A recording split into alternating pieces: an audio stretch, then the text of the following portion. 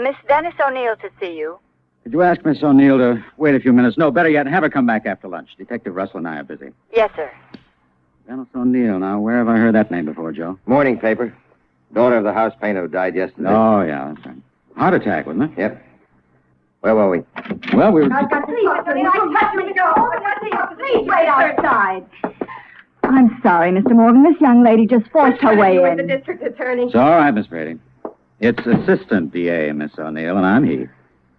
Well, as long as you're in, won't you sit down? No, please. There's no time. You must hurry. Who's this man? Detective Joe Russell. Detectives, police, won't somebody do something? They're going to bury her in 2 hours. Bury who, Miss O'Neill? Bury my mother. If the funeral's in 2 hours, shouldn't you be there? No. You must listen to me. They wouldn't listen to me at the police station. They wouldn't listen to me at headquarters. You must listen to me. What is it you want to tell me, Miss O'Neill? My mother was murdered. She was poisoned. Why do you say that? Because my mother's heart was as strong as yours. She was murdered. And he signed the death certificate himself, and when I demanded an autopsy, he refused. Who is he? Oh, don't you know? Everybody knows. Everybody in the world knows they were more than doctor and patient. Everybody knows. Doctor who, Miss O'Neill? Dr. Charles Cypress. Yes, I've heard of Dr. Cypress. Isn't he a reputable doctor? Oh, yes, he's reputable. But he poisoned my mother. Now, Miss O'Neill, why would Dr. Cypress want to poison your mother? Her will. She made him her executor. She left her art collection to him. He was tired of her and he wanted her money. Miss, how old are you? I'm 23. Why didn't your mother leave her collection to you? Me? Yes, ma'am. You're over age. I should think... You must know. Everybody knows. Don't you know about me? Know what, miss? I'm insane. You say Dr. Cypress refused an autopsy? Yes, he flatly refused. Mm-hmm. Where is the funeral, Miss O'Neill? Waterside Parlor, 2:00. Everybody will be there. But I'll know she was poisoned. All right, we'll take you there.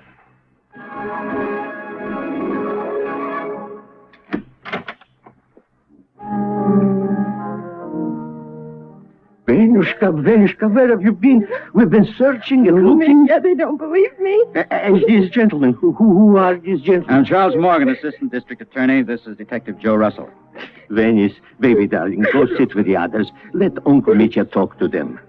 It's terrible. She's breaking my heart. Are you her uncle? No. Everybody calls Mitya Obliensky Uncle Mitya. Obliensky Gallery is 57th Street. Poor Thimble was to have her finest exhibit tomorrow. Instead, her funeral today. Did the girl tell you her mother was poisoned? Of course. Oh, hysteria, despair, wildness. It's impossible. I was there. It was in my gallery, before my very own eyes. Why do you say impossible? We were all there. How could such a thing happen? I was there, Venice was there, Mrs. Cypress was there, and all of a sudden, it hurts. The hand to the chest, the smile to the lips, then gone. Right there. And Dr. Cypress? There, I tell you, right there. Uh-huh. Is the doctor here now? Everybody is here. Why? I'd like to speak to him. Oh, of course. I'll bring him. I'll catch him. You want a motive? Obolensky has one. Oh, how so? Guy handled the artist's stuff. Like stamps and collectors. Fewer of an issue of stamps, the more value. Fewer of a painter's work, ditto. No more O'Neill. No more O'Neills. Joe, you're a ghoul. Dr. Cypress? Yes. Mr. Morgan, I believe? That's right. Few questions, sir. Oh, by all means. What did Mrs. O'Neill die of, Dr. Cypress? What was the cause of death? Why, heart disease, of course. Thrombosis. How did you know? Well, it was perfectly clear. She had coronary arteriosclerosis for years. If you come to my office, Mr. Morgan, I'll show you Mrs. O'Neill's electrocardiograms for the last 15 years. Oh, as a matter of fact, you may have already seen some of my work. Oh, where, sir? Monographs on police medicine, methods of postmortem diagnosis in heart conditions. I see.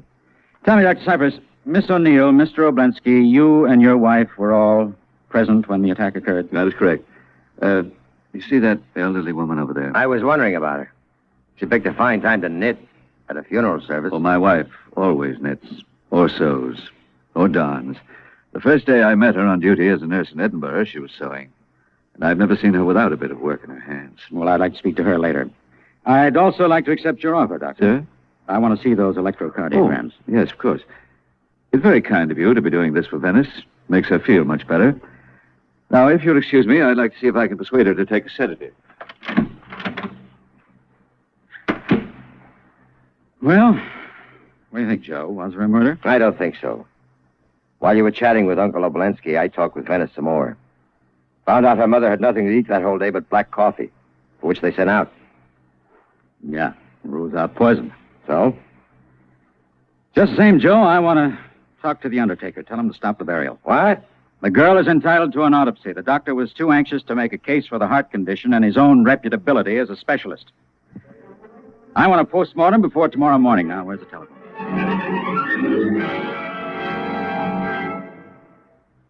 In just a moment, we will return for the second act of Suspense.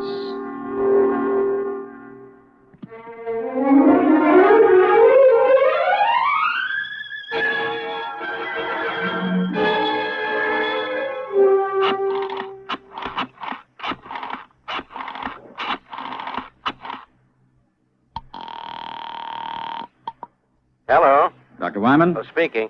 Doctor, I want you to arrange to secure the body of a woman for an autopsy. Temple O'Neill, age 55. Painter. Greatest woman painter since Rosa Bonheur. You know her? I know her work.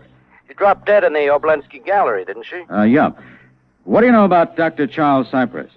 He's a good man on cardiology. Uh-huh. Private life? Delayed, adolescent playboy. Lives high. Tell me more. Oh, gambling, women, the usual. Any connection between him and the lady painter? Oh, that I wouldn't know. I know very little about live people. Why? Well, seems he refused a relative's request for an autopsy. Well, he's the doctor in the case. I think you'll find that his diagnosis will stand up. Could be. Just the same, I want you to do this postmortem yourself. Huh? Okay, I'll do the PM. I always wanted to meet O'Neill. Great painter. Terrific technique with the palette knife. Goodbye.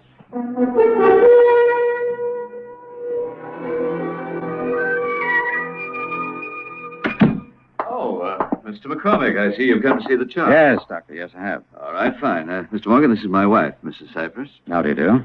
What do you need me, sir? I'll just sit with the poor girl a bit. Well, Dr. Cypress has given her a sedative, Mrs. Cypress. I'd like you to stay.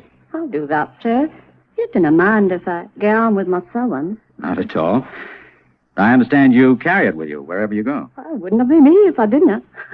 They say something was wrong with me without a bit of sewing in my hand. Here are Mrs. O'Neill's charts. Oh, yeah. Mm-hmm.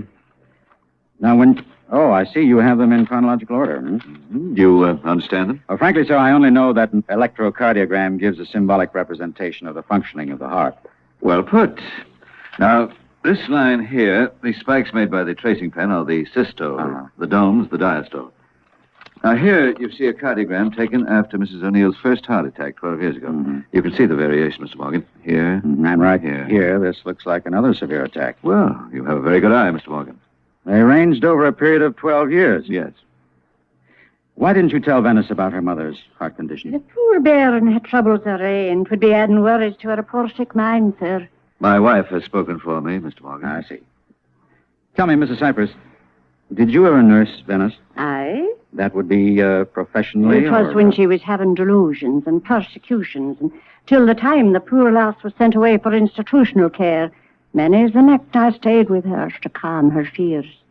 Just one more question, Doctor, and I believe we'll be through. All right.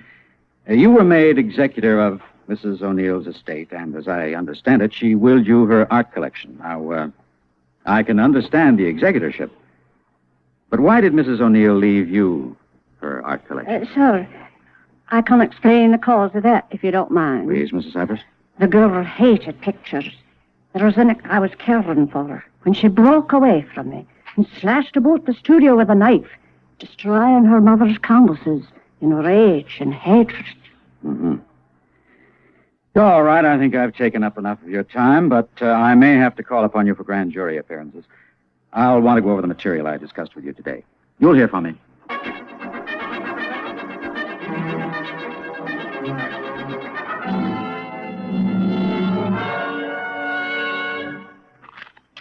Seen the papers? Don't tell me. Let me guess. D.A. halts funeral, foul play feared. Artist funeral is called off by district attorney. Autopsy ordered in mystery death. Okay, Joe, you made your point. What are you going to do? Well, grand jury sits at 3. I'm going to have all the witnesses in here one by one before we go in. And you and I are going to go over their stories right up to the last minute. Because if Dr. Weinman doesn't come up with something, we're liable to end up with nothing.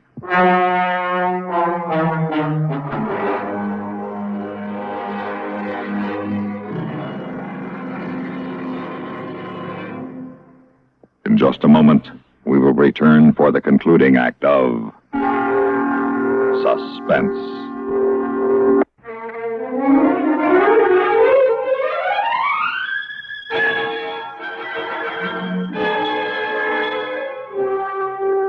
Everybody outside, Joe? Except Dr. Weinman. He said he'd be a little late. How come? I was telling him about the job you made me do calling off the ceremonies. I was telling him how Mrs. Cypress went right on sewing, and he jumped like he'd been shot. Did you say anything? Just mumbled. Yeah. All right, we'll stall till he gets here. Look, I'll tell you what. Let's talk to Uncle Mitya Oblensky. I want to get the time element of this straight. Sure. Mr. Mitya Oblensky. Yes, Mr. Morgan. What is it, Mr. Morgan? Mr. Oblensky, I merely want to clarify one item. The time. Checking your statements, I find that you are the only person who was certain of the exact time Mrs. O'Neill put her hand to her chest and said that... Oh, it hurts. Yeah. Again, so little a smile, then gone. How I know it is 7 minutes to 11? Yeah, that's what I want to know. Very simple. We are hanging portrait of a girl in blue. Yeah, go on. No, wait. Who's we? The doctor is on the ladder. He holds actually the picture. On the floor, myself. Standing to one side. Next to me, Venice. Right in front of the picture, Temple O'Neill. Next to her, Mrs. Cypress. What was she there for? With her needle and thread, perhaps a hanging has to be moved, a stitch here, a stitch there. Yeah, that's what she said. Go on. In fact, not just 5 minutes before, she has sewed a tear in some velvet surrounding a little abstraction. Very handy to have around, a needlewoman, no? Yeah, the time, Mr. Oblensky. How do you know the time? Very simple. When Mrs. Cypress dropped her thimble... Yeah, go on. Well, just as we get the blue girl properly hung, she drops the thimble. I get on my knees to pick it up from under the table. I look across the room as I come out from the table under, and I look at the clock. 7 minutes to 11. And at that moment, Mrs. O'Neill died. Precisely. As I am going on my hands and knees after the thimble, she is taken. Okay, thank you. Please wait outside with the others. Mr. Morgan, Doc Wyman's here. The grand jury's ready. Look, ask him for a few more minutes grace, huh? Morning, Doctor. What do you got? Well, Dr. Cypress was right. Mrs. O'Neill had an advanced sclerotic condition of the heart area. It was entirely proper for her physician to infer that death had been caused by coronary occlusion. So then she wasn't poisoned. No case, huh? You want me to finish? Yeah, go ahead. Why don't you ask Mrs. Cypress why she did it? Mrs. Cypress? Sure, call her in. Tell her you know how, and then ask her why. Then you can go in and ask for a murder one indictment. Well, maybe you know how, but I don't. The cause of death was a small, sharp instrument thrust through the nape of the neck into the medulla oblongata, a portion of the brain governing the respiratory tract. How do you know that? I found the instrument lodged in the brain. It was a needle. When Russell told me the old girl had a habit, a compulsion, habit of sewing all the time. Listen to this, Joe. Go ahead, Doctor. I then found the hole in the back of Mrs. O'Neill's skull. Wait, I just came in. Of course. The thimble. Joe, go out and get Mrs. Cypress. Mrs. And tell her to bring her sewing.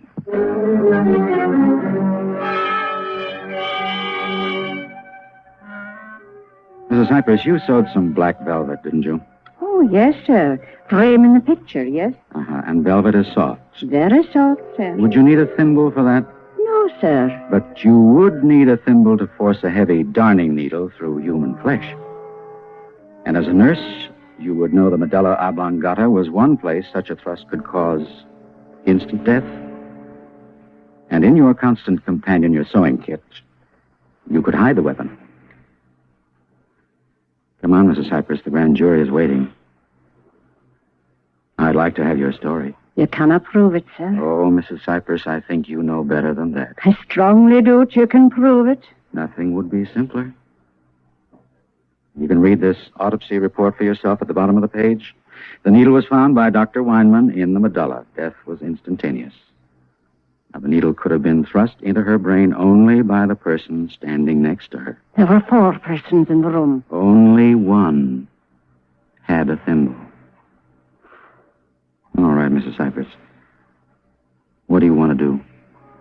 Sir, what would you do if you saw the man you married on the other side change before your eyes and grow too great for his old love? What would you do when the poor Fay Lassie blurted out the story of her own mother's affairs with your own husband? What would you do if you knew the one who stole him away from you had a condition of the heart, and your own husband, being a physician, there was a likelihood of death being ascribed to that ailment and passing without notice, what with the death certificate and all? And you had the means of taking him back from her forever and keeping him once you told him the truth and her buried and forgotten. What would you do, Mr. Morgan? I wouldn't murder her, Mrs. Cypress. Well, I did. All right, Mrs. Cypress. Let's go into the grand jury. Oh, Mr. Morgan, will you not wait till the doctor brings back my sewing kit? I'm lost without it. I'm afraid we're going to have to keep you away from needles. For a long time, ma'am. A very long time.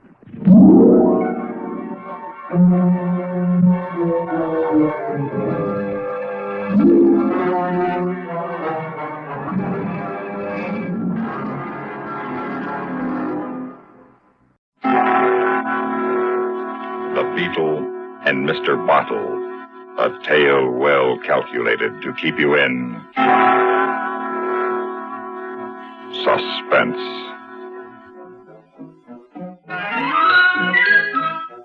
It had all begun so harmlessly. That's the devil of it. You see, I'm a widower. My daughter Diana was happily married, and I'd been living alone for the last 8 years. It wasn't exactly an ideal existence, but I wasn't unhappy either. There was my job with Bixton and Shrewsbury. I was a senior bookkeeper now. And, of course, at home, there was my garden. I remember it was a Sunday, and Diana had unexpectedly come by for a little visit. How do you like this one, dear? Isn't she lovely? Going to be champion this year. We might even take best in the show, Miss Hybrid Tea and I. I'm sure you will. Father, I came over because, well, George and I have been sort of discussing it lately about your retirement next year. Oh? We've been wondering if you've decided what you're going to do with yourself. Of course, you can always come and live with us, but... Oh, no, my dear, that's awfully good of you, but I wouldn't think of it. Two's company, you know. Besides, it just wouldn't seem natural, not having my garden. But you can't garden all the time, Father. And without your job to occupy you, well, you might find it getting a little bit lonely. What about a companion, Father? Marrying again. Marrying? Yes, you probably know a dozen eligible women if you'd let yourself think about it. Really, Diana? Who would want to marry me? Anybody would and be happy to. Will you think about it, Father? No reason on earth why you shouldn't. Well, I really don't know. If you want me to, I suppose it won't hurt to think about it. That's all. Sort of preparation for retirement. Remember, two's company. Diana was quite right. But marrying again... However, I promised Diana I'd at least think about it. I found myself still thinking as I walked down to my train the next morning. Morning, Mr. Bottle. Oh, Constable Wiggins. You won't be getting to the station down this street, Mr. Bottle. You're going the wrong way, sir. Wrong way? Why, so I am. First time I've seen you turn the wrong way in 15 years. Everything all right, sir? Nothing wrong with those lovely flowers of yours, I hope? Oh, no, it's nothing like that. There comes your train now, sir. Better hurry along. My train? Yes. Thank you, Constable. I rode into London, still dutifully thinking, and left the station walking my usual route to the office. Having done it every day for the last 25 years, the process was quite automatic. I was just crossing Shaftesbury Avenue when... Look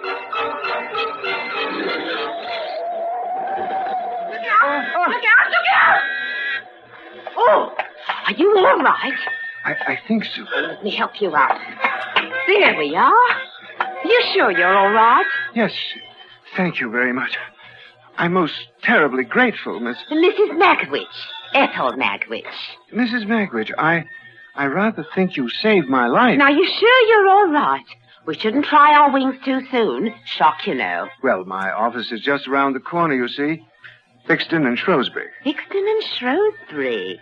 Why, of course, I should have guessed you'd be with a fine old firm like that. You're so distinguished looking, you must be the office manager.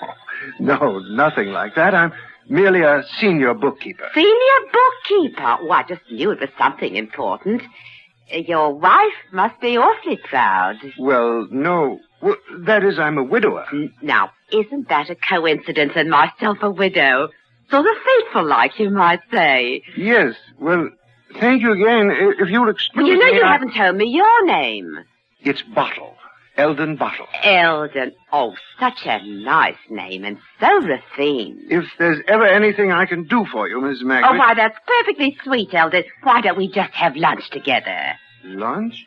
Well, really, Mrs. Magwitch... I know the nicest little place. It's such a cozy little place. Now, you run along to work, Eldon. I'll be waiting outside Thixton and Shrewsbury at noon.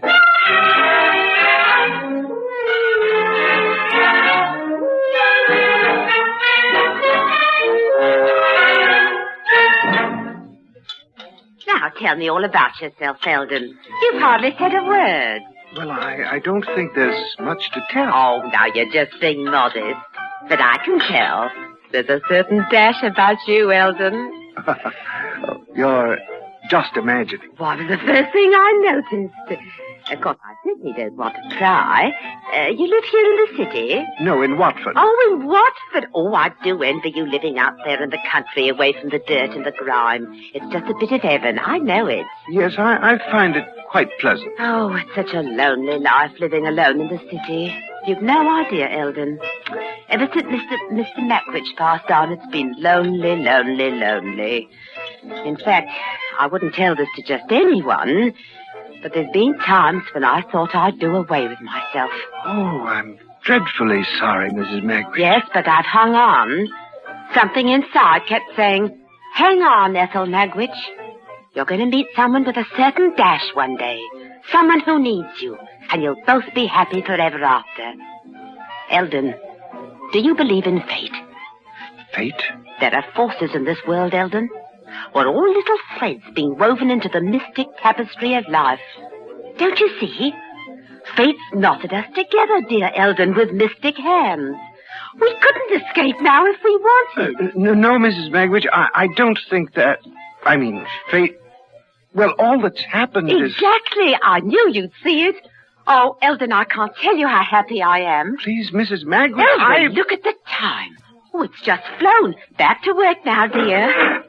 Tomorrow, dear Eldon, I'll be waiting right outside at noon. I've never been sure which hit me that day, the car or Mrs. Magwitch. The next noon, she was waiting faithfully outside the office, and we went to lunch again. I knew perfectly well what she was aiming at, but she was like an express train bearing down on me, and I was powerless to get out of the way. The days that followed are quite hazy. I don't even recall proposing, but I must have some way or other, because suddenly we were married. Immediately afterward, I had an inkling how life with my new companion was going to be. Now that you've seen the house, what do you think, my dear? Small. That's what I think, Eldon. Not at all what you led me to believe.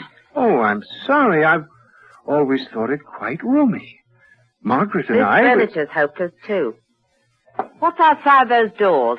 Oh, they lead to the garden. Come along, I'll show you. I was saving the best for last. There you are, my dear. Oh, Eldon. Yes, I thought you'd be surprised. There's something about flowers. My happiest hours have been in this garden. Biggest waste of property I ever saw. A waste of time and property, that's what it is. Knocking about in the dirt for a lot of colored weeds. You don't like flowers? Not at all? You might as well know it now, Eldon. There are going to be some changes around here. I have some plans. Plans? We're not going to argue about it. We'll discuss it at the proper time. Now, go in and wash your hands. It's lunchtime. Marriage, that is a successful marriage, is based on compromise. So I let Ethel have her chromium furniture. It was hideous. It was only the beginning, though. Our first 6 months were a whirlwind of changes. My clothes, musical tastes, everything. The only link left to my former home life was the garden. I retreated there whenever I could. Then, one evening, I came home to another surprise. Oh, Charlie. No, you don't mean it. Now, this is really funny. Ethel? Oh, so you're home. Well, just look who's here, Eldon. Charlie. So this is Eldon, eh? Hello, Dad. Dad? You mean this is your son? Well, of course he's my son. What's the matter with you? I told you about Charlie. Don't you remember? I'm sorry, my dear, but I'm afraid I don't. Eldon, I distinctly told you about Charlie. You tried to embarrass me. Now, calm yourself, Mum. There's nothing to get in a row about. I'm here, that's all that matters to Dad. Isn't it, Dad? Well, yes, of course. Of course. Now, how about joining us in a little drink, eh? We're celebrating dear Charlie's release, Eldon. Release? From the Navy, that's what Mum means. Don't you, Mum? Navy? Oh, yes, of course, that's what I mean. How about a nip for you, Dad? Say when. Oh, thank you. I don't drink. Don't drink? That's right, Charlie. Most ordinary little man you ever saw. Well, now we're going to talk about Charlie. We're going to help Charlie, Eldon. Oh, we are? In a business way, Dad. Now that I'm living with you, Mum thinks I ought to be doing something. A little business, all nice and legitimate. Mum told me about her plan. I think it's lovely. Plan? I told you I had plans, Eldon. First time I saw this place. I just never you mind. It's for Charlie. That's right. No sense in troubling you till we get it all worked out. It's going to be a regular gold mine, Dad. Gold mine? Charlie and I will handle it, Eldon. Yes, but I'd like to know something about it. At the proper time, Eldon. Yes, my dear, Eldon, you're being trying again. Now, you run along out to that garden of yours. You may not have it much longer. That's right, Dad. You're going to see some big changes around here. So enjoy it while you may.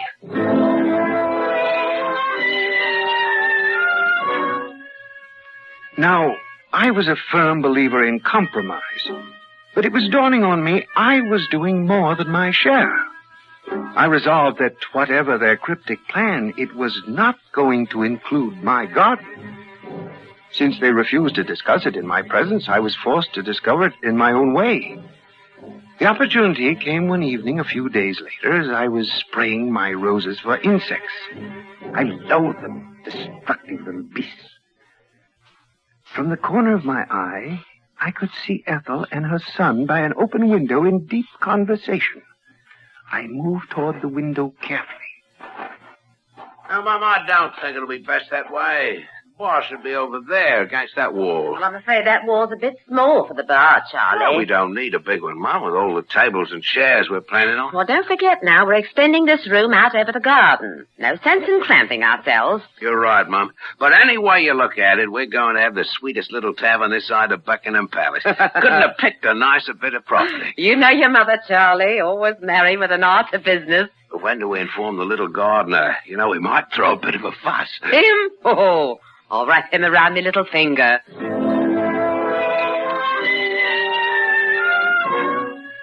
I couldn't believe my ears. There were only 2 words to describe my reaction. Something snapped. This monstrous express train of a woman that had crashed into my life was now aimed at my garden. Any feeling I might have had for her left me completely.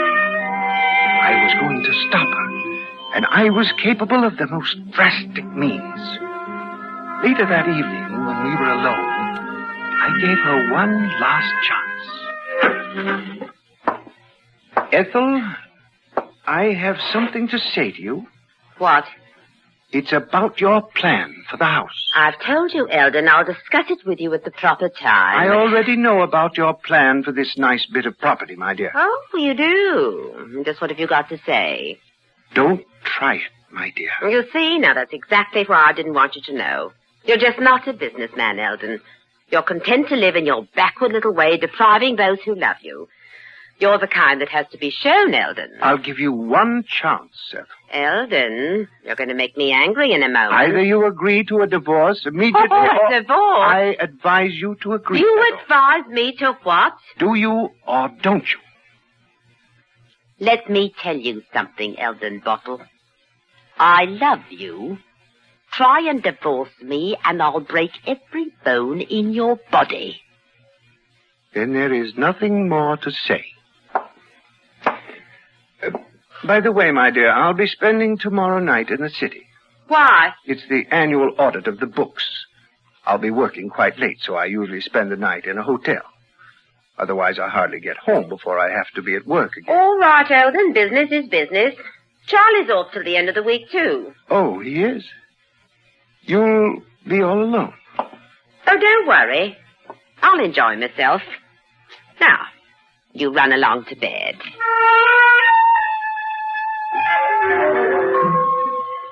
As I left the room, I turned to look at her, seeing her for exactly what she was.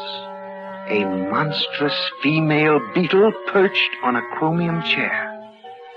It was only a matter of extermination. I awoke the next morning calm and resolute. I left the house carrying my small bag of overnight things. Lying on top was my pair of sharp-pointed garden shears. It was poetic in a way, but also just the sort of handy weapon an unknown housebreaker might grab up and use. As I neared the station, I made casually sure that Constable Wiggins noticed me. Morning, Mr. Bottle. Good morning, Constable. Lovely morning. Looks like you're going to spend the night out, Mr. Bottle. Oh, you mean my bag? Yes, it's my annual audit, you know. The one night I spend in London. Oh, don't tell me it's that time again already. The time certainly flies. Yes, doesn't it? Well, have a good night, sir. Thank you, Constable. I shall. The rest of my plan was simplicity itself. Proceeding to the office in my usual manner, I would immerse myself in the annual audit. At dinner time, I would check into a hotel, then return to the office and work until 9 p.m. Returning to the hotel, I would slip out the service entrance and go directly to the station. The train to Watford ran all night. With reasonable luck, I would be back in the hotel by 12. As I planned, I arrived in Watford at 10:05. There was a moon, but I cautiously kept to the side streets and made my way unseen. It was all working perfectly. I slipped into the garden and crept up to the garden door.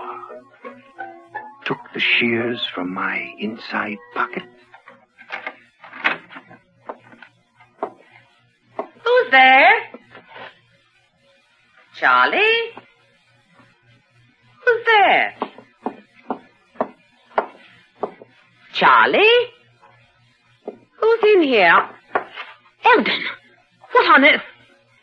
I thought you were staying in London. What's the meaning of this? You're not a human being, Ethel. You're an insect. And I'm going to destroy you. You're going to what? Put down those clippers this instant, Eldon. What do you think you're playing at, Jack the Ripper? They never caught Jack the Ripper. Did you know that, Ethel? I'll give you just 5 seconds. I'm sorry, my dear. Oh, Eldon, stop it. Why, you little beast. You tried to kill me. I'm going to, Ethel. You little beast. Drop those clippers. Drop it. I'm going to break you in 2. She was like a demon. My sides were being crushed. I couldn't breathe. I lost the initiative. I had to retreat. I dashed for the garden door. Come back here! She was coming out after me. You little beast! I know you're out here. If I don't get you, the police will. You better pray for the police. She started for the other end of the garden. I waited until she got there, then ran for the street. The only safe place was London, and I went there.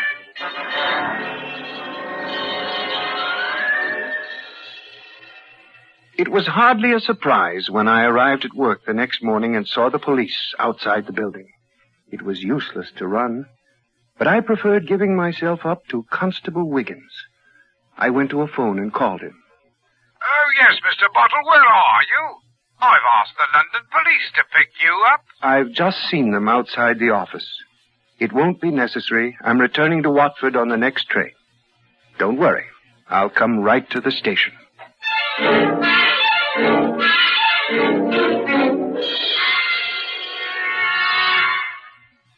In a moment, we continue with the concluding act of Suspense. Higginbotham here. We will now commence our lesson in stereophonic reproduction. Listen to the call of the spotted millsnicker on ordinary stereo. Now then, on a Columbia Stereo 1 phonograph. Obvious difference, what? The Columbia stereophonic system really causes all others to blush, for it is not composed of just a few separated speakers. Columbia is the originator and exclusive purveyor of stereo projection. Only Columbia fills every inch of a room with real, lifelike sound. Now, when I was bird-watching with the Duchess of... But let that pass. You simply must hear the Stereo 1 phonograph by Columbia. Ask your Columbia phonograph dealer for a demonstration. And, chaps, portables are priced as low as $39.95. Consoles commence at $129.95. Lost that bird.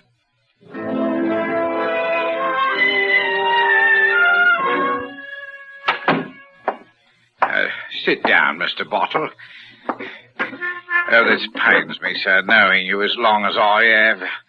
Oh, I'd like to make it easy on you, but the circumstances make it impossible. Oh, it's very kind, Constable, but I quite understand. Could we just get on with it? Oh, yes, sir. Your wife's still quite nervous. You know Dr. Penrose, don't you, sir? Hello, Mr. Bottle. Good morning, Doctor. You mean my wife's still here? Oh, yes, sir. Now, there are two things, Mr. Bottle. Maybe you'd better explain the medical part, Doctor. Well, Mr. Bottle, I'm sorry to tell you, but your wife has suffered a complete mental collapse. My wife? Yes, the medical name is paranoia. Specifically, she's suffering from a fixation that you were at home last night and attacked her with a pair of garden clippers. I'm afraid it's quite severe. Oh, no. You mean... You think? I know it's a shock, but there just isn't any other way of saying it, Mr. Bottle. Oh, she was just wild last night, Mr. Bottle. If I didn't know you was in London, I'd have half believed her. She's that sure of it. It's a good thing it happened here in Watford, where we all know you, sir. Says you came at her saying you were Jack the Ripper. Oh, she did? Yes, she's quite convinced of the fantasy. They always are, you know. Now, I don't like mentioning commitment, but I think you'll understand when you see her. See her? Do I have to? I think you should. This way, Mr. Bottle. We've had to keep her under restraint in one of the cells. Oh, so you finally caught him, the little beast. You're going to get 50 years for this, Eldon, and my solicitor will sue this police department. Well, open it. Let me go. What are you waiting for? My dear, I'm so sorry. It just breaks my heart. Oh, you nasty little muckworm. He came at me. Tell them, Eldon. Tell them. I think you'd better leave her now, Mr. Bottle. Yes. He came at me. He said he was Jack the Ripper. Let me out of here. I'll make him confess. I'll break him in two. He's Jack the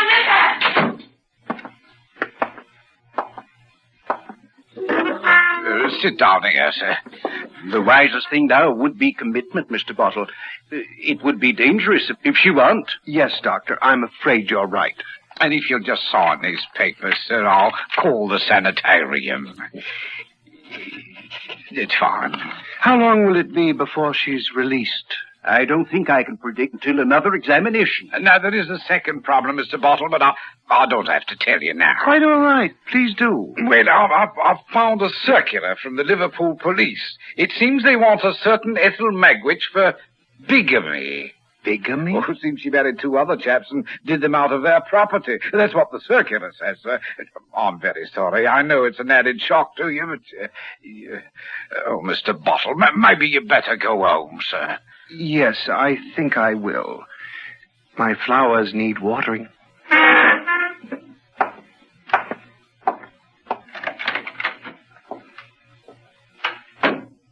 Poor chap. Those are 2 terrible blows, Constable. Yes, sir. But it's a funny thing, Doctor. I could have sworn I saw him smile.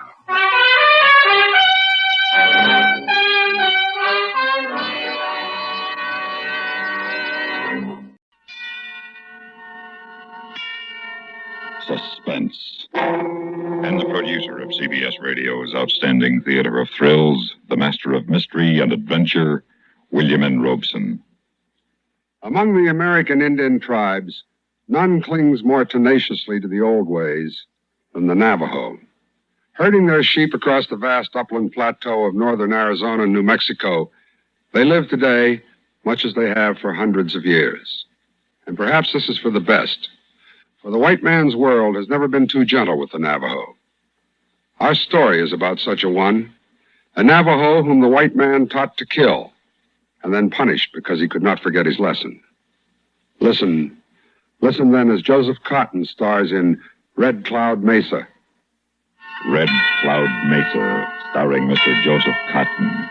A tale well calculated to keep you in suspense.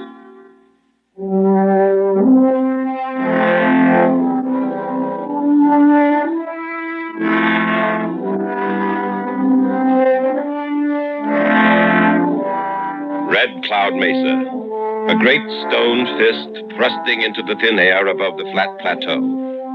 There is none higher between Cayente and Ship Rock, so high the clouds catch on it sometimes. Red clouds if the sun is rising or setting. Red Cloud Mesa. Below the mesa, where the wheel tracks snake across the reservation from Gallup, is the Red Cloud Trading Post. I'm the trader. One white man amongst thousands of Indians. Lonely? Sometimes, but I like it. I think of the Navajos as my people. They think of me as their friend. That's the way it's always been with us. I was born here. I grew up here. Today, I nearly died here. I've been expecting you, Four Thumbs. You're my prisoner, Captain. Is that the same gun you killed the guard with? You're my... How'd you know? The radio's full of it.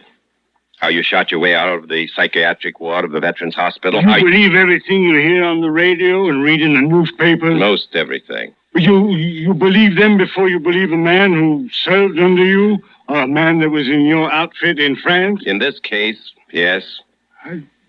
For an Indian, a padded cell is no place to die. It's no place for anyone to die. And you won't tell me, Captain? Can't do anything else. Unless you leave. I've got no place to leave, too, Captain. That's why I come here. I counted on you to help me. You always have. Have I? Yeah, in the bows that time. But you know, when my platoon was cut off for 6 days, you got through with help just in time. I couldn't have lasted a minute longer. I got through a day too late. You crazy. Look, Captain, I'm here. I'm alive. You got through just in time. 1, maybe 2 days too late. I'm sorry. What you sorry for? I'm alive. Yes, alive. He was alive when I got through to him that day in the bulge. The only one left alive. He was giving orders to a platoon of dead men and carrying the orders out himself. It must have been like that for his forefathers who defended this final mesa here against the white man 100 years ago. Like them, he did not know how to say surrender. He did not notice that his mind had deserted the action and left his body all alone, defending the position. Give me that gun. You go hide me? I don't know yet. Give me the gun. And unlock the door. No, I won't let them That's take an me. order, Corporal. You're back in my outfit now. I take all the responsibility and I give all the orders. Give me your gun. Yes, sir. Thank you. Now open the door. Yes, Captain. Have you heard the news, Mr. Bowman? What news, Rabbit Stockings? Well, that psycho from Window Rock broke out. He killed a man, ditched his car in the Chihuili. They figure he's headed this way. I heard. We'd better be ready. We are ready. Rabbit Stockings, I want you to meet one of us. One of us? One of us? I want you to meet Rabbit Stockings. Yate, one of us. Yate, Rabbit Stockings. If he is headed this way, Mr. Bowman, I could begin to put my knowledge into motion. Rabbit Stockings is referring to the correspondence course he is taking to learn to be an FBI man. I am also taking a course in bodybuilding, pedicure, and diesel engines. Why? Because I don't want to be a dumb Indian all my life. I want to have a white man's diploma in something. I think you're crazy. But would you care to look at my latest Men Wanted bulletin? No. Listen. Truck is coming. Not a diesel. A gasoline-driven truck. I can tell by the sound. Looks like old man McGurry's pickup. Captain. Maybe you'd better let Rabbit Stockings show you his FBI lesson, one of us. Yes, sir. Well, come then, because you are Mr. Bowman's friend. I will show you the secret place where I hide my white man's knowledge from the dumb Indians. I still think you're Go crazy. out the back way. Yes, sir. Was old man McGurry's pickup all right? But it carried a passenger. A passenger I was expecting. State Trooper Arturo Trujillo. Buenos dias, George. Hi, Arturo. What's new? Oh, I got Indian trouble. Give me a pack of cigarettes and a candy bar. There you are. No. Where are you hiding the Indian? That's why I pay my taxes, to pay you to find out where they hide. New Mexico don't collect enough taxes for that. We need your help. Don't ask me any questions, Arturo. Just don't ask me any questions. Okay, George. Just don't make me look bad, that's all. I gotta take a look around. I gotta make a report. Don't forget, I got a citizen outside. Old man McGurry. I gotta go through the motions. I'll send Yellow Salt for someone to show you around. Why can't Yellow Salt do it? You don't understand these people, Arturo. Yellow Salt is an elder. So he squats in the trading post porch all day while his wife herds the sheep? It is the privilege of an elder. I wish I knew their secret. Maybe I could get an honest day's work out of my wife. I'll be right back. Yate, Yellow Salt. Yate, Santi. The ending of the day finds you well, Yellow Salt? Well enough, but I have been asking myself a question. What is the question, brother? Perhaps I can help find an answer. It is this, Santi. What is the cop doing here? Oh, he's perfectly safe. He's got to make a report. We don't want to make him look bad. Sansi, this presents another question. What is it he doesn't want to look bad about? That psycho boy, Four Thumbs. He escaped and killed a man. The cop has orders to look for him. They want to put him back in a padded cell. Well, then really, Sansi, what can I do not to help? Really not to help. Go find me a boy named One of Us who is with Rabbit Stockings so he can show this officer around so this officer can make out a report. And not look so bad that they will send someone else who is thinking in terms of heroic actions or worse, someone who is sincere. As you say, then, I will do my very best not to help, since this officer is not sincere. You know where Rabbit Stockings hides his white man's lessons? Everybody knows, in that little cave where the petrified tree rolled off the edge of Black Canyon. Everybody knows? Even so, only Rabbit Stockings does not know that everybody knows. So he still has his secret. My thanks go with you, brother. It is an honor to be able not to help the police. Well, someone will be here to show you around in a few minutes, Arturo. Thanks, George. I just don't want to look... I just don't want to look bad. You won't. I always get the feeling these Indians of yours don't trust me. They don't trust sincere people. Are you sincere, Arturo? Huh? I don't get you. The Navajos feel that their nation has been cheated out of almost everything they ever owned by sincere people. You know they have a point there? Looks like you don't trust them. What do you mean? Oh, how come you got this His carbine leaning against the showcase. Now, watch out, it's loaded. Why? I don't know, really. I lived with that gun from Red Beach to the Rye, and it sort of became a part of me. I feel better having it around. You feel better, George? Or more sincere?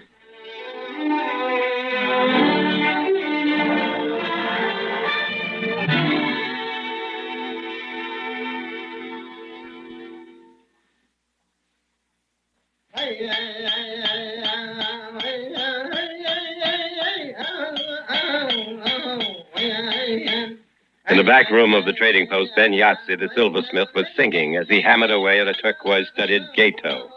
And a couple of women wandered into the store, carrying their babies strapped on cradle boards. Silently they squatted, never taking their eyes from Arturo Trujillo, the uniform symbol of white man's authority. A little later, old man Tornface slipped in without a word, his toothless mouth twisted into a permanent grin by the long-ago kick of a forgotten pony. Then a couple of dirty-faced kids with scraggly, uncombed hair. They sat there, all of them, wordless.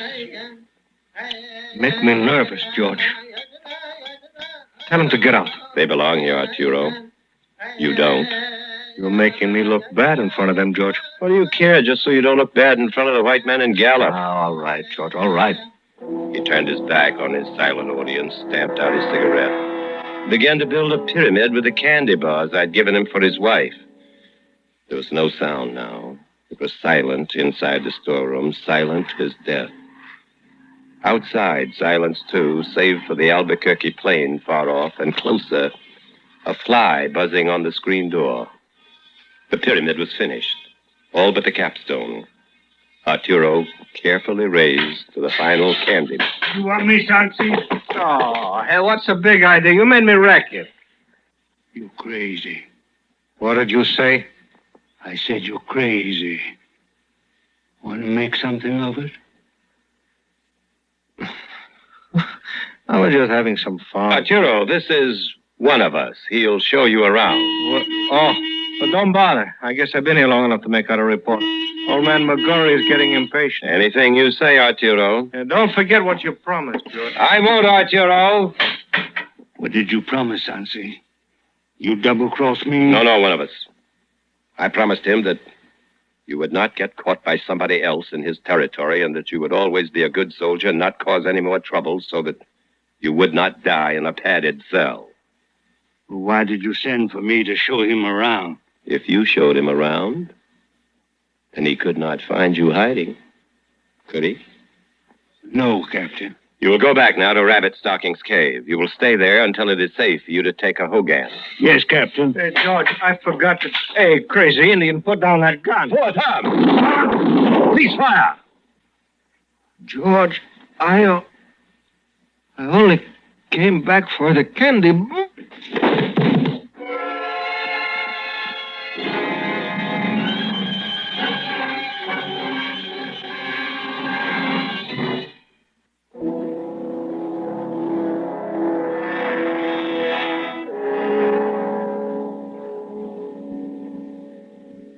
Four Thumbs stood at attention, eyes straight ahead. State Trooper Trujillo lay in the doorway, one boot holding the screen ajar, lay very still. The buzzing fly eagerly circled the trickle of blood that oozed across the floor. The chant began, the chant of the enemy wave, the chant which would protect the people from the ghost of this foreigner. I think you and I had better go up on the Mesa, Corporal. Yes, Captain, but... Yes? Beg pardon, sir, but I thought I was to go back to the cave. A new situation has developed since then. It is necessary to change the orders. Yes, sir. Forward! Up!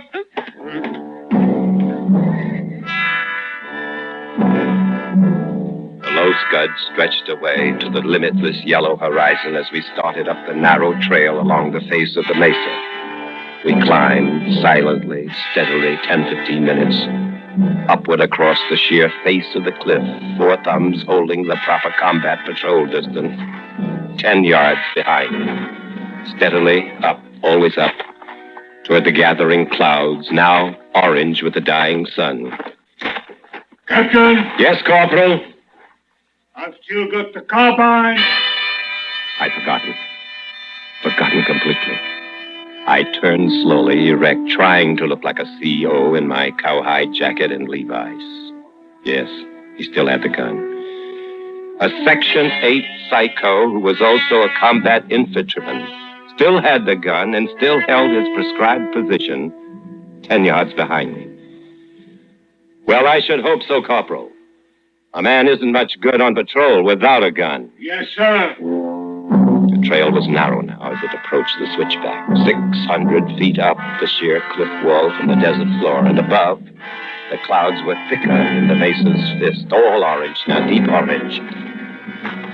Captain! Yes, Corporal. Ever hear of an officer being shot in the back by one of his own men? Oh, you hear stories like that from time to time, back of the lines, up front. Well, I suppose it depends on what kind of a leader a man is. Yes, Captain. We were clambering over boulders now, the great rocks that 4,000 ancestors had rolled down from the Mesa top, thinking to keep the white men away forever. They almost did. But defending this final fort, the top of this dry mesa 200 feet above us, in the clouds, they ran out of water. No one quit. They were still up there. And then we were at the switchback.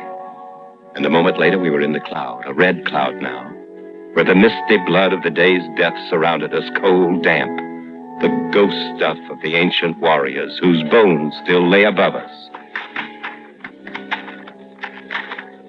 Take 5, Corporal. Yes, sir. I stopped and leaned back against the cliff wall. The trail was only a foot wide here. Out beyond and below the red mist. I waited and only knew his coming by the sound of his footfalls until at once he materialized beside me.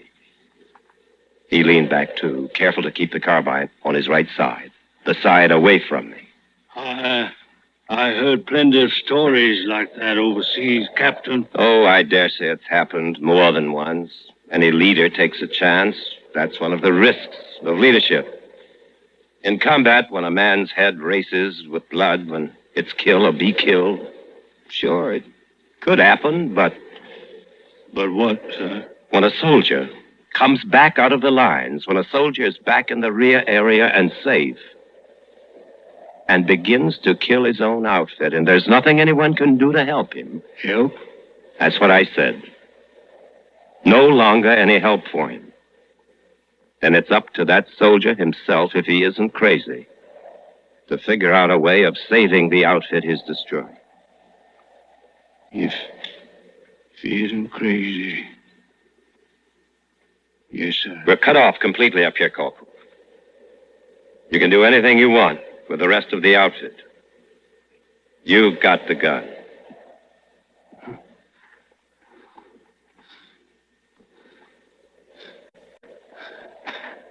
Yes, Captain.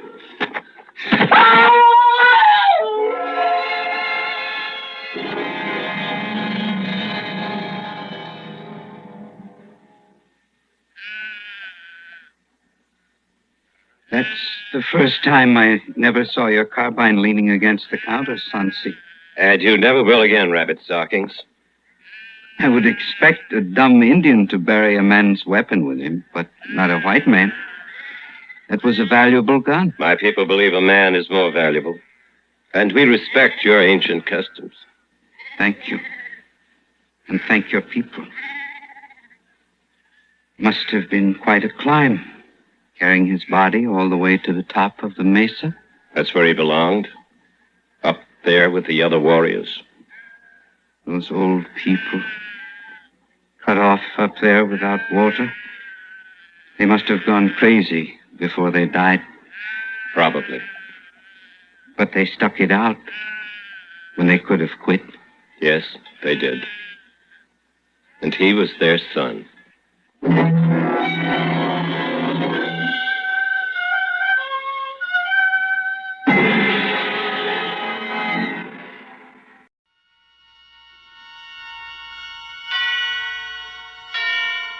And now, Tonight's presentation of radio's outstanding theater of thrills, Suspense.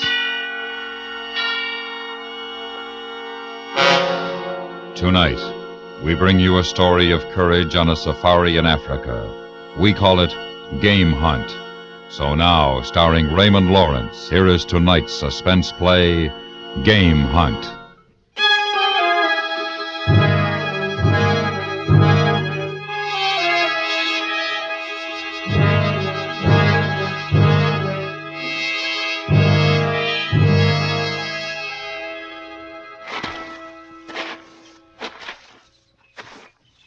Move on ahead, will you, Charlie? See how much farther this bush stretches. Yes, Bonner. You and I'll keep on, Mr. Babson, but more slowly. Seems to me it's been too slow up to now. It hasn't been, Mr. Babson. You leave the pace to me.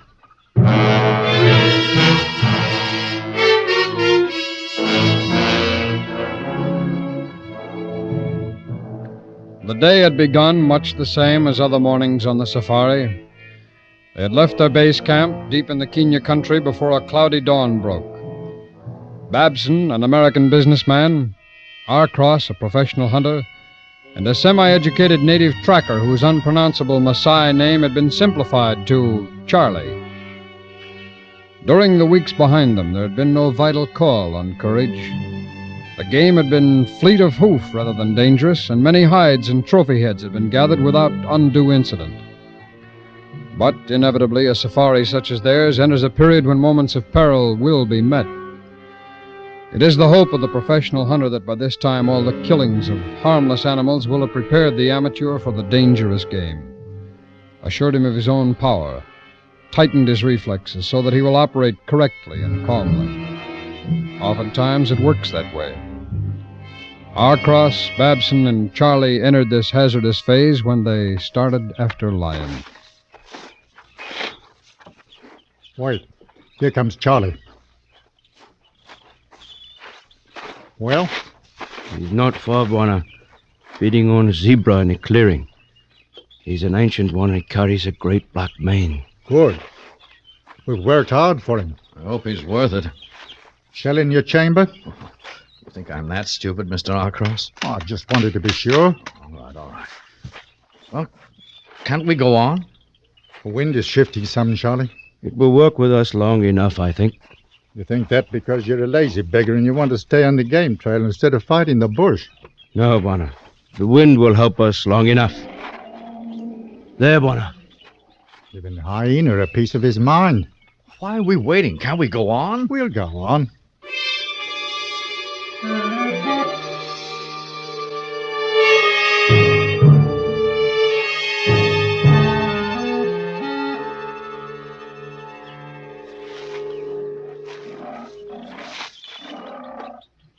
There you are. There's your trophy. A black mane. Oh, he's big.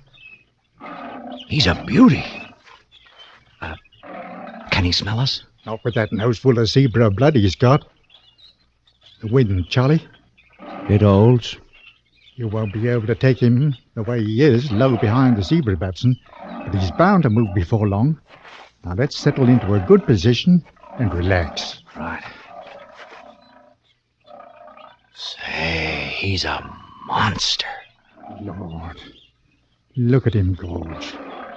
He's got a few hundred lazy days behind him, a wife to kill his food, and nothing more than to eat and sleep and grow a fine mane so that he'll look good on somebody's wall. Your wall, Mr. Babson. I've got the place for him. The sun came up today for him just like every other day. But it's the last sun he'll see, thanks to you and to Charlie and to me. Bonner. We've brought a lot of the last sunrises, haven't we, Mr. Babson? Eland, Kudu, Congoni, Oryx. No more suns for them. Well, don't you want me to kill him, Arcross? No. I'm tired of it. Killing's bad unless it's for food or to save your own life. Well, now look. The wife is coming. Oh, she's pretty. Careful, Babson. He'll move now. Oh, he's a proper one now. Doesn't want a woman meddling, even if it is her kill. Watch it carefully, Mr. Babson. He's starting to move. Take your time. He's only chasing the old lady off. He'll come back for his meat. But he's moving away. He'll be back and give you a good shot as he comes. No, Babson! Not now, not now! Why did you fire? I hit him! You didn't stop him! I hit him well, I know I did. I might have done better if you hadn't been yelling at me. Oh, you'd have done better if you'd listened to me. You gut shot him. He can live for days or weeks. He goes into the elephant grass over there. Sure, was the nearest place you can think of. Mr. Babston, there's your trophy. He's wounded and he's holed up. And he's the most dangerous animal in the world right now. You want to go in after him? No, I don't know enough about it. You knew enough to fire when I told you not to. Well, we've hunted over a week for a good head. That's all I was thinking of when I saw him running away. I wanted him. Right now, he wants you, Mr. Babston. Stay here. Charlie and I'll go in and try and get him. Why don't you leave him? He'll die. I know I hit him well. Not well enough. It's against the game laws to leave a wounded animal. And he'll charge any man he sees until he dies. Charlie, run back to the truck. Bring my flask, the big one, and the heavy rifle.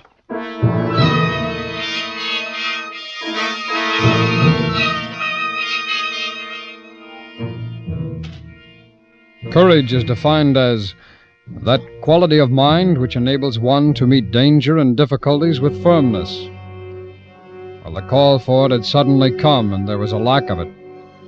None was really expected of Babson, because his money had bought, along with other services and knowledge, that commodity which was Arcross's courage. But Arcross, for the first time in his career, didn't have the required amount for sale. In an intangible way, he was cheating his customer. The native sensed this lack as he and the white man crossed the clearing. After long and intimate association, he thought he knew the hunter. But what he saw now made him, in his turn, uneasy.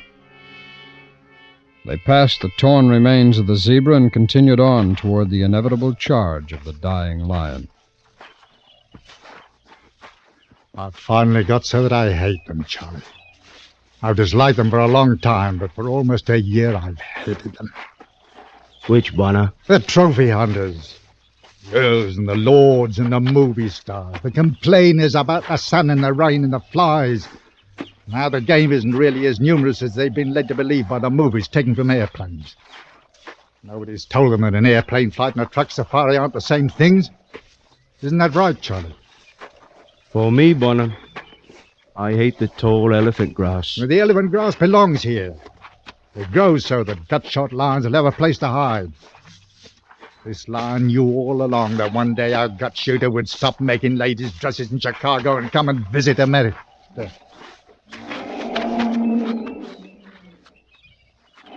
Bonner, it is the wife. Does she tell him we come? If she has a great lion's love for him, yes. If she's shallow, she's scaring the jackal and the hyena away so that she can eat. You know as much about lions as anyone. Why'd you ask me? I thought you had a very deep understanding of these two. I was only being sarcastic about the gut shooter. Have you found sign? That way. It went into the grass beyond the highest anthill. All right. Maybe from the top of it we can see what we're getting into.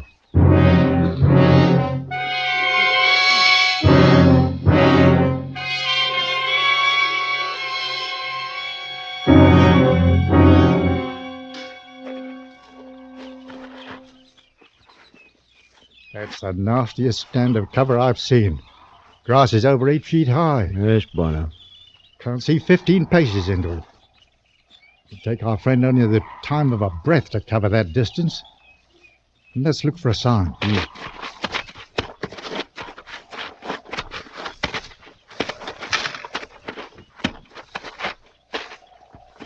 Bonner. Blood. Dark and thick from deep inside. No artery cut, though. He's a slow bleeder. A ruddy slow bleeder. Give me the flask, Charlie.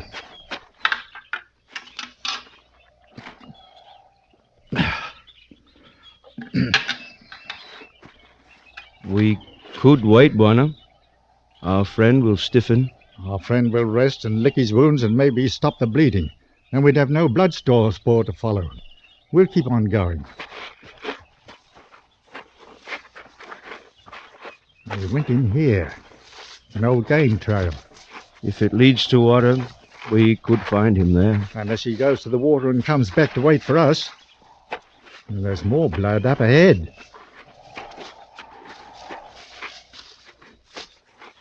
The wind isn't for us now, Charlie. It's coming in from every quarter.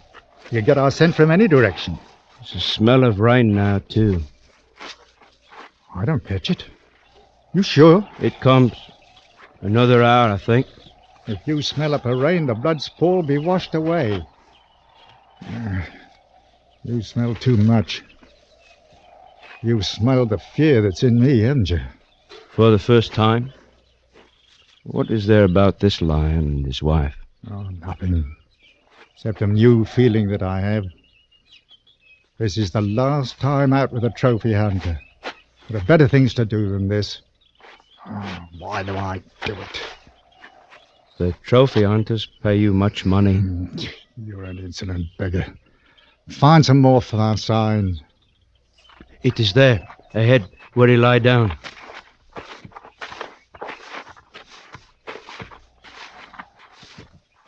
You see? His head was here and looking this way. Sure. Down the back trail. Waiting for us. He was running when he got up. Look here. The claw signs. He's close enough that he caught our scent, got up and ran. He is not stiffened. And he's waiting again, up ahead. There's nothing else to do. To wait for us and to fight, or to wait for the slower death. You have a wife and children, Charlie. How are they? Eat well, Warner. The doctor has done much to stop the sickness. When'd you see them last? Before this hunt. You must want to get back to them as quickly as possible. Yes, Warner. There, I see more sign up ahead.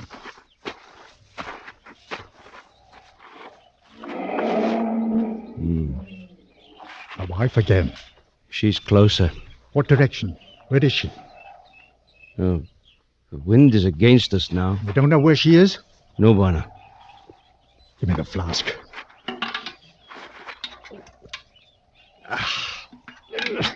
This does nothing to build bravery. I have never seen you when you needed to ask for it. I haven't either. I've never been afraid until this time. You've been to Nairobi, Charlie? Yes, Warner. Did you like it? No. There was too much noise. I hate the city, too. But I found myself there. More of a reason to live, I mean, a woman. Said she'd be my wife. Something I've never had before. A wife is good? Not with this kind of business in the elephant grass. When you think of a wife, you don't do well with the problem of a gut-shot lion.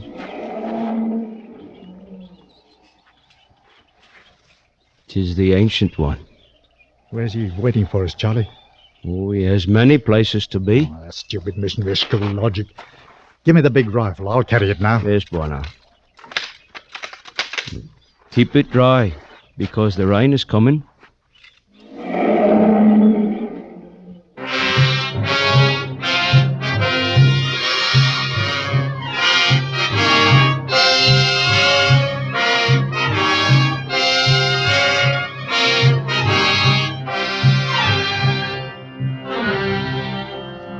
You are listening to Game Hunt, tonight's presentation in radio's outstanding theater of thrills, Suspense.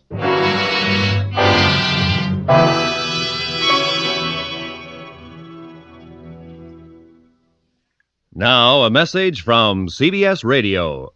United States savings bonds, when held to maturity, pay 3% interest. That's guaranteed interest, not subject to any gamble whatsoever. In planning your savings program, you should have a steady flow of United States savings bonds as part of your plan to make sure that some of your earnings will reap guaranteed dividends. Ask at your bank about the bond-a-month plan by which deductions are made automatically in whatever amount you can afford. Buy United States savings bonds.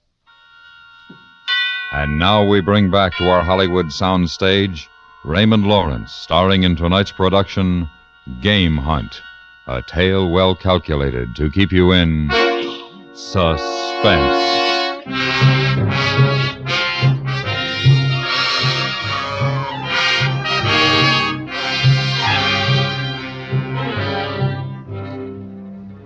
The rain started to fall approximately 45 minutes after Arcross and the native entered the stand of grass.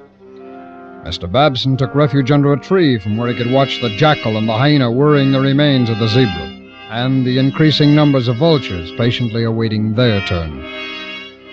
He fully admitted to himself now that he'd been wrong shooting the lion the way he did. He was filled with self-incrimination at having sent 2 men to search out a danger that he had caused. He imagined their bodies being torn by the jackal and the hyena, with the vultures waiting their turn.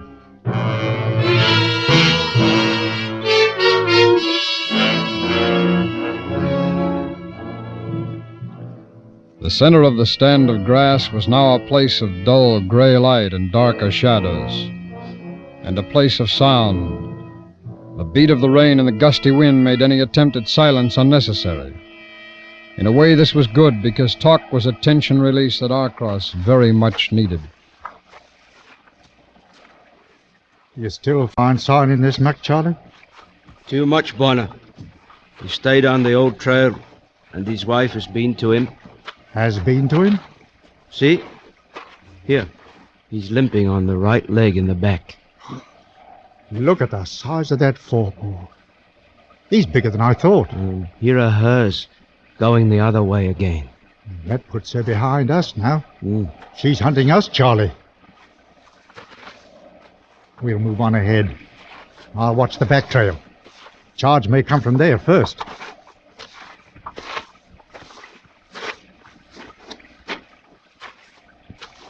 This close, Bonner. Blood spores here again. Here, very close. Or the rain would have washed it away, you see? Very close, Charlie. It'd be nice if we could see farther into this grass. We'll rest here for a while. You know why I wanted to stop, don't you? I've never seen this in you before. Nairobi fear.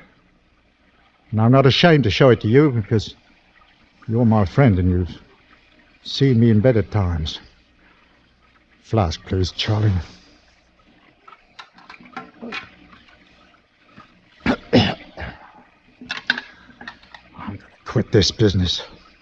You stop all hunting? Except for table meeting. Get a city job. A nice, safe, dull job in the city where you can go home every night after work.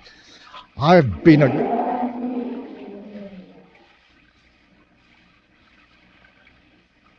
She's still behind us. I've been a good hunter.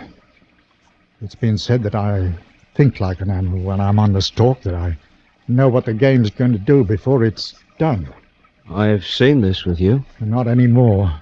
Not after Nairobi. It left me. After the woman, I thought only as a man. I've been very bad with Mr. Babson. I mean, very bad right now. Female crossed the trail. Did you see her? Yes, Bonner. I'm going to put her out of the way. We can't have her trailing along behind.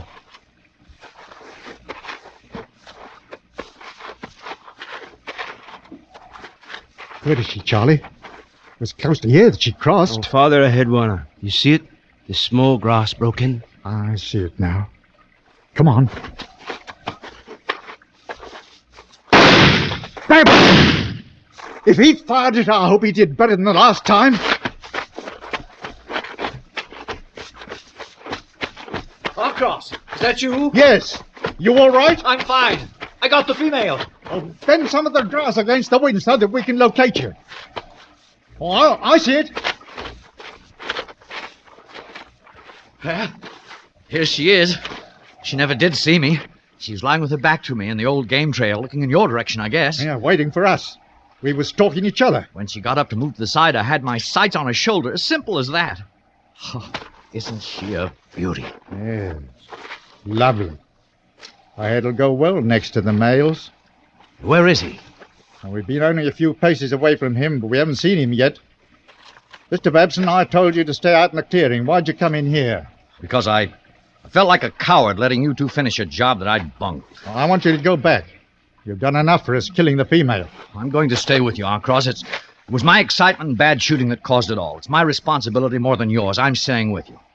Why, I'd call myself a coward every time I looked at my trophies if I didn't. All right. It's your privilege. At any time you feel like turning back, do it. I won't turn back. I'll be all right.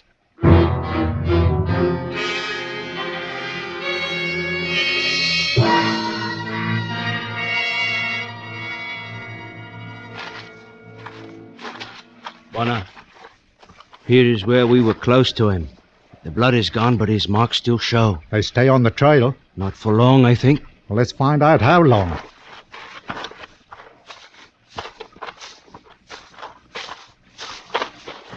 Here we are. He's off to the left. His back leg is very bad now. Now, see here, Babson. The signs of his dragging it. It wouldn't mean anything to me without being told. I feel good now, Charlie. No Nairobi. What does that mean, no Nairobi? Oh, it's a vague term we sometimes use in our trade. Sort of uneasiness. Now, this'll go well if we all do our jobs carefully and calmly. You still want to stay with us, Babson? You don't have to, you know. I shouldn't want to, I suppose, but I do. I feel good. I'm calm. I said a lot of bad things about you, Mr. Babson, and I thought a lot worse. I'm sorry. Oh? Now, this is really quite simple. We'll move in a line a few paces apart. You on my left, Charlie on my right. When he decides to come, he'll charge anything that moves, so freeze when he starts. Charlie and I'll draw his attention and swing his charge towards us. Well, this isn't to favor you, Babson. It's to give you a better target. Well, I'll have him broadside, you mean? Right. And don't move your position and keep firing until your rifle is empty. Reload and start firing again. We'll be doing the same. But he can carry a lot of steel. Right.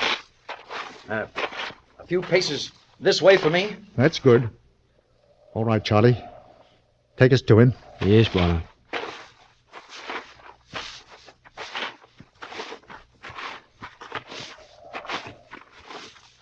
Charlie, ahead. See the tops of the grass moving against the wind? I see it. It could mean he's down and he can't get up. At any rate, we know where he is.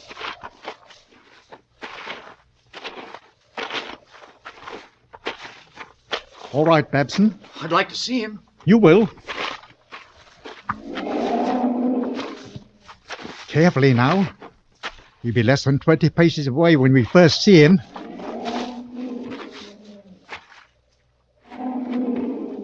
Do you see him? Do you see him? Not yet. Bonner!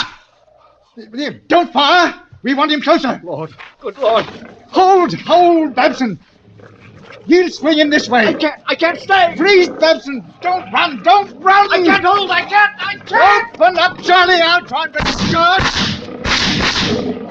Stop him, Bonner, now!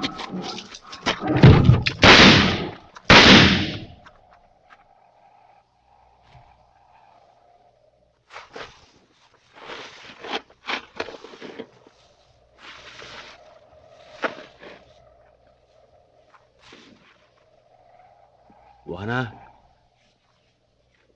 Does he die? Careful, Charlie. He's dead, Bonner. He doesn't look it, Charlie.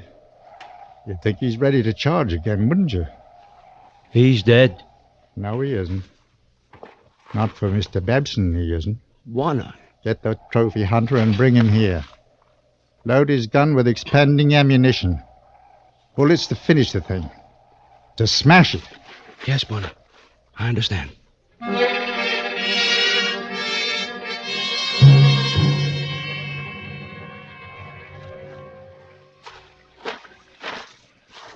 Oh, Cross, I'm ashamed that I ran, but I just couldn't help it. There was nothing I could do.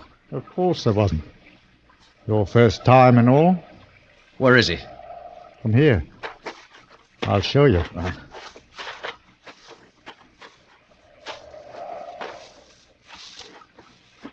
Over there.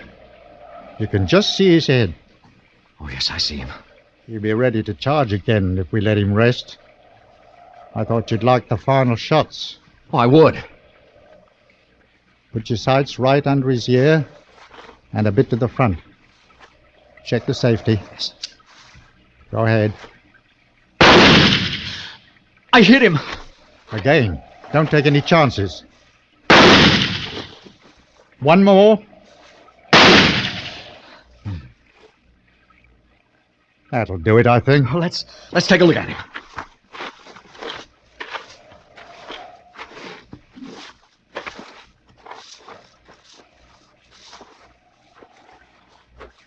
Congratulations, Mr. Benson. You've killed your lion. But his head. He's worthless as a trophy. Yeah. It's ruined. Isn't it a shame? I'm afraid it had to be this way. It's one of those things.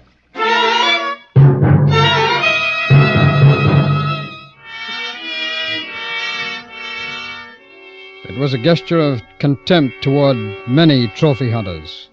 The destruction of an already dead trophy. Childish, perhaps, for a man of Arcross's age and experience. But it was important to him as the final act of his last hunt. Something that would be told and retold when old hunters gathered in Nairobi. A retribution that would be understood by the others. A thing that should happen to all uncontrollable gut shooters. The fear that was so important a part of the situation would never be mentioned. Except, perhaps sometime, very late at night, to his wife, when there would be true understanding of it.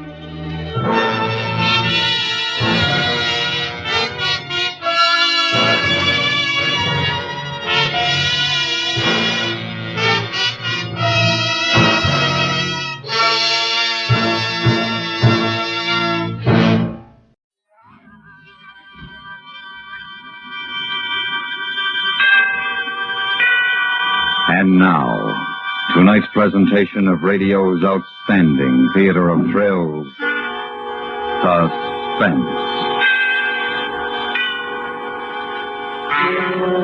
Tonight, we bring you a transcribed story of a day in the life of a woman who awaits an execution. We call it The Murderess. So now, starring Kathy Lewis, here is tonight's suspense play, The Murderess.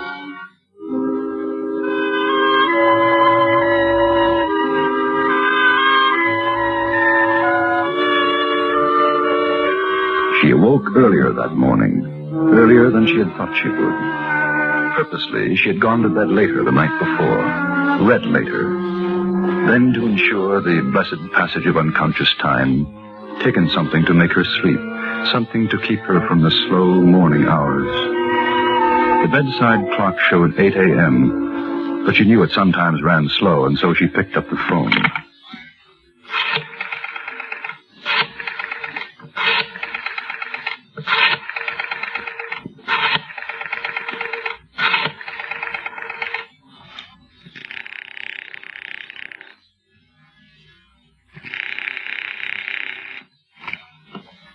At the tone, the time will be 8:06 and 30 seconds. Automatically, she adjusted the clock and noted the ashtray overflowing with half-smoked cigarette stubs. 11 hours and 53 and a half minutes. Cheat the seconds and say 11 hours and 53 minutes exactly. It would be finished then. And she thought, calmly, as she had promised herself she would think today. I know I can't help thinking about it. It's silly to try and push it away. But I've got to occupy myself with every minute, every second. Then the time will pass. There's lots of things to do. And I'm lucky. I didn't think I'd be able to sleep at all. And I did get 5 hours. I'm lucky. She got out of bed, and knowing the morning paper would be lying outside her door, she perversely delayed the moment when she would bring it in, instead going to the kitchen and turning on the flame under the kettle. It was at that moment of brushing teeth, washing face, that she saw, for the first time that day, the face in the mirror, her own. And she was drawn to it, leaning close over the sink, examining, searching, seeing in an instant of bright objectivity another face, a stranger.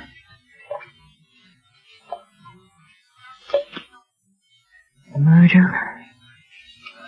Murderess. You. You, not me. But you. Your lips are chapped. It's always this time of year they get that way. You're a murderess. You killed someone. You killed him. I saw you.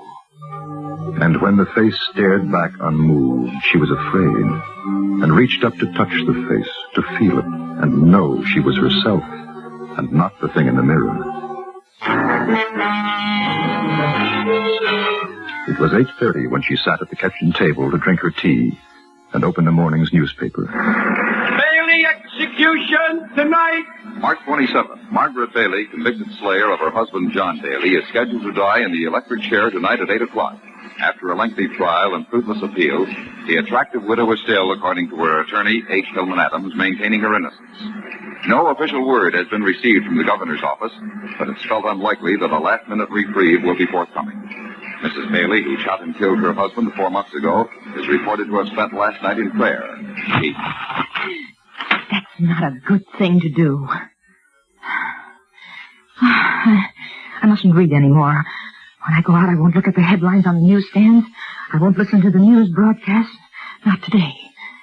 That was very silly to read that. I wonder if I'd be praying. I wonder what she feels. Oh.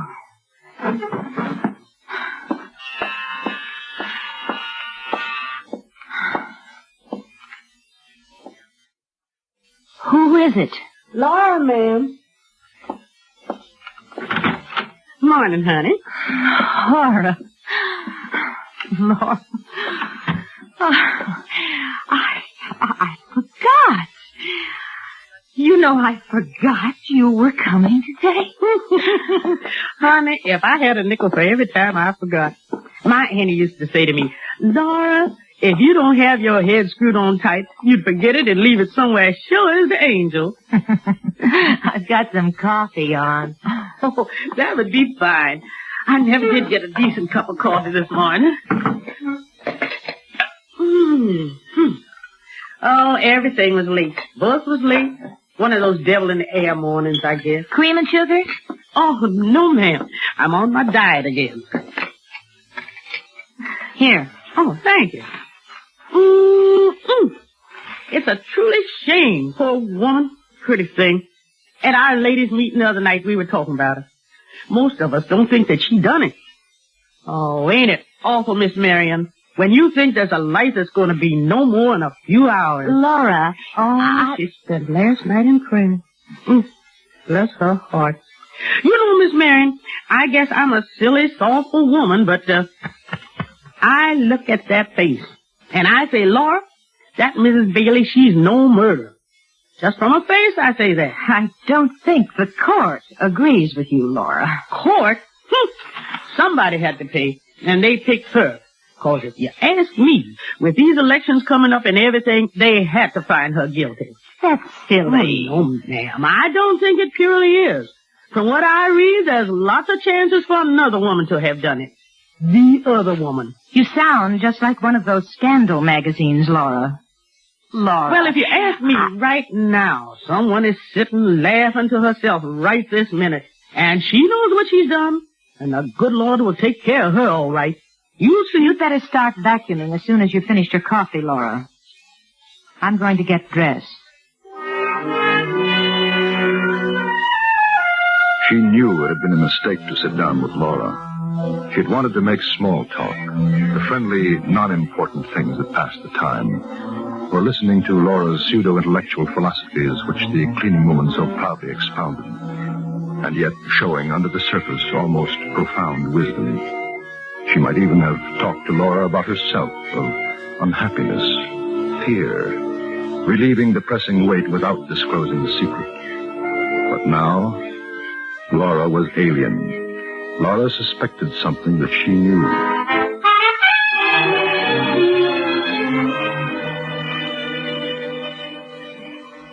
It was 10 o'clock, and there were 10 more hours until 8.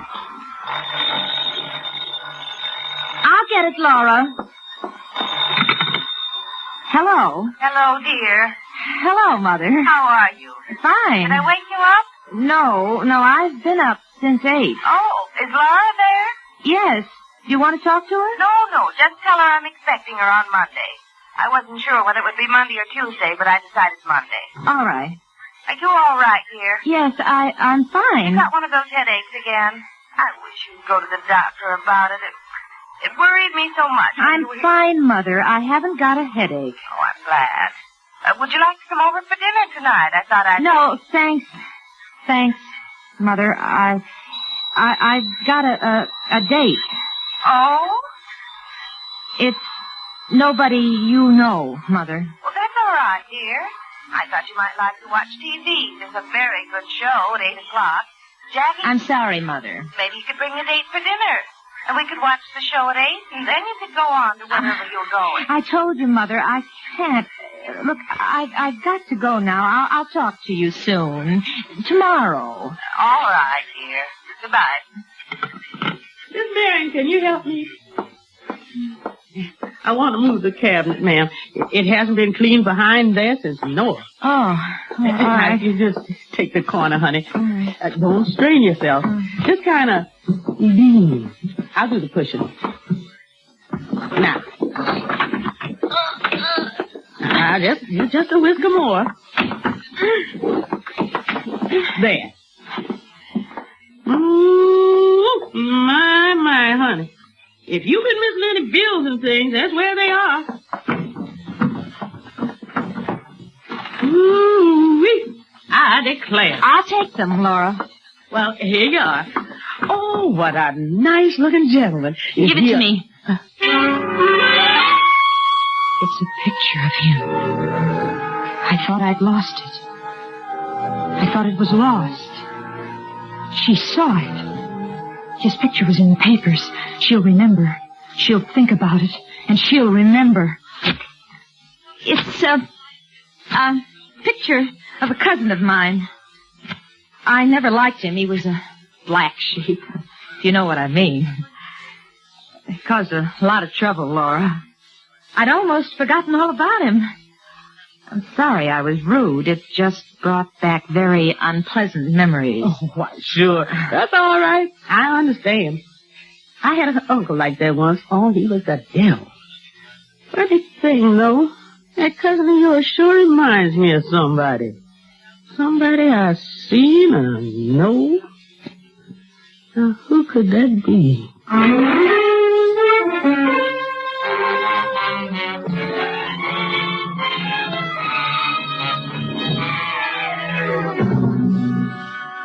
You are listening to The Murderess, tonight's presentation in radio's outstanding theater of thrills, Suspense.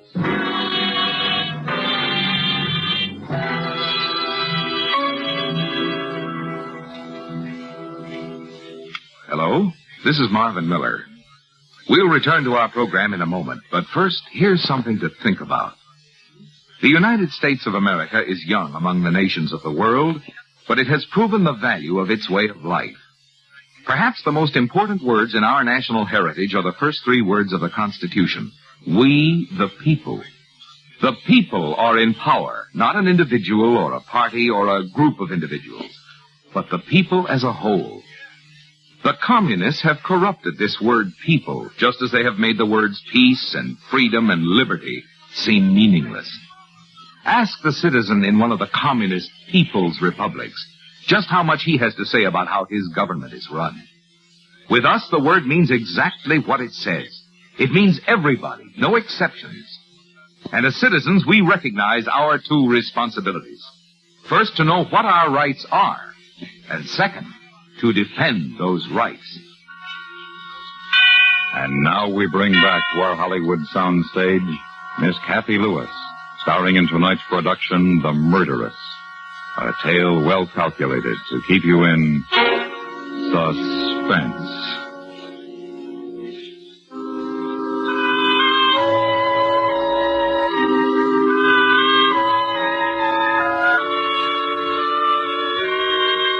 It was noon. She had listened to the sounds of Laura vacuuming, kitchen harmonies, clinking of china, ring of silver. She had bathed and dressed automatically, slowly, always listening, waiting for a pause in Laura's cleaning ritual, a pause that might indicate that she had remembered whose face it was in the photograph. If she does remember, and she comes to me, what will I say? Do.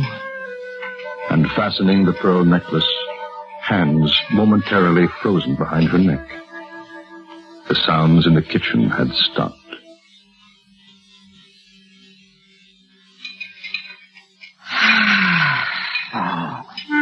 The clasp of the necklace was secured, but all of the plans so carefully made to ease the passage of this terrible day were gone. She knew she could never recapture them.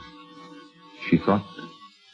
But after tonight, it will be better. And tomorrow, and next week, and next month, better.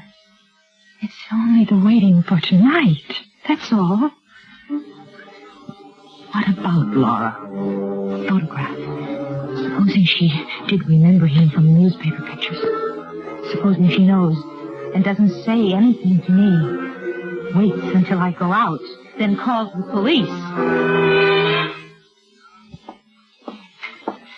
Be careful now, honey. It's slick over there. Laura, I'm going out for a while, get my hair washed. If anyone calls, tell them I'll be home by 2 or 2:30. Yes, ma'am. There's some cold cuts if you want them for lunch. Oh, I'll be fine. Just a cup of soup, that's all. She put on her hat and coat and left the apartment, closing the door with unnecessary force.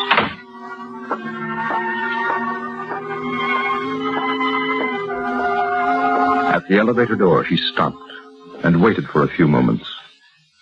It's silly. She doesn't know anything, suspect anything. Besides, she didn't have a chance to look at the picture for more than a second or two. Who'd believe her? Lots of people resemble other people. Unless the police do suspect somebody else and they know it wasn't his wife. But if the newspaper stories were just a trick trying to make me think that she was going to die tonight, knowing she's innocent... Yes, I know. Yes.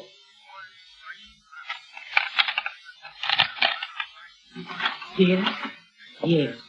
Well, I saw with my own eyes. Yes. Well, I'm just telling you what I know. That's right. Laura. Oh, Miss Marion, I didn't hear you. Who are you talking to, Laura? My sister Mary. No, baby, it's Miss Marion. I'll talk to you later. Yes. Goodbye. Oh, you sure did scare the lights out of me, honey. I'm sorry. I forgot something. And with the lie fresh on her lips, she went into the bedroom, sat on the bed, suddenly, feeling pale and cold. It was 12:15 on the bedroom clock.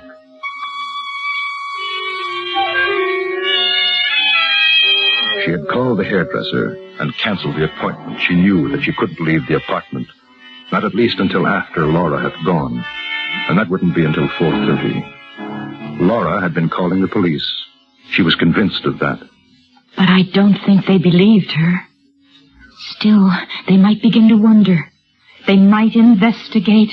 She was lying on the bed, arms folded behind her head, aware that her shoes were still on, sharp heels endangering the lacy counterpane, but not caring. Hearing the sounds of Laura's humming and an occasional groan as she stooped to her work. Even if they did come, they'd never find the picture. They couldn't prove anything. I'd deny it. But what would I have to deny? I mustn't do that. Then they would suspect. Oh, I wish I could sleep. This isn't the way it was supposed to be today. Oh, I think I'll make some coffee.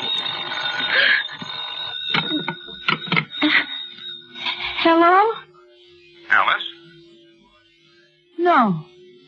What number do you want? Banning 35769. You have the right number, but there's no one living here by that name. I'm sorry. You all right, honey? Yes.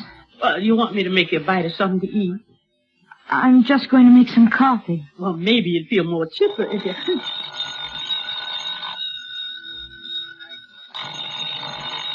You want me to answer? I will. Hello? Alice? Oh, I'm sorry. I guess it's still the wrong number. Honey, you're real pale. Why don't you take off your shoes and take a lie down? Somebody trying to frighten me. That's the second time he called. Now, you take yourself a nap. That'll fix you. No, I don't want to. Oh, but honey, you're all wrought up. You got something troubling you, Miss Marion? Want to tell me? Why do you say that? There's nothing wrong with me. Was it seeing that cousin of yours, the one in the picture? Now, you can tell Laura. It was an old gentleman friend, not your cousin, wasn't it? And seeing him upset you, didn't he? I could tell. Oh, well, I'll make you a cup of coffee. Now, you lie down for a spell, and when I come back, you can talk it all out, honey. Make you feel better. You better get back to your work, Laura. I'm going out now. Honey, I'm worried about you. I wish you wouldn't go. She didn't turn around, didn't answer the maid, pausing only for an instant to take up her pocketbook and coat. Then she left the house.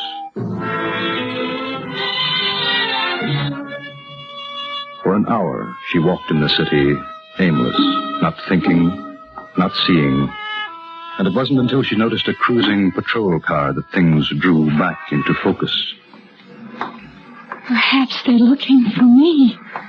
They found out. They know. I should have done something. What? Killed her? Killed Laura? Oh, you're crazy. Crazy thinking things like that. It's 3 o'clock. 3, 4, 5, 6, 7, 8. 5 hours. I'll go to a movie. They wouldn't find me in there. They wouldn't think of looking there. It'll pass the time. She went into the first movie theater she saw, not looking at the marquee. Paid her admission, almost ran inside, then sank into the worn, shiny seat and leaned back in semi-darkness and watched the flickering light on the screen before her without seeing or caring about its content.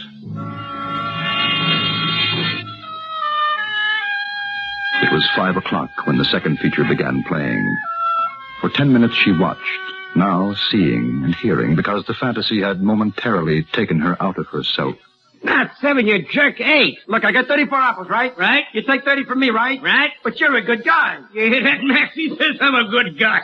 You give me back 3. Yeah, I get 7 now. You got 8. 4 and 4's 8. Oh, you ain't got no brains. It's arithmetic. 7. 8. 7. 1, 2, 3, 4, 5, 6, 7, 8. 8. 8. Okay. 8. He said 8. You heard him? I heard him. 8 it is.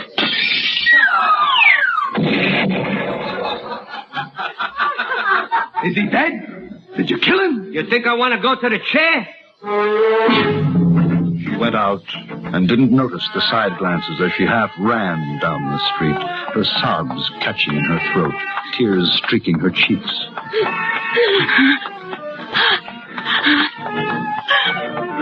I killed him. He was bad. He should have been killed. But they wouldn't understand. I wish it was tomorrow. Tomorrow. I wish I was asleep, that I wouldn't wake up. No. Then I'd be dead. She'll be dead at 8 o'clock. She'll be... Oh, excuse me. I'm sorry, officer. You all right, man? Yes, I'm all right.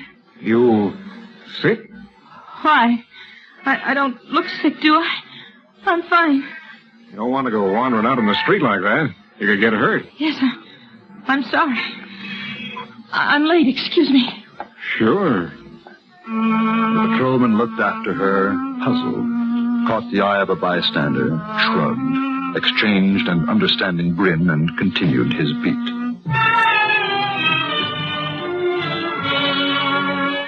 It was 6 o'clock when she turned into a quiet cocktail lounge on a side street, needing the drink now to forget, to blot out the last 2 hours of waiting. She couldn't go home. She knew they'd be waiting for her there. Not be seen again on the street until it was dark, until after 8 o'clock. And she sat in a shadowed booth, drinking slowly, then faster and faster, hoping for the dulling of sensibilities. I'm not drunk. And I want to be. Well, hello. Alone? Alone? Yes. Can I, buy you a drink? A drink? Oh, it's kind of lonesome sitting here, isn't it? Oh, waitress. She drank with him, and he was faceless, nobody. She didn't even care that he sat close to her in the booth, urging her. How about another drink, honey? Slyly, insinuating. He said things that she didn't hear. It passed the time. What's the time? Oh, it's early. No. What time is it? You got a date? Break it. I think I'm drunk now. It's okay. Who is it? We're having fun, are we? What's the time? Well, it's 7. What do you care? Hey, how would you like to go now? Goodbye. What are you giving me? I killed somebody, and I've got to go. You're not feeling any pain, honey. Come on, let's have one for the road. Goodbye. Outside, it was dusk. She stood swaying for a moment, and the sidewalk tipped under her. She walked slowly, carefully. In an hour, she'll be dead. In an hour. I wonder how long it takes to die. I think I know how she must feel now. Except she won't have to feel anymore. And I'll have to go on like this. Like today. Every day. She stopped on the corner.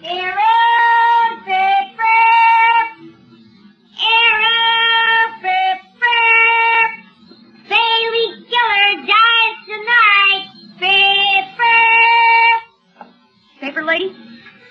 No. I don't think so. Is there a police station anywhere near here? 5 blocks down and on your right. Thank you. It was 7:15 when she went into the police station and said to the sergeant, I want to give myself up. I killed John Bailey.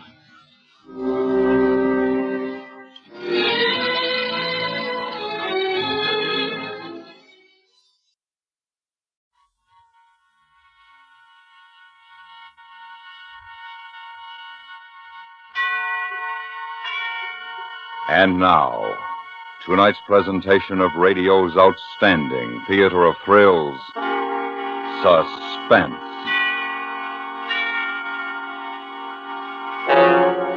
Tonight, we bring you a story of a ghost town and a practical joke that wasn't. We call it Hollywood Hostages. So now, starring Eve McVeigh and Tom Brown, here is tonight's suspense play, Hollywood Hostages.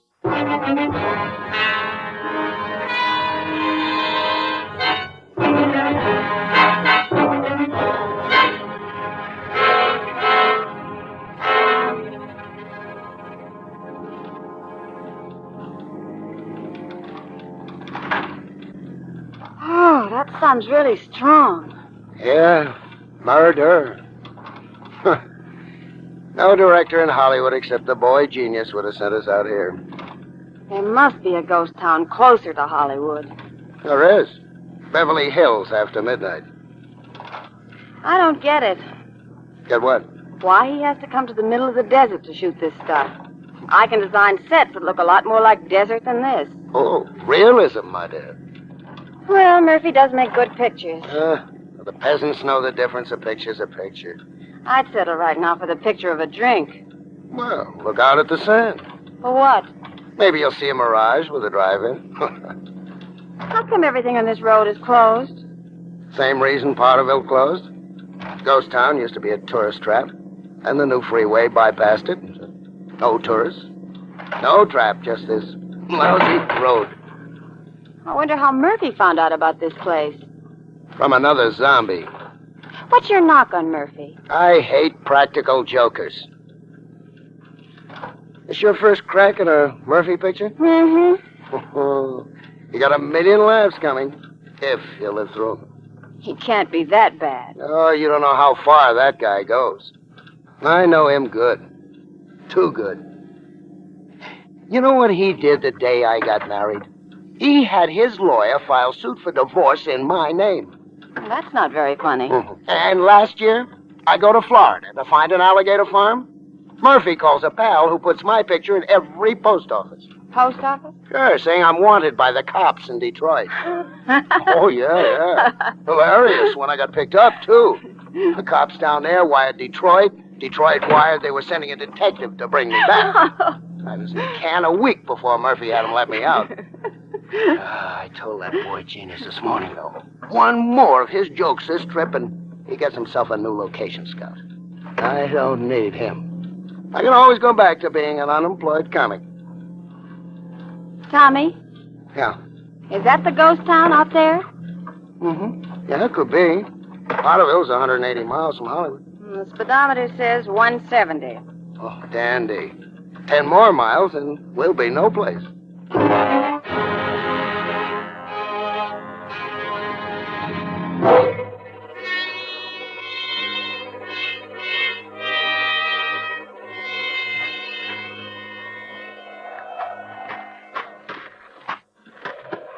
Hurts bad, Tex. Just hang on, partner. We get inside, you can lay down. Man, look at them cobwebs. Ain't nobody opened that door for a spell. In we go, partner.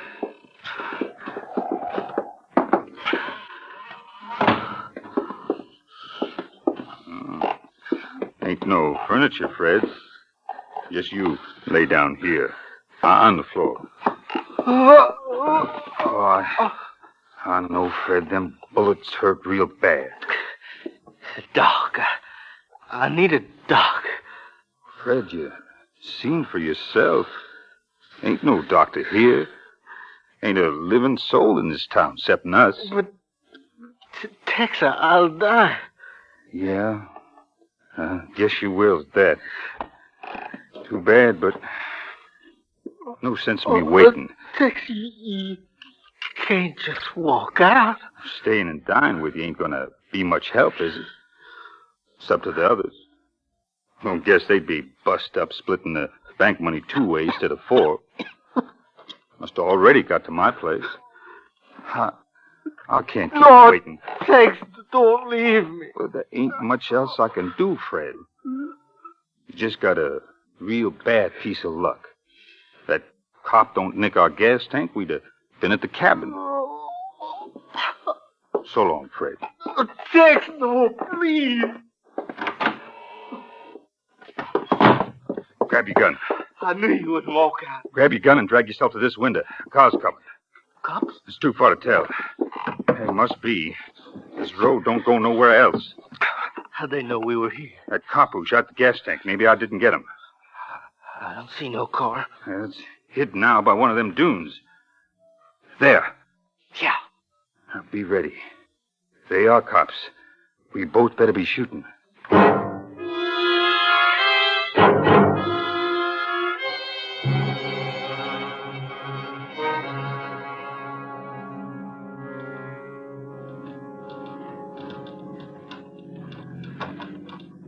Welcome to Powderville. Well, at least you've got no trouble parking.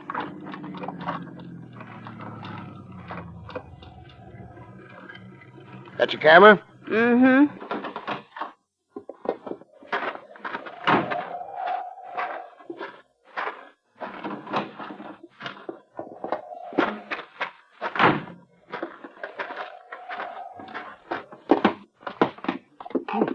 Creepy looking, John, huh? Yeah. Now, hold it, Tommy. I want to get a shot of this board sidewalk. Oh, yeah. You can't hardly get them no more. Step back a little. You, like those Polaroid cameras? Great. You get your picture in a minute. If it comes up wrong, you shoot another one. Now we pull the film through till it clicks, and the picture develops by itself. Well, come on, let's case the joint while that shot's cooking, huh? Better get a shot of that Wells Fargo office. Okay. Sure. Leave Wells Fargo out of a Western, you can't get a seal of approval. Tommy. Listen. You hear anything? Sure. Boards in the sidewalk. They squeak like $3 shoes. No, a voice. Oh, yeah, sure. Well, that's from inside that place, the hotel. It's Conrad Hilton buying the joint. No, I heard a man's voice. Well, that sounds stronger than it looks. I mean it. Sure. Okay, you did hear a man's voice. So come on, let's make with the snapshots and curl up with a good bartender, huh?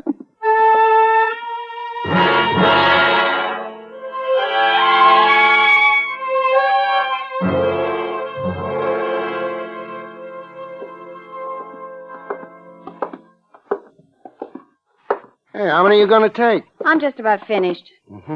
Get one of that blacksmith shop? Not yet. Let's go around the corner first so I can get... Hey, kid, drop the other shoe. Tommy, that car. Those holes in the windshield. Air conditioning. They're bullet holes. I now pronounce you J. Edgar Hoover. What do you suppose? That car's a prop. It wouldn't be a kosher ghost town without a bullet-riddled car. Oh? Sure, you jumpy. Too much fresh air will do that. Well, I'll get this shot at the hotel. Another one at the hotel? I need this angle. Well, go ahead. I'll go look around. Back in a minute.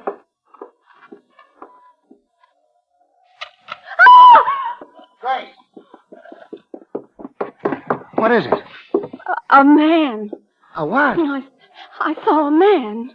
Oh, come on now. No, honest, I got him. You what? In the picture. Well, what did he pose as? He stuck his head out of the door just as I was taking the picture. Yeah? Well, then what happened? I looked up. And he was gone? Yes. But... Oh, honey. The way you dramatize, you... There he is. Hey. He's running to our car. And I left the keys in it. Come on. Hey. Hey, you.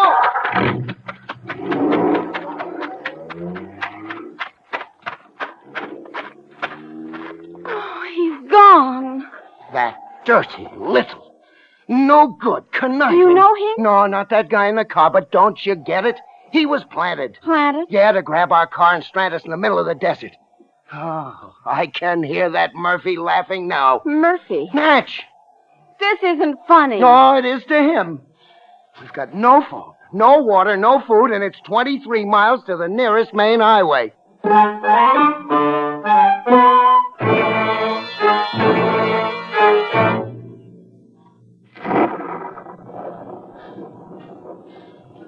Tommy. Yeah. Got another cigarette? Mm-hmm. Oh, can I have one? Well, as soon as Murph sends the car back, they're in the glove compartment. Thanks loads. Oh, I told you. Murphy's a million laughs. Those clouds are coming this way. That's all we need now. Rain. How long do you think we'll be here? Till Murphy stops laughing. It's almost 4 o'clock now. Oh, Tommy, I felt a drop of rain. Yeah, me too. On your feet. Come on. Where? Every roof is full of holes. Well, the hotel's 2 stories. Maybe the water's not coming all the way down. That's where Murphy's friend came from. Come on, let's run.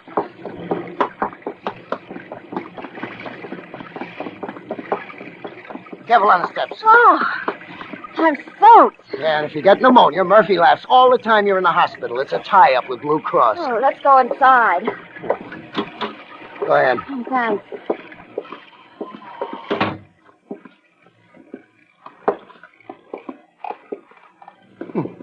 Cheery little spot. Charles Adams does the decoration. Well, at least it's dry in here. And Now what? By the window. On the floor. A man. There's blood on his shirt. He's alive. Natch, don't you get it? It ain't blood, it's ketchup. He's another Murphy stooge from Central Casting. You sure? Look, kid, I'm a veteran. 6 pictures with Murphy. Now, come on. Come on, back to the porch. All right. Keep groaning, kid. You'll win an Academy Award.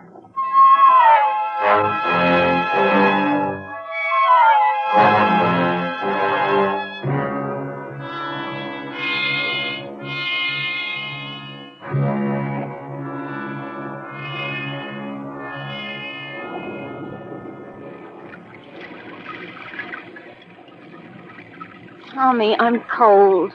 Let's go inside. Listen to that bum play Russian comedy? We've got to do something. Like to play a checker polo? How about walking to the highway? Oh, not in that water. Not giving Murphy that satisfaction. His conscience has to bother him sometimes. He's got a cast iron heart. Tommy. What? A car. That is a car, isn't it? Mm-hmm. If it was on the main highway, we couldn't see it, could we? No. No, it's headed here, all right. Oh, he finally took pity. Hooray. He's human. Actually, now that it's over, it wasn't a bad joke. Oh, he may not be through yet. What else can he do once we get the car back? Wait till he opens the door on this side. I'd hate to wait this long and then drown on the sidewalk. Well, I hope you called Murphy and he got a real big laugh. Oh, no, you don't have to come up here for us. Tommy, just open the car doors. He's got a gun. Oh, brother, that Murphy keeps a joke going longer than he... Get back. Look, the joke is over. Let's go. You ain't a-going no place. Oh, yes, we are. Now, I've had enough of I this. ain't never shot a lady yet. But, ma'am, there's always a first time. Now, both of you, get back inside.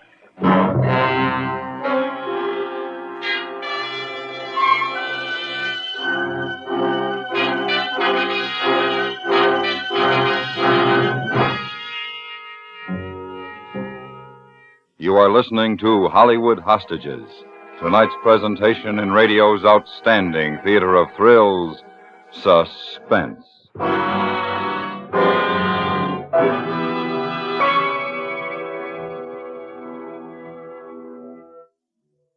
In the long run, the security of a free country rests in the hands of its civilian soldiers. Professionals have their indispensable place, but the efficiency, strength, readiness, and the morale of our reserve components are vital. These are the words of President Eisenhower. This week, the nation is concentrating on National Defense Week as a tribute to our highly trained civilian reservists. More than 1,000 chapters of reserve officers, clubs around the country are observing National Defense Week with parades, meetings, and dinners. The rest of us join them in saluting the fine job the reservists do every week of every year.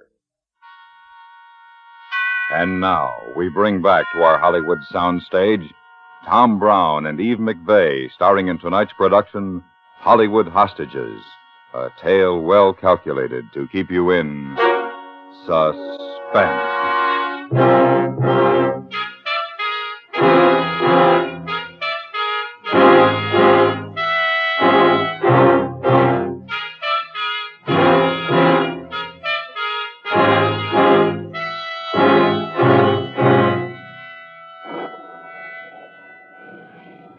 Mister, Yeah, ma'am? you bring any food?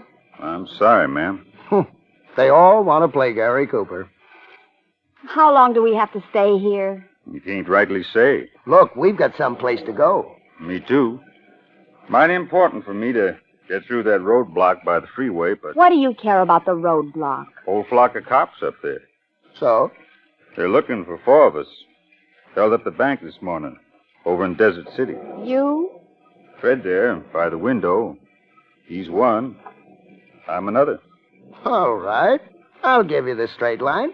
Who are the other 2? Groucho and Harpo? No, sir. Sit down.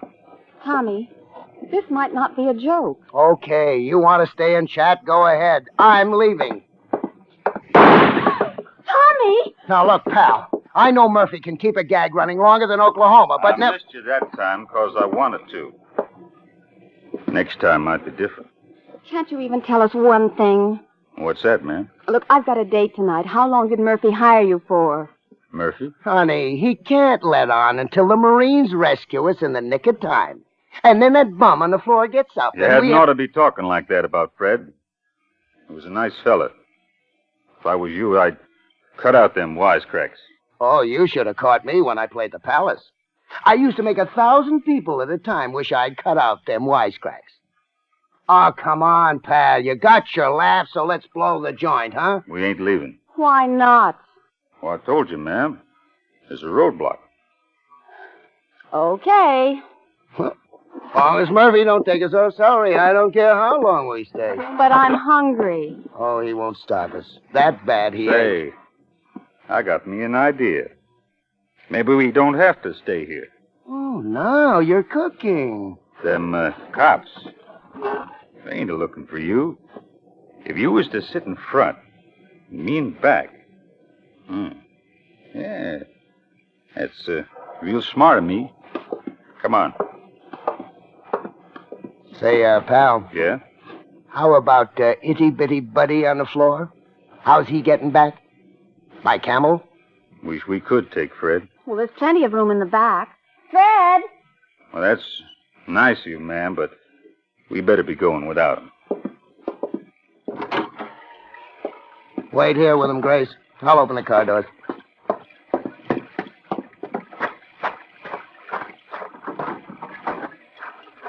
Come on.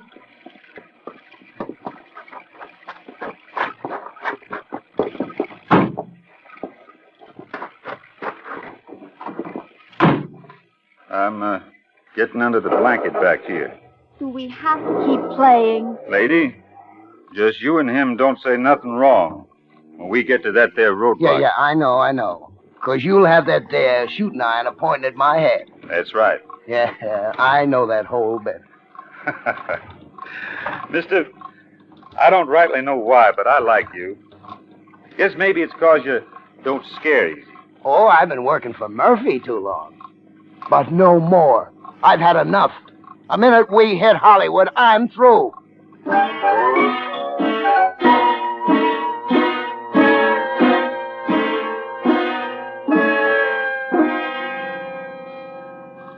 That roadblock is right up ahead a piece. I reckon so, partner. Mister, I told you once. I don't like folks making fun of me. Tommy, please. Now, I'm getting under this here blanket again. Mm-hmm. Sweet dreams. You better slow down. Now, don't you start giving me orders. Shouldn't we get in that line? Huh? Oh, I guess so. What a night.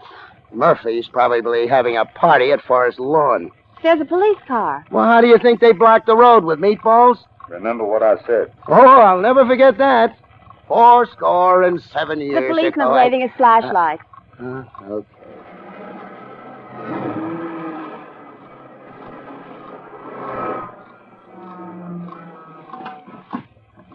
Oh, fine.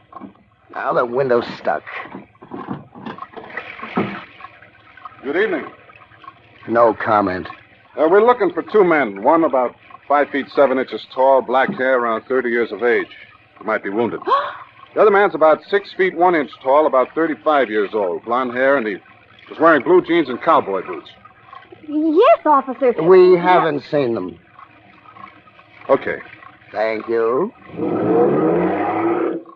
Tommy. Lady, you almost just got killed. Tommy, what's wrong with you? Why didn't you tell And the let officer? Murphy tell everybody at the Derby he scared me so much I copped a plea? No, ma'am. But the policeman, he described this one, and the man on the floor back in Powderville. Sure, I told you how far Murphy goes.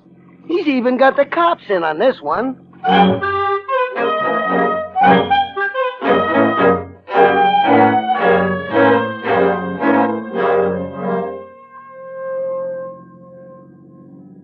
At least it stopped raining. Bully, that makes my whole day. Slow up, mister. What for? Turn off this here road just over the hill. But that's not the way back to Hollywood. We ain't a-going back to Hollywood, ma'am. Where are we a-going? Meet them other two fellas. They got the money. They threw it in their car when we run out of the bank. Tommy, it's true. Look, suppose I believe you. Now, mind you, I'm not Don't saying... rightly seem to matter. What happens after we get to the cabin? Be crossing that bridge when we come to it, ma'am. Here, mister. Turn off here. Okay. That's fine. Now, just keep it driving up into them hills.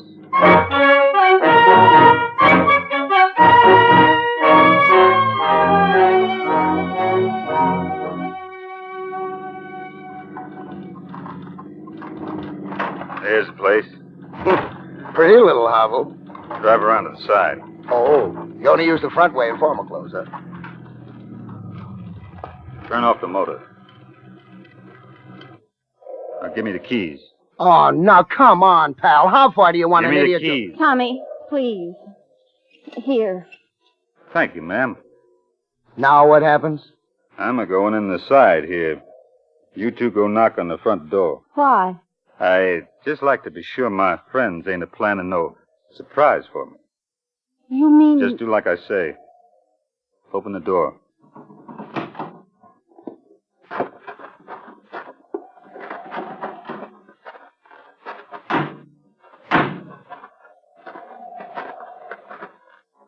Now, go knock on the front door. Look, why should we... Okay, I've seen more guns today than Gene Autry. Come on, Grace. Tommy, Huh? can we run for it? Where? Any place. Ah, too dark, too far to the highway. Tommy! Oh, now I'm sure this is a Murphy gag. Are you crazy? Somebody inside's been Honey, shot. in a minute that door will open and old Tex will say, I guess you folks can come in now. But those were gunshots. Sure. And inside we'll see two more guys playing dead. It's him. Hitch. Guess you folks can come in now.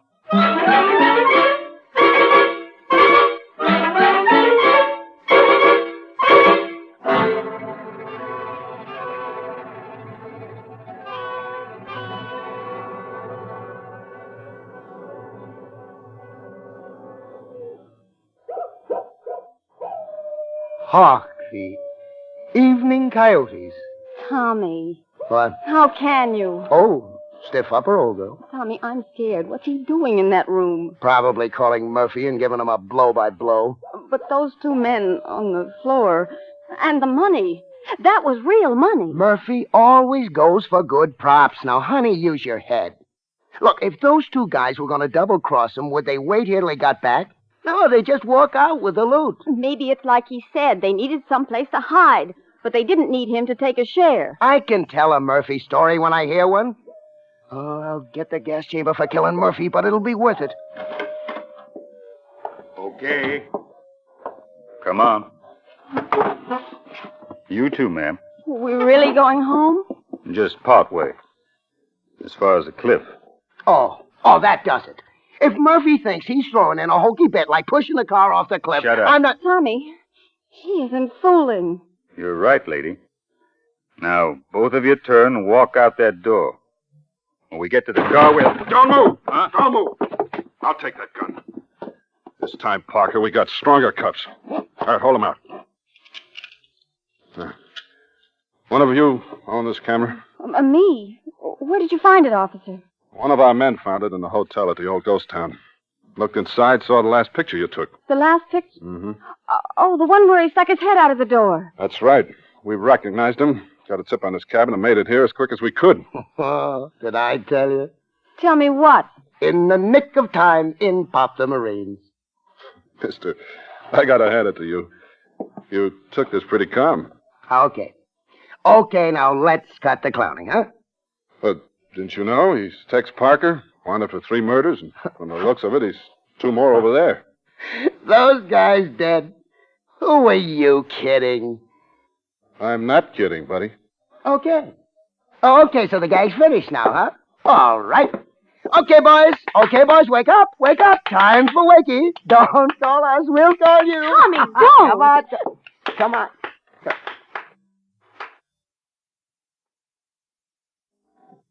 Hey. Hey, that's not ketchup. They are dead. Tommy. Okay, lady. We'll go as soon as we can bring him to.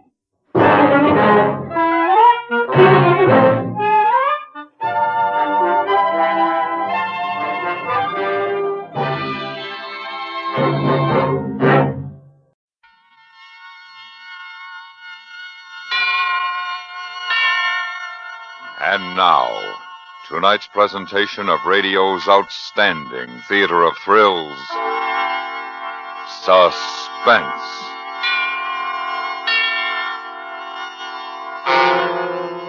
Tonight, we bring you a transcribed story of a mother, a father, a locked door, and a baby. We call it The Cellar Door. So now, starring Paula Winslow and Parley Bear, here is tonight's suspense play, The Cellar Door.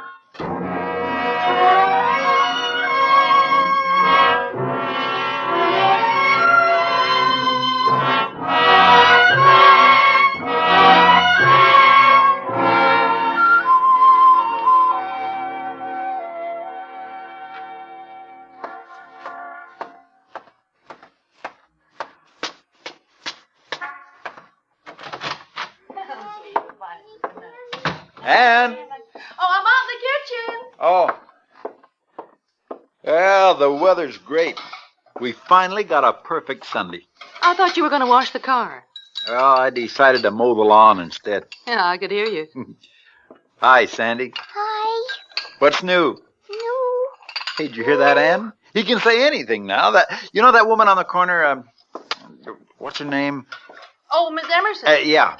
She wouldn't believe me when I told her Sandy wasn't quite 2. She thought he was 3 or 4. Oh, really, Joe? That's right. We'll have lunch right after your bath, honey. Well, what's the schedule? Well, I'm going to bathe him now, lunch, and his nap, and then we can go to the park. I better drain some of that water out of the heater. Where's the bucket, Ann? Down the basement? Oh, I moved everything onto the service porch. It was too tough going up and down those stairs. Hey, look. All those toys, and he plays with an egg beater. Say, the water heater's all right, Joe. If you have to fix something, how about the light socket in the bedroom closet, huh? Hell, I'll fix them both. Oh, what was that? I don't know. Oh, it's those kids from across the street. Oh, they must have kicked that football in the yard again. Where are you going? They're killing the hedge. I'll be right back. Oh, come on, Sandy. We'll run the water into the tub. Hey, fellas, don't go through the hedge. Go around it. It's the only hedge I got to my name. Sorry, Joe. I'll keep them over Where's your here. boat, honey? Can't take a bath without the boat. And right after your nap, we'll go to the park and ride in the pony cart. Oh, here's your boat. Now, look, don't go out in the hall, dear. You stay here. I'll be down in the basement, honey. Did you save the hedge? Yeah, I guess I'm getting old. I've been nursing that hedge for 3 years. Say, can you watch Sandy for a minute? I want to get a towel out of the kitchen. Sure. And turn the water off, will you, honey? Right. We'll take on the ponies this afternoon, son, huh? Hey, Ann? Ann! What's wrong? Nothing, but look at Sandy. What'd he do? He took off his stockings. Oh, he's been doing that for months. Yeah, I know, but look how neatly he tucked them in his shoes. Just like I do. Cute.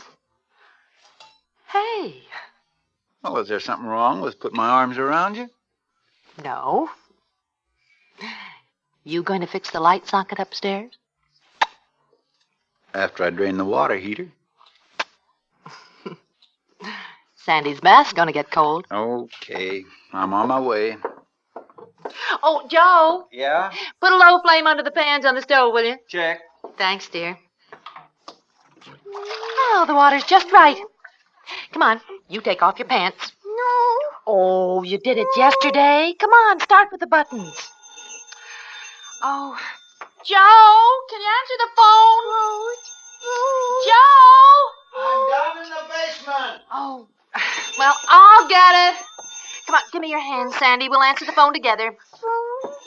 Oh, you better let me carry you again. The floor's cold and you got your shoes off. There we go. Now, hang on. No, phone. Hello? Oh, fine. Yeah, look, can I call you back, Mother? I was just going to give Sandy his bath. He's fine. No, he didn't have a cold after all. Mother, look, can I call... Mother, can I call you back? Yeah, all right. Yeah, all right, you call me back. About 15 or 20 minutes. Okay. Yeah, bye. To the bath, we hope. Anne? Oh, dear. What do you want? Who was it? My mother. Oh. Where are the flyers? In the kitchen. Well, will you throw them down to me? All right. Sandy, we may never have a bath. Toast. Yeah, Toast. lunch. We'll have lunch Down. and just... Okay, sweetie. I guess the floor's not that cold. Come on out in the kitchen with me. We gotta find Daddy the pliers. See? Pliers. Pliers? Lights on. No, honey, we only turn the lights on in the evening when it's dark. Come on, let's go back in the hall. Wall. No, hall. This is the hall. Anne? Yeah, I'm right here. Well, throw them down. Oh, Joe, you shouldn't leave the cellar door open, not with Sandy around. Well, I knew he was with you. You got the pliers? Yes. Well, throw them down. Look, Sandy, you wait right here in the hall. Now, I'll only be gone a second. You wait right here. Hey, what are you doing? Well, I have to come down a few steps. I can't throw it around the bend in the stairs. Okay. Now, I'll be right back, honey. And you stay right here.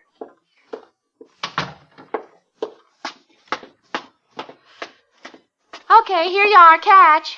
Strike. Thanks, dear. Hey, what's the rush? Well, I left Sandy in the hall. Oh, well, when do we eat? Oh, about 10 minutes. Joe. Joe! What's wrong? The door's locked. I can't get out. Oh, now, don't get excited. We'll get it open. Why didn't you put the catch on the lock? Well, I thought you had. The door was open. Did you have to close the door? But do you want Sandy to fall down the stairs? Oh, hurry. He's just a baby. He might fall in the tub. He might... Anything could happen.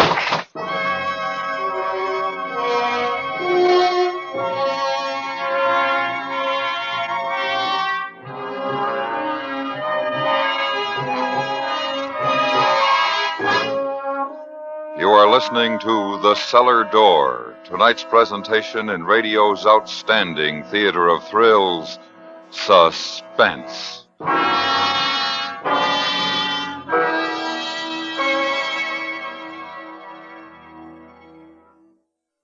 If you're a veteran radio listener, you'll remember that there never was anything like it on the air. If you're new to radio, you'll soon realize you've never heard anything like it. The Radio Workshop will continue after a few years' vacation to bring you the new, the exciting, the unusual in all fields of radio broadcasting. Dramas, music, operas, poetry, and comedy. Hear the CBS Radio Workshop this Friday evening and every Friday. And now we bring back to our Hollywood soundstage Harley Bear and Paula Winslow, starring in tonight's production, The Cellar Door, a tale well calculated to keep you in suspense.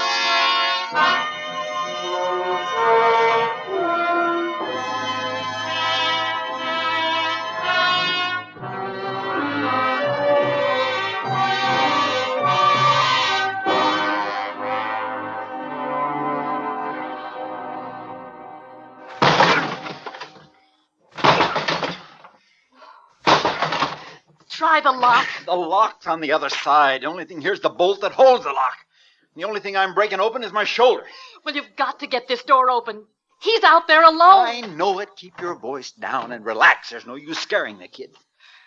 Joe, There's water in the bathtub. There's a flame on the stove. Do something. Only get the door open. Hey, what's that? Oh, he's playing with the egg beater. At least he's still in the hall. Look, can't you pry it open? The hinges are on the other side. It's a spring lock. There's no way of turning the lock from here. Sandy! Sandy! Oh. Honey, I'll be right out. You wait there by the door. Mommy'll be right out. What? Where are you going? See if I can find anything in the basement to smash open that door. Oh. Sandy! Sandy! Oh, Joe, hurry, will you? Sandy! Joe, he's not in the hall. I can't hear him. What happened to that old hammer I had down here? I don't know. Sandy! Sandy! I couldn't find anything but a screwdriver and the pliers. It should do the trick. Oh, he's not in the hall. He doesn't answer. Now, take it easy. Falling apart isn't going to help. Sandy! What are you doing? Well, if I can twist this bolt. It's part of the lock. Well, hurry. It's going to take a few seconds. See if you can get him back in the hall. Oh, okay. Sandy! Sandy! Joe, what was that? What was what? It sounded like water splashing. Oh, I didn't hear anything. I left the back door open. The screen door isn't locked. If he went outside, the traffic... Oh, this isn't going to work. Well, you've got I'll have to try something else. Oh, he's got his toy duck. Yeah, he's in the hall. Down by the bathroom. Sandy! Sandy! Sandy! I always give him the duck when he's in the water. Sandy, come down here by the door. Right here, Sandy. Where Daddy's knocking. Sandy, stay right here. Let me talk to him. Sandy, come up to the door. Right here. Do you see the little knob, Sandy? Can you turn it for Daddy? Oh, he doesn't know what you're talking about. Oh, I've seen him play with every doorknob in the house. But he can't reach it, Joe. He gets up on his chair. Sandy, get your chair, Sandy. Get your chair and bring it to the door. Look, Joe, can't you pry the door open? No, I can't. Sandy, get your chair and bring it to the door. Oh, we could be here till tomorrow morning, till the cleaning woman comes. Get your chair, Sandy. Joe. Shh. He's going for his chair. Oh, it's so stupid. Oh, for heaven's sake, stop beating yourself. It isn't going to open the door. I don't know why you closed it. I told you. Well, why didn't you pick him up and bring him with you? I should have been gone only a couple of seconds. I don't like to carry him down these stairs. They're so steep. Well, you know how the lock works. You were down in the basement. I thought you put the catch on the lock. But I left the door open. Oh, how many times have I told you, with Sandy in the house, not to leave the basement door open? Well, he was with you. Oh, what was that? Sounds like he's pulling the pots and pans out of the cupboard. Joe, I've got things cooking on the stove. Sandy! Sandy! Don't shout like that. You'll scare him half to death. Sandy! Sandy, bring your chair to the door.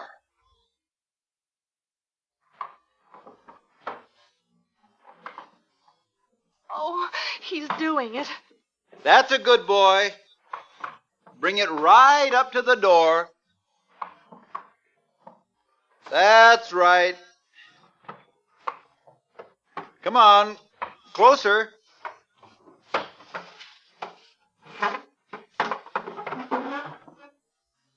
That's a good boy. Now, get on the chair, son. Get on the chair and turn the knob. Oh, he's gone for his duck. He probably left it in the kitchen. Well, he'll come back as soon as he finds the duck. Oh, I hope he didn't throw it in the tub. Joe, What? the window. Oh, it's too high. You could raise me up to the window. Sure, but you'd never get through. It's too narrow. I can wiggle through. It's too small. Well, we could at least try. It's a waste of time, Ann. We can't afford it. You can't get through that window. Well, I will. Ann, stop it. Stop it. Let me go. That isn't going to help either. You can't tear down the door. Let go. Take it easy. Well, I can't help it. It's better not to frighten him. Sandy. Oh, he's still looking for the duck. Sandy, come to the door. Daddy's right here, son. Now turn the little knob. Climb up on your chair and turn it for Daddy. Climb on the chair, Sandy. Let me talk to him. You don't want to confuse him. Come on, Buster, up on the chair. He did it. Hang on to the doorknob, Sandy. He's all right. Turn the little shiny knob, Sandy. The one under the doorknob. The lock. Now look what you've done. He's playing with a doorknob. Well, he has to hang on to something. I don't want him to fall. Shh. The little knob below the doorknob, son. The little shiny one. That's the lock. No. Stay right there, son. Don't go away. Don't go away. Now turn the shiny one. Right here where Daddy's tapping. Oh, Joe. He's too young to understand. Watch the doorknob, Sandy. See? See how I turn the doorknob? Now, you turn the one under it. It's your turn now, Sandy. Good boy. Now turn it all the way. He's turning it the wrong way. No, turn it the other way, son, and to your right. I mean, turn the other way. Once more, Sandy. Oh, he fell off the chair. Sandy, baby, are you all right? Okay, Sandy? Oh, as if he could tell us. No, he's all right. Sandy, fix your chair. The game's over, Joe. Can't you break it open? Well, you saw me try. Sandy will be right out. You wait right there in the hall. Hey, we're right across from the Donaldson's kitchen. Well, I don't think they're home. Ed! Ed! Ed! Oh, they couldn't possibly hear you. Yeah. Sandy! Oh, come back and wait by the door. Oh, Sandy! I can hear him in the kitchen. Oh, there must be some way. If I could just get this bolt loose. Well, that's what you should have done in the first place. Well, it's frozen tight. Oh, it moved. That was the pliers, not the bolt. Sandy! He's still in the kitchen. Oh, don't be so sure. Oh, you always expect the worst. If the house was on fire, you wouldn't admit it. Well, I don't go around looking for trouble. What you mean is that I face things and you don't. No, what I mean is you're not happy unless there's something wrong, and if there isn't something wrong, you create it. I created this, I suppose. Yes, unconsciously. Look, I have told you 100 times not to leave the basement door open. Tell me I created All right, it's my fault. I did it. I'm to blame. I'm also to blame for this bolt. It won't turn, but it's my fault. Ow! Ow! Oh, that's how you always try to settle things. It's my fault. Only you never mean it. That's a fine defense. Well, I've had to learn a few, like at the Hendersons' party the other night. The Hendersons? That was over a month ago. Oh, what difference does it make? You know what I'm talking about. Oh, that's probably Mother. She was supposed to call back. Sandy's found his duck.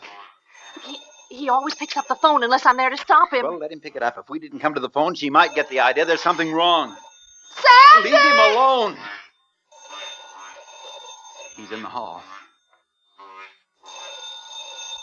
Sounds like he's next to the phone. Oh! Was that the phone? He pulled it to the floor. Say hello to Grandma, Sandy. Say hello to Grandma. Oh, I guess it doesn't make any difference whether it's Grandma or not. I can't hear him if you keep talking. No, I don't hear anything. Sandy! Sandy! Oh, he's not in the hall. Maybe they'll phone back. Oh, he never puts the receiver back. Sandy! Sandy, come out here in the hall.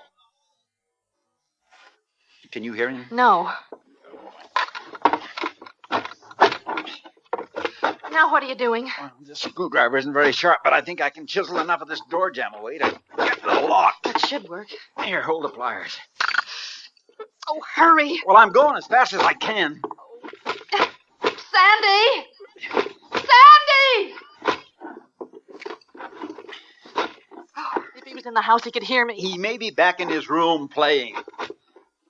Oh, Joe, you haven't even gotten the paint Well, off. if I had a knife, There, we're beginning to get someplace. Did you hear that? What? The back door. He's gone outside. Why didn't she listen? Well, how could you? I'm listening for him, too. Sandy! Oh, he's gone outside. There you go again. Well, he could be outside. And he could be in his room. Oh, I hope so. Oh, is this going to work? What? Are you going to be able to open the door? Don't start to break up. Not now. Well, you didn't answer me. It's going to work. Oh. How much longer? 5, maybe 10 minutes. I don't know. It's like trying to crack cement with a toothpick. I hope he's in his room. He's in his room. I hope so. What was that? Something hit the window. Hey, it's a football. I can see part of it. It must be those kids from across the street. They'll come to get it. Look, Joe, don't start shouting until we see them.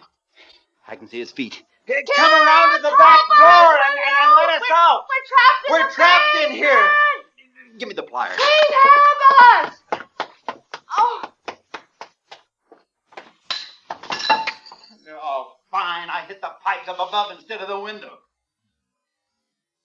Well, they're gone. Oh, they must have heard us. Probably thought we were shouting at them for kicking the football into our yard. Here, hold the pliers. Get closer. I'll be able to shove the lock back if I can get deep enough. Sandy! Even if he went into the yard, he might stay there. Oh, I hope he didn't get into the bathtub. He had his duck and the boat was already there. What time is it? Well, I don't have my watch. He didn't put the receiver back or the phone would ring again. We've been in here at least an hour. Well, it won't be long now. Can you move over and give me a little more room? Well, I'm flat against the wall. Okay. Don't start taking it out on me. That's right. Start putting words in my mouth. Look, I don't have to go back a month, like the Henderson party, to find something to complain about. Complain? Oh, you make it sound so simple. One small complaint. If I knew what you were talking about, it might help. If you knew what I felt like a fool. What did I do? You know. No, I don't know. I don't have to tell you. Well, then I'll never know. Then you'll never do. That's what's so infuriating about it. Oh, but... Sandy! Sandy! I think I heard him. Oh, where? I thought I heard him down the hall. I don't hear him. Sandy! Sandy! Oh, keep working at the door. What do you think I'm doing? I tell you, it was uncomfortable. Oh, at the party. Yes, at the party. Oh, well, you'll have to let me in on it. I'm in the dark. Well, did you have to insult everyone by talking to Healy all night? Oh, he's 20. I'm 10, 12 years old. That's not the point. I'm only accusing you of being rude. What did I do that was so rude? You didn't mix with anyone. You didn't talk to anyone. You ignored everyone. Well, Well, you're the one who told me how to act at parties. Oh, it's my fault. When I complained about these parties for business reasons and how much they bored me, you're the one who told me how to act at them. Oh, I'm sorry I even mentioned You said find somebody interesting, hang on to them, spend the evening with them. All I did was take your advice. But you still have to acknowledge that there are other people present. Oh, those people aren't interested in seeing me. They only want to see you. I'm your wife, so I go along. Oh, that isn't true. You're the bright young man in town. That's why we go to parties like the Hendersons. Well, is that bad? Well, of course not. I'm always ready to be of help. Oh, don't go out of your way for me. Don't do me any favors. Oh, that's unfair. Then I'll be a martyr. Sandy! Oh, why doesn't he answer? I'm hitting metal. A few more seconds and that's all. Well, from here on in, you can go to parties all by yourself. Oh, you think people only want to know you because of me? You envy my job. You envy everything I do. That's the problem. No, it's you. It's you. You're never satisfied. You want too much. Because you're not a smashing success overnight, you take it out on me. All right, I'm a failure. Yes, in more ways than one. I tell you, if it wasn't for the kid, I'd... But you can leave tonight. And I intend to. At last, there's the lock. Now, push on the door as I shove the lock back. Not yet. Okay. Now. Oh, what's wrong? The screwdriver slipped. That's what's wrong. We'll try again. Okay. Push. That's it. Oh, Sandy! Where are you? Sandy! Oh, he's not in the kitchen. Try the bathroom. Sandy! Sandy! His duck's in the tub. Maybe he's in his room. Look, I'll look there. You better look outside. All right. Sandy! Baby! It's Mother! Sandy! Sandy! Sandy! Sandy! Anne! Anne! Oh, Anne! I found him. Well, where are you? Don't shout. He's sound asleep. Oh, is he okay? Yes. He got tired and went to sleep. Where'd you find him? In the hall closet. In the hall. Here. Let me take him. No. I'll hold him. Where are you going? To put him to bed. You want me to? No. I'll do it. What time is it? 11:25. Oh, no, it can't be. We must have been in there a couple of hours. We were only in there about 20 minutes. Anne, I'm sorry about those things I said. You know I didn't mean them. You know I love you. Put the receiver back on the phone. Turn the flame off on the stove. As soon as I get him in bed, we'll have lunch.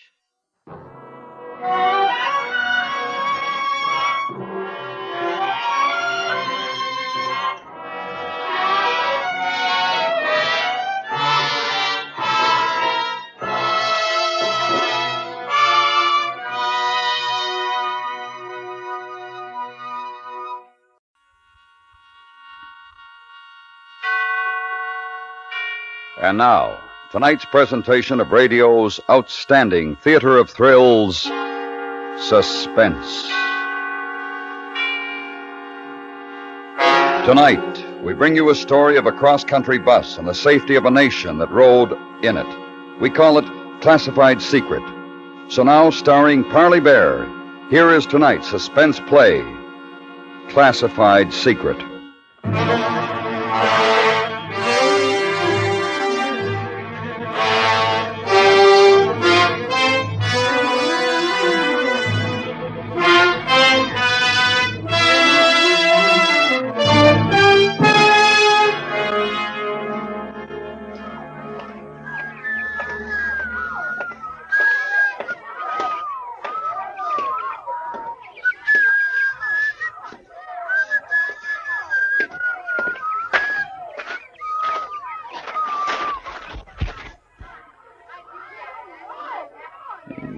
nice day. Yes. Kids sure know it's getting on to Christmas. Look at them. I've been watching them. Yeah. Kind of glad, though, I haven't got any. Oh? Well, you know, world conditions, things the way they are. Who wants to bring a kid into it? I suppose so. Do you have a match? Oh, sure. Here you are. Thanks. Have you got it? What's the matter? Oh, you don't look the type. I almost hoped you weren't. Have you got it? With me? No. But I'll take you to where it is. All right. The money's in 10s, 20s, and 50s. In the sack with the groceries? Yes, I thought it would be safer that way. Yeah, I guess so. How much? 10,000. 10. Well, that's what you agreed to. Mm-mm. I said 20. I was told 10. They made a mistake then, didn't they? Sorry. Say, what are you trying to do? Nothing. Not a thing. I was told you were with us. I am. But I get paid for it, too, don't you? Well, I can't sit here any longer. We might be watched. Will you please give me... Sorry, it was a misunderstanding. But... Unless you want to take me to the head man. Maybe he can straighten it out. I haven't got any instructions for that. How can I reach you? Well, as of about 2 hours from now, you can't. I'm leaving town. Will you give us 24 hours? It'll take that long. I'm sorry. If you can't pay what I want, there's somebody else who will. I'm going. Okay. So long. I was sitting on a bench in a little park in North Hollywood, California. The late fall sun was warm, and for a change, there wasn't any smog in the air. I watched the woman I'd never seen before walk off down the path. She was headed for the avenue and some cars parked beyond the trees.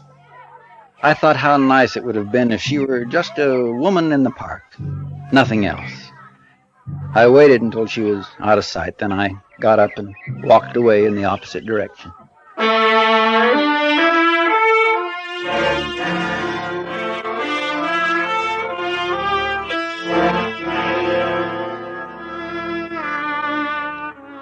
I got the bus at the Hollywood station. I had a train ticket in my pocket, but with the new development, it looked safer to ride the bus.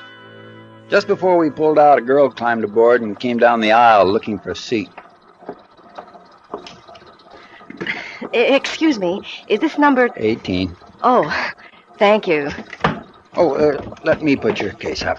Oh, thank you.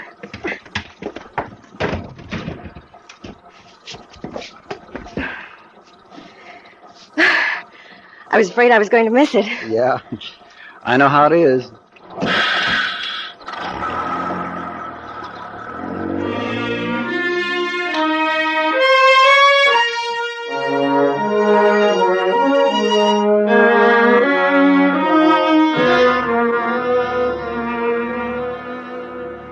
I settled back and watched the city drift away into desert country.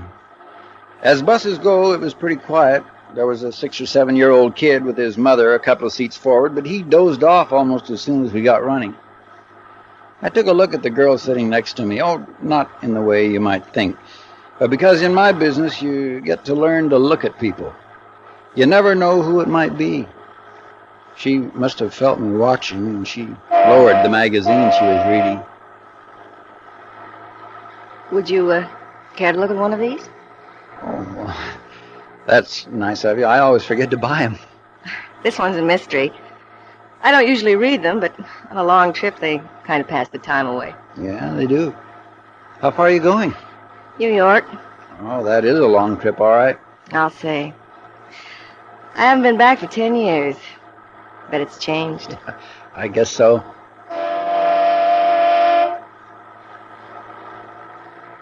I read the mystery well into Arizona, and when I finished, it was beginning to get dark. The kid up ahead was awake and hungry. There was a feeling of expectation on the bus as we drove into the first night of travel. Did you enjoy it? Oh, yeah. It was fine. Thanks a lot. What was it about? Spies. They're real exciting. I like spy movies sometimes. But I think they do so many of them. You read about it in the papers all the time. I don't know, you'd think people would get sick of it. Yeah, I guess you're right. They're exciting, like you say. But I bet it isn't really like that. Yeah, I doubt. Oh, say, my name's Charlie. Charlie Rader. Oh, how do you do? I'm Julie Spaulding. Hi. That kid sounds as hungry as I am. Yeah. We ought to be stopping soon. I hope so.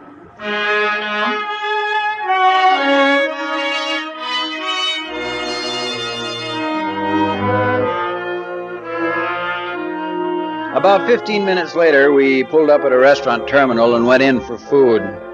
I watched for any new passengers who might be getting on. I didn't see anybody, and as soon as I'd finished my sandwich and coffee, I sent a telegram to New York, then got back on the bus. The girl, Julie, and I seemed to be hitting it off, and it was pleasant enough to pass the time. After we got rolling, the kid up ahead decided to sing himself to sleep. It was like a crooning over and over again, the same song, the same few notes. I guess it put everybody else to sleep except him.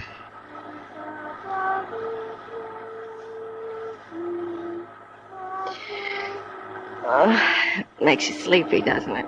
Yeah. Reminds me of when I was a kid. I used to do that.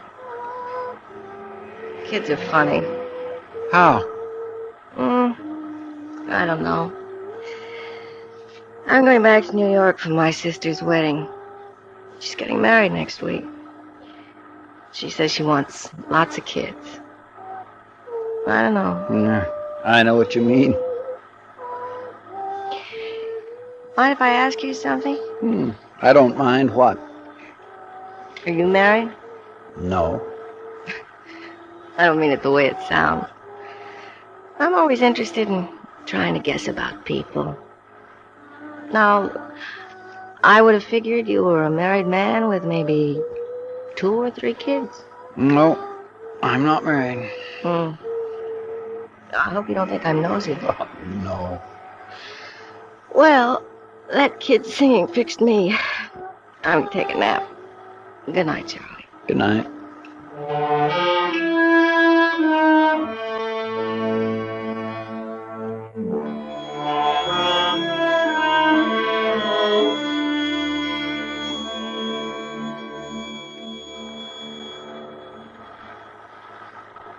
I must have dropped off, too. And when I woke up, she had her head on my shoulder. A lock of her hair was falling over her closed eyes. And then I knew something was different on the bus. Somebody on the other side of the aisle, watching. Excuse me, mister. Have you got a match? I'm clean out. Oh, sure. Just a minute.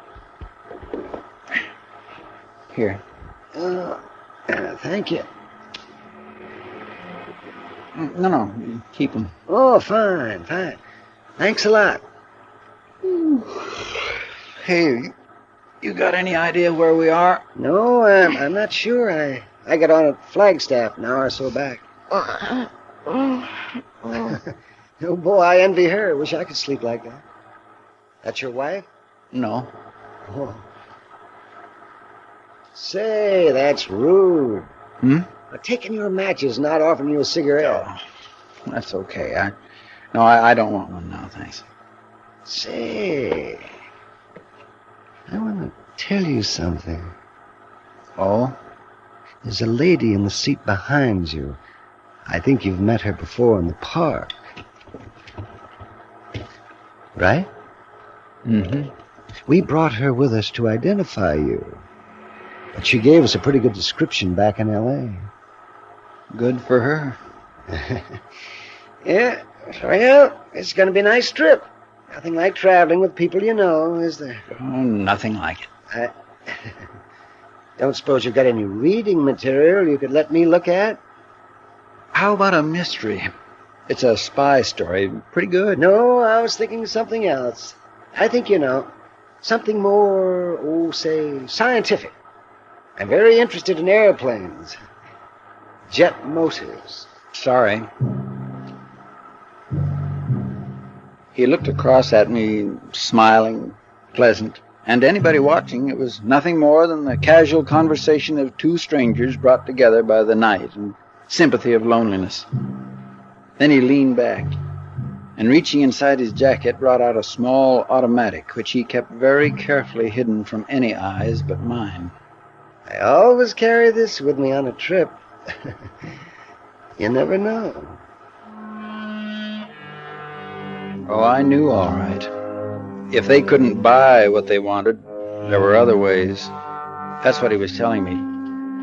And I saw in the man's smiling face that I'd never reach New York unless I killed them before they killed me.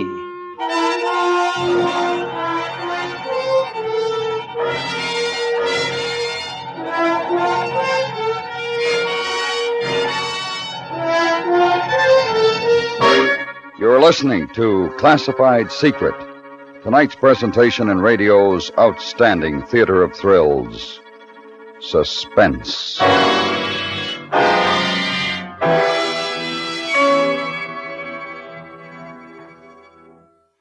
Nine solid years of applause. That's the wonderful record of popularity that belongs to Arthur Godfrey's Talent Scouts, now in its 10th year.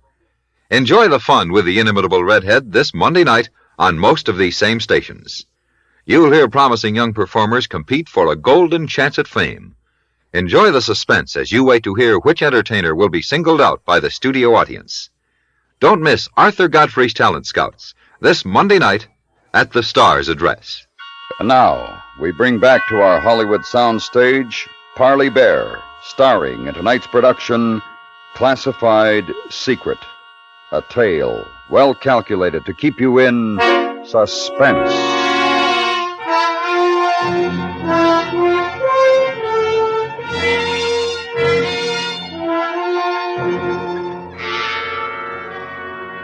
Julie and I had breakfast somewhere in New Mexico.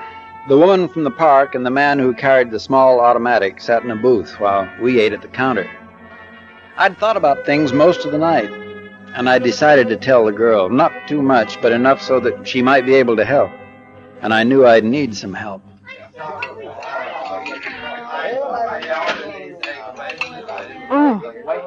Coffee's pretty good here. Yeah. Cigarette? No, thanks. Julie. Yes? I want to tell you something. Oh? Now, I don't want you to turn around and look. Just pretend we're talking about the weather, the coffee, anything. But listen. Well, sure, Charlie. There's a couple sitting in the booth behind us. They're spies. Oh, you. I'm not kidding. I can't tell you much, but as you love your life, you will believe me. Oh, you're kidding. Spy? Don't turn around. Smile and just listen. But They're trying to get hold of the plans for a new jet motor. It's faster than anything anybody else has got. You are kidding. No, I'm not. How do you know? Well, how do you know about it? I'm working for the government. FBI? Well, in a way. But now I need you to help me. Me? They think I've got the blueprints, the plans, and they're going to try and get them from me. But can't we get the police? No. Well, but why? Because we're trying to get the head man. And if those two are arrested, we'll have to start all over again. They think I'm working with them. But I got tough about the money they offered, so now they're going to try and get rid of me and get the secret for nothing. Did they follow you from L.A.? Yeah, they got on during the night in Flagstaff. All right, folks, let's go. Well, I don't see... Well, what can I do? Just stick with me. I'll explain at the next stop. We can't talk about it on the bus because she's sitting right behind and he's across the aisle. Listen, are you pulling my... No. No, you're not, are you? I'm not.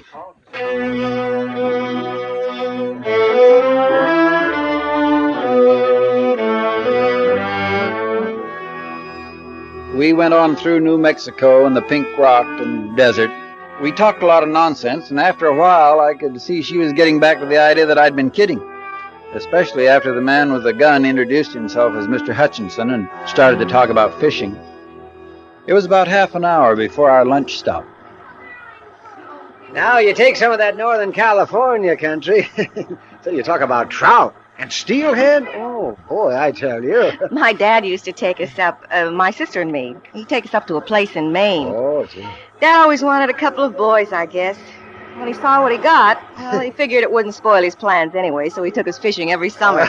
You should have seen the fishing up there. Oh, I'd like to someday. Yeah, I'd like that. How about you, Mr. Rader? You like fishing? No, not much. Ever try it? A little, when I was a kid. You ought to take it up again, if you have time. Well, I might do that. You know, if a man had a little money put away, he could do a lot of fishing. Oh, boy, that's the way to live. Have about, say, $10,000. Go all over the country, fishing, no work, no worries. How's that sound, Miss Spaulding? What a life. It would take more than 10,000. Oh, I don't know. 10's better than nothing. Say, did you ever been up to the road? They went on talking, and I did some thinking. He was smarter than I'd thought. Looked like a nice, average guy and behaved like one. That's one thing I'd learned. The more ordinary you can be, the less you're going to be suspected. And these people had it down to a science. It wasn't going to be easy because I was going to have to convince Julie all over again. I could see that. My chance didn't come until that evening after our dinner stop. By that time, the woman in the park, who went by the name of Lisa Nyland, Hutchinson, the girl, and myself, all four of us were buddies. We'd pulled up over the Colorado border. There was some kind of trouble up ahead, a slide or a wreck, and the driver told us we'd have half an hour or so before we went on. You want to take a walk for a while? There's a cafe a couple of 100 yards back. I'll give you a call when we're ready to move on. Here, watch your step, Julie. Oh, thanks.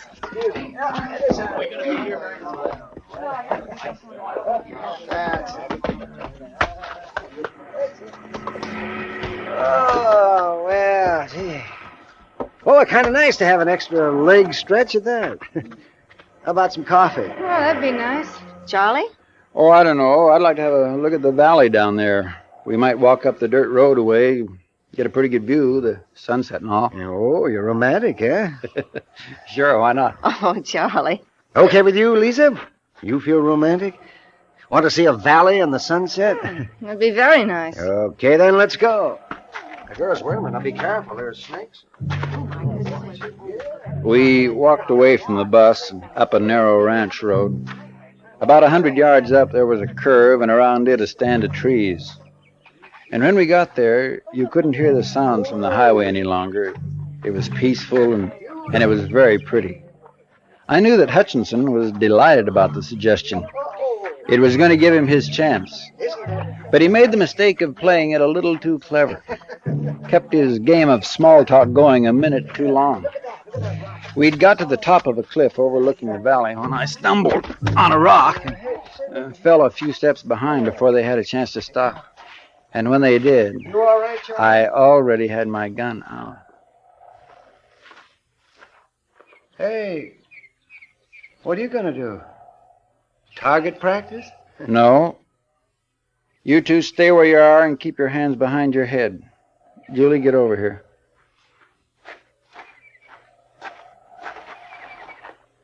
Charlie, are you sure? They seem... I know what they seem. Now, look, I don't want to do this, but it's you or me. You should have made the right deal in the first place. I can't let you go, you know that. We might still make a deal. You had your chance. We've got the 10,000. Now, how about waiting until we get to the next town? We'll have the rest of it telegraphed out. I make mistakes, but not that kind. If you told us what you wanted, we might have been able to get the 20,000 for you in Los Angeles. Turn around, both of you. Oh, wait a minute. We're all in this together. We all want the same thing. You figure you can get more money from the people in the East. Okay, give us a chance to get it for you. We're in contact with them. Turn around. Well, they give us our orders. What difference does it make? Look, you shoot us. What do you think they'll do? They won't let you get away with that. They'll kill you. Charlie, you can't just shoot them. Turn them over to the police. You can't just shoot them. Be quiet. He can't tell the police, Julie. He's with us. Only he wants money out of it. And he thinks he'll get more from the head man in the east. Turn around, and I'm not going to say it again. Charlie, don't. I know you've got a duty, but you can arrest them, please. You could still. I told you to be quiet. Arrest? Arrest? Listen, Ray, dear. You're not going to... Oh, you're not going to kill us over 10,000? Boy, that's murder. Even if... Miss Nyland dropped instantly. Hutchinson held his middle for a second and tried to keep his balance. I shot him in the back of the head. I knew he was dead before his body slipped to the ground. The girl just stood next to me, her hands tightly covering her mouth. She was shivering. I took a look out across the wide valley. The sky was turning purple.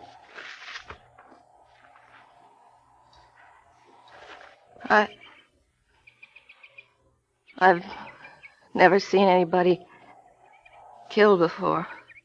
I'm sorry. Couldn't you have arrested them or something?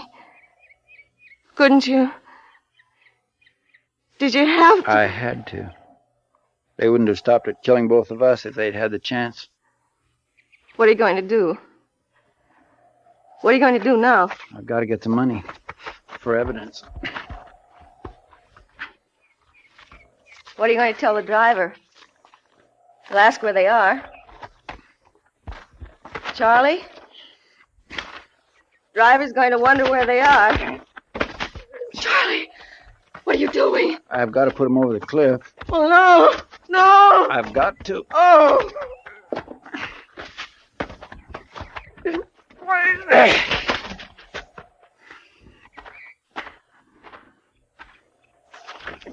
No, you can't, Charlie, not her. No!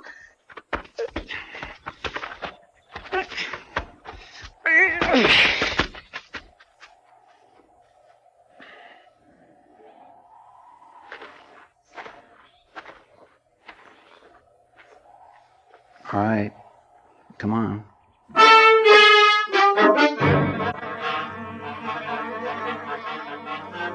We got back to the bus. Neither of us said anything about the two we'd walked off with. I guess nobody had seen us together, and after waiting around for another half hour, the driver gave up. I'll drop that baggage in La Junta. Better notify the police, too. It's screwy, all right. Okay, folks. Sorry for the delay. You better go back to your seat, mister. Sure.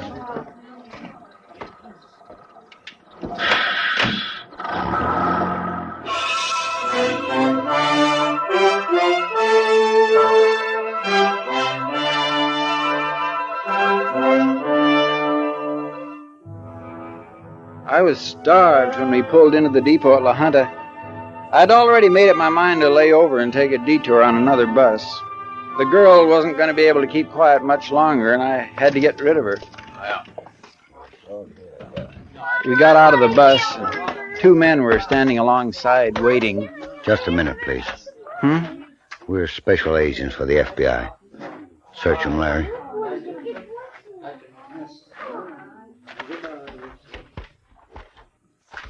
Just gun and money. Where are the other two? The other two? They're dead. He killed them. Oh. We'll take those plans now, Mr. Rader, and don't do anything silly. There are 4 more men covering you. Okay. It's in my shoe. You want me to take it off now? Please. All right. I've got terrible balance. Mind if I lean on you? No. Thank you.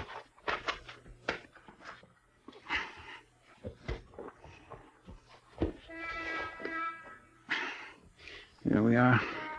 Thank you, Mr. Rader. This isn't worth anything, really, you know.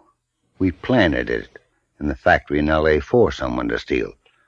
What we wanted was to be led to the top man in New York, and when you sent that wire to him from Arizona, we got him. Uh-huh. We were worried about you, Julie, when you didn't call us from Albuquerque. I didn't get a chance. He was with me all the time.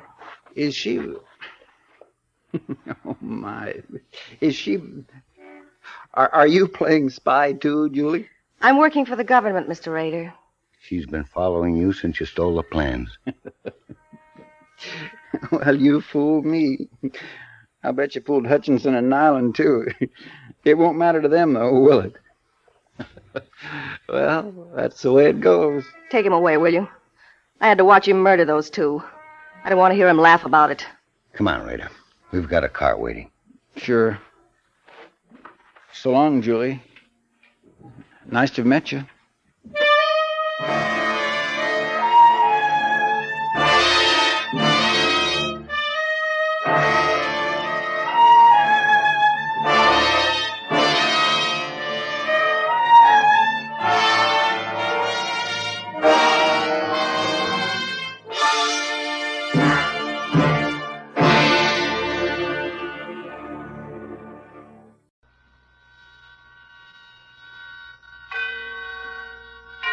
And now, tonight's presentation of radio's outstanding theater of thrills, Suspense.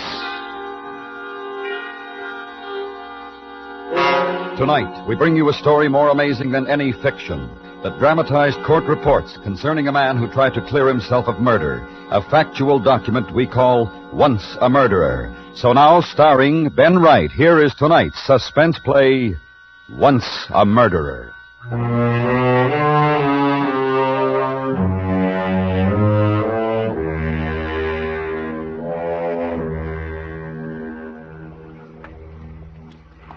Well, what'd you give it to him for? I told you. He said he'd lease the place and to give him the keys. How was I to know? Doesn't look like he's moved in yet, anyhow.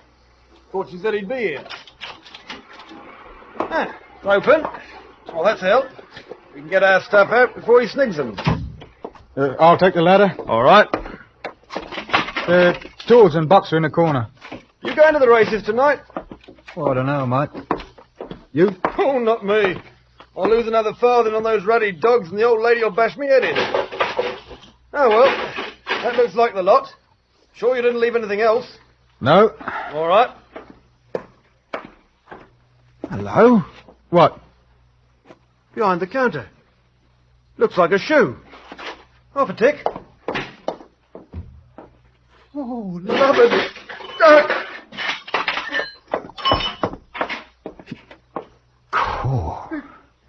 It's murder, Tom. That's what? It's a murder. Look, Tom. I know.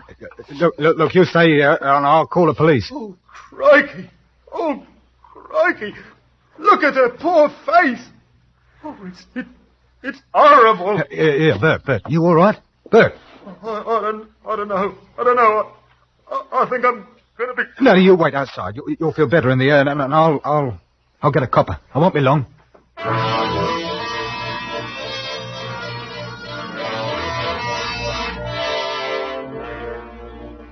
Bert Shin and I worked for a firm of signboard fixers.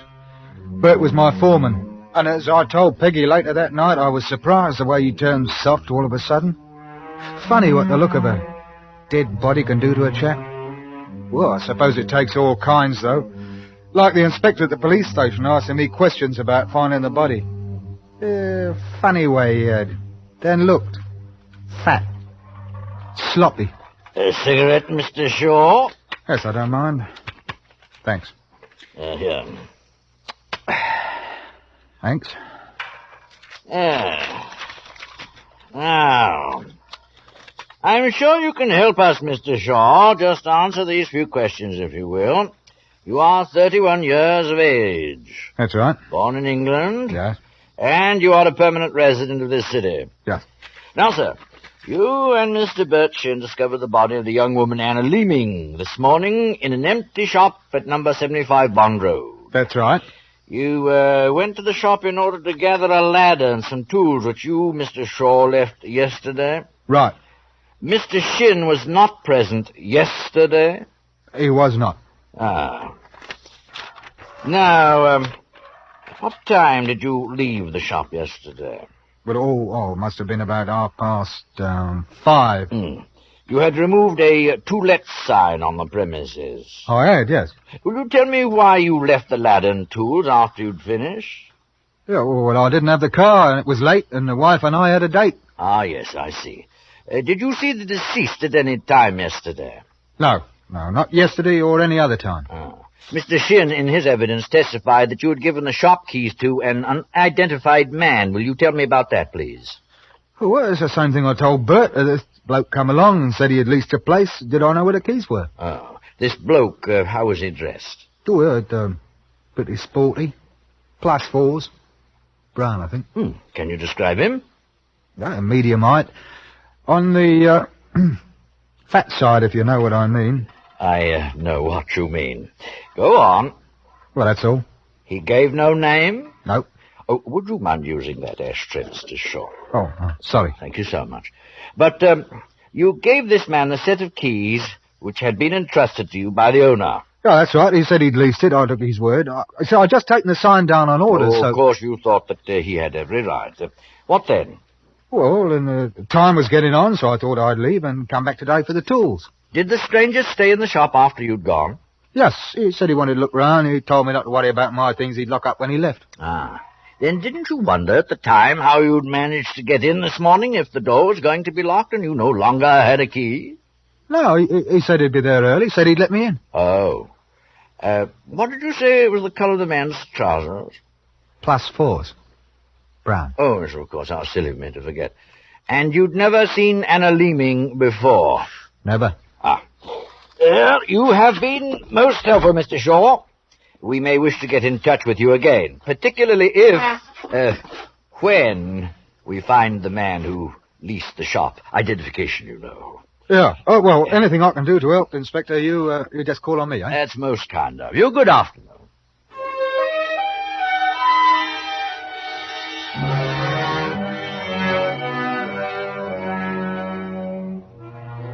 I thought that would be the end to it, but it wasn't. The owner of the shop said he hadn't leased the place at all. He decided to take it over for himself.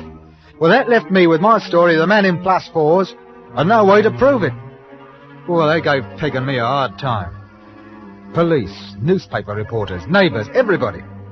It kept on like that for over a month, and then one day I got a call from the police to go down to the station. Oh, it's so good of you to come, Mr. Shaw. We've, found a man who seems to answer the description you gave. Well, it's about time. Things have been pretty nasty, you know. I lost my job. I've got a wife and kid to think about. Well, then your identification of this man will clear up any doubts concerning you, won't they, Mr. Shaw? Has he confessed? Unfortunately, no. He denies everything. Well, I expect you won't have much trouble after I identify him, will you? No, I expect not. Bring in the suspect, please. Mind if I smoke? Oh, no, not at all. Sure, match? No, I've got one, thanks. Oh.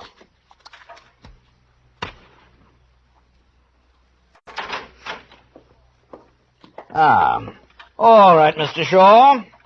I want you to have a good look at this man and tell me if you've ever seen him before.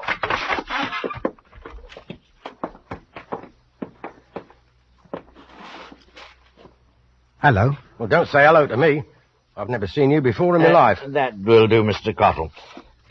Well, is this the man? Yes. You're absolutely certain? I think so. Clothes look about the same. Would you ask him to say something again? Mr. Cottle? Already will say something, I will. You haven't got any right to warn me in here, like as what I was... That's enough. You're not on trial. Well, I've got my right, I have. Not fair. I think so, Inspector. That's the way he sounded when he asked for the keys. You'd be willing to swear to it on oath? Yes, I think so. Yes, that's the man, all right.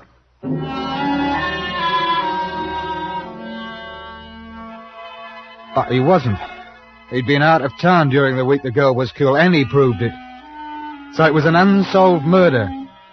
And that's the way it stayed for 2 years. Oh, the papers forgot about me, the dead girl. Now, people who read the papers forget. But the police don't.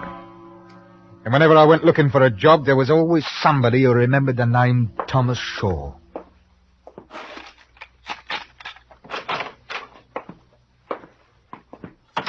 That you, Tommy? Yes. Any luck? No. Part-time work, there's not enough in it to keep a fly alive. Oh, How's the kid? asleep. You been drinking? Oh, Couple of beers at the corner. Mm. Well, come on. Dinner's been on for an hour. Fish? No, filet mignon with caviar. What do you think? Oh, no, look, there's no need to get funny. It's not my fault, you know. I suppose so. Oh, Tommy, what are we going to do? Ever since that girl... Oh, Tom. Oh, no, love, I know. That old cat next door was talking to the postman. I heard her. She said it was a wonder they let a murderer walk about loose. Oh, she did she? Well, next time you see her, you give her a smack in the eye for me. Or perhaps I'll do it for myself. Oh, what's the use? Well, now, come on, kid. Things will get better. You'll see, Ducks.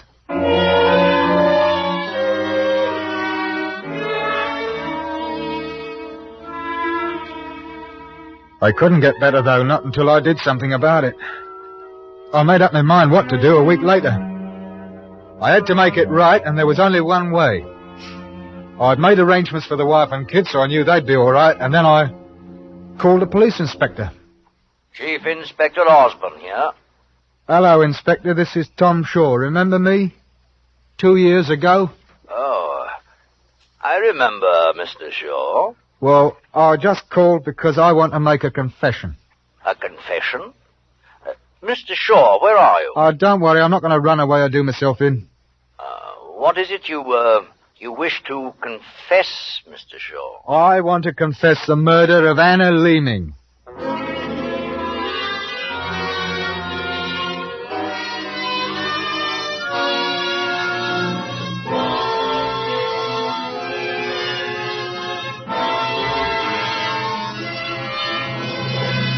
You are listening to Once a Murderer, tonight's presentation in radio's outstanding theater of thrills, Suspense.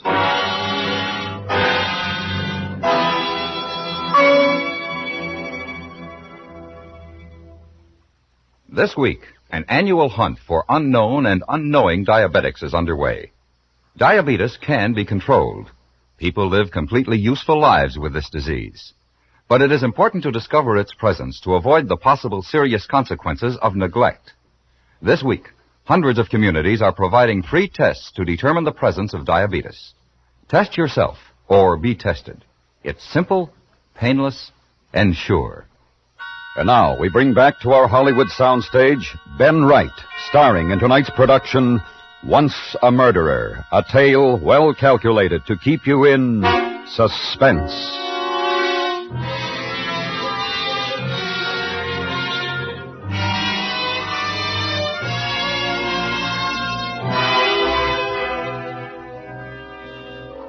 That was in July, my confession. They didn't bring me to trial until September. You'd think that a man who'd made a confession would make it easy for him to get it over with. Well, it was raining cats and dogs the day they brought me up to the dock in criminal court. The judge was a nasty old devil, Sir William File, and he looked it. Clark, read the charge. Members of the jury. The prisoner at the bar, Thomas Shaw, is charged with the murder of Anna Leeming. And it is Oh, your that charge. jury, silly-looking bunch. I've been on juries. I knew what they were like. Somebody or other always grumbling, wanting to go home to baby or back to work. Call a man guilty so as they can be home in time to go to the movies. I know, I did it myself once. Of course, it wasn't a murder trial. By my learned friend, Mr. Shakeshaft. Proceed with your case, Mr. Beckett.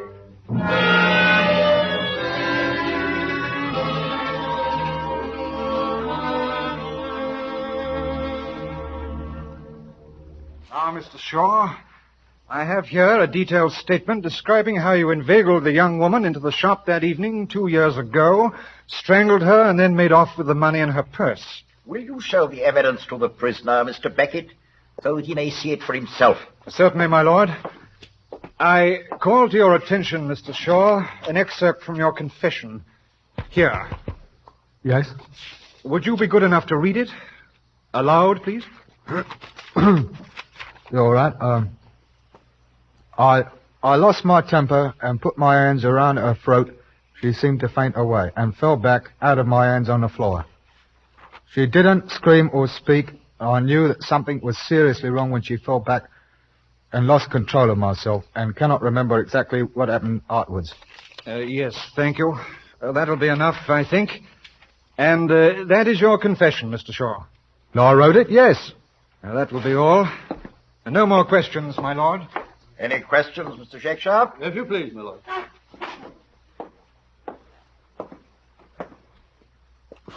Mr. Shaw, will you tell us the story you first told the police concerning the men in +4s to whom you gave the keys of the shop? Yes. Yeah. This fella in +4's come up and he said he'd leased the shop and to give him the keys. You had never seen him before?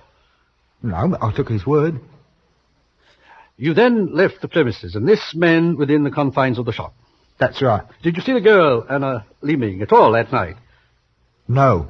Did you know her personally, or had you ever seen her? No. I put it to you plainly. Did you kill that girl? I did not. Why did you make that untrue statement, the confession? Because I hadn't got a chance to prove I was innocent. I wanted the whole thing cleared up properly. I wanted to be arrested and put on trial so I could be proved innocent by law. Them people let me and my wife and kid alone. Peculiar way of proving your innocence to say that you are guilty of murder, sir. It was the only way, my lord. That will be all.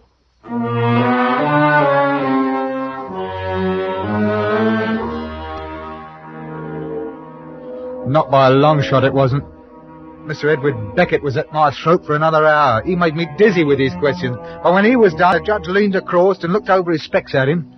Mr. Beckett, do you think it possible to convict from the evidence? I do not think so, my lord. Quite so. Members of the jury, I've indicated to you through this trial the matters to which you should apply your minds. There is no evidence against the prisoner except for his own statement. It's quite obvious that he's a liar, but you can't find a man guilty of murder simply because he's a liar. I therefore direct you to find a verdict of not guilty.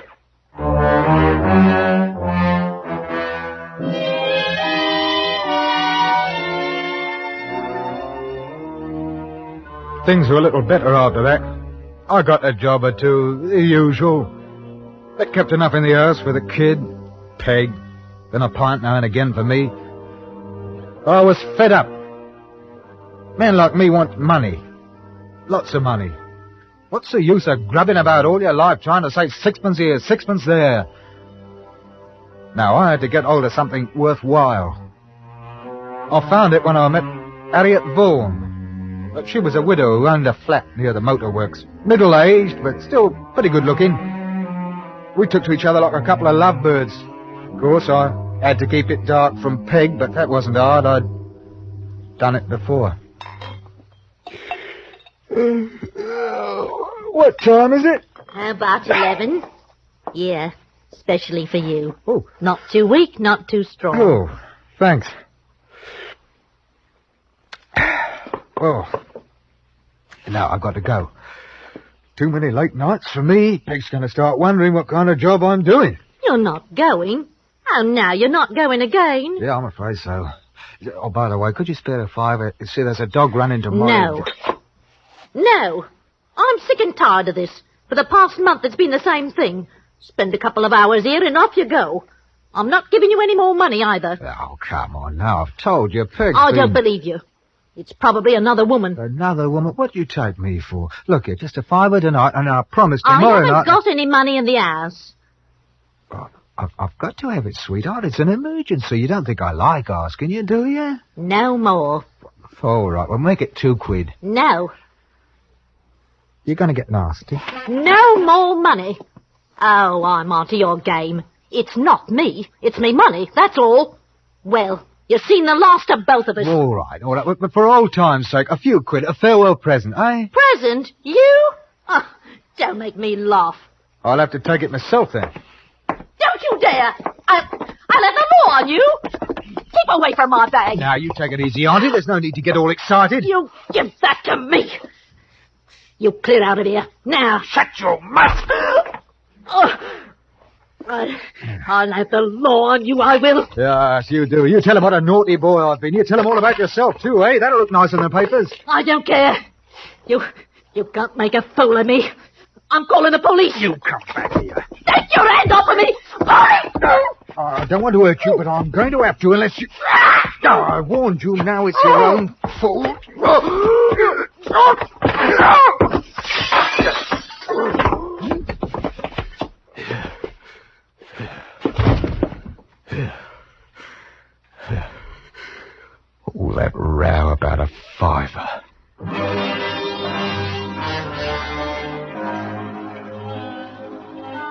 It was spread all over the papers next day. Nobody seemed to know anything about it. The murderer hadn't left a clue. Police suspected a robbery motive, but that's as far as they were going. But I was pretty lucky myself. I took the £5, tripled him at the dog races. I thought I'd give the kid and Peg a present, so I bought a train for him and a new dress for her. Oh, it was a treat to see the tears in her eyes when I gave it to her. Pure silk. Oh, Tommy. Now, go on, take it easy. Go on and try it on. I'm going to set up the kid's train. It'll be all ready when he wakes up in the morning. Tom, Go on, put it on, eh? Right, you know something? I always wanted a set like this. Huh. I think I'll have as much fun as a kid working it. Of course, it's only clockwork, but it's a starter. Oh, you wait till you see the engine.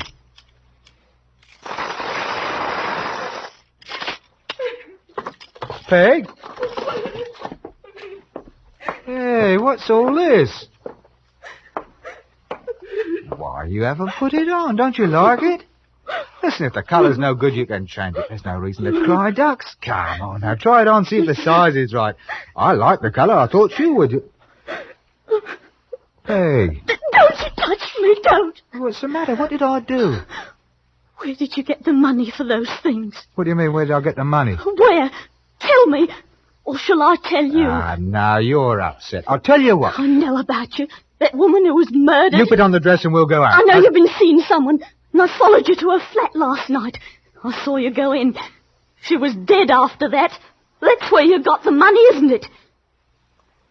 You told anyone? No. You wouldn't lie to me, would you, Peg? I haven't. Not because of you, but the kid. You did it, didn't you? Well, didn't you? Now you listen to me. You don't know anything about anything, understand that? You didn't see anything, did you? I'm afraid of you.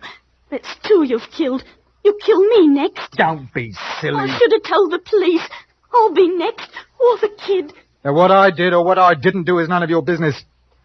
You attend to your housework. I'll take care of it. Well, I'm going out for a while and... Don't you talk to anybody about anything, mind? Don't you forget what I say. Not a word.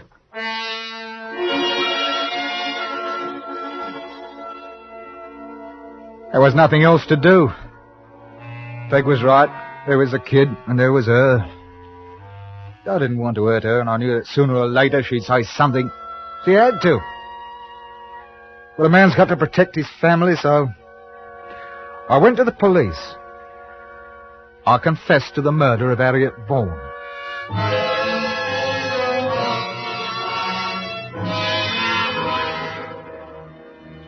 It was the same court, the same judge. And I had another shock when I saw the prosecutor. I knew him, and I could tell by the way he smiled that he knew me. It was Beckett, the same one who'd been down my throat last time. Oh, he wasn't supposed to say anything about the other trial, but he had a funny smile as he come up to me. Mr. Shaw, odd coincidence meeting you again. Now, you stated in your confession that you murdered Mrs. Vaughan because you did not have the fortitude to take your own life. As far as I can remember, that's what I said, yeah. And that by committing murder, you would, in that act, forfeit your life, thereby accomplishing your aim of suicide. Yes. Would you mind explaining to us your reason for contemplating the taking of your own life? I said I'd quarrelled with her. She was finished with me. I knew I couldn't go on living without her. And I didn't have the nerve to kill myself. Will the prisoner speak up? I'm sorry. I said I didn't have the nerve to kill myself. And that is what you stated in your confession? Yes. No Yes. more questions, my lord. Mr. Lyons? Thank you, my lord. Now, Mr. Shaw, you have admitted to the writing of the confession? I have. Is it true? All but one thing. I did have a quarrel with her, but I didn't kill her. Explain to the court, if you will. Yeah. I went back to the house to apologize, and when I got there, another man was just coming out of her flat. I went in and I found her lying dead. And you knew then that the police suspicions would be upon you because there was no proof of the other man being there? That's right. I put it to you, Mr. Shaw. Did you kill that woman? No, I did not. Why, then, did you confess to the police? Oh, because they wouldn't have believed me, and I wanted to have myself cleared by trial. Thank you. No further questions, my lord. Cross-examination, my lord. I understand, Mr. Shaw, that you repudiate your confession. Is that so? That's right. It's all true about the quarrel, but I didn't kill her. Yet, Mr. Shaw, you've painted an excellent picture of her death in your confession. Every detail, I might add. I didn't kill her. If you wanted to confess to a murder you had not committed, what could have been more convincing at the time than to have put your head out of the window and called the police? Well, I hadn't exactly decided to confess to killing her then. However, your description of the murder is graphic to the extreme. How do you account for that? Oh, I could tell by looking at her what had happened. It was just good guesswork, that's all. Were your fingerprints guesswork? On the glass of whiskey, on the knob of the door, on her handbag? Did you know, Mr. Shaw, that following your confession, your wife came to us of her own volition and substantiated your movements on the night in question? No. I didn't know. No. I didn't think that you did. I'm satisfied, my lord. No further questions.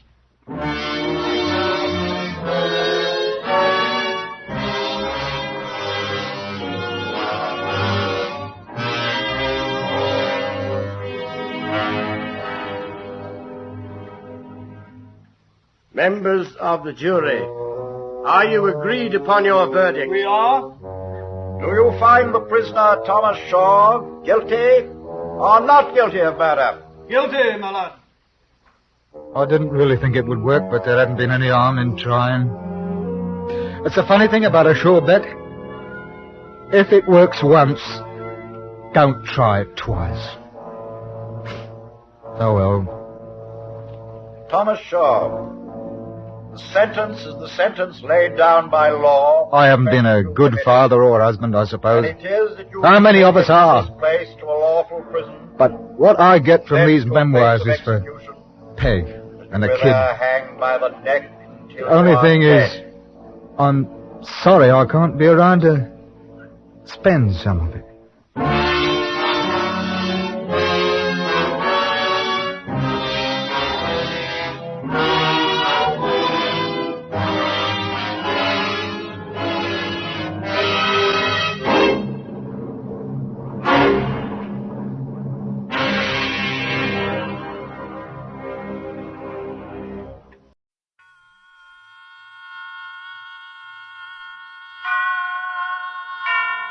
And now, tonight's presentation of radio's outstanding theater of thrills, Suspense.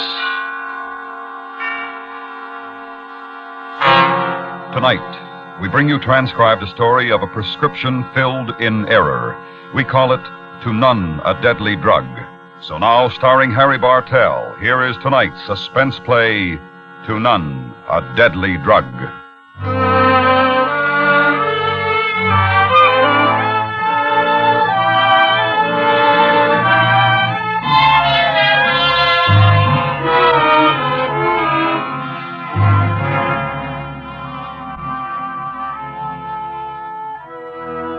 Sometimes it can happen. A prescription handed a druggist, a slip-up somewhere, a dead person. When it does occur, it's news, because it is almost unheard of. A druggist is a careful man, tempered in the tough crucible of pharmaceutical college, filtered by a board of examiners, sworn, as is a physician, to protect those he serves from wrong and harm. It almost never happens, but when it does, it can ruin a man, and it can ruin his wife.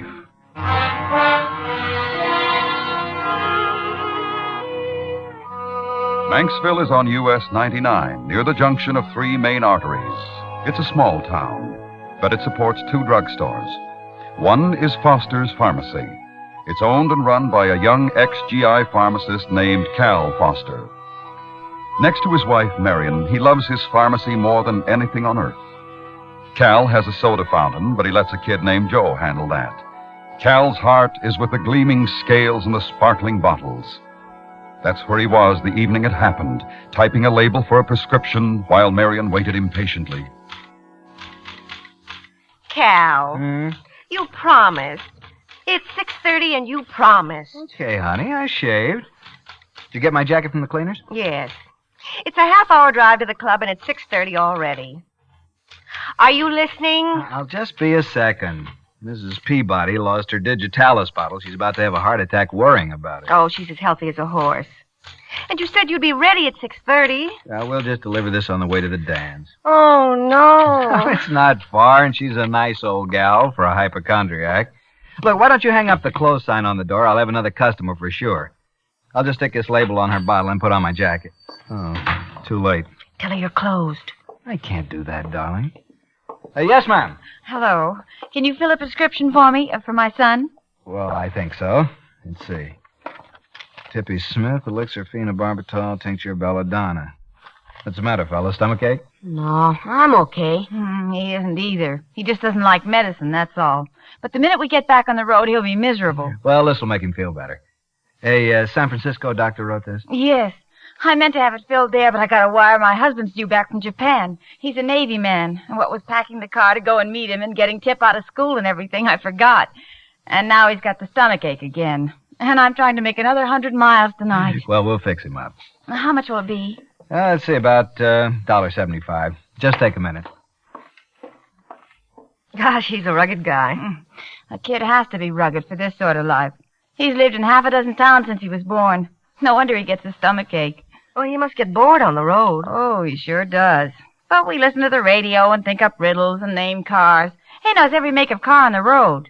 Where are you headed now? Oh, the ship's coming into Tippy! Leave the comic book alone. You have a dozen in the car. Okay. Hey, Mom. Yes? I don't really need the medicine. I feel all right. Well, you're going to take it just the same. All right, now we'll just make up a label. You can get it back on the road. Let's see. 15 drops of glass of water every 4 hours, 7 and 11 p.m., 3 and 7. You can start now if you want. It's almost 7, and then you won't have to stop on the road for a glass of water. Oh, that's a good idea. Well, I don't think it is. It isn't time anyway. Well, it's almost time. Oh, no. Hey, Mom, while we're driving, we can play the game. Like the other time. You know, when I lose, I'll take the medicine. Oh, all right.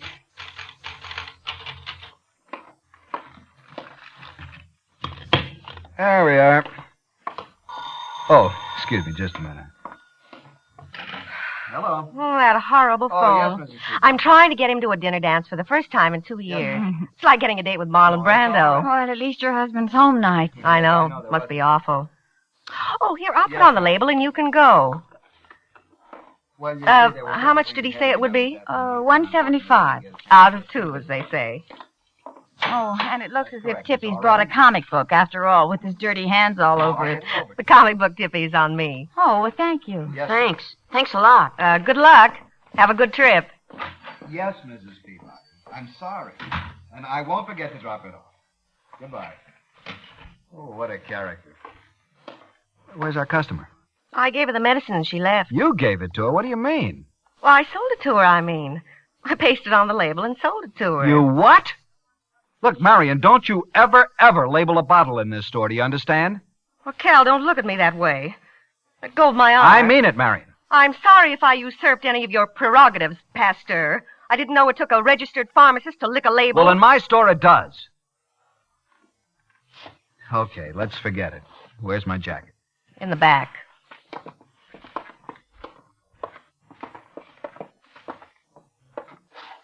Here. Are you sure you don't want to wear your white coat so people will know you're a druggist? A pharmacist, I mean? All right, that's enough of that. Okay. Are you all set? Safe lock, files closed, lights out. Let's roll, doll. Has the stern disciple of Hygeia forgotten something? Ooh, Mrs. Peabody's digitalis. She'll murder me. Just a second.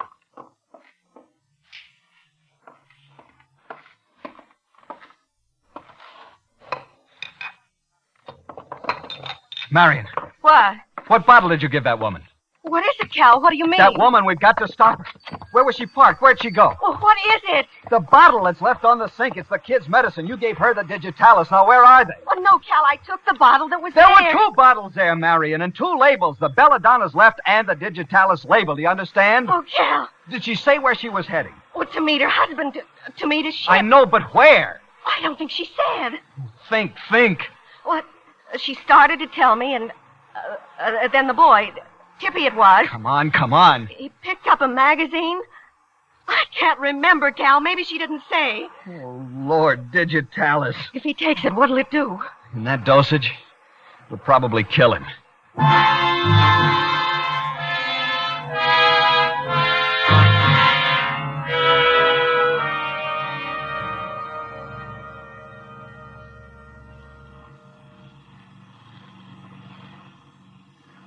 Mom. Yes? You think Dad'll know me? What do you mean, will Dad know you? Will he? Well, of course he'll know you. Why wouldn't he? Well, you said once he wouldn't. I didn't. Well, that time he called from Japan. You said he wouldn't know me now. Well, you did. Oh, Tippy. That's just something people say. Of course he'll know you. Oh, and you and he have lots of fun together before he leaves again. Turn on the radio. Okay.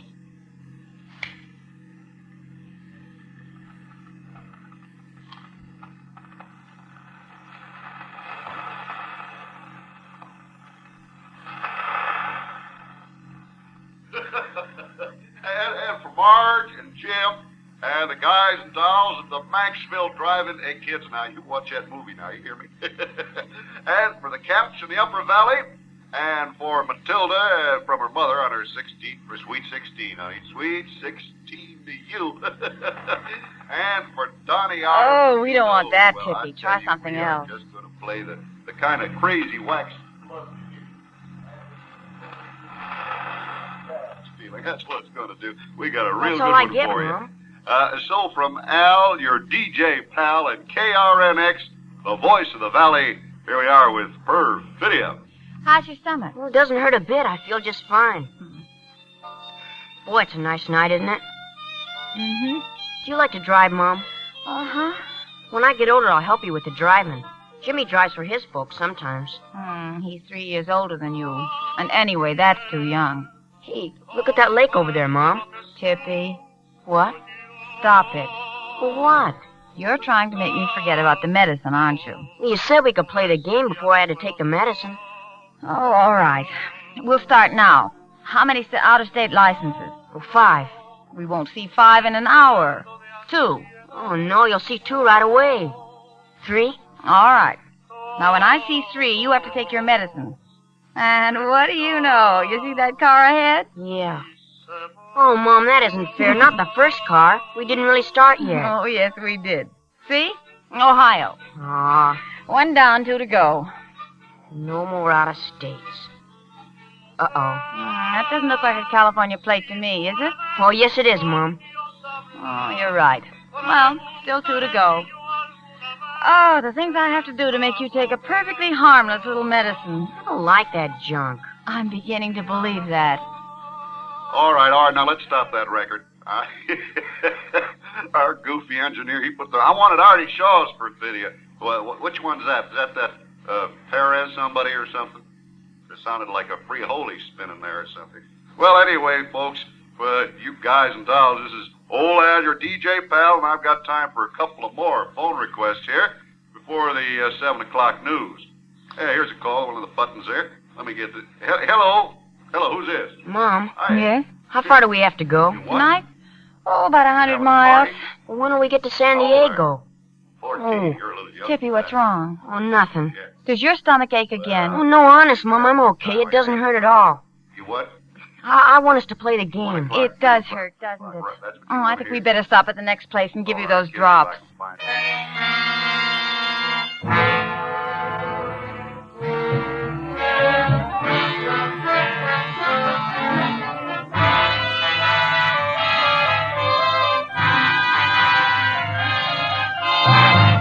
You are listening to None, a Deadly Drug. Tonight's presentation in radio's outstanding theater of thrills, Suspense.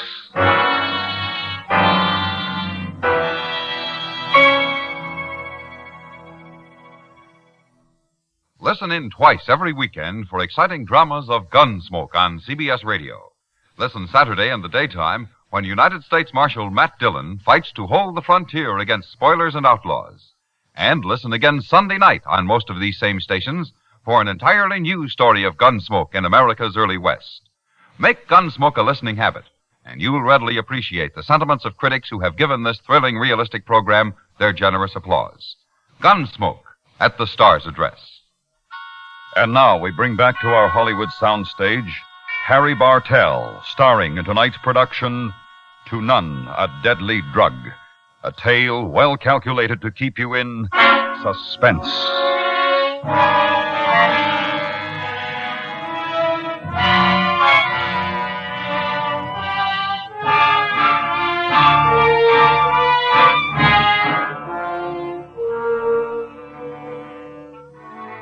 There are certain things a druggist learns in the School of Pharmacy.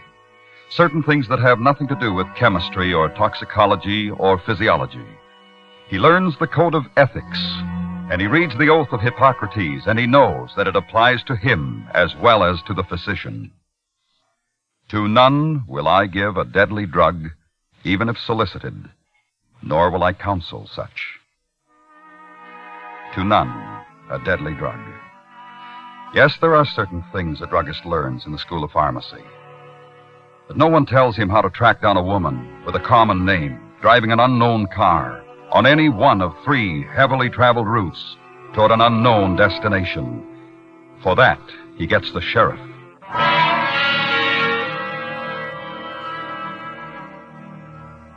No, she didn't say where she was heading. You sure she didn't tell your wife while you were in the back there? Marion can't remember.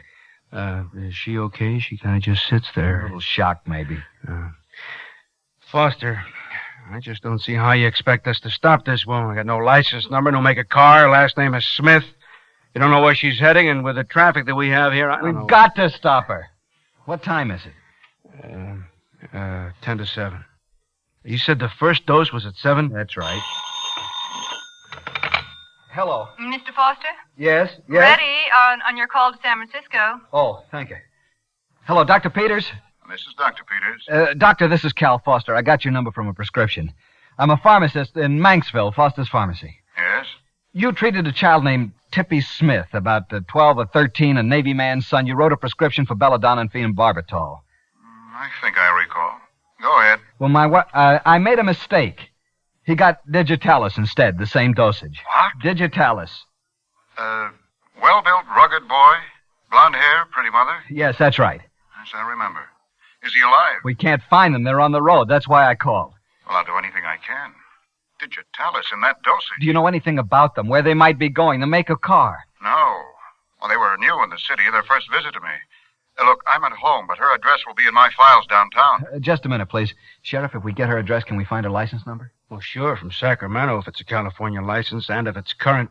But it'll take time. It's too long, and that's for sure. We've got to try. Doctor, will you get her address? I'm on my way. I'll call back.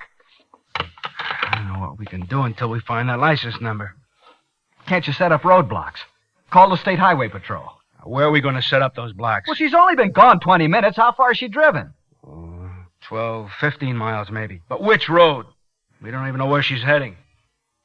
Husband's ship was coming in. Where would a Navy ship kind of... Oh, that's easy. San Diego, Long Beach, San Pedro, Port Hueneme. She's on 399 or 99 or maybe 466. Now, we don't know. So I call the Highway Patrol for an all-points bulletin. I want a roadblock for a woman and a kid. No car description, no license number. We don't know what road they're on. They're going to laugh at me. It's too late anyway, Foster. We only got 3 patrolmen who could even get in the vicinity. Now, you got to forget the roadblock. Well, we've got to do something. We can't sit here and let this kid kill himself in 5 minutes. All right, what do we do? They're probably playing their game. Mrs. Smith and Tippy. What? Their game. What game? They were going to play a game before he had to take his medicine. When he lost the game, he had to take it. Foster, you better do something for your wife. All right, now look, Marion, snap out of it, do you hear? They were going to play a game. He gets bored on the road, so they play games and listen to the radio and They name do what? Play games and listen to the radio. Sheriff, the radio, KRNX. We can call him. Yeah, you know, that might work at that. That's the only station most people can get in the valley on their car radios anyway. Here, give me the phone.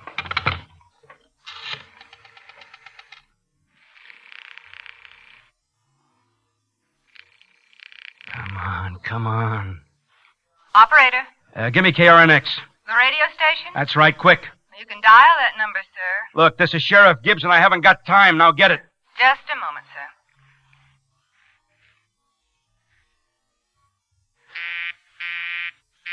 The line's busy, sir. It's their disc jockey. He takes phone requests.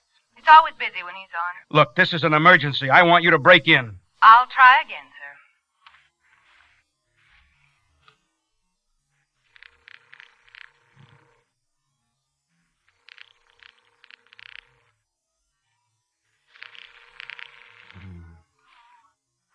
Hello, this is Al, your DJ pal. What's your musical pleasure? This is Sheriff Gibbs. I want you to make an announcement.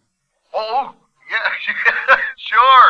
It's Sheriff Gibbs. Sheriff Gibbs, kids, and he wants to make an announcement.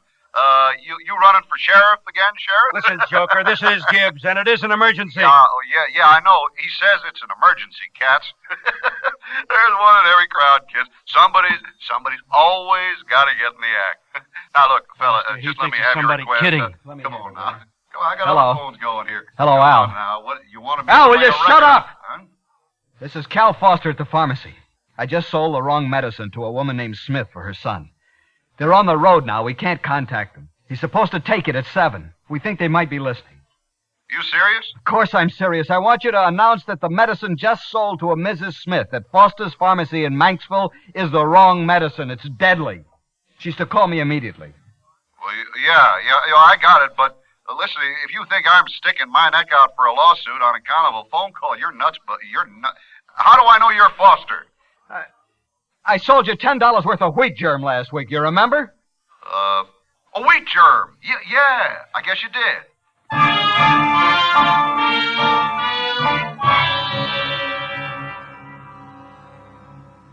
Well, kids, I guess you're kind of curious. You heard one side of a pretty strange conversation. Now then, your old pal is going to stick his neck way out and make an announcement. If I'm not on the air tomorrow, it means I was wrong. The guy that called first really was the sheriff of Manxville. I hope. Because if he asked me to make an important announcement, and if it's a phony... Skip, for heaven's sake, sir, find some music, will you? Yeah. Anything But but I'm that serious silly now. chatter. Here's Or the turn it off. announcement. Okay. And it's about a lady named... Hey, where are we? Oh, somewhere on US 99 going to meet your dad. Man, what do you think I see on that car up ahead? Oh, no, it's a California plate. Oh, no, it isn't. It's orange and black. It's New York. Ah, and that's 2 plates. 1 to go. Oh, go slower, will you, Mom? Slower. So I won't catch up on any more out-of-state cars? You're going to take your medicine.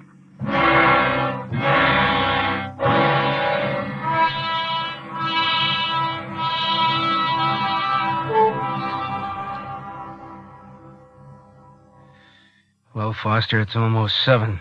Oh, we'd have heard by now. I guess they weren't listening to the radio. I guess not.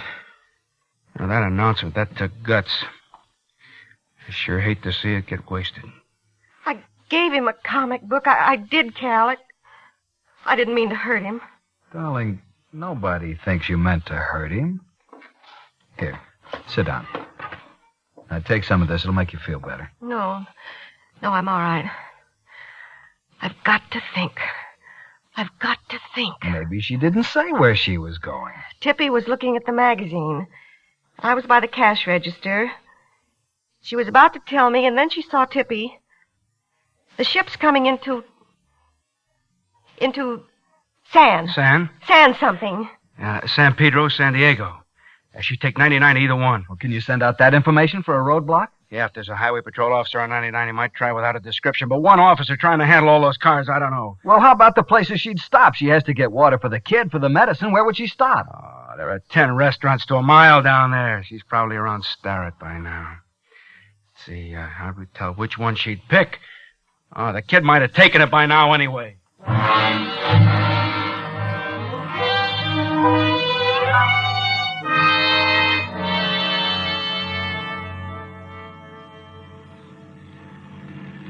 Mom? Yes? Suppose I'm well by the time you see the other license plate. Suppose my stomach doesn't ache anymore. Yes? Do I still have to take it? You sure do. You don't want to be sick to meet your dad, do you? Mom? Look what I found in the glove compartment. Your old earring. Oh, that's interesting. Look at it, Mom. Look at it. What's going on here? Why the sudden interest in my old jewelry? Oh, nothing. Why, you little sneak. That car that passed, it has a Texas plate. Well, I almost fooled you. Okay. It's the medicine for you. It's past 7 anyway. Well, I need a glass of water for it. Oh, we'll stop at a restaurant. There's one. Ugh. Oh, it looks pretty scroungy. Look for a nice one. Okay. I'll look. I'll just bet you will.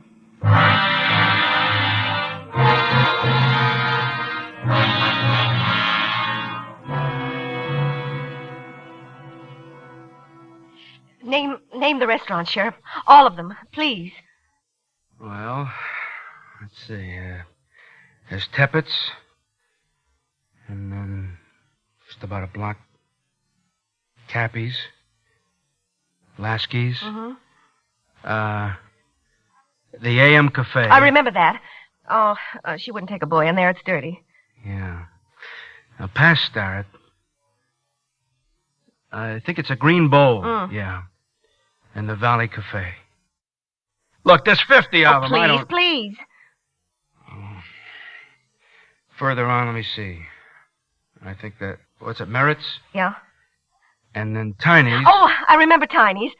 The big place with all the glass and the big neon chicken on the highway. That's the one. That's okay, right. I'll give me the phone. Oh, honey. Well, that's where I'd stop. It is.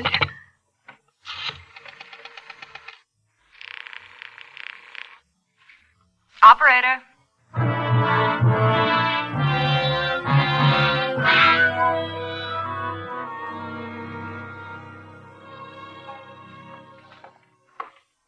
Yes, ma'am?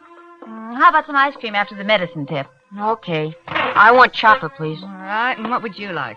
Oh, a dish of vanilla for me. And a glass of water for my boy's medicine, please. Oh, I'm okay now, Mom, honest. He's just like my little boy. They all hate medicine. Oh, this one's impossible. Thank you.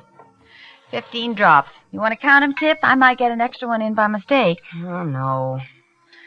1, 2, 3, 4, 5, 6, 7, 8, 9, 10, 11, 12, 13, 14, 15.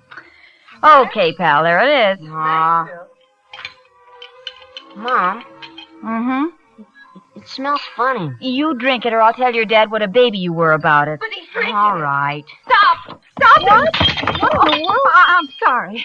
Are you Mrs. Smith? Yes. What? Take the phone. Take the phone, please. The phone? But how... Hello? Oh, no. No, it couldn't be. Oh. Oh, yes. Yes, thank you. Mom, are you sick? Sick? Oh, maybe a little.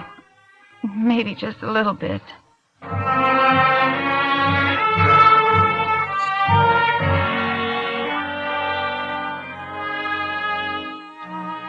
It's news when it happens, a drugstore mistake, because it almost never does happen.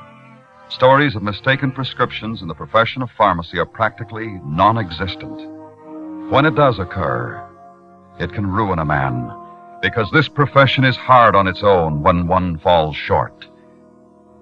It can ruin a man, or it can mold him. What'll happen to this, Cal? This store? It's your life. I don't know.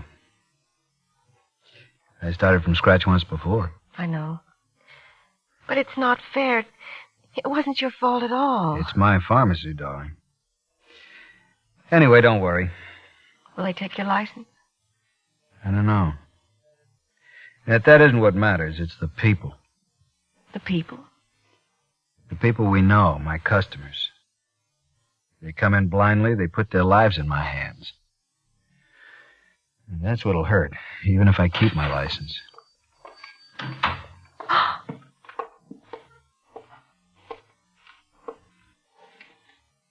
Hello, Mrs. Smith. Where's Tippy? In the car. He's tired. I don't know what to say. There's nothing to say. And there's nothing for you to say either, Mrs. Foster. I didn't really come all the way back to talk. Why did you come back, Mrs. Smith? Why? Well, so you could give me Tippy's medicine.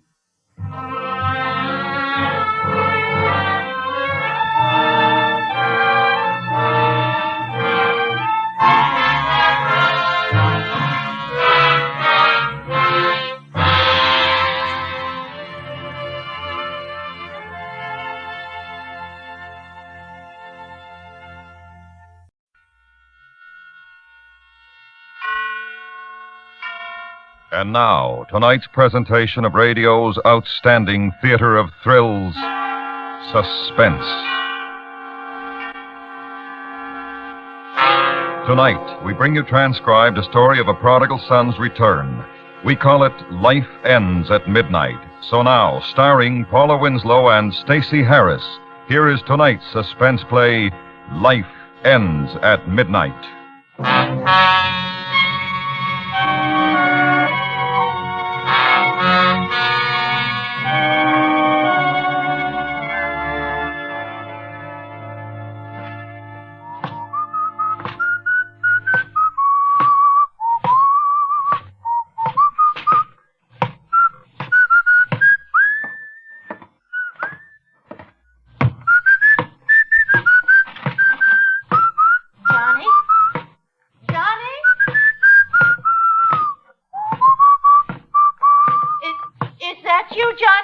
Hi, Mom.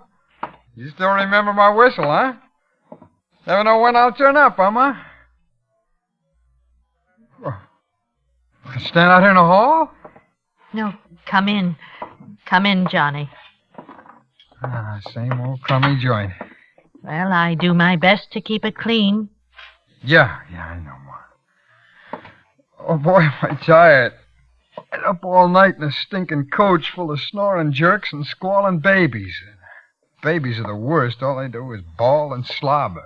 You left Pittsburgh last night? Yeah, 1 a.m. I didn't sleep a wink all night. Oh, boy, look at my collar, will you? But tomorrow's Monday, and you have to be at work in the morning. What's the matter? You worried? Well, no, I just... Well, don't just. Can't a guy come home to see his mother once in 6 months? What's a mother for? You break your back, sit up all night to see your mother for 1 day, and she tells you got to be at work in the morning. How do you like that? Oh, I'm sorry, dear, but I just worried about... I know, Ma, I know. Don't worry so much, huh? It makes me nervous. Well, here, sit at the table, dear. You must be starved. Now, that's like coming home. Oh, my baby. I'm so glad to see you. You did come just to see me, didn't you? Why, sure, Ma. What do you think? Marilyn Monroe? Of course you came to see me. It's just that I always worry so. About you, I mean. Forget it, Ma, huh? Well, what do you got to eat? I was just going to fix a chop for my lunch. Oh, that'd be enough for me. Why don't you lie down and take a nap? I'll call you when it's ready. No, it's okay. I can sleep later. Come here, sit down, Ma. Tell me how you're doing. Well, I try not to complain, but things aren't easy, you know. Prices are high, and rent's going up all the time, even on this old flat. Well, you had some bonds Papa left you. You had about $2,000 in bonds that he left you. Well, I'm trying to tell you that things haven't been easy, and... Always a poor mouth. Every time I see you cry poor mouth, Ma. Well, I'm just saying things aren't easy. Oh, you think it's a picnic for me? I got enough trouble, and for what? For what? All year I work like crazy, and for what? A man must work, Johnny. Oh, a man must work, Johnny. A man must work and live like a person and not be afraid so he can sleep at night without worrying about... Worrying about what, Ma? About a bell ringing at night, or a knock on the door in the morning, or somebody touching you on the arm. Oh, shut up, will you, Ma? Please, just shut up. I ain't in trouble again, so stop yapping at me. You're always yapping at me, Ma. You haven't... Oh, you know what the judge said last time, Johnny? He was nice. He gave you another chance.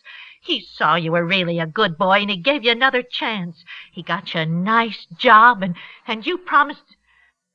You mustn't... You're all right, Johnny. Sure, I'm all right, Ma. Sure, I'm all right. I'm a meatball, a herring on a plate.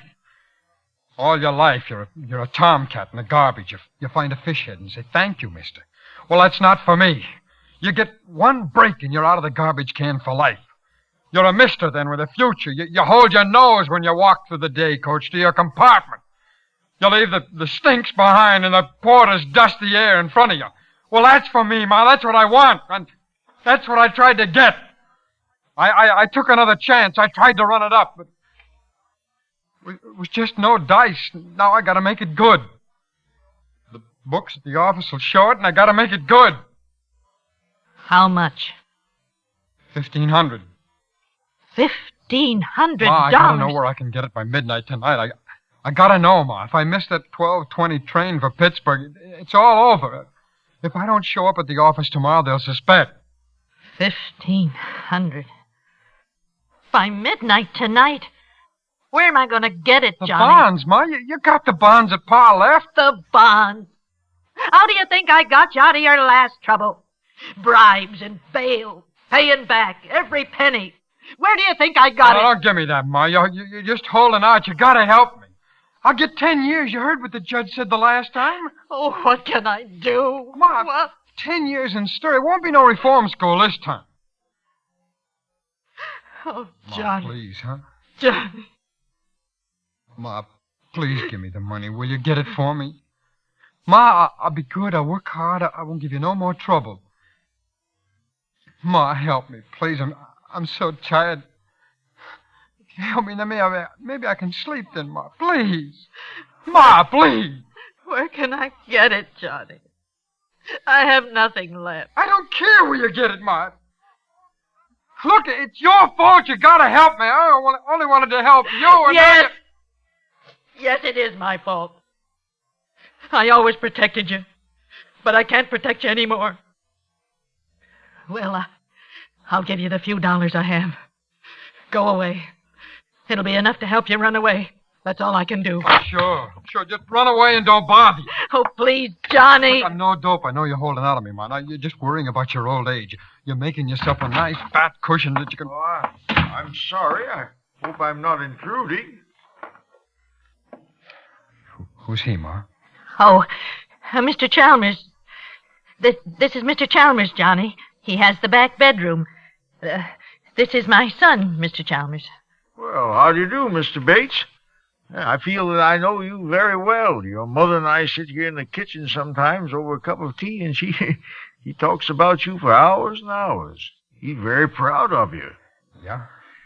Mrs. Bates, you excuse me, I'm just going to the corner for my paper, and by the way, I think the insurance agent might call again to collect, and please tell him to go away, will you? You'll do that for me, Mrs. Bates? Yes, Mr. Chalmers. Oh, thank you. Tell him not to come back anymore. I don't want to pay anymore on the policy. You remember I told you my nephew was very sick in Spokane? Yes, Mr. Chalmers. Well, poor young man died. Yes. I was going to leave him a few dollars when I died, but now, well, I have no one left at all. $1 a week. You'll tell that to the insurance agent? Yes, Mr. Chalmers. Well, thank you, Mrs. Bates. Good day, Mr. Bates. Bye.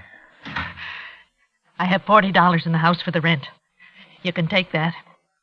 Drop me a card when you get settled someplace. Let me know where you are. I'll send you some more as soon as I can get it. Maybe later I'll be able to straighten it out. Maybe later I'll be able to speak to your boss. I'll promise to pay back every cent. But now you must go away.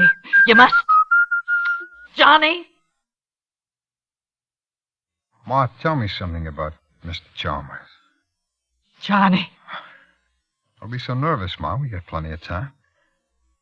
We got till midnight.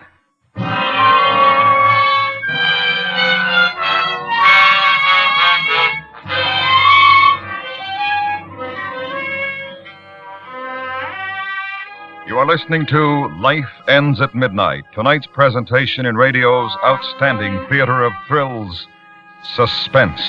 Have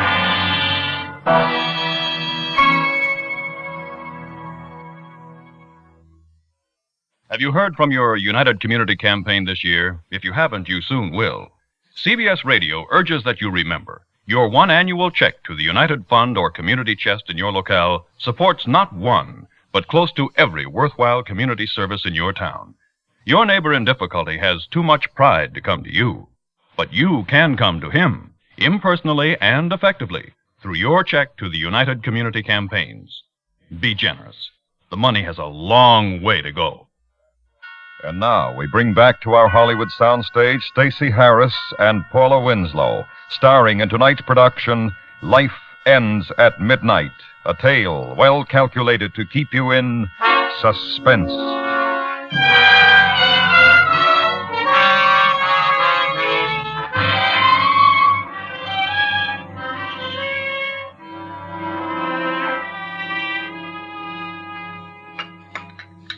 Yes, I do think I'll have another cup, if you don't mind, Mrs. Bates. Mr. Chalmers, suppose you look at it this way.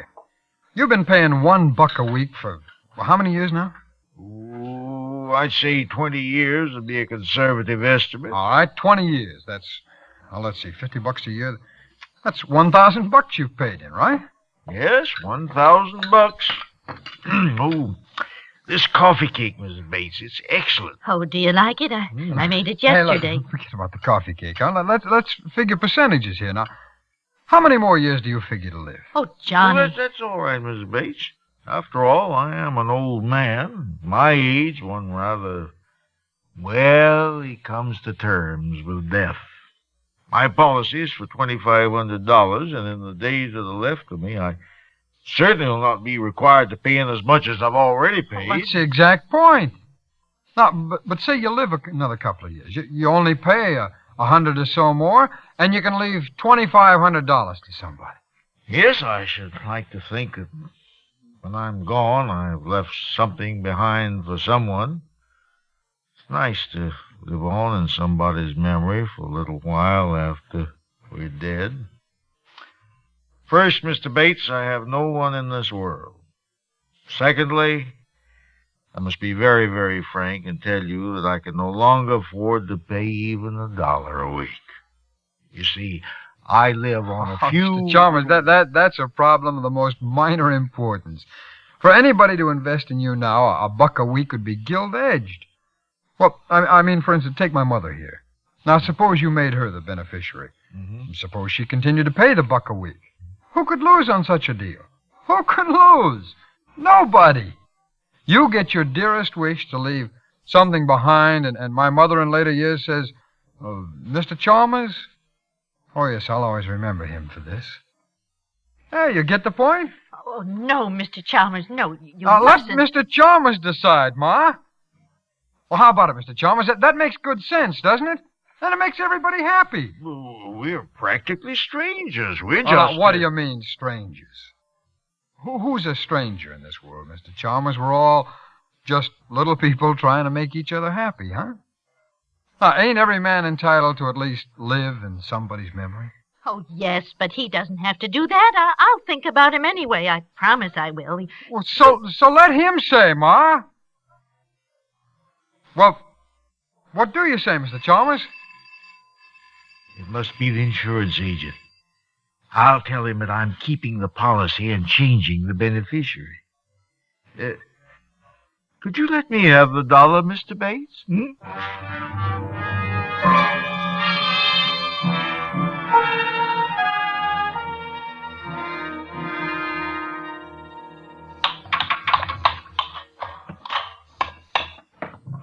Come on, hurry it up, will you? The old man's coming home in a minute or two. He takes his nap about this time. I want this to be ready for him. Relax, sonny. I can't finish this job today. Why not? What are you giving me? It'll take a joint and another length of pipe. Oh, come on, fix it up. You can fix it up for now, can't you?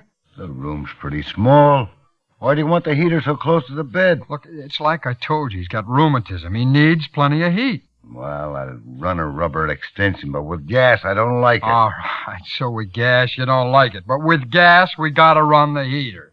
Now, the old man's got rheumatics. He needs plenty of heat. But, look, what are you doing now? Tightening this Oh, joint. it's tight enough for now, huh? Okay, you're the boss. Here. Here's your $3. You can bring the pipe back next time. There won't be any next time, Sonny. You can get somebody else to do your dirty work after this.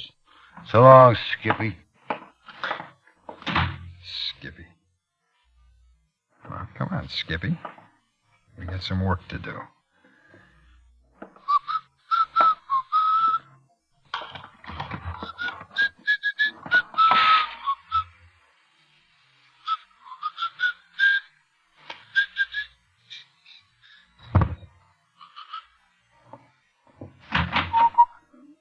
Oh, hiya, Pop. Well, this is a pleasant surprise. Yeah, this used to be my room. The steam don't come up here so good, so I talked the old lady into fixing this heater up for you. Well, that was very thoughtful of you, Johnny. It's okay. I stuffed up the cracks in the window, too. This cold weather gets plenty drafty in this room. You thought of everything, didn't you? Huh? Oh, yeah, it ought to work out just fine. Well, it'll do the job, I think. Oh, dear. I will take a little nap before dinner. Would you think the heater... No, you can just leave it on. I'll look in after a bit, see if it's okay. Well, now you needn't go to all that trouble. It's no trouble, Mr. Chalmers. No trouble at all. When I do a thing, I like to do it right.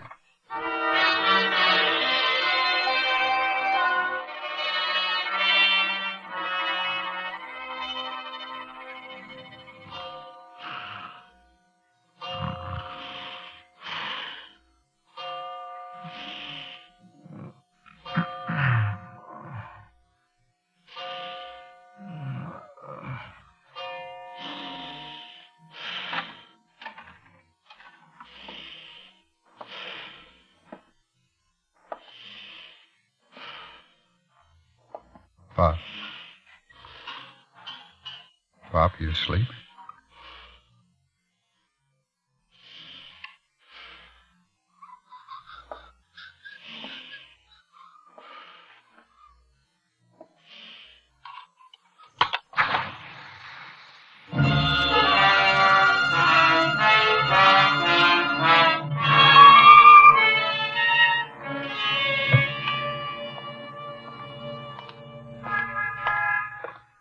Where are we going, Johnny? Nowhere in particular, Ma. I just thought we'd stroll around the old neighborhood like old times. Well, that's a nice idea, but...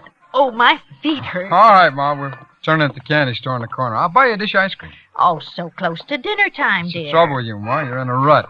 Come on.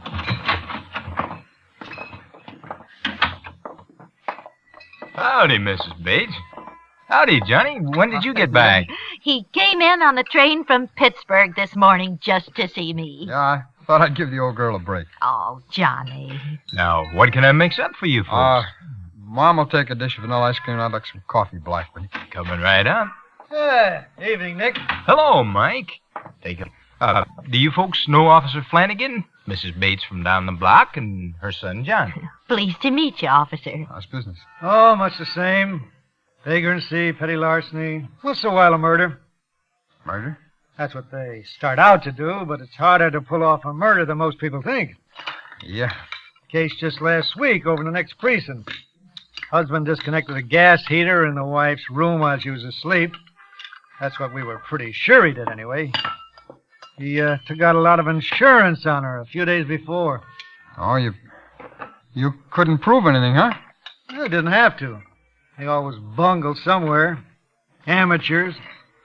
Yeah, the gas petered out. He forgot to put a quarter in the meter. It's 7 o'clock. Well, it's time to call in. I'll see you later, Nick. Okay, Mike. Ma, Yes, Johnny? when did you put a quarter in the meter at home? Oh, well, I don't remember. Oh, goodness, I better get some change. No, never mind, Ma. Come on. We're getting out of here. Well, Johnny, what's the matter? Nothing. Come on, will you? Well, why did you ask about the gas meter? What do you think? You didn't. That isn't why you put the heater in, Mr. Chalmers. What do you think? I don't think anything. I just pray that quarter ran out before he... Well, you save your prayers and get a move on, because if that didn't work, I'll just try another way. Now, either way, that old cluck is dead before midnight, before I have to go back. If he isn't, I'll have to spend 10 years in stir, and he's going to be dead before midnight, see? And if you try to make any trouble, you'll be dead right along with him.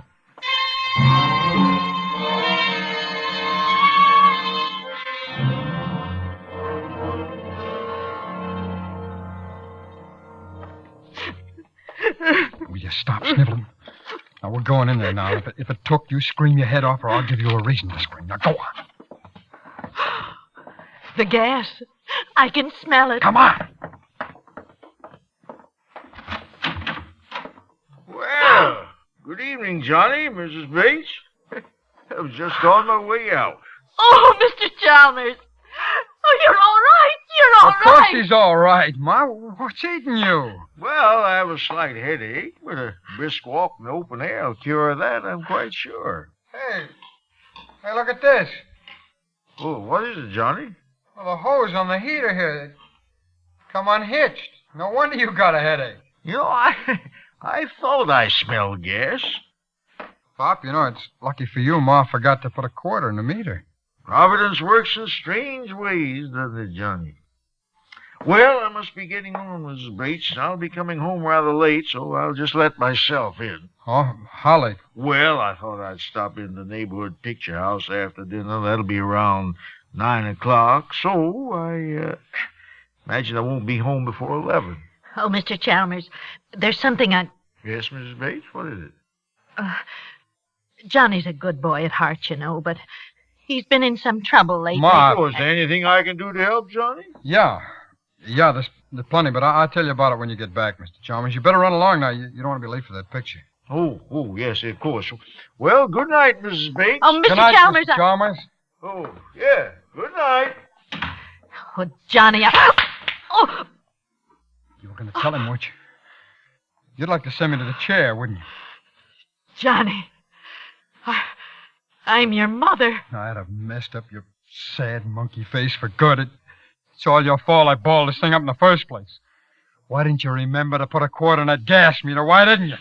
I'm glad I forgot. He wouldn't be alive. I shouldn't have messed around with gas, trying to spare your feelings, making it look like an accident. That's the thanks I get for it. You want to blab the whole thing, turn me in, my own mother. Oh, no, Johnny, no, it's all right, not let's true. put it this way, huh? Now, look, it's either you or him. If it's you, I don't care whether they get me or not. Now, you listening to me? Yes, I'm listening. All right, now listen. It's like I said, I got very little time to get this thing done. I'd have done it neat and clean in the first place. Just push him over on the bed, hold a pillow over his face for a few minutes, and the job's done. Oh. Nobody'll ask any questions. A guy that old. Oh, Johnny, for the last time, I'm begging All right, just make sure it's the last time. Now, remember, Ma, it's you or him, like I said. What are you going to do? He'll be waiting in his room when he gets home. You wait up for him, tell him I've left to catch a train. That's in case he suspects anything. When he comes in his room, I'll take care of the rest of it. How do you know I won't warn him? Because it's him or you, like I told you. No, I don't think you'll warn Mr. Chalmers, Ma. And don't try to stall him when he comes in. Now, don't, you hear? He's got to be dead by midnight or else.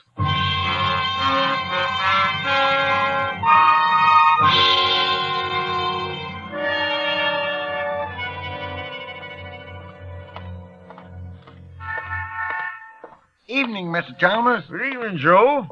Well, I'll have the late edition of the Daily News, as usual. Saved one out for you, Mr. Chalmers. Thank you. Good night, Joe. Oh, Joe. Yeah? You give me the change of $1, huh? Sure, Mr. Chalmers. Thank you. Just happened to think of something I need change for, and a little good deed for a friend of mine.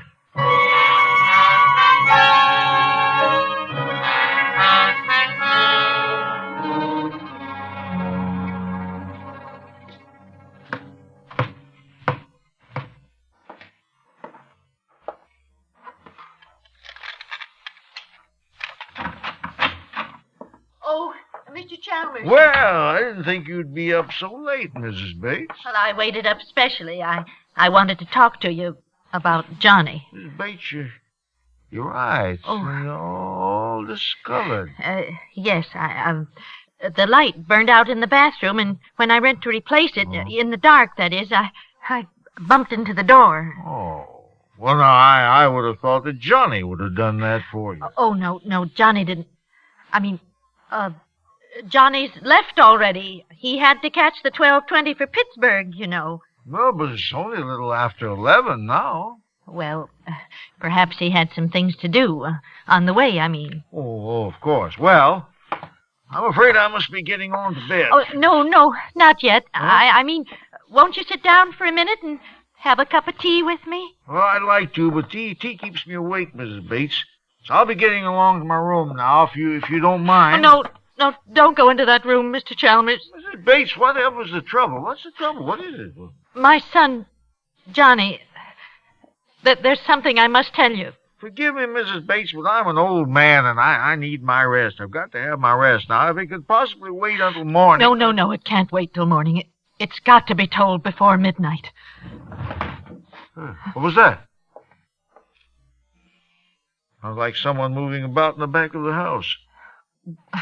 One of the shutters is loose. The wind. Oh. You were saying, Mrs. Bates? Nothing. I can't tell you after all. I'm afraid.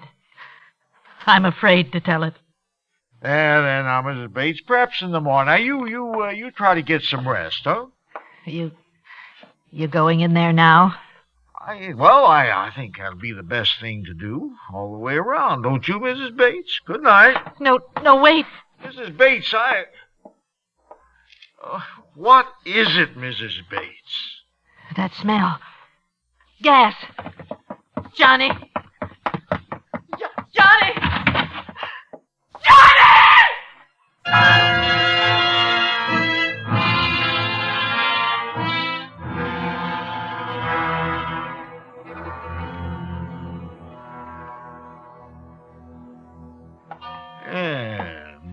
Now, why don't you lie down for a few minutes, Mrs. Bates? Listen. It's striking 12. Dead before midnight. Poor lad. If only I hadn't remembered to go back for that change. You did it. You put the quarter in the meter. That's what turned on the gas that killed him. You mentioned the gas having gone off and forgetting to put a quarter in the meter. So on the way to the picture house, I just went round to the back entry and dropped the coin. He kept saying it. He was so tired, so sleepy. He must have fallen asleep while he was waiting. Suppose I should have remembered about the connection being loose and the heater in my room, but I wanted to surprise you with my good deed, you see. I didn't mean to do anything wrong, Mrs. Bates. Honestly, I didn't. You didn't do anything wrong, Mr. Chalmers. No.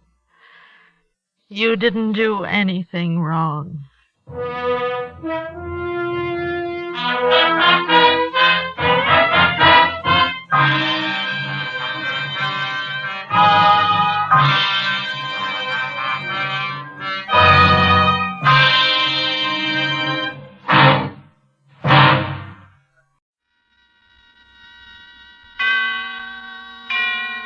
And now, tonight's presentation of radio's outstanding theater of thrills, Suspense.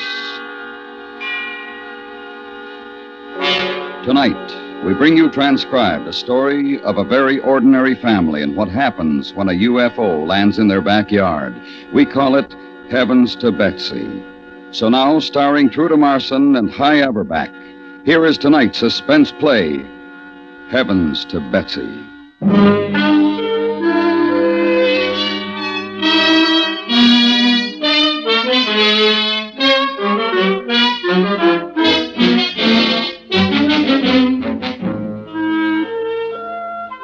A lot of people might call what happened to the Doyles a fantasy, or an allegory, or mass hysteria, or just about anything. But it happened, no matter what you call it. And you couldn't convince the government, a half-dozen army men, and the Doyles that it didn't. In particular, you couldn't convince Betsy Doyle. The day it started wasn't much different to any other day.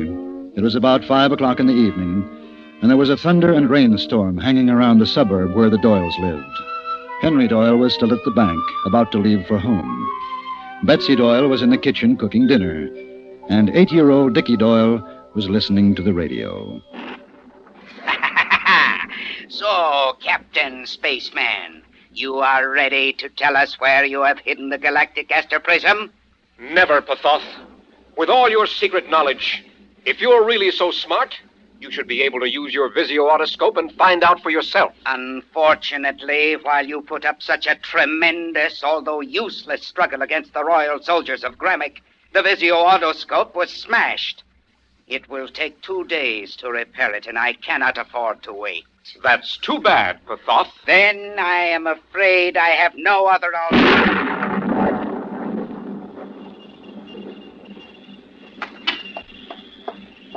Darn it. Are you all right, dear? Oh, sure, Mom, but the darn it must have been a thunderbolt. It was awfully close. I felt it. Shook the house. Frightened me to death. Oh, Mom, it's an electrical storm, that's all. Well, that's all it is to you, but I don't like it. Hope your father gets home early. I hate him being out in this. Oh, darn radio. Oh, maybe a tube's gone out. I'll take it. No, you won't. Don't you touch that thing. You turn it off right now. But Captain Space... I don't care. It's dangerous having the radio on in a storm like this. Oh, Mom, that's silly. Please. Please do as I ask you, Dickie. Makes me nervous. Okay. You can help me in the kitchen if you want. I guess I'll read a book or something. Why don't you bring it in the kitchen and read it? You can keep me company. I wish you would. Okay, Mom. Hello? Hello, Bets. Are you all right over there? Ella? Hi. Oh, sure, we're fine. Wasn't that something? I thought it was right on the house. Oh, I was scared, too. I looked out the window and I saw the flash. It looked like it was in your backyard. Oh, thank heavens it wasn't. Must have been on the other side of the trees. I guess so. Honey, I've got to get back to my dinner. I'll call you back. Okay.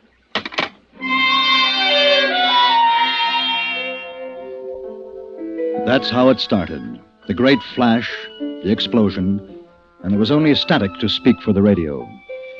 Dickie took his latest space science comic book to the kitchen and became lost in willowy women of the future and their comrades in bravery, super ray gun-armed, invincible globe-headed granite-jawed heroes. His mother prosaically made dumplings for the stew. It was 5 minutes to 6 when the phone rang again. Will you get it, dear? My hand. Sure, Mom.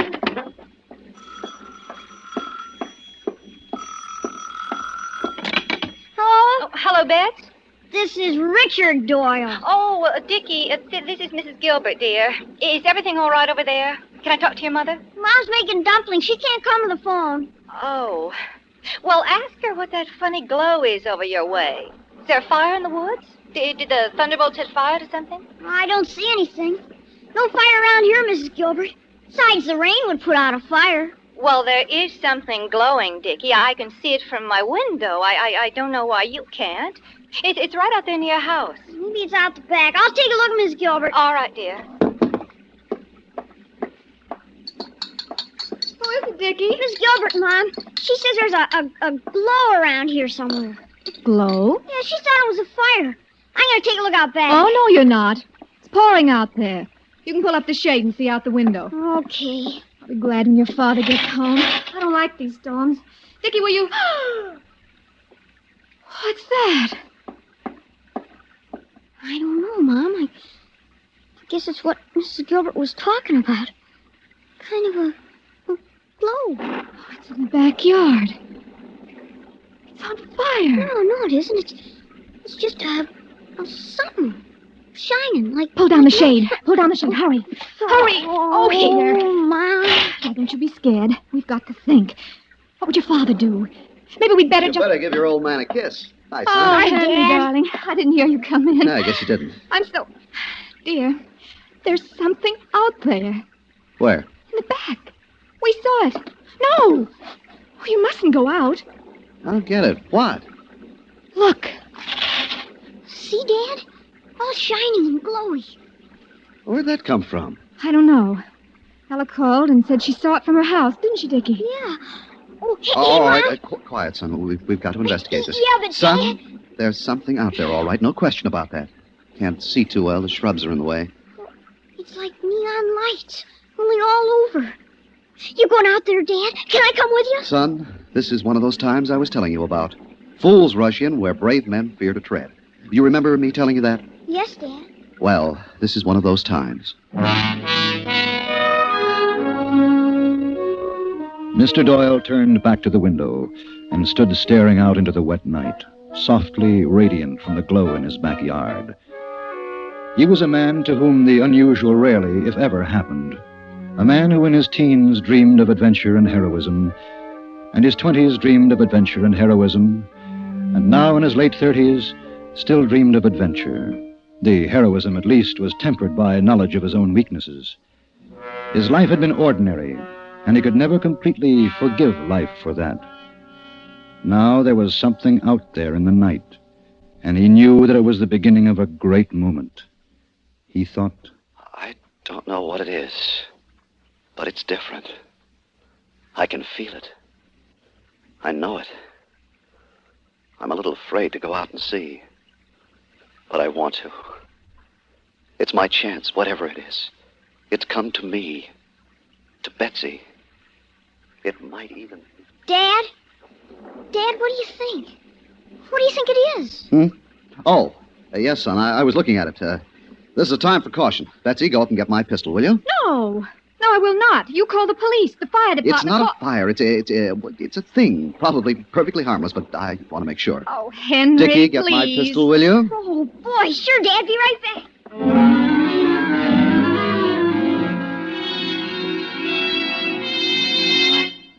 I don't want you to go out. Henry, if you love me, you'll... I love you, and I'm going to find out what it is. Here you are, Dad.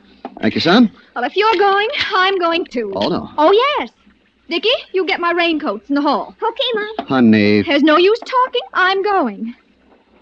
What do you think it is in the yard? I don't know, but I've got an idea. Oh, here, Mom. Can I come too, Dad? Can I? No, son, you stay here. Oh. All right, Henry. I'm ready. All right. Come on, and stay behind me, you understand? I'll watch from the window. Yes, you do that, son.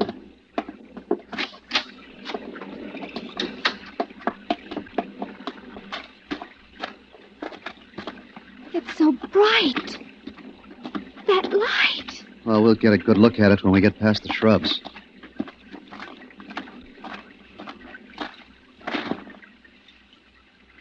Henry! Look! You wanted to know what it is? I'll tell you. It's the greatest thing that's ever happened in the world. I knew it would happen someday. It's a UFO, that's what it is. A flying saucer.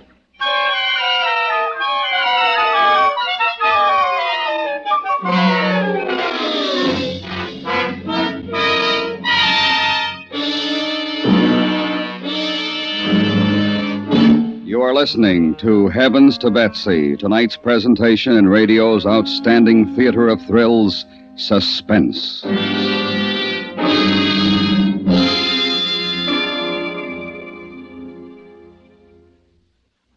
Driving tonight? CBS Radio hopes you're not taking any chances. It takes only a split second to turn a gambler into a corpse on today's highways. Keep in line when your vision ahead's obscured. Keep well back of the car in front of you. When you ride up on his tailpipe, you're assuming all his risks, too. Don't pass until you've got a clear lane for it with no opposing traffic in it for a safe distance and then some. Play it smart and survive. And now, we bring back to our Hollywood soundstage Truda Marson and Hy Averback, starring in tonight's production, Heavens to Betsy, a tale well calculated to keep you in suspense.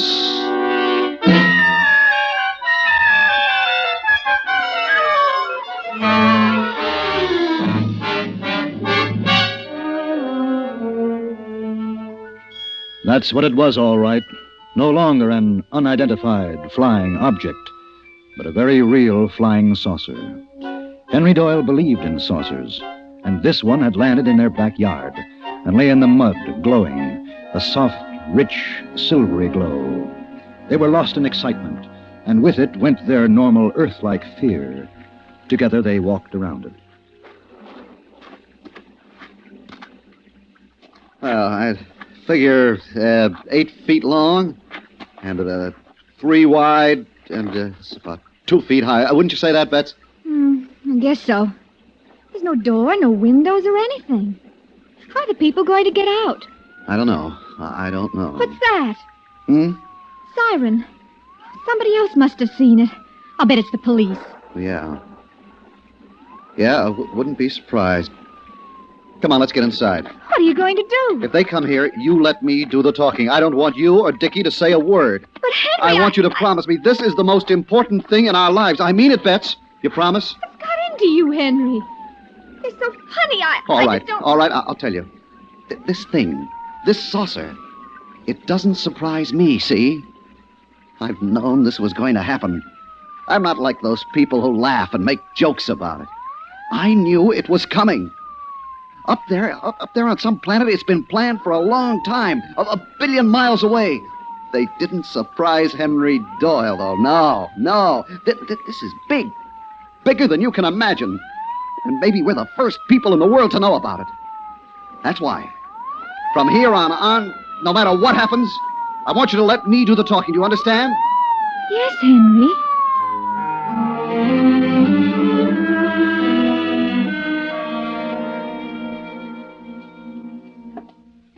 Is something wrong, officer? Well, that's what we want to find out. I got a call from a Mrs. Gilbert down the road.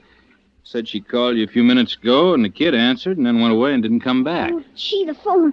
I forgot. Mom, Mrs. Gilbert. Well, what's it all about? What's what all about, officer?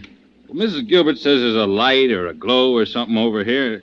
Well, I don't know. You got a thing that glows here? I couldn't figure out what she was trying to say. Well, nothing wrong here, is there, Bets? No, nothing. It beats me. Well, Mrs. Gilbert is kind of nervous in storms. You know how it is. Dad, aren't you going to Son, you better get your hands washed for supper. Supper time, isn't it, dear? Heavens, yes, and everything will be ruined. Yes. Well, I'm sorry you had the trip for nothing, officer. Well, now, I'm glad everything's all right. Maybe we better take a look out back just to be on the safe side, huh? Why? I was just out there. It's fine. All the same, can't take chances, you know. Back door through here? Now, listen. This is my house. A man's house is his castle. If anything were wrong, I wouldn't be telling you everything's okay, would I? Oh, we'll just take a minute. Dinner's ready, dear. You go ahead, folks. I'll take a... Oh. What's that? What? That. I don't see anything. What you got out there? Something on fire? Oh, that. Oh, nothing. Just a lighting arrangement. Kind of pretty, don't you think? Lighting? That's no lighting. Both of you stay here. No funny business. I'm going to take a look. The officer took a look, didn't believe what he saw, took another look, and the secret was out. He put in a call for the riot squad and waited. Henry thought for a while. Then a slow anger grew in him. It was his flying saucer, Betsy's flying saucer. It belonged to the Doyles. More than that, he knew it was his one chance for fame, to offset the dull obscurity of his daily life. Henry Doyle objected, and because she loved her husband, Betsy objected. You've no right to do this, officer. You're trespassing on my property, and you haven't got a warrant. There's no good saying, My husband is right. That saucer is mine. It's on my land. My land is paid for. It belongs to me. Disturbing the peace. Disturbing you. It isn't disturbing us. It isn't disturbing anybody. It's just sitting. Well, there's enemies inside. Who said they were enemies? Well, it's a fake. You just said it was full of enemies. Now, look, lady. This thing's got me real upset. I don't know what I'm saying. I'm scared, if you want to know. But I'm a police officer, and I got a job to do, and I'm staying here until I'm told otherwise. The riot squad came, the sergeant, followed by the inspector, followed by the chief of police. Henry Doyle said, "This is my house, my property, my flying saucer. You have no warrant. Get out of my house. Get off my property." Betsy agreed with every word. Then the FBI came, followed by some extremely important gentlemen in uniform. Henry was not impressed. I don't care what you say. In the morning, I'm going to see a lawyer. No, I'm going to get the federal district attorney. A man's house is his castle. You're all trespassing. Now, listen, no, Mr. Doyle. You listen, General. Sure. I know you're real interested in my saucer. Of course, when a few other fellas like me were trying to convince you they existed, you laughed at us. Well, now I'm laughing. Ha ha. My wife's laughing, too. It's in our backyard. It stays there. But have you any idea what kind of beings are in it? Did you ever stop to consider that they may be hostile to the earth? Well, that's my tough luck, not yours. It's my bit of earth. You're not gonna touch that saucer. Right. A man's home is his castle. Right. Castle. The next morning, Henry Doyle proved it. He conferred with the U.S. District Attorney, who in turn conferred with Washington. And the upshot of all this was... The object now resting in the backyard of Mr. Henry Doyle is, until proved a menace to public welfare or hostile to these United States, his property, and shall remain inviolate.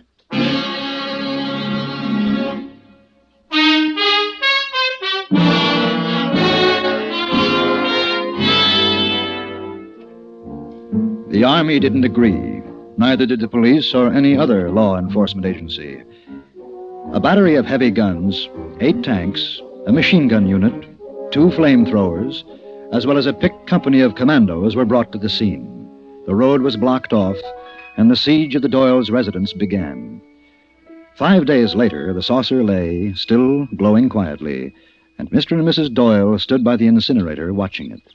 Betsy surmised... If they're afraid of us, you'd think they'd try and get away. Well, maybe they're biding their time. Must all be as strange to them as it is to us.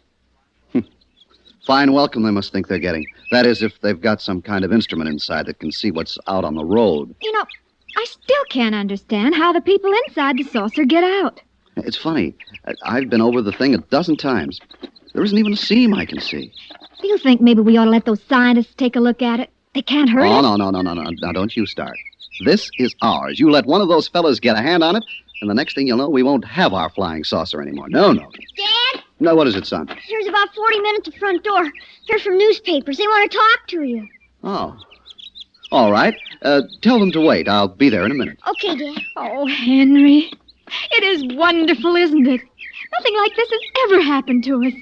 I never thought it would. You know, old Catacomb at the bank called me yesterday. Offered me the vice presidency. No. Yeah. I didn't tell you because that's nothing to what offers we'll get. Honey, this is our big moment. It's our big moment in history. History, Bets. I'm not going to let this get away from us. I've waited all my life for it. What are you going to tell the newspaper men? Whatever they want to know. Come on. We'll see them together.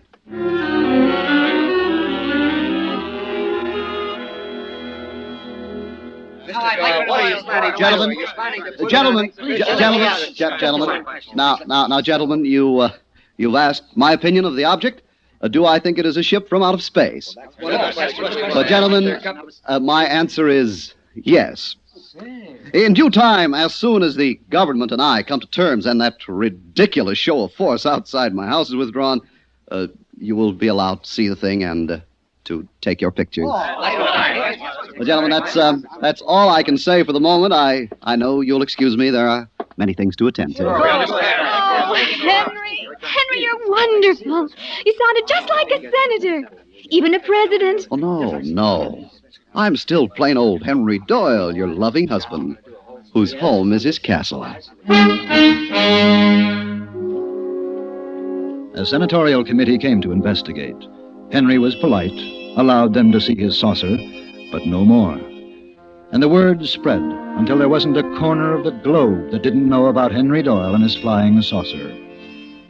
A week later, the Supreme Court was in session debating the district attorney's decision. The country was divided.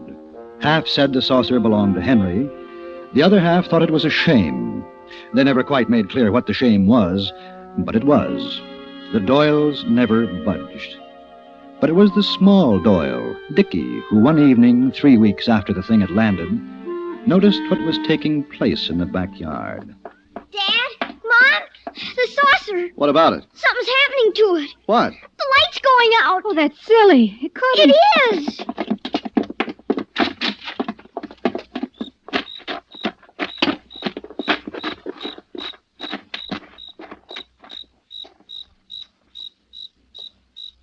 He's right. It's not as bright as it was. You can almost see it getting dimmer. What do you think's happening? I don't know. Maybe they're going to come out now. I don't know. Henry, I'm afraid. Oh, no, you don't have to be. Something's wrong with it. I can feel it. Oh, no, that's silly. It's the people inside I'm worried about. Maybe it's the power supply or their own special air. I'm afraid. It's getting dark awful quickly, Dad.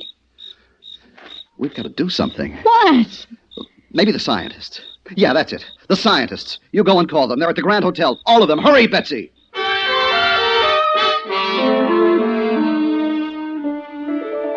The scientists came. Grave and wise, they rapped on the thing, listened with super stethoscopes, took readings on wonderful electronic devices, and shook their heads. That night, at exactly 11:04 p.m., the glow went out. And as it did so, the saucer began to shrivel, grew smaller and smaller. The group watched silently. Can somebody help? It's just melting away. What can you do? It's dying. Henry, it's dying. We've got to help. I don't know. If we could get a sample of the substance, but we can't make a Oh, definite... I won't have you banging on it like that when it's dying. Stop it! Stop it! Honey, Bets. I mean it. Let it alone. It's no use anyway. It'll be gone soon. You can stop. It isn't any good. It was alive, Henry. It was alive. Honey, no. There were people in it. People from another planet. They couldn't live on Earth, that's all. No, you're wrong. I feel as if I've lost... Oh, I don't know, like losing Dickie. I tell you, it was alive. There wasn't anyone inside. That's it. That thing is all of it. You're tired, Mrs. Doyle. Why don't you go inside? Oh, you're Rest- fools! A woman knows. It was an animal, or maybe like us, only made differently.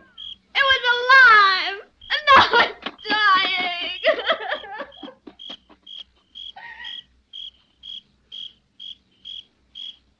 It's almost gone. Yes. It's too bad we couldn't have examined it earlier. Dad, listen.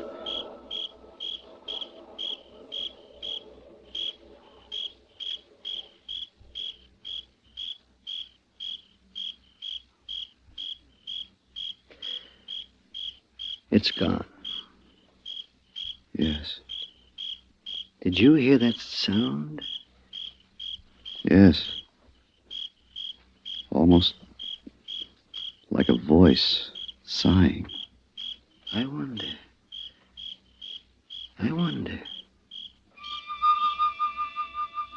On the spot where the thing had rested, there was nothing, not a fragment. And although they didn't know why, the scientists and Henry Doyle stood for 5 minutes, just looking. Nobody spoke a word, and there was a great quiet, a sadness in the air. I feel sad. Strange. I do, too. Dad, why are you crying? Am I? That's funny. Mom was crying, too. What's happened? They all went away, silently. The scientists, the guns and tanks, the soldiers and police.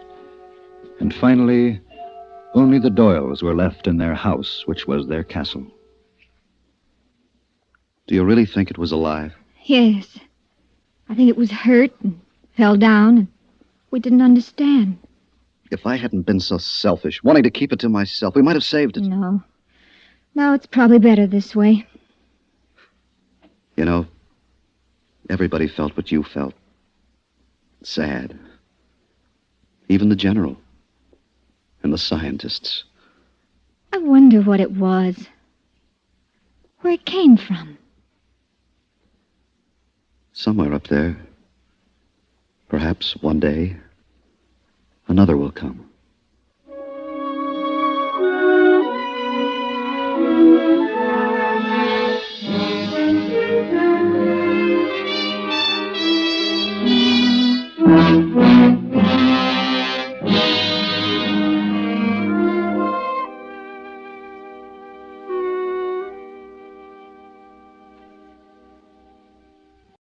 And now, Autolite presents a dramatic recreation of Arctic Rescue, starring Joseph Cotton, hoping once again to keep you in suspense.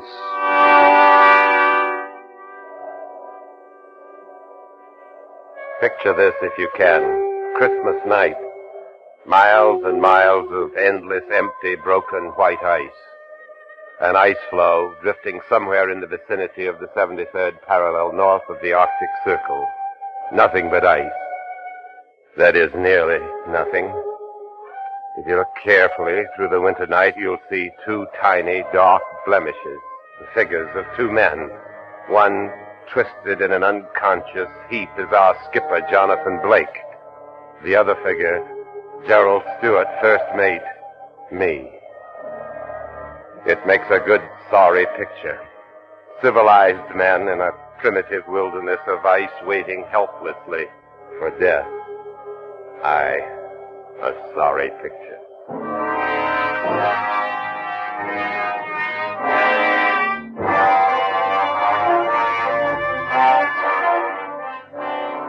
It's a far different picture you'd have seen if you'd been a part of the excited crowd standing at the battery on the New York waterfront on a June morning, the year 1852.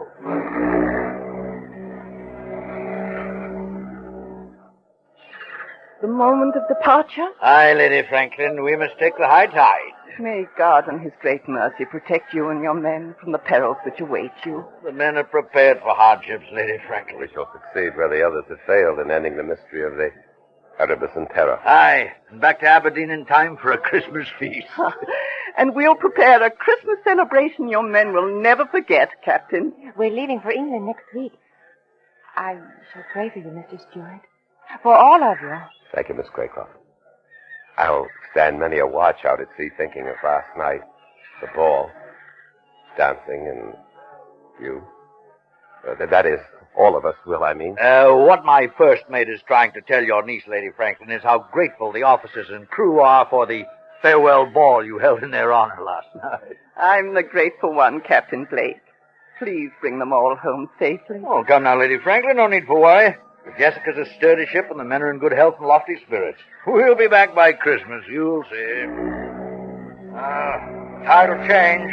We must be on our way. Then goodbye and good luck, Captain. Goodbye, Lady Franklin. Miss Craycroft. Goodbye, Captain Blake. Goodbye, Mr. Stewart. Godspeed. Thank you. We shall see you in Aberdeen Christmas week. Let's get aboard, Mr. Stewart. Yes, sir. Bye, Lady Franklin.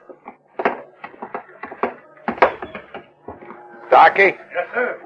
Drop the gangway. Yes, sir. All hands at their mooring stations, Mr. Stewart. Yes, sir.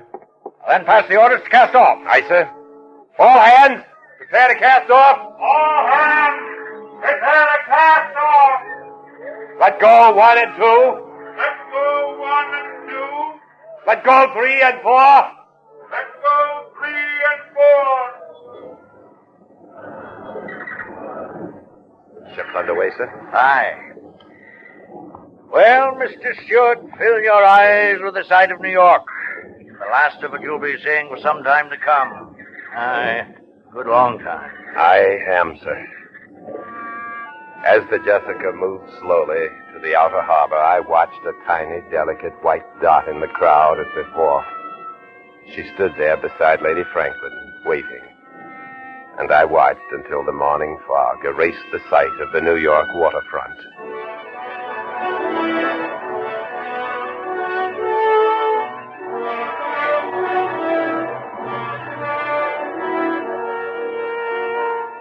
Aside from the ship's log, I have decided to keep a running account of this voyage. This account will be transferred to a watertight jar and thrown into the currents should any sudden disaster occur. The first 3 weeks of navigating north were merely a matter of settling down to ship's routine. On June 30th, after officers' mess, we sighted Point Farewell on the Greenland coast. The time had come for the captain to read a letter of instructions given to him by Lady Franklin. Captain Blake, I'm sure you will do all that any man can in discovering the fate of my husband, Sir John Franklin, and his 2 ships, the Erebus and Terror. But my only fear is that you might sacrifice your lives in the unknown regions of the Arctic. Therefore, Let me state that above all else, the preservation of the lives of you and your heroic companions is more important to me than the purpose of your journey. May God in his great mercy preserve you all from harm amidst the perils which await, and restore you to us safely and in health, as well as honor. Your sincere and attached friend, Jane Franklin. Well, these are the only written instructions I have, gentlemen. Now then, Mr. Stewart, the map, please. Yes, sir. Well, there it is, gentlemen, the most recent Admiralty map of the Arctic regions that we are approaching. It's almost completely blank. Aye, Mr. Halliday, thousands of miles of uncharted wilderness. And somewhere in that frozen tundra, Sir John Franklin and his men vanished. Aye. Our search will begin tomorrow when we drop anchor in Godhab. We'll pick up our ice pilot, Mr. Patrick Hansen, some additional supplies, and then make for the Arctic Circle. Arctic Circle? Sounds like the edge of the world, eh, Stewart? A little frightening, too. You frightened? Mr. Halliday, if I were you, I'd respect Mr. Stewart's fear for what lies before us. Captain, I was just thinking. If Franklin was looking for the Northwest Passage, he'd probably make an approach through, here, through Lancaster Sound. Ah. Then he must have passed Ponds Bay, here. And according to our information, they're Eskimos at Ponds Bay. They might have seen his ships enter Lancaster Sound. If they did, then we'll have something to go by. I hope Mr. Hansen understands the Eskimo dialects. They can tell us much. I don't see how we can cover all this territory and get back by Christmas, Captain. We have no choice, Mr. Stewart. If we get caught beyond the Arctic Circle after the summer months, we may never get back. Never? Aye. In the winter, the seas are covered with great ice floes. Once a ship is frozen in those latitudes, it'll stay there until the summer thaw. You can't imagine the horrors we'd endure in an Arctic winter, Mr. Halliday. I suppose not. Franklin and his men were probably frozen in for the winter. And they were never heard from again. Exactly. Well, that'll give you a brief idea of what we're in for, gentlemen. We'll know more after Mr. Hansen comes aboard. Any questions? I have nothing but questions, Captain. I wish I had the answers, Stewart.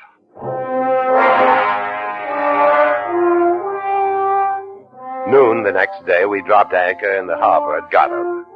Here we would take on coal, additional winter clothing, dogs, and Eskimo drivers, and Mr. Hansen, our ice pilot. Godhab was nothing more than a few huts of the Baffin Bay Trading Company, and as we prepared to go ashore, a longboat suddenly appeared alongside. Captain Blake? Aye? I'm Patrick Hansen, your ice pilot, sir. We were about to send a boat ashore for you, Mr. Hansen. No time for that, Captain. But we planned on picking up supplies and dogs. I brought them. They're in the boat. Well, what's the rush, Mr. Hansen? Oh, this is Gerald Stewart, my first mate.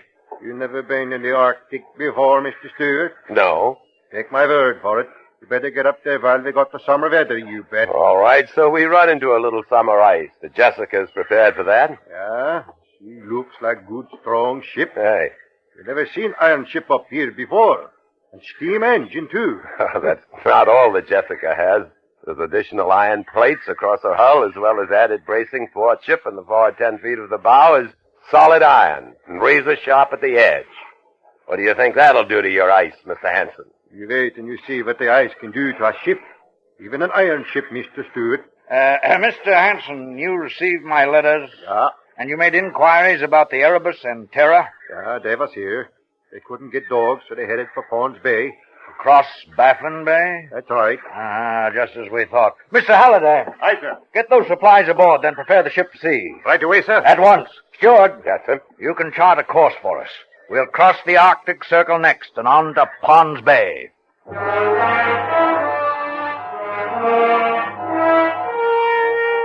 We set a north by northwest course, leaving the last outpost of civilization behind us, and crossed the great Baffin Bay. On July 4th, we crossed the Arctic Circle without ceremony. Then we had ice freezing on deck and in the rigging. A day later, we saw our first floating iceberg. For this time of year, we should not have seen either one.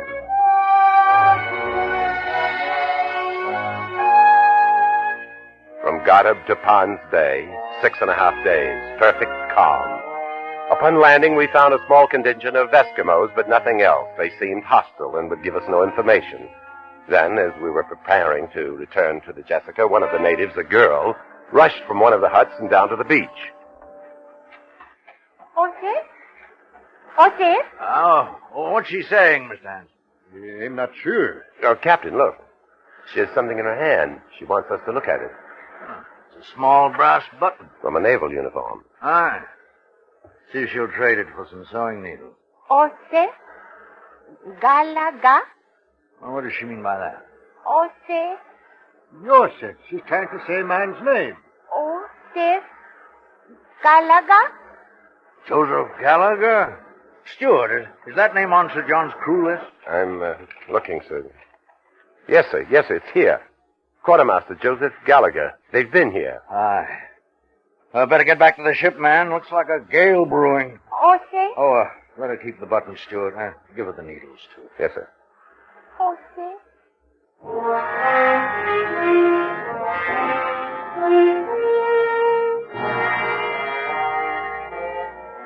After leaving Pond's Bay, 2 months passed without incident.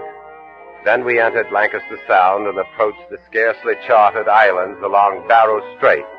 There we encountered great mountains of floating ice, and we had only a few hours of twilight each day. We crossed the 75th parallel and north into Wellington Channel to Bathurst Island, the last of the charted islands on my maps. Then on September 10th, weather changed. Northwest gales, sleet, and heavy fogs that forced us to a bare crawl, and even worse, mammoth ice floes that closed in all around us. Mr. Steward. Yes, sir. Keep an eye on the temperature. I am, sir. Ice! Ice! Dead ahead! Quartermaster, starboard 6 degrees. Sleet, she's been getting smaller all the time. Captain, the temperature is still dropping. 10 above zero. What do you think of this lead, Hanson? I think maybe they better back out of here. Back out? Take a look astern, Hanson. Back out where? Captain. Oh, what is it, Halder? The rudder will not respond. 6 below, sir. Ice! Dead ahead! The lead is getting smaller, Captain. Aye. Well, the Arctic seems to be closing down on us on all counts.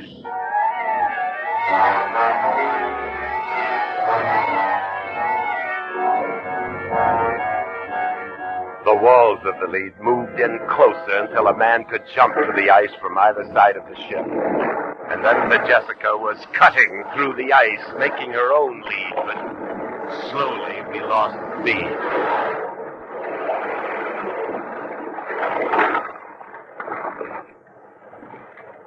Finally, the ship gave up to the ice. He's frozen in now. Aye. Stop engines, Mr. Stewart. Yes, sir.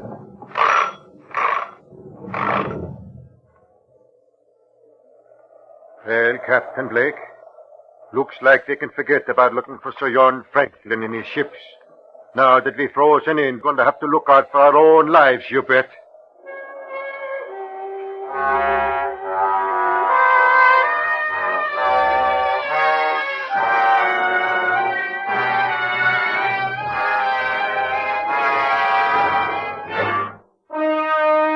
Autolite is bringing you Mr. Joseph Cotton in Arctic Rescue, tonight's presentation in radio's outstanding theater of thrills, Suspense.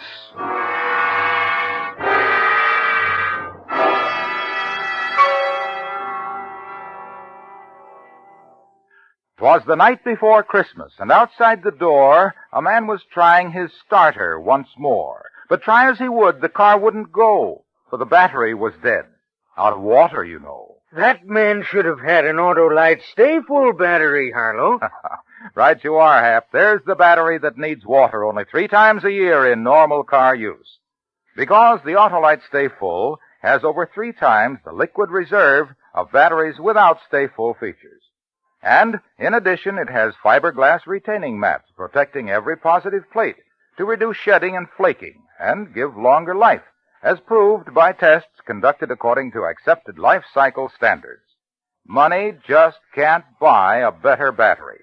So, friends, see your nearest Autolite battery dealer. He services all makes of batteries, and he has an Autolite Stay Full for your car if a replacement is needed. Just call Western Union by number and ask for Operator 25. And I'll tell you where you can get an Autolite Stay Full battery. The battery that needs water only 3 times a year in normal car use. And remember, from bumper to tail light, you're always right with Autolite. And now, Autolite brings back to our Hollywood soundstage Mr. Joseph Cotton in Elliot Lewis's production of Arctic Rescue, a true story well calculated to keep you in suspense. September 10th, 1852. Unless a miracle occurred, we were frozen in the Arctic for the rest of the winter months. A sea of ice surrounded us, and the ship took on a starboard list from the pressure of the floe. Rations were cut in food, water, and coal consumption. Furious gales came and went, and there were more freezing temperatures, often as low as 35 below. The doctor was a busy man. Nearly all hands suffered from frostbite, many from gangrene. Conditions aboard the Jessica were deplorable. I thought they couldn't get worse. October came, November, December, and we thought of home and the holidays and of Lady Franklin and Miss Craycroft sitting alone at the Christmas feast that was to be held in our honor. On Christmas Day, the cook outdid himself. We had a feast aboard the Jessica on the last of the salt pork and beef. And with the last of the Allsup's ale and minced meat, the cook made pies. And we had us a celebration, Christmas Day, 1852. Men, the captain has a word to say.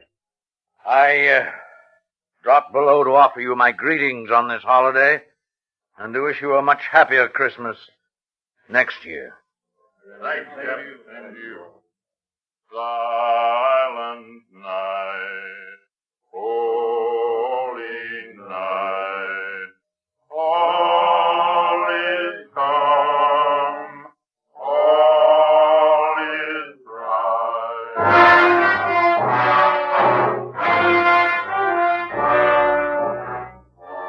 Christmas Eve, 1853, 1 year later. We're still frozen in. Summer came and passed without an appreciable rise in temperature, and the ice failed to break up. Men living on pemmican, occasionally bear meat and seal blubber. No more lime juice. This means scurvy. The year also saw the loss of 11 men, the doctor and the ice pilot Hansen among them. 2 in a chase for the polar bear, 3 from scurvy, and the rest from gangrene. Most of the men have frostbite.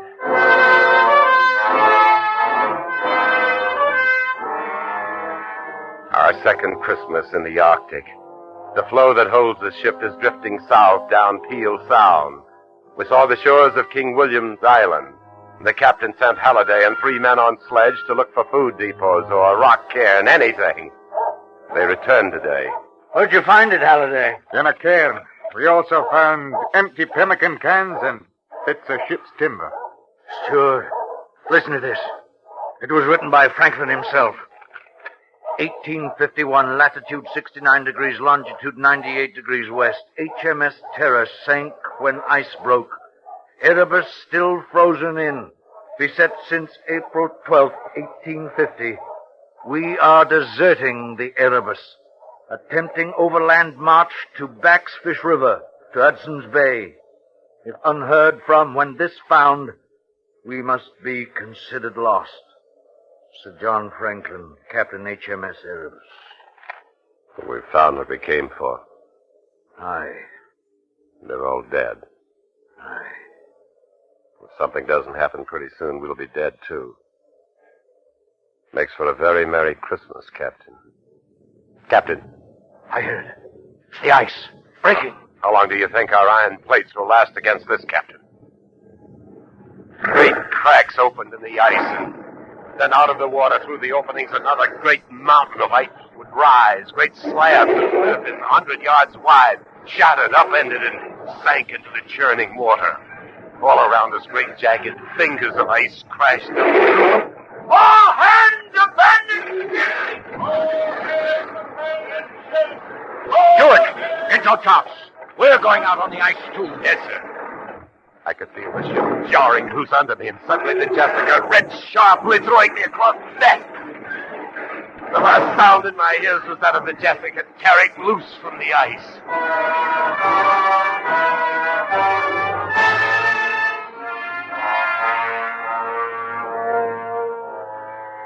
Slowly, I became aware of pain in my leg, then of movement. I opened my eyes. The captain was helping me to walk. I looked into the winter darkness for the familiar sight of the Jessica. I saw nothing. Nothing but ice. Skipper. Huh? No feeling better, lad? What about the ship? Gone down. And the rest of the men? I don't know. Gone. The floe separated. Most of them were on the other side. Where are we walking to? I don't know. I don't know. We walked on and on, climbing jagged hummocks of ice and falling through thin spots. Legs got wet, froze. We beat the ice off, and we kept walking in circles through the Arctic night. Endless circles. We'll rest a bit. Let's rest. Sleep a bit in the ice. Warm, comforting ice. No, don't sleep. My eyes grew heavy. I craved sleep. But the sleep was to die. I was ready. In the sky over the horizon, a star. The night was overcast. There were no other stars, just one. Bright in the distance. I could see it. I stood. It was still there. A bright star over the horizon. Captain! Up! On your feet, Captain! We're going to keep walking. Walking? Where? There. That way toward that star. We walked on slowly. I carried the skipper, unconscious now. What could it be? There are no lights in the Arctic, no stars through the overcast. But we kept moving, and the star came closer.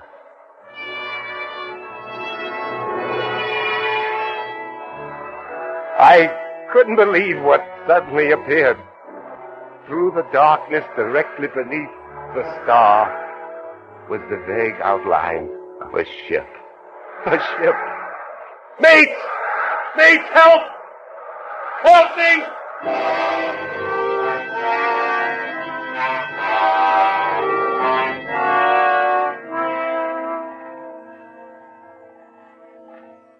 He's coming out of it.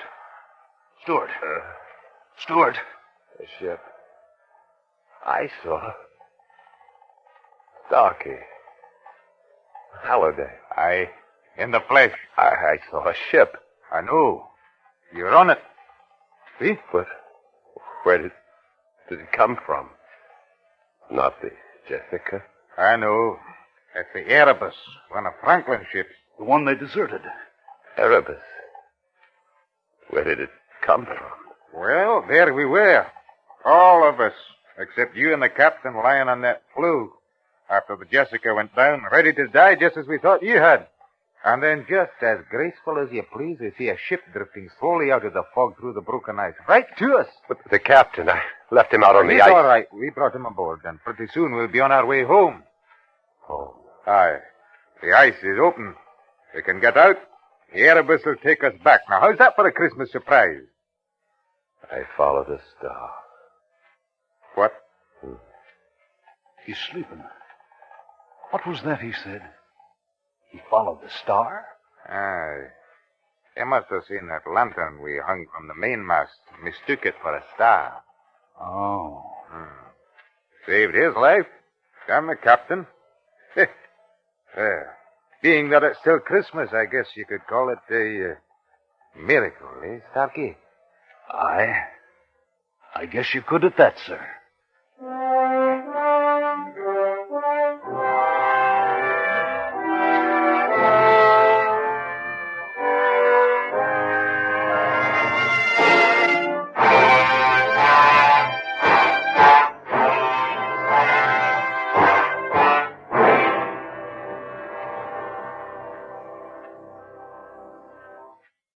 And now, Autolite presents The Man with Two Faces, the documented story of an actual crime, starring Lloyd Nolan, hoping once again to keep you in suspense.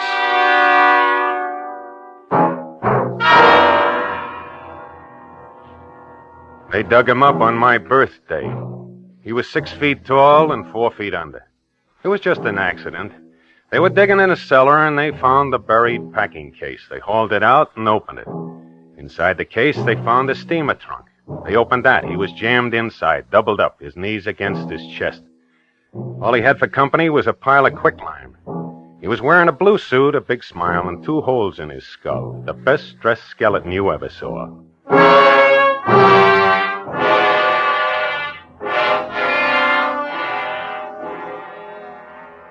My name, Palachek, Gus R. Detective Lieutenant, badge number 1416. I've been a cop for the city of Cleveland for 19 years. The last 14 of them, I've worked out a homicide. I'm not a chowderhead, and I'm not a Sherlock Holmes. I'm strictly average. I try to make it with what I've got. If that doesn't do, they call for a smarter man. They should have had one around the day they dug up the skeleton.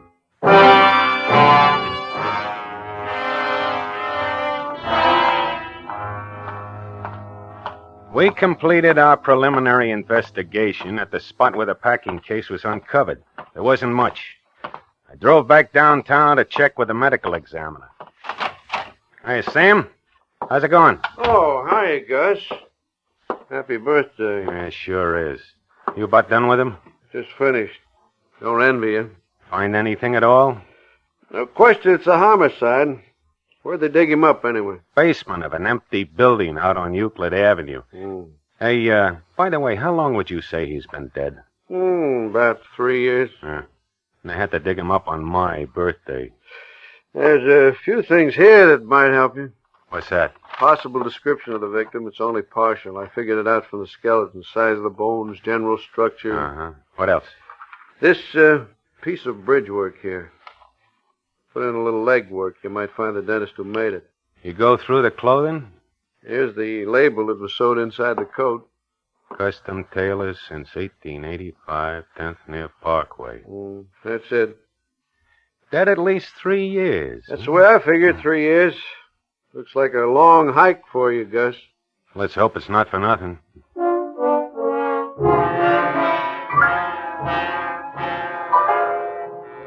As I say, masterminds don't run in our family. I have a tough enough time figuring a homicide that's 3 hours old, let alone one that's going on for 3 years. With me, tracking a killer, strictly hammer and saw work. I grab what I figure's the strongest lead and start hiking from there. The next day, I checked with the custom tailors who had their label on the suit we find on the skeleton. This suit here? That's right. It's got your label on it. You remember who you sold it to? What's the matter? This some kind of a joke? I don't pound the pavement for laughs. What are you talking about? Well, this isn't my suit. It's a fake. Huh? Look, in my whole life, I never made a suit like this. It's a fake. Somebody took my label and sewed it into a cheap store suit. You sure of that? Well, naturally, I'm sure. Here. Look. Yeah? Look at how it's made. This is not hand stitching. It's stitching made by a machine. Cheap store suit.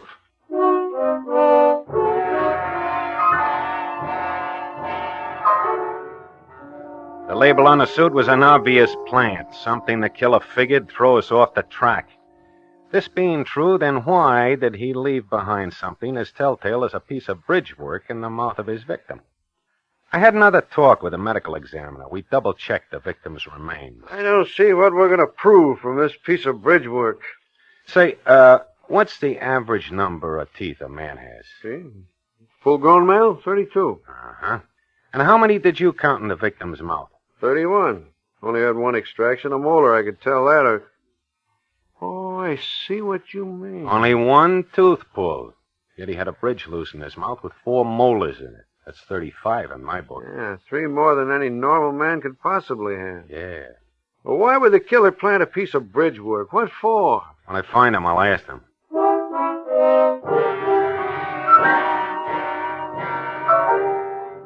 That made 2 phony plants the killer had made. The piece of bridge work and the suit label. I looked for one more. I found it. The victim's hair had remained intact. It was dark brown and gray. I took a couple of specimens and had them checked. Someone's playing games, Gus. How do you mean, Doc? Well, a specimen of the dark brown hair. It's fine, silky texture. Uh-huh. Gray hair's thick, coarse. Big difference. Possible they could have come from the same head? Not a chance in the world.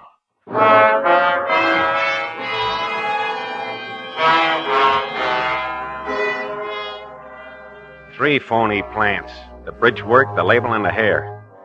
I began to wonder about the packing case and the steamer trunk the skeleton had been found in. The trunk was a cheap, mass-produced item. 3 years' worth of mildew wrecked any chance of picking some kind of a lead from it. The packing case which contained the trunk was a little different. There was block lettering on one side of it. It spelled out the name of George Gallagher.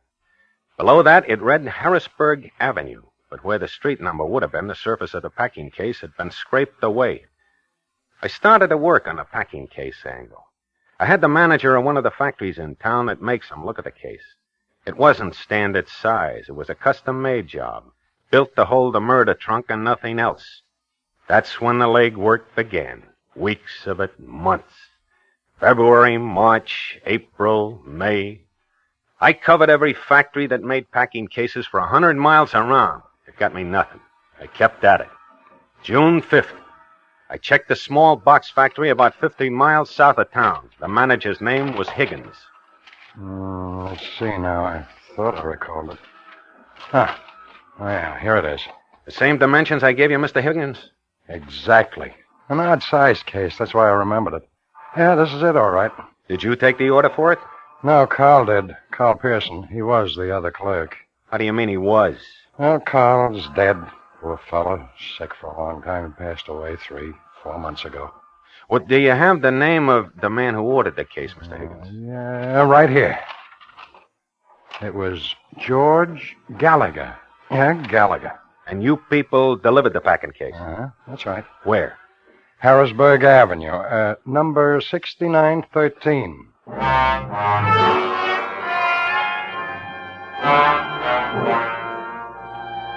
The first real break in 6 months. It had finally arrived.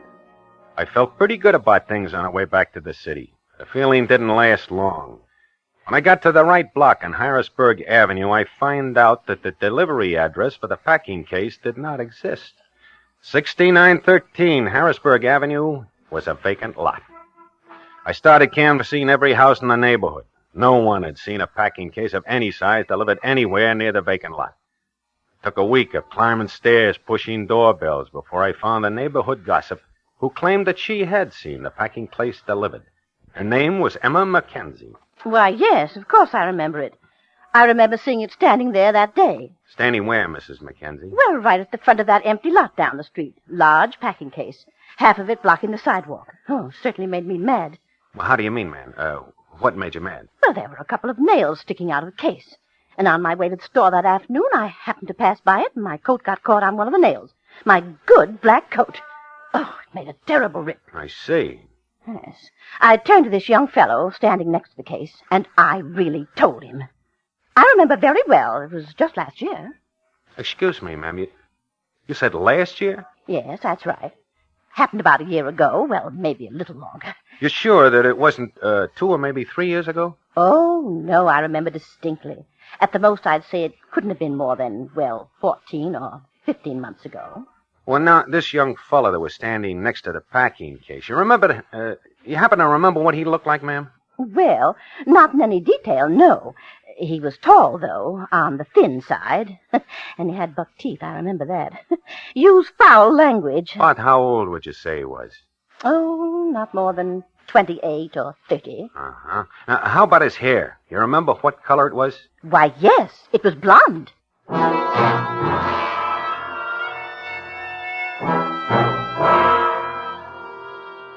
When I finished talking to Mrs. Mackenzie, I didn't know where I stood.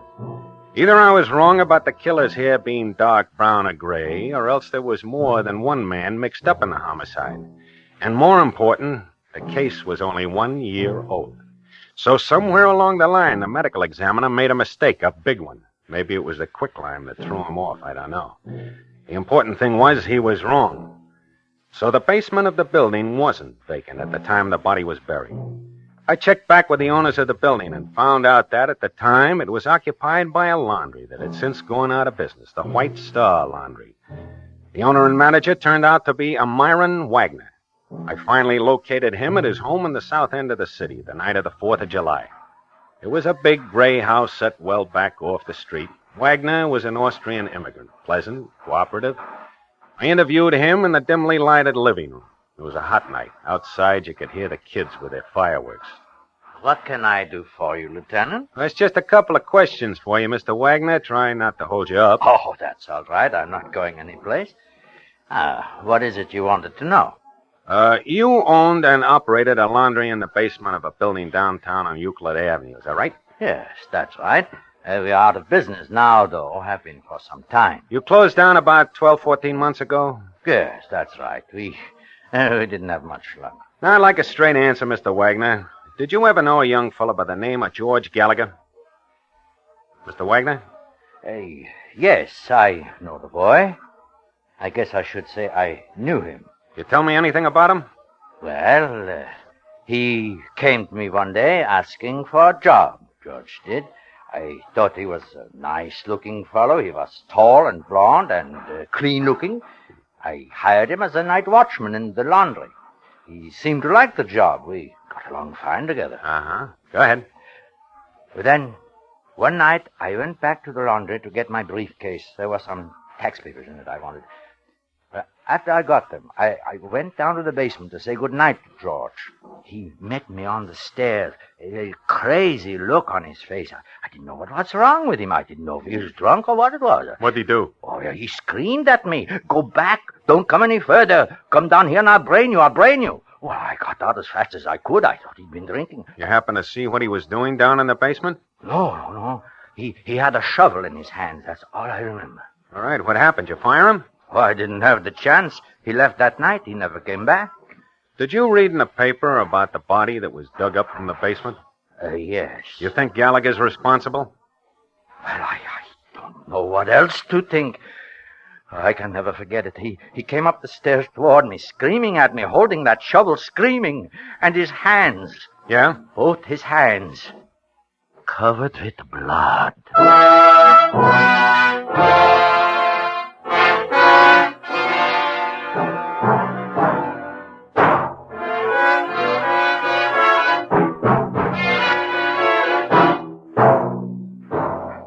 Autolite is bringing you Mr. Lloyd Nolan in The Man with Two Faces, tonight's presentation in radio's outstanding theater of thrills, Suspense.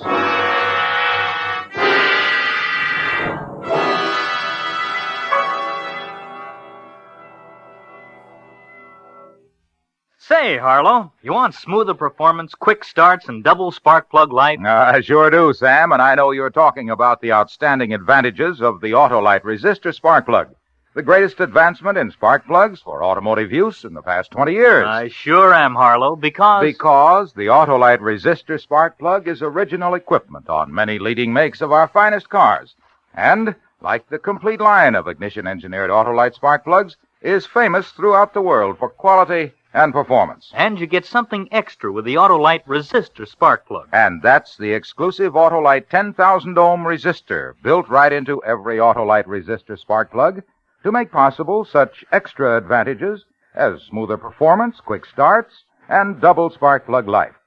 So, friends, see your nearest Autolite spark plug dealer. Have him check your spark plugs, and if replacements are needed, he'll install ignition-engineered Autolite spark plugs, either standard or resistor type. And remember, from bumper to tail light, you're always right with Autolite. And now, Autolite brings back to our Hollywood soundstage Mr. Lloyd Nolan in Elliot Lewis's production of The Man with Two Faces, a true report well calculated to keep you in suspense.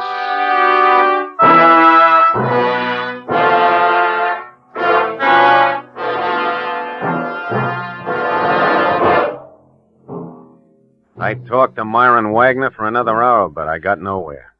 He was sure of the time and date he'd seen George Gallagher in the basement of the laundry, and he was sure he'd seen blood all over Gallagher's hands. He couldn't give me any idea who the victim might have been, and he didn't know a thing about Gallagher's possible whereabouts. I asked him why he didn't report it at the time, but he told me he was afraid the bad publicity might hurt his laundry business. The next break came in early October. We found a pawn shop in the downtown area that had loaned $20 on a watch to a George Gallagher almost 22 months before. The watch had never been redeemed. It had a name engraved on its back, Albert L. Henderson. The city directory had an A.L. Henderson listed at a Hanford Street address. I checked it out. A dark-haired woman who identified herself as Mrs. Henderson answered the door. After the preliminaries, I showed her the watch. Yes, my husband's watch. Where did you get that? Where's your husband now, Mrs. Henderson? Is he home? No. I don't know where he is. Well, when do you expect him home? Can you tell me that? Well, no, you see, he's gone. He's got in some trouble. He ran away. When was this, ma'am? How long ago? Oh, about 2 years. 2 years in November next month. He was partnerships in business. He stole the money. He ran away. You any idea where he is now, Mrs. Henderson? You ever hear from him? No, never. No letters, nothing. He went away one day. He never came back. Uh-huh. Who had told you about your husband stealing the money? His business partner? Yes, Mr. Hoffman. Myron Hoffman. He's a nice man. Albert was lucky to have him for a partner. I don't know why he did it. Now, about this watch, Mrs. Henderson. Did your husband ever pawn this watch at any time? What, pawn his watch? Oh, not Albert. That's the last thing he would let go. One thing I can't understand. Why didn't you ever make an attempt to find your husband? File a missing persons report? Why should I want to find him? A thief. No good. Let him stay missing. I don't want to find him. This business partner of your husband's, ma'am, this Mr. Hoffman, where can I get in touch with him, do you know? No, I guess I don't. He went away, I guess, I think a year ago, maybe longer. You got any idea where he might have gone? Well, I don't know. He seemed to talk a lot about New York City. I never asked him, but I thought that's where he came from. They were always talking about New York City, him and John. Who's John? That's Mr. Hoffman's nephew, John Mueller. He worked for my husband and Mr. Hoffman in the business. Oh, I see. Well, I'd like to locate them if I could, ma'am. Can you describe Hoffman and his nephew for me, please? Well, I guess Mr. Hoffman was about 50, 52, gray hair, about my height, 5 feet 6 inches. Uh-huh. His nephew John was tall, little thin maybe. He had blonde hair. He's a young fellow, about 30 years, I think. Are you sure of that description, are you? Oh, yes, they came here to the house for dinner a few times, both John and Mr. Hoffman. I knew them. Would you give me a description of your husband? Albert? Well, he was a big man, as tall as the nephew John. Dark hair, gray eyes, 43 years old. He was a heavy man, 180 pounds, I think. Why do you want to know, officer? How about your husband's teeth, Mrs. Henderson? At the time he disappeared, did he still have his own? Oh, yes. Albert had wonderful teeth. Strong. Uh-huh. Did he ever have one of his teeth pulled out, do you know? Yes, just one. Why? I guess that does it. Does it? Well, this makes no sense. I don't think I like this. No, ma'am. I don't think Albert liked that either.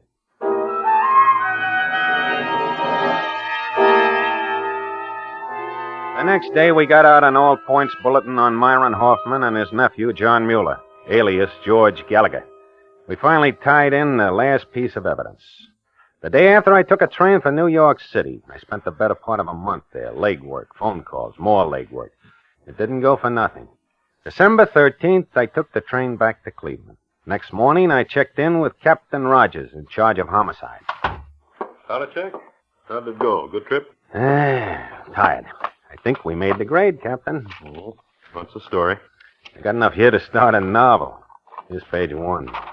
Yeah? Mr. Henderson's business partner, Myron Hoffman. He's from New York, all right. He's got a record there long as your arm. Bunco, forgery, narcotics, grand theft, robbery, everything but murder. Here's a collection of his mugshots. Oh. None of them too recent. No, I know. That's the only drawback. Last one taken 12 years ago. It's pretty interesting, though. Here, take a look at those profile shots. Yeah. All the difference in the world. See? Left side of his face. How about that, huh? Looks pious enough to pass for a saint. Huh. Queer one. Put it next to his right profile shot of him. You'd swear it wasn't the same man. Looks like the worst thief in the world. It's not a bad advantage, huh? Saint on one side, thief on the other, 2 on 1. Well, what does it mean? All right, let me lay out the rest of it. Now, this Hoffman's nephew, John Mueller, he used that George Gallagher alias. Yeah. I found his sister. She told me she hasn't seen her brother for 3 years. Mm-hmm. So I took a flyer. I got the name of Mueller's dentist from his sister, looked him up, showed him the bridge work we took off the skeleton. He identified it. He made it for John Mueller, Gallagher, 5 years ago. All right. Oh, where does that leave us? I'm still guessing. Now, nobody gives up their bridge work, not without a struggle, anyway. I think we got another body to look for. Yeah, fair guess. Hoffman and his nephew killed Henderson. Then Hoffman killed the nephew, took his bridge work, planted it on Henderson's body, and buried it. Anything to throw us off the track. That's my guess. The owner of the laundry, Myron Wagner, that story of his about the blonde kid, the shovel, blood on his hand, kind of makes a liar out of him, doesn't it? No big change. What do you mean? He was a liar long before we met him.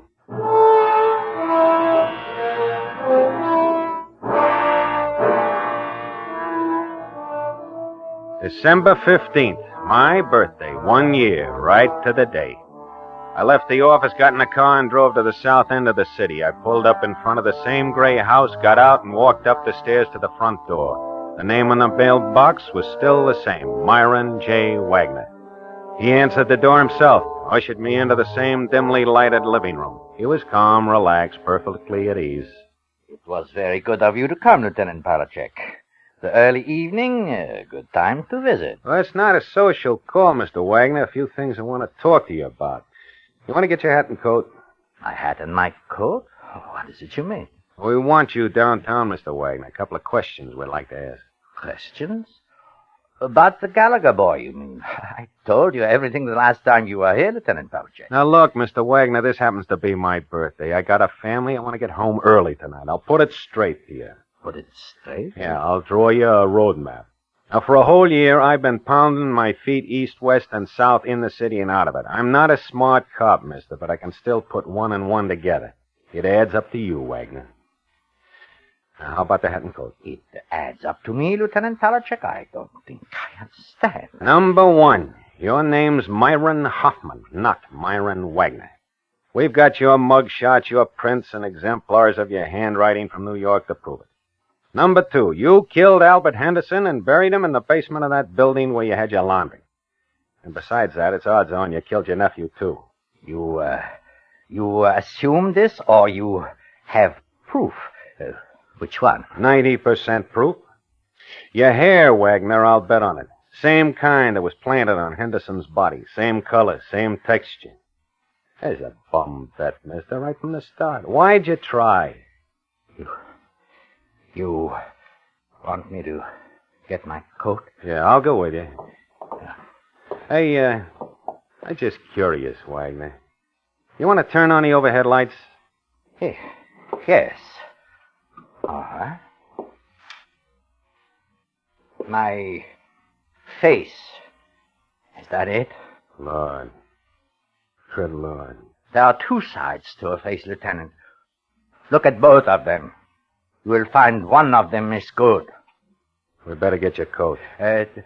Just one thing. My friend Henderson, my nephew John. Yeah? As you say, just as you say, a bum bet. I even try. Hey, Wagner. What's the matter? Wagner!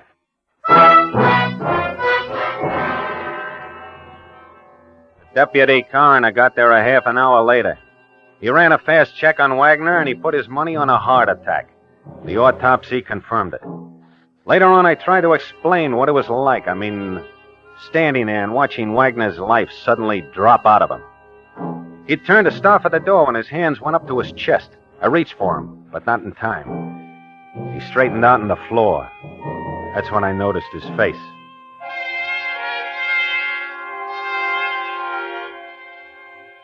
The left side. The side that made him look like a saint. It was changing. In front of my own eyes. The whole face, the whole side of it, fading all into one.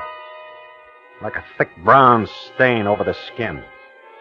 The same look as the right side of the face. Dirty, dark, twisted. It was all there.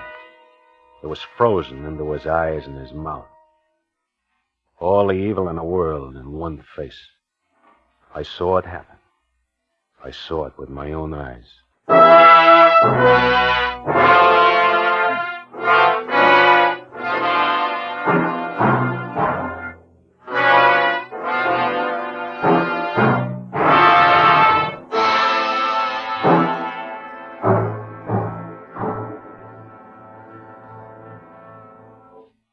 And now, Autolite presents Joker Wild, starring Kathy and Elliot Lewis, hoping once again to keep you in suspense.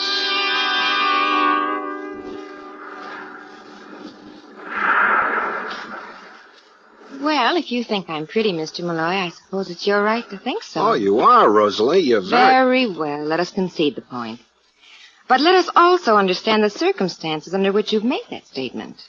Now, here we are. Rosalie. Here we are, Mr. Malloy, with the great, vast Pacific Ocean, a carpet, so to speak, under our feet. And the moon above, and Rosalie. You must hear me out, Mr. Malloy. You know, my friends all tell me I had the uncanny knack to size up any situation, romantic or otherwise. Now, this situation, for example... Let's not knock the situation, Rosalie. I planned it very carefully. This takes planning? Waiting to a lonesome girl from a long car? Bringing her to a place like this where she can look strange and mysterious on a cliff high above the ocean? And what planning does it take to slip your arm about her, as you've already done on numerous occasions this evening? Isn't that what you expected when you got in the car? At first, I confess I was very flattered, Mr. Malloy, being who you are. Having seen your movies, having heard you weekly on the radio, a famous comic personality like you, what girl wouldn't be flattered riding with Harry Malloy? Come here, Rosalie. Why should I do that? I want to talk to you. I want to tell you something. Very well. Now, what is it? I'm a comedian. You haven't been very funny this evening. I know. You see, this is an important evening for me. It's not a time to be funny. You might not believe this, but I've been looking for a girl like you. Some line. For a girl exactly like you. For the last several nights, I've been riding around the city just looking. I saw you, and I watched you for a long time. Watched me? I was driving along, and I saw you come out of that restaurant. I parked. I saw you walk towards the corner. I followed you. Let me tell you this, Mr. Malloy. If I hadn't just missed my bus, you never would have gotten me in your car. Don't you like me, Rosalie? Personally, you're a big disappointment. When I get home tonight, I'll tell my mother and father I met Harry Malloy, and he's not funny. He's not at all like... No. No, you won't tell him that. What? Nothing. It's very chilly, Mr. Malloy, and I've seen enough of the vast Pacific from a cliff. You may take me home now. Now, wait. You may take me home now, please. Listen, Rosalie. You say you saw me in pictures. Yeah, every one. Which ones you like best? Are you taking a poll, Mr. Malloy? Just tell me, which ones you like best? Very well. The one where you dressed up like a girl as a disguise. Gee, you were funny. I saw it 3 times. You know that thing you do, that funny way you walk? You like that, huh? Oh, it was a scream. I screamed, I know that. I guess everybody did. I'll do the bit for you. Come on, get out of the car. That's it. Now, give me your coat. You mean it? Sure, I mean it. All right. Gee, wait till I tell Mom and Pop. Yeah. There we are. Turn your head, Rosalie. I'm going to roll up my pants legs. There we are. And this one. You can look now, Rosalie. Can you whistle? Sure. Whistle. Yeah, I know just the tune.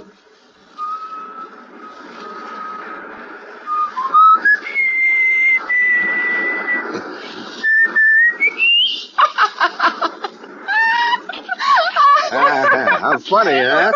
I'm a funny man. Oh, scream! Yeah.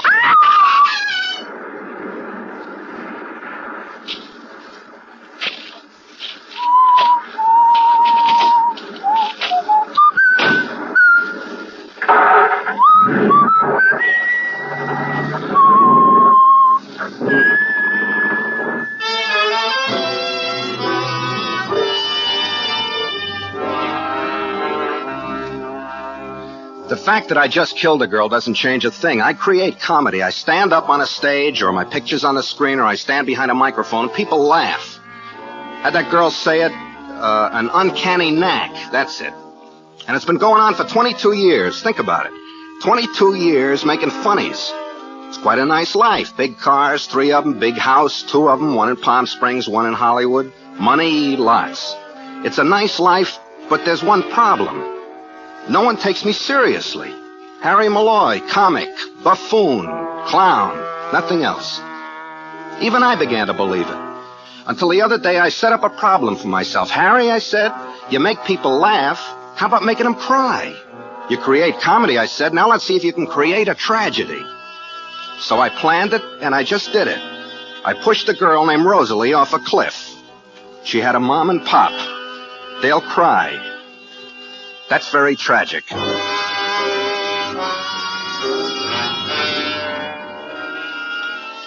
You know, the next couple of days I felt great. You know the feeling. You set your mind to do something, and you do it. And you tell people about it. But how are you going to tell anybody you just pushed the girl off a cliff?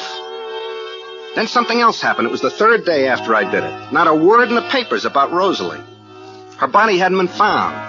So for a man like me, a performer for 22 years, you can understand the crack I was in. Not only couldn't I tell anyone what I did, no one even knew it was done. So that evening I didn't feel so good. I had to talk to someone. I always talk to Liz.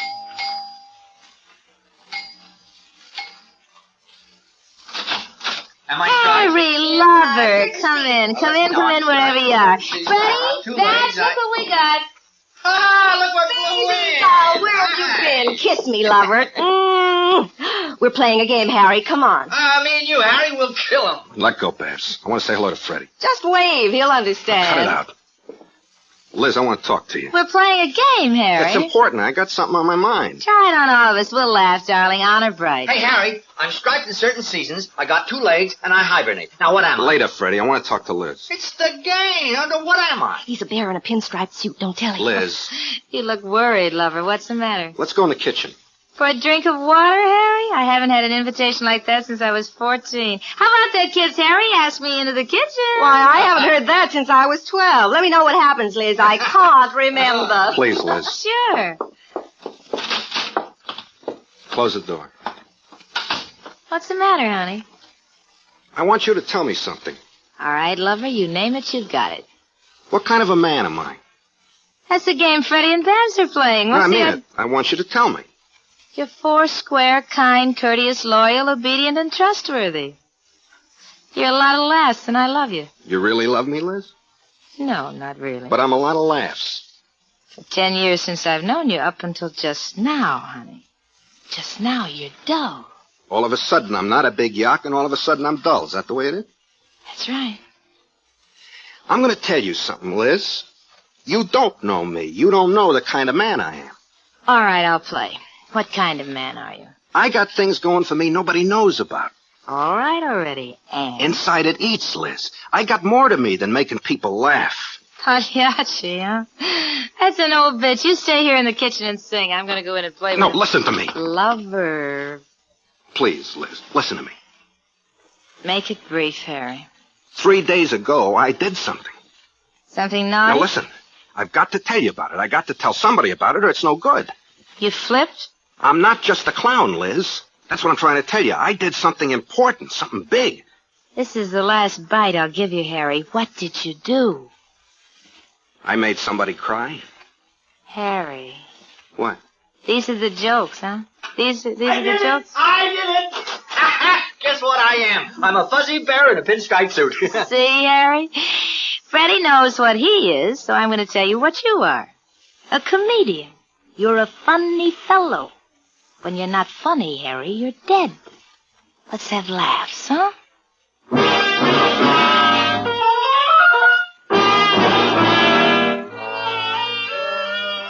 That was Sunday evening. Monday morning, a very large thing happened in my life. It was served to me for breakfast with my eggs. The morning newspaper had it headlined, "Girl washed up on beach at Malibu. Girl identified as Rosalie Barton, missing from home for 4 nights. Identification by her mother and father. Street address given."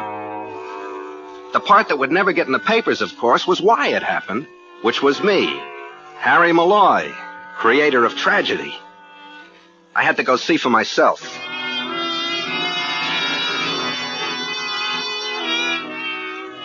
Rosalie Barton lived in a cheap little California bungalow. 1 floor, 1 palm tree, a geranium bed that needed watering. One thing was funny, though. Have you ever noticed the audience a tragedy gets, especially when it's for free? Well, the Barton house didn't have it. They should have been all over the lawn, onto the pavement, neighbors, kids, the people who hop in their cars and come from all over the city to look in on tears. But no, nobody around. I parked my car a couple of blocks away and walked to the house, up the path, onto the porch, near the window. I looked under the drawn window blind to see what I was looking for. Hysterical parents, bewildered, grief-stricken. But I only saw a room, no people. And I saw this. Near the window, a high boy. And on it, a picture of the dead girl, looking at me and smiling at me. I looked, too. I couldn't see anything. Huh? They're still at the funeral parlor, her mother and father. They must be very upset, huh? No, they're taking it real good. I live right next door, and I came over to see them last night, and they're taking it real wonderful. Didn't even cry. Oh. Hey. Yeah? Aren't you Harry Malloy? Yeah. What do you mean the parents didn't cry? Well, aren't you? Well, sure you are. Didn't they love their own daughter? Why didn't they cry? Well, if they did, nobody saw. Hey, what are you doing here, Mr. Malloy? Well, it happened. I was just driving by. Oh, it's just driving by. No, seriously. I'd read about what happened. Seriously? You seriously? Well, yeah. I'm trying to tell you Hey, that Jonesy, look who's here. Harry Malloy. Hey, no, wait. This is my neighbor, Jonesy. Harry Malloy. Hi, Harry. How are you? Hey, you gonna be here a minute? I want to get my wife. Get your wife? What do you need your wife for? He kills me. Hey, wait a second. Hey, Reba. Reba, come here a minute. Jonesy never does a thing without Reba. You'll like Reba. She's a great giggler. Yeah, well, I gotta go. Oh, come on. Stick around, Mr. Malloy. The whole neighborhood feels bad about what happened to Rosalie. Oh, stick around. You want funnies now? A young girl, someone you knew, murdered, and all you do is laugh. It's a funny face you make. Hey, here's Reba. Hi, Harry. What are you laughing about? I haven't said anything. Some giggler, huh, Harry? All right, calm down now. I want to tell you something. Reba? Reba. Seriously. I want to tell you all why I'm here. I read in the newspaper about a girl's being killed. And I was driving by. He was driving by. Get this. Go on, Harry. I was driving by. Just like a similar situation happened to me once before. No, seriously. Ran out of gas, huh? Had a flat tire, Harry? What? Go on. Tell us what you're doing here. You get this, Johnson. Go on, Harry. Well, I stopped by because I saw a fellow looked hungry. So I pulled over and I said to him, hey, you look hungry. He said, no, I'm not hungry, but I would like 10 cents for a cup of coffee. So I offered him a dime. Yeah, honest, I did. But he just shook his head. He wouldn't take it. I said, what's the matter, mister? You asked me for a dime for a cup of coffee, didn't you? He said, if you don't mind, Mr. Malloy, I'd like 10 pennies. I said, why? He said, I like drip coffee. So I gave him 6 pennies. Let him drink it without cream. You're the funniest man in the world, Mr. Malloy. You kill me. You kill me.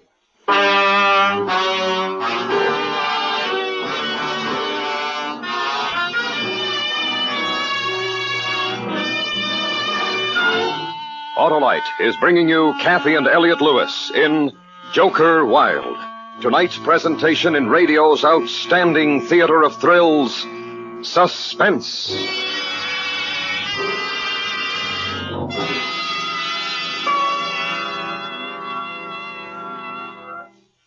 Hey, Oscar, sound your horn. Play your radio. Start your engine. Hey, what's all that for, Harlow? Why, all those operations depend on the sure, smooth performance of your Autolite electrical system, Oscar. And so do the lights, heater, electric windshield wiper, and lighter. They all depend on my Autolite electrical system, Harlow? They sure do, Oscar. And what's more, your Autolite electrical system works every second your engine runs. That's why Autolite electrical systems, designed to give the smoothest performance money can buy, are used as original equipment on many leading makes of our finest cars, trucks, and tractors. They're the best, Harlow. Right you are, Oscar. And friends, treat the electrical system of your car to a periodic checkup at your car dealers or authorized Autolite service station. To quickly locate your nearest authorized Autolite service station, look in the classified section of your phone book or call Western Union by number and ask for Operator 25. And remember, from bumper to tail light, you're always right with Autolite. And now, Autolite brings back to our Hollywood soundstage Kathy and Elliot Lewis in Elliot Lewis's production of Joker Wild, a tale well calculated to keep you in suspense.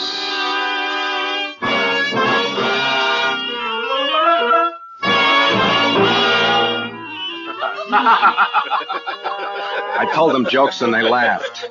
No tears, no tragedy, just funny stories. I was a murderer and they were laughing. It was a good performance. Not exactly the one I counted on, but a good performance. I left them laughing and begging for more.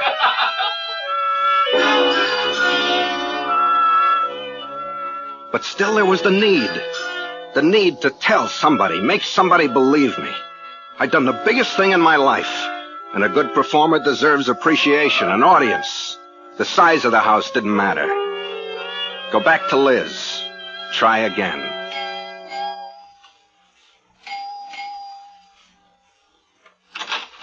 Hi, lover. Can I come in?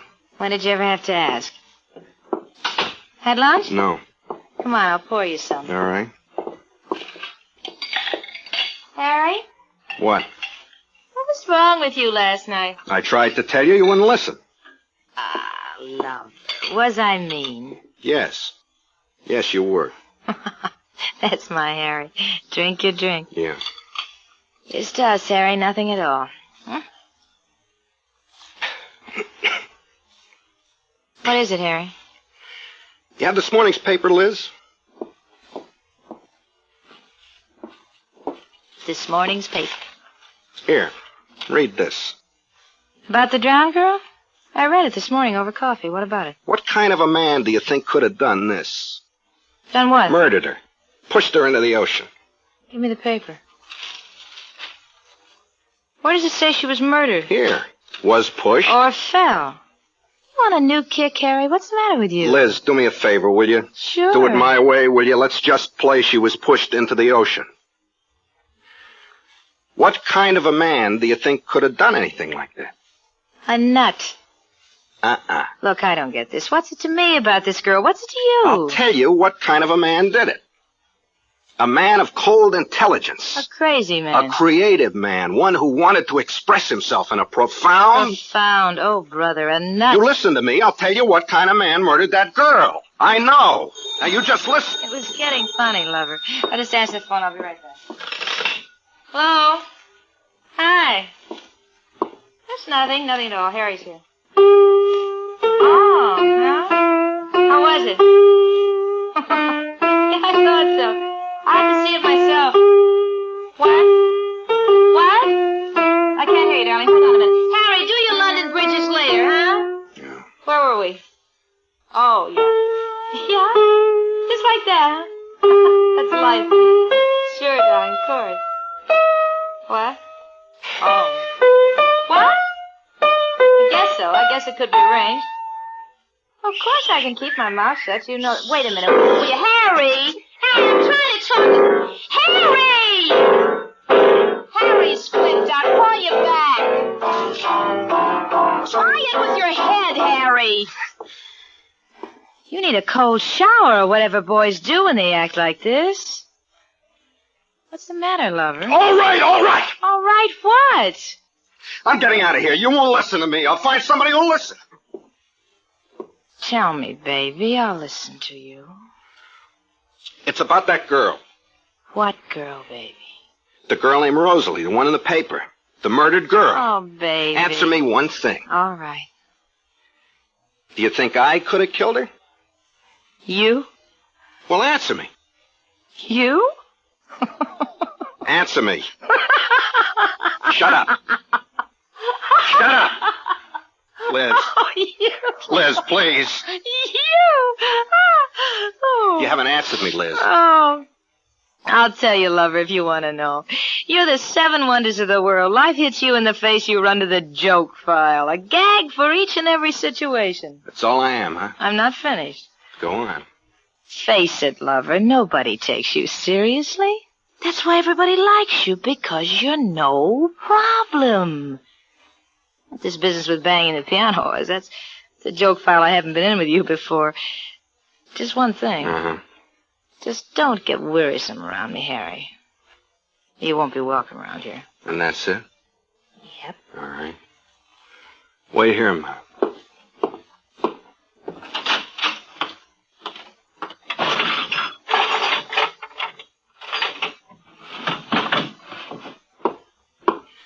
I'm borrowing your carving knife for a minute, Liz. What for? You see, Liz, there's no use trying to tell you something. I gotta prove it to you. This is going to be great. It could be at that. What's it going to be, Harry? I'm gonna kill you. That's my Harry. Yeah. What's my bit, lover? Yell, scream, run around? Let's just work it out together. Ready? Come on, kill her. Yeah. Well? I'm gonna kill you. You said that, Harry. What's the matter? You running out of material? I'm not kidding. I'm supposed to act scared. All right, Harry. Ah! You just wait. I don't know what you're doing, Harry. You better have a finish. Start running. All right. Oh. Swell. Now I need a new lamp. No, you won't need it. That's the finish? You fall flat in your face? Oh, Harry, how corny can you get? You stopped doing that bit when you left vaudeville. My nose. It's bleeding, lover. Move your head a little this way so you don't get it all over the rug, huh? Oh. Come on, sit up. Sit up. That's it. Give me the knife. Hold your head back. Don't be a baby. Hold your head back. Bleed bad. Oh, I'll get a towel and some ice cubes. Hold your head back now, Harry. Here. How do you feel? Hurts. I'll put this ice in the back of your neck. Stop in a minute. Feels good. Sure it does. Liz. Mm-hmm. That girl Rosalie. Oh, look, Harry, I don't know what this new character is, but why don't you go home until you get funny again? I killed her. Sure. I did, Liz. I picked her up, drove her out to the ocean, pushed her off a cliff. How's her nose? Stop bleeding. Why don't you go home? I'm not kidding, Liz. I murdered that girl.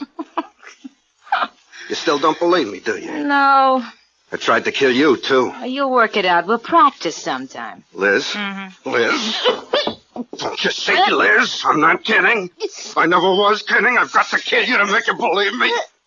Kill you, Liz.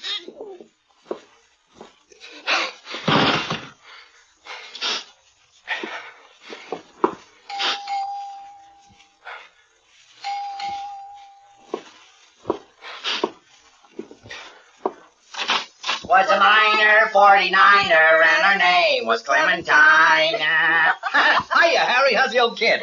Kiss me. Oh, where's Liz? I'm forced to ask. In there. Right over there on the floor. On the floor? Hiya, Liz. Hey, what's this, a new game, Harry? She's dead. Oh, we're supposed to ask questions, you answer yes or no. We're supposed to tell you who did it, huh? Such an old game. Was it? I did it. I strangled her. Hey, kid, you're taking all the fun out of it. Freddie. Huh? Look. Look at what? Her throat. I strangled her. Oh. I don't believe it, Harry. Well, not you. Liz wouldn't believe I could do a thing like this either. Look what happened to her. I can't believe it. I can't believe it. You will. Stick around for police, Freddie.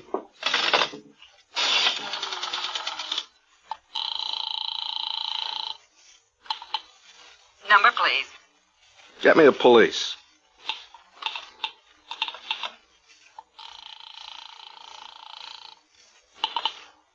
12th Precinct, Sergeant Thor speaking. This is Harry Malloy, Sergeant. I just... Harry Malloy, the comic? That's right. I'm at 5... Harry. Hi, Harry. What's on your mind? I just murdered a woman. What? I just strangled a woman. Several days ago, I threw a girl off the cliff. And tonight's your night for strangling, huh? Have a nice party, Harry. Now, listen, I'm not kidding. I killed a girl. I killed 2 girls. Sure. I'm a murderer. Don't you believe me? I'm a murderer.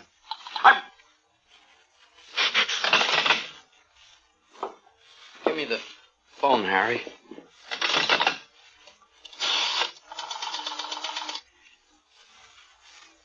Give me the police, operator. Police? I want to report a murder. 595 East Channel Drive. My name? Fred Goodwin. Thank you very much. I'll be right over, Harry. Harry, why? I'm quite a guy, huh? Answer me. You're quite a guy. Harry. Listen to her, Freddie. She's crying. See what I can do?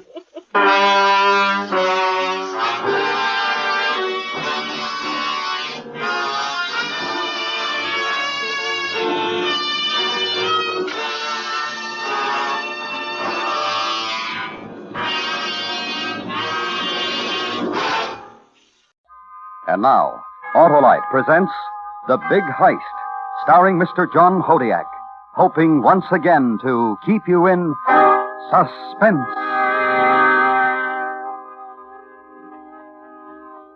Yeah, sure. I work with John Barry on the Colfax National Trick. He's the best in these bank bits, you know. Of course, everybody knows that. He had it cased right up to where he could tell you what the guy in small loans had for breakfast that morning. If it was a John Barry job, you can figure it was first class. Good. Right. Know what I mean? Yeah, believe I will. Thanks. Much obliged. You see, I'd been hanging around that pool room for a week or so, knocking off this one and that one, picking up enough to get by on. It was, let me see, 4 days ago. Thursday. This bald-headed gent had been sitting there a half hour or better watching me practice. I'd seen him around before. I knew he'd get up and talk to me pretty soon.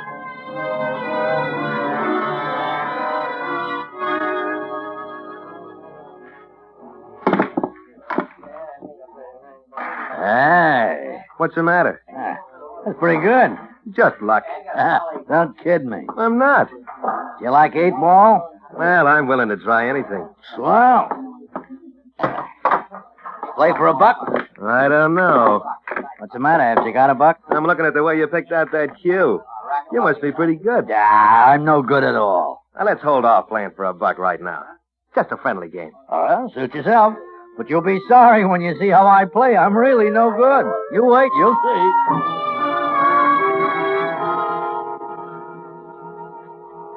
He was a lollipop.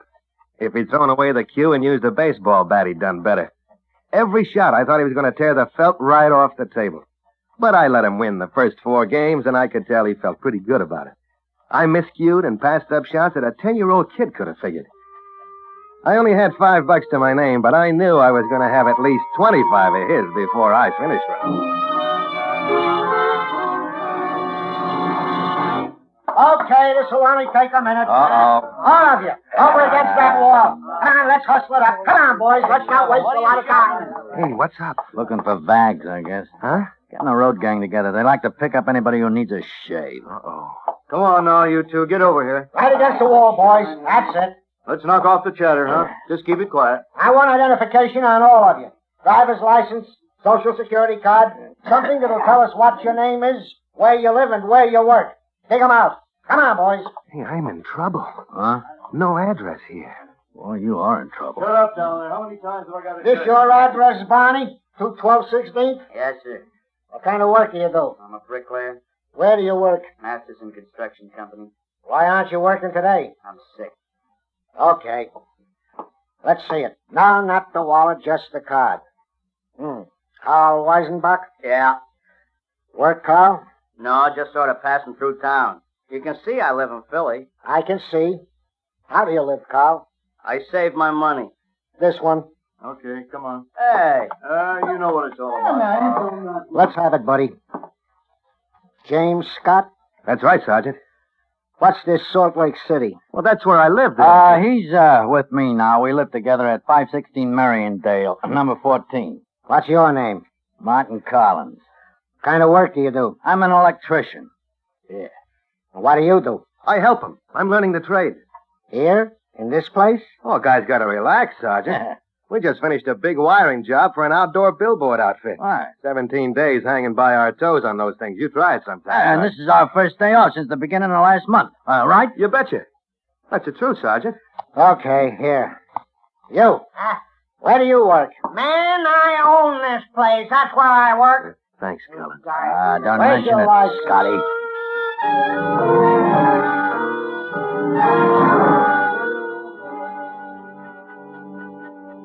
That's about the way it started.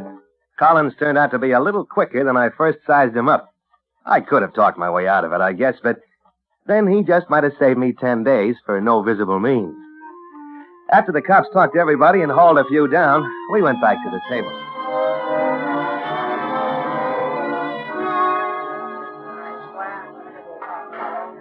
Well, that's that. Hey, aren't you going to let me get even? You'd never get even with me, boy. What? Had me picked, didn't you, Scott? Just like that bus driver you had right here on the same table 3 days ago. Why? Oh, you were going to let me win the first 4. Then you were going to turn into a regular Willie Hoppy and really let me have it. It had gone up from $1 to 5, then 10. Isn't that the way you're going to work it now, huh? Well, I'd just like to try for my $3 again. Come on, boy. Who you kidding? Oh, nothing. Okay. I had you picked. I can still give you a game, though. I tell you, I invented the game. You'd be wasting your time. You have been wasting your time. Have I? 5, 10, $15 a day around here. Not bad, I'd say. How could you go for $10,000 in one day, huh? Sounds good. But you'll have to lend me some overalls, because I know I'm going to have to work real hard for that kind of money. We need a third guy. For what? You want to meet somebody? Sure. Why not? Hang up your cue, boy.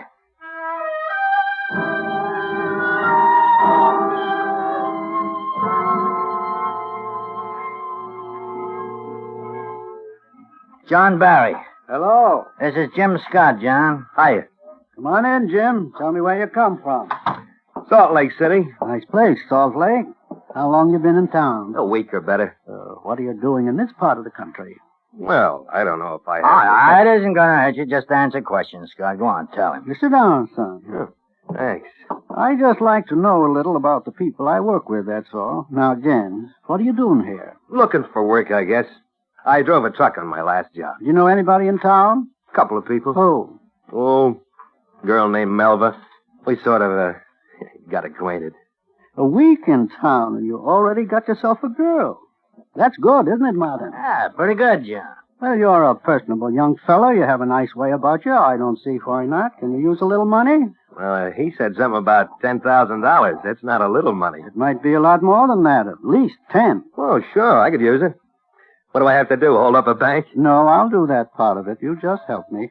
Huh? Yes, it's a bank job. You ever hear of me, son? John Barry?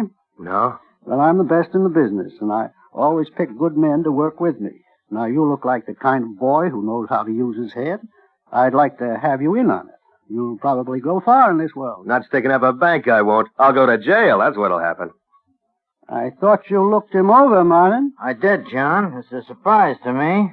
Would you rather hang around those pool rooms the rest of your life? Oh, I've never done anything like a bank. What have you done, son? 30 days. 90 days once, and I didn't like it. Oh, I see. And I don't blame you. But no policeman's going to bother you on this. You aren't going to wind up in any jail. Nobody's going to jail. You do your part of it exactly the way I show you, and you come out clean, safe, nice and rich. Now, how does that sound? Oh, it sounds pretty good. How about that girl, Melva? Yeah, that's her name. She pretty? Sure. Well, she likes you, I'll bet.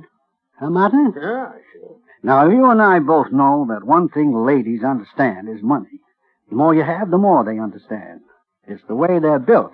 Isn't that the way it is, Martin? Sure is, John. And you know that, too, son. Now, the money you get from this would help you a lot.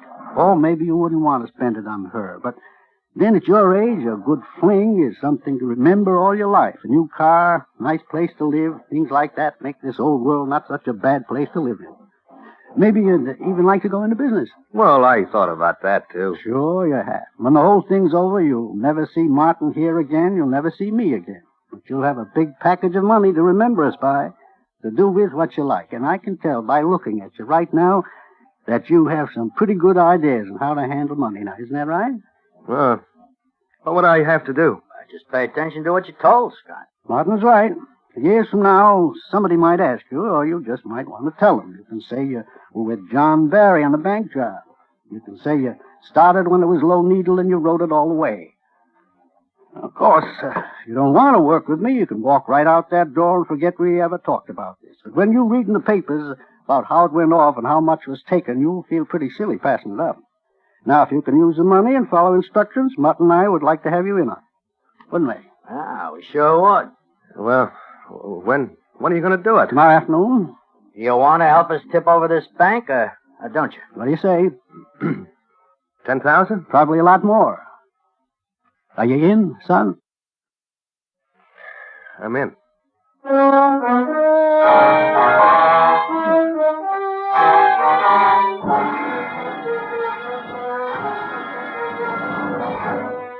Autolite is bringing you Mr. John Hodiak in The Big Heist. Tonight's presentation in radio's outstanding theater of thrills, Suspense.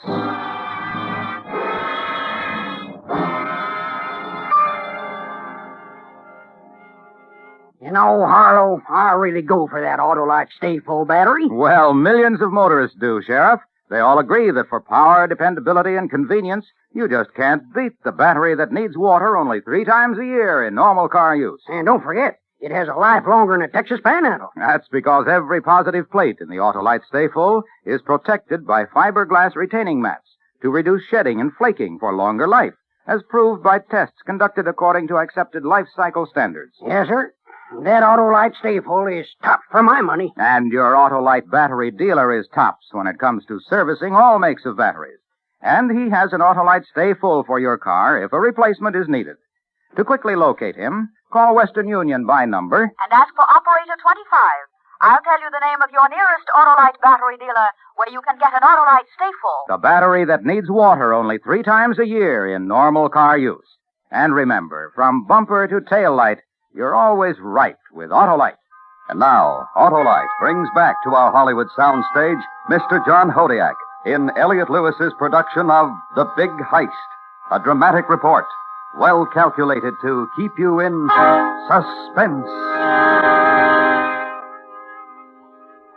This bird who built the Colfax National had a pretty nifty idea. He set it back off the street so you can just shove your car right up in front of the place like it was a drive-in. No parking problem.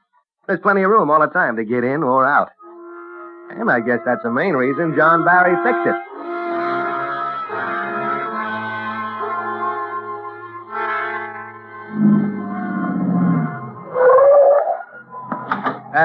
Just a minute, Scott. Huh?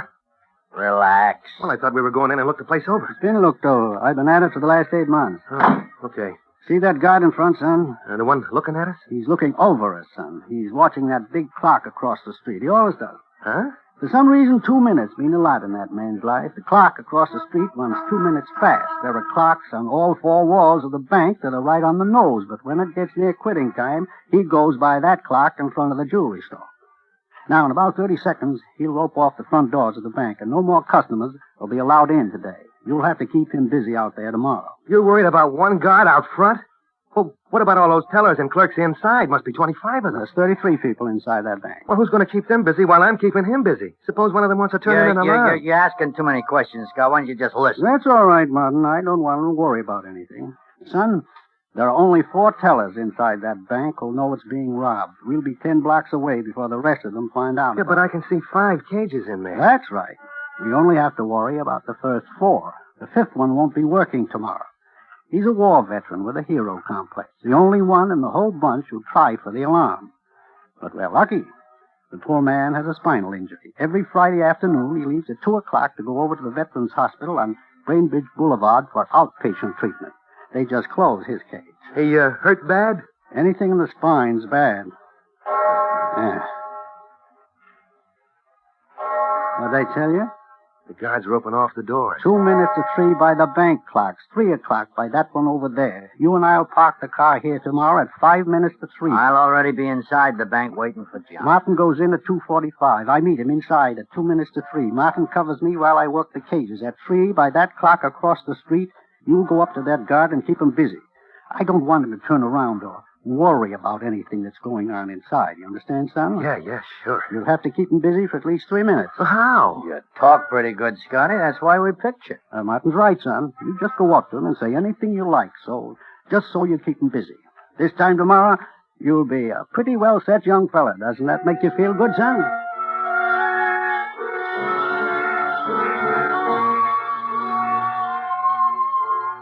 I don't know where I got the notion that a bank robber always wore a dark suit and pulled a hat over his eyes.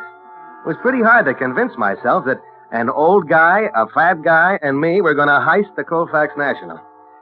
But when we got back to the hotel room and John Barry began telling me all he knew about the insides and outsides of that bank, and the people who ran it, and the people who built it, and the people who owned it, I began to get a lump in my throat for the bonding company. He had diagrams. He had blueprints. He knew the alarm system better than the Ginzo who put it in. And there's a certain safe company back in Ohio that'd make him a vice president tomorrow for what he could tell him about their own time vaults. But until 8 that night, he kept me busier than a flea on a fat man, telling me about everything. I felt pretty good about the whole thing. And I was just getting ready to go up to the room he rented for me when it happened. Here you are, son. Go ahead, son. Take it. It's yours. Wait, you didn't say anything about a gun. I thought all I had to do was talk to that guard. That's right, son. But I'm giving you this right now. I want you to have it. Well, 45. Uh-huh. Fine piece, that. Is it loaded? Oh, yeah. You better go upstairs and get yourself some sleep, son. Big day tomorrow. Yeah, I guess you're right.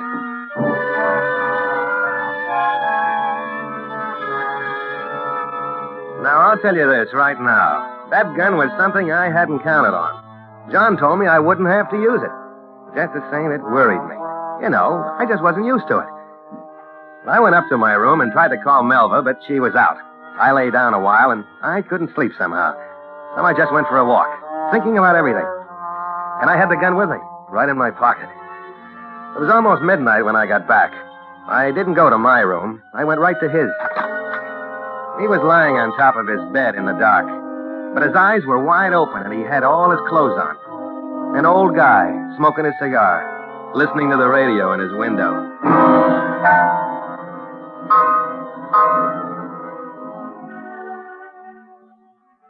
Is that you, son? Yeah. Pretty music, huh? Very nice stuff that man wrote. Yeah. Look, John, I'm out. Out of the job, son? Yeah. Here's your gun back. I don't want it. I thought of just scramming out, but I wanted to tell you because you've been good to me today. I see. Mind if I ask you what made you change your mind about tomorrow? Oh, I don't know what it was. I just decided not to, that's all. Got the coffee, John. Thought you're in bed, Scott. Martin, Scott says he isn't going with us tomorrow. What? That's right. And there's no sense in you getting steamed up about it. I'm just not going to do it.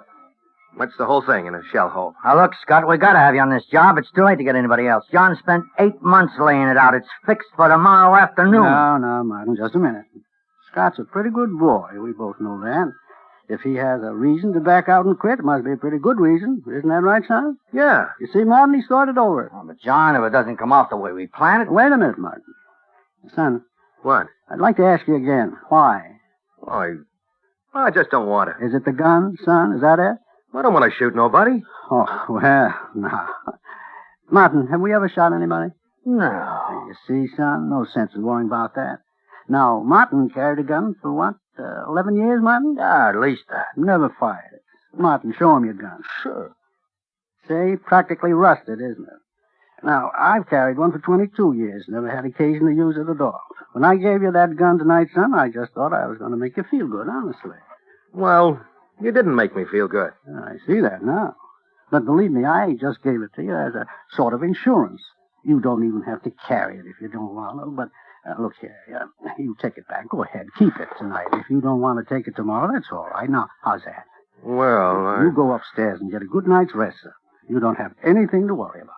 Tomorrow we'll all have a big breakfast and forget this ever happened.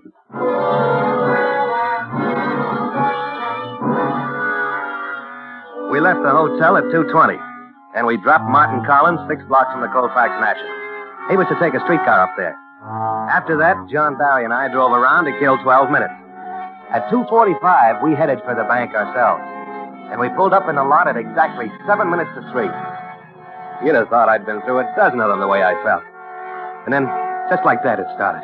You all right? Maybe I can't keep him busy for 3 minutes. What then? No, take it easy. Of course you can keep him busy. Talk to him. You know how to do that. But what if I can't? Now, look, that guard's name's Edward Jameson. He makes $68 a week standing there looking at that clock across the street and telling people why they can't come in once he's put the rope up. That's the big moment in his life. It's the only thing he's got to live for. Play on that, son. Yeah, but suppose... Here, you forgot that. Hey, oh, no. I left that back in my room. Yeah, I know, and so I brought it in case you might need it. Slip it inside your coat. Well... Atta boy. All right, on time. Go after him as soon as he puts up the ropes. I don't want this thing. Son, that man's got to be busy. If you can't keep him busy talking, you shove that thing right under his nose. It'll look terrible to him, even bigger than it is. Remember, he doesn't want to get all shot up. Good luck. Yeah.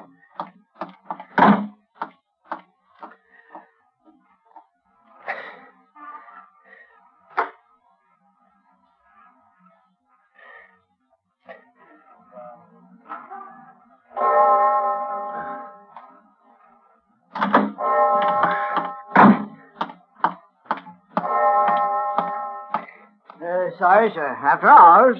You mean it's 3 already? Afraid it is. There's the clock. Well, it must be fast. I got 2 minutes out. I guess you're slow, sir. Oh, you couldn't sneak me in, I suppose. Strictly against the house rules, no, sir. Well, look, one customer more or less isn't going to make any difference, is it? I'm sorry. Once the rope's up, I can let them out, but I can't let them in. Well, this sure puts me in a spot.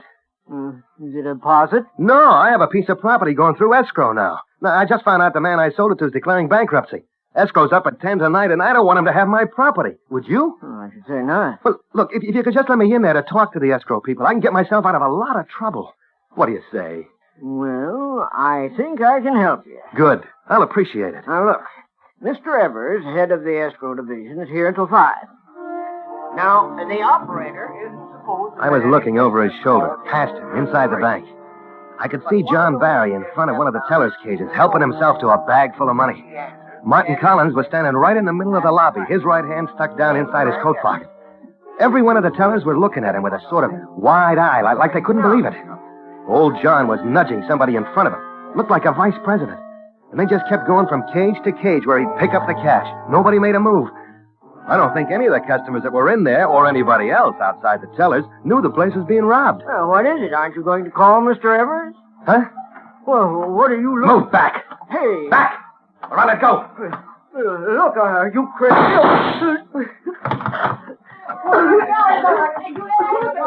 What happened, Scotty? Why'd you shoot him? It just went off. It just went off. Get out of here, boys.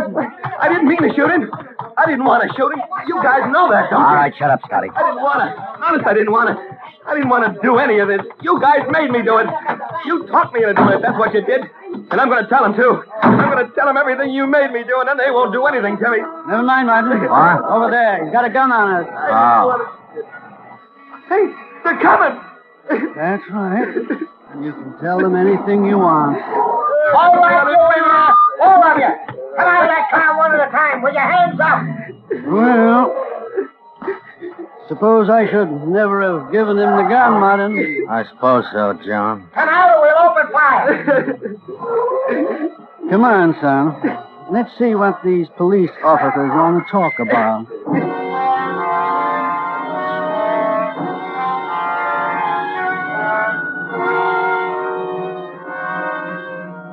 This John Barry, and remember, he's the best, looked like any old geezer you'd find filling prescriptions behind a drugstore counter or reading books in a public library on Sunday afternoons. But let me tell you, he had it. Every time he opened his mouth, he made sense. He was pretty good at that old chatter, too. In fact, I'd say he was just about that much better than me.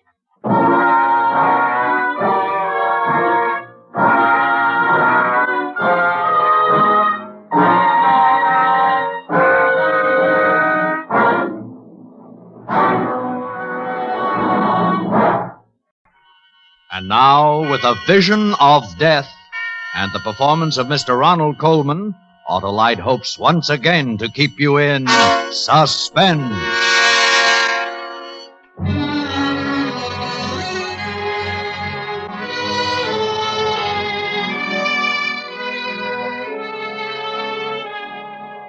If I speak too rapidly for your stenographer, you'll tell me, won't you, Lieutenant? No offense, but he impresses me as someone who has to sit on the floor to put his shoes on. And don't hesitate to stop me if I seem to wander away from the point. I mean to say this is my first and, I hope, final appearance in a police precinct, and I should hate to give a sloppy performance. We were always known, Aurora and I, for the smoothness and gem-like precision of our act. And as for this murder rap, I suppose it's called, is concerned, an acquaintance with our act is the essential rabbit. Awfully good act. Smart, informal, occasionally humorous, and always mystifying. Well, the act always began with music, never with the cliché fanfare of trumpets or roll of drums. I would saunter out to the center of the floor and say something like, "Good evening. You are about to witness an exhibition of mental telepathy. Ladies and gentlemen, may I introduce Aurora, my wife." They never failed to give her a hand. What would they applaud? Why, the vision she presented as she came toward me. There has never been anyone as lovely as Aurora, the most beautiful flash in the profession. Aurora, would you care to tell the audience, or shall I? You tell them, Judd, while I tie the blindfold across my eyes. Ladies and gentlemen, all mind readers employ a gimmick. A gimmick is a trick, a device. For example, when the mind reader, threading his way through the audience, says to the mind reader sitting blindfolded on the stage, "A lady has given me a small object which I now hold in my hand. What is it?" And the mind reader sitting blindfolded replies, "A silver coin." The answer has not come through mind reading. No, it has come through the gimmick, a cue or signal communicated through the very question itself. But we don't do that. We do not. You will notice, ladies and gentlemen, that I never speak to Aurora at all. Are you ready, Rory? Ready, Judd? Here we go, then. You, sir. You have something? Good. Concentrate upon it, like a good chap. The gentleman holds a And you, coin madam? in his hand. It is a Mexican peso bearing the date 1892. Oh, that's very clever of you, madam. I'll be surprised if she gets this one. The lady holds in How her about hand you, young man? her other hand.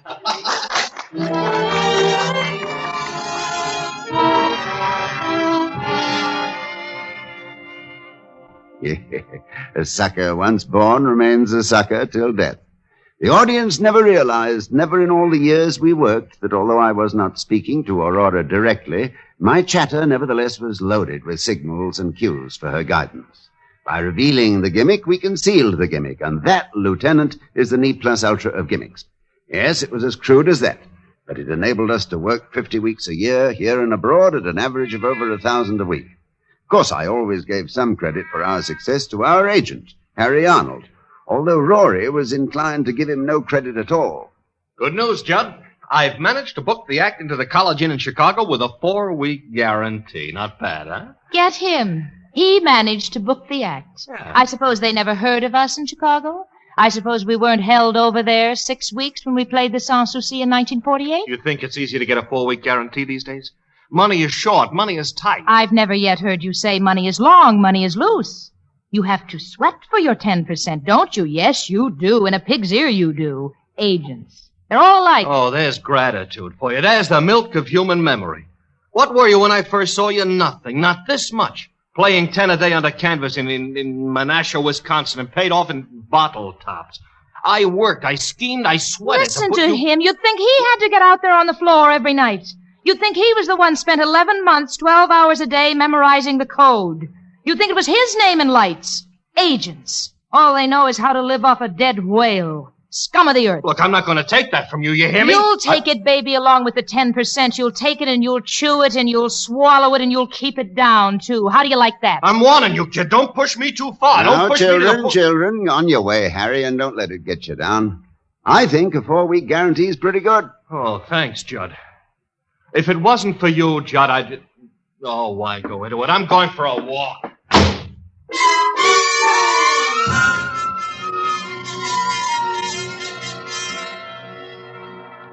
But aside from these altercations between Rory and Harry, it was smooth sailing.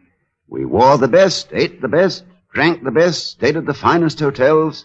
And every Saturday night after the performance, Harry would bring us our salary. He'd bring it in cash. 1,000, 1,250, 1,500. I have the old performer's distrust of checks. Been given too many with a high latex content. Anyway, life couldn't have been more placid. And then one evening, about 5 weeks ago, soon after we opened at the Grove here in town, a frightening thing occurred. We'd just begun the act, and I was out in the audience. You will notice, ladies and gentlemen, that I never speak to Aurora at all. Are you ready, Rory? Ready, Judd. Here we go, then. Now, you, madam. The lady holds in her hand a compact. It is platinum and bears her initials R.C. You, sir. You, sir. The gentleman is holding an engagement ring. In it are 3 small diamonds. Miss. The miss, young have lady, you, the young lady is holding. It's a small cameo brooch and. Rory! Quick, Maurice, music!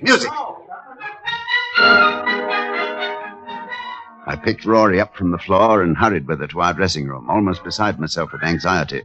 I placed her on the couch, dampened a towel, and put it on her forehead and began to chafe her wrists. Rory, honey, Rory. John, what happened? I was in the bar. Do you want me to get a doctor? No, I don't know. Get out. Leave us alone. Get out, Harry, get out. Judd. I'm here, Rory. Are you all right? Well, I guess so. I don't know what happened. Oh, you fainted away.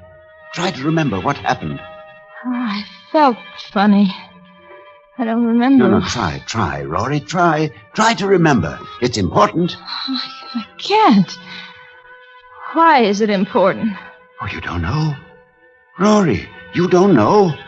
You were calling out the answers before I even had a chance to give you the cue.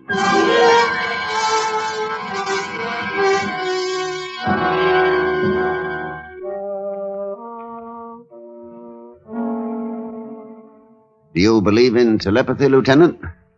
I don't mean the sort of thing Rory and I usually did. I mean real telepathy. I never did either until that night. I don't mind telling you I was badly shaken. I mean, after all, I knew we'd been using a gimmick, and suddenly it began to happen without the gimmick. It scared us to death. We didn't know what we were getting into. But we went on with the act, and in my mind, I began to search about for the answer. I found it, of course. You'll find a gimmick in almost everything if you look hard enough. I've got it, Rory. We've worked together so long that you know what I'm going to say before I say it. From my inflection, my pauses, even my movements. You see? Judd, that has to be it. Oh, this is marvelous. When Harry gets back, I'll tell him about it. And if I last until tomorrow, he can ask the management for more dough. Yeah, as soon as he gets back. Next Thursday. Tonight. How much more should we ask for? Well, Tonight? What made you say tonight? I don't know, Judd. Oh, you were there when he told me he'd be in Palm Springs till Thursday. What made you say tonight? I don't know. What difference does it make? Stop picking on me. So I made a mistake. So what? Well, I don't see how you could make such a mistake, that's all. Judd, leave me alone. I've been worried half crazy about really being able to read your mind. I've been under a strain. So Harry's coming back Thursday and not tonight. All right. You satisfied? He'll be here Thursday and not tonight. You Judson Stone, mister? This dressing room, eh? What is it? A telegram. Sign here? Oh, sign for it, will you, Rory? There you are, kid. I'm sorry I blew up in your face, Judd. Judd. What's the matter? It's from Harry. He's coming in tonight.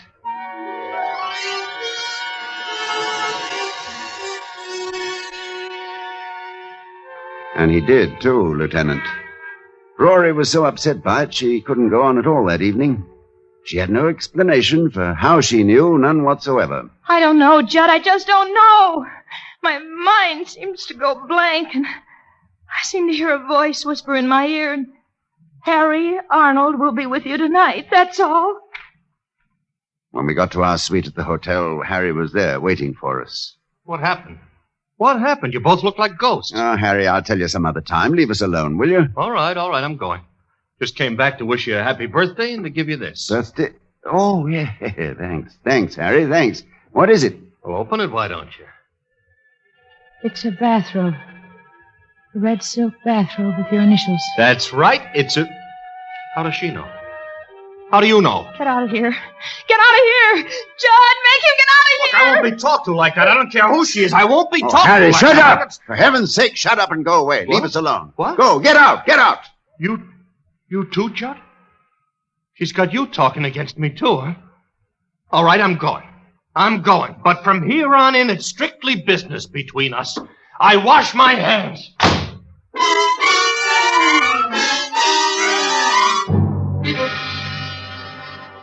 He kept his word, Lieutenant. From that time on, he kept himself to himself. And I was prepared to let it go at that, much as I liked Harry, until the night I was awakened by Rory, moaning in her sleep. No. No, please. No, Rory, no. Rory, wake up. You're having a bad dream. Rory. No. What? Judd? Shh. Judd. It's all right. I'm here. Oh, Judd. What, Rory? The voice. Whispering again? Yes. Oh, Judd. What? He's going to kill me. Harry Arnold is going to kill me. And that, Lieutenant, was the beginning of the end of that.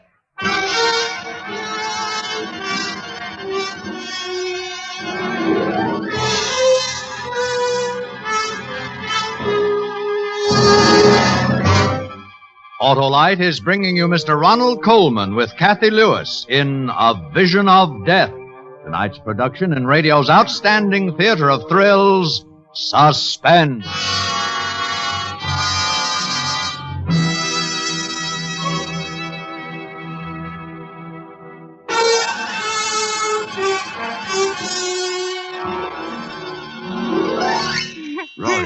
Rory, get a grip on yourself. He's going to kill me.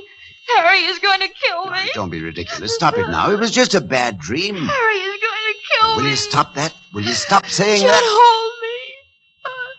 I'm frightened. Harry is going to kill me. Now, you've had a bad dream, I tell you. He hates me. He hates me, Judd. Judd, Harry is going to kill me.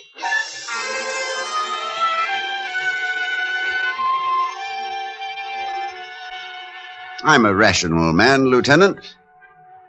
I've always felt, for example, that when Hamlet says there are stranger things in heaven and earth than are dreamt of in your philosophy, Horatio ought to reply, tell that to Sweeney. I knew there was no such thing as mental telepathy. I knew it as well as I know I'm sitting here talking to you. Up here in my head, I knew it.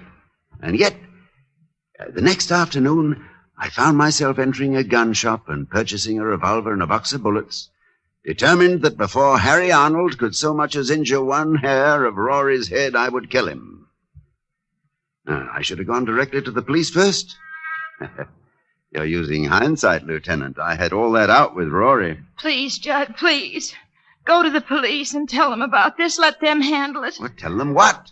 That by reading his mind, we've learned Harry intends to murder you? They'll believe us. They've got to believe us. Oh, no, they're reasoning like a child. They'll decide that it's either a publicity stunt or else that we're both lunatics. Well, if I tell them about the telegram and the birthday presents... Rory, we have no proof. But we have to do something. What? Tell me what? You know he intends to kill you. I know he intends to kill you, but what can we do? I can't simply put a bullet in his heart next time I see him. How could I explain it?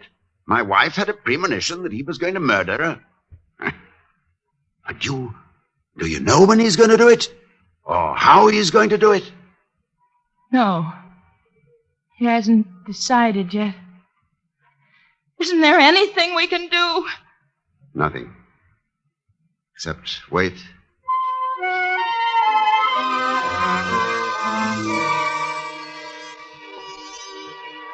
I reacted to the waiting as you might expect, Lieutenant. Sleeplessness, loss of appetite, growing irritability. I flared up at everyone. Waiters, chambermaids, elevator boys, the manager of the club. The manager of the club, yes. He finally said to me... Stone, what the devil's gotten into you? I'd really like to know. None of your business. Well, I'm only trying to be nice. Oh, shut up and let me alone. Yeah, sure, I'll let you alone. I'd let you alone right now if your contract didn't have another week to run. But after that, I'll let you strictly alone. You'll never work this club again. Maniac. I began to drink quite heavily, quite noticeably. I was going crazy just from the waiting. And then the waiting came to an end. It was around 3 in the morning. I was sitting up in bed, in the dark, smoking, when Rory opened her eyes and said, Judd? Yes? The voice. Yes? He's going to kill me. Here. Right here, in this room. Rory. Saturday. This Saturday at midnight. Judd. Oh, Rory, sweetheart. He's going to shoot me. He has a gun. And he's going to shoot me. He's going to get you downstairs in the manager's office at the club. And while you're there, he's going to come up here. Rory, listen to me. I want you to listen to me. You're mistaken, do you understand? You've been having another bad dream, and that's all there is to it. No, Judd, I swear it. He just thought of it. Just this minute. He's standing at a bar. Standing there all by himself. Drinking. And he just this minute decided. You're making it up. Judd, no. It's the bar over at the Tuscany Hotel. I see it so clear. You're wrong. I'll prove you're wrong. Dad? Give me the bar at the Tuscany, will you? Over on Sunset. One moment, please. You'll see, Rory, he's not there at all. You'll see, it's just a dream. Just a bad dream. Tuscany Cocktail Lounge. Hello, is Harry Arnold there at the bar? Harry Arnold? No, I'm sorry, he's not. He's not, huh? You sure of that? Oh, sure, I'm sure. He was here all evening. Left about a minute ago. I said goodnight to him myself. You want me to call? It wasn't a dream. John. No, Rory, don't worry. Trust me. When Harry comes tomorrow night, you won't be here at all. But I will.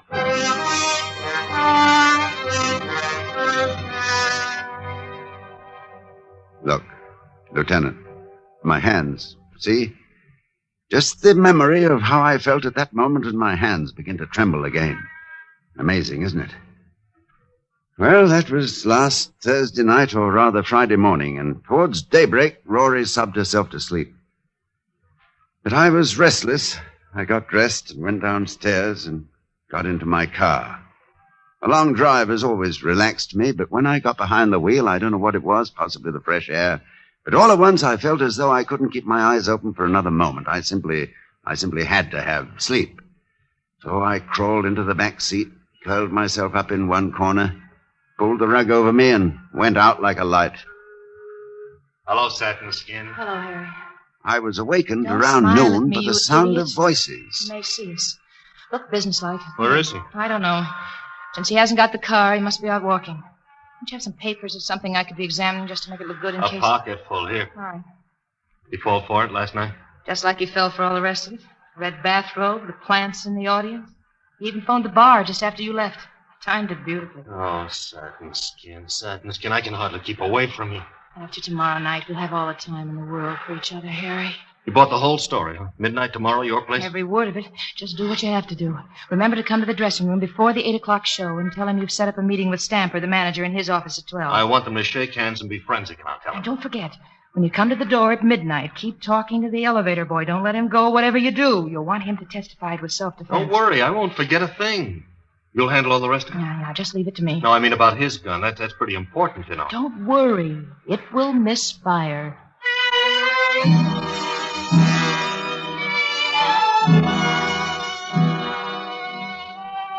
It'd be difficult for me to tell you what I felt as they walked away, Lieutenant.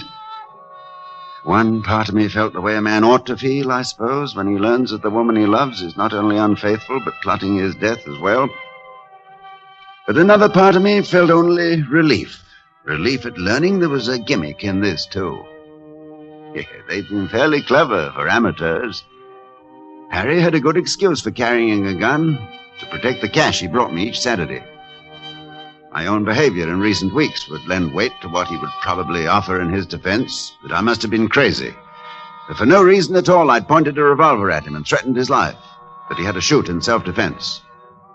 The presence of the elevator boy, that could mean only that Harry would shoot just as soon as I opened the door.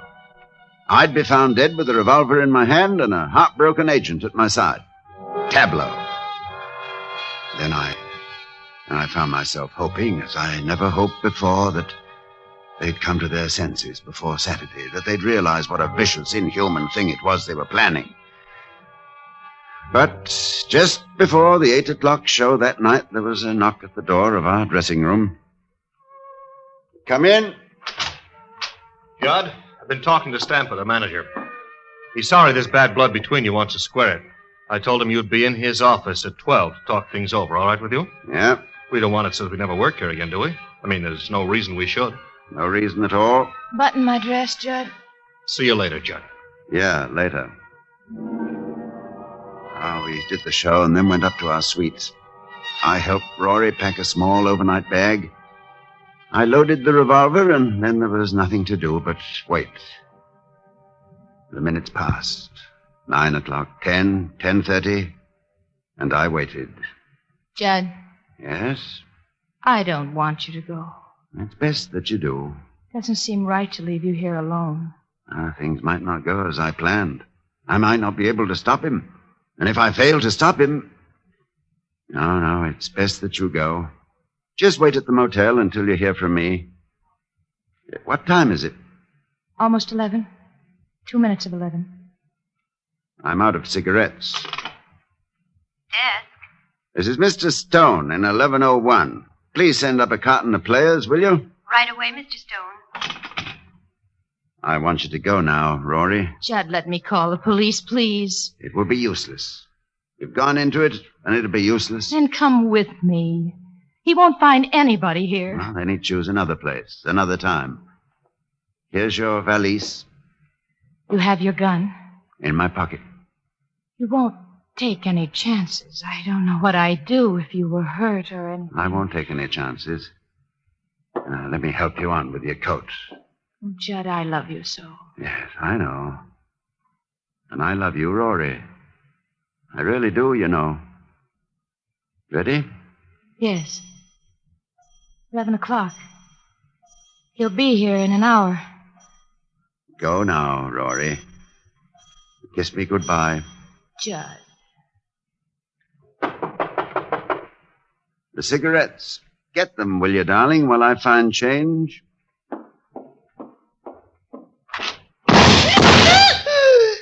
Harry! Rory! Rory! Rory!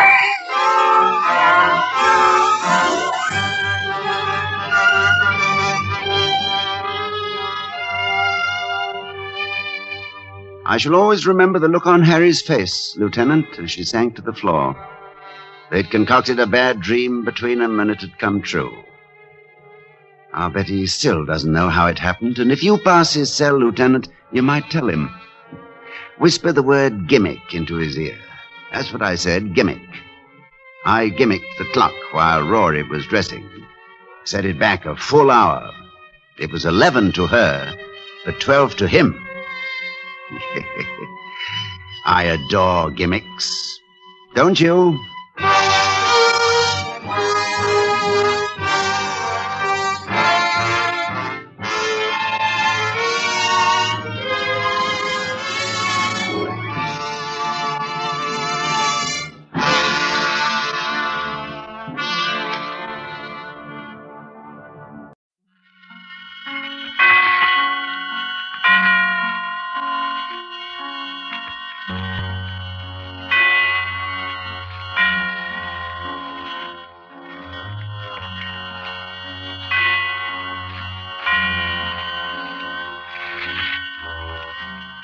The Armed Forces Radio Service invites you to hear Fibber McGee and Molly in Backseat Driver, a tale well calculated to keep you in suspense.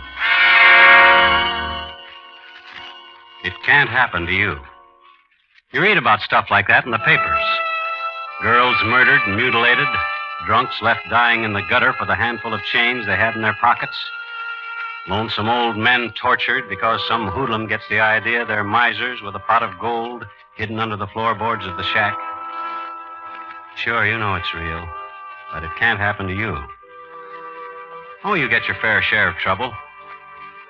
I've been a professional man here in Los Angeles for 30 years. I've met up with bums and grifters and petty sharpers. They're around in any business. But the viciousness, the real deep down dirt, that's for somebody else. You do your work and you go home to your family.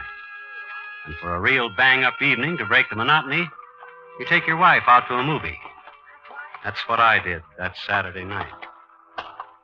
We'd driven all the way in from the San Fernando Valley to Beverly Hills for a picture Ellie especially wanted to see. Wasn't that a good movie, Joe? Uh-huh. Just the kind I like. Songs and dancing and girls in pretty clothes. I get so tired of cops and robbers. What's wrong with cops and robbers? Oh, you know what I mean. Murder movies, honestly. All the policemen stupid and all the crooks sneering out of the corners of their mouths. Yeah, the stuff those Hollywood boys dream up. Yeah. You'd think the streets were knee-deep in blood and you couldn't hear yourself think for machine guns. Well, here we are, honey. You get in first. Okay. All right, Ellie? Just a second. All right, Joe.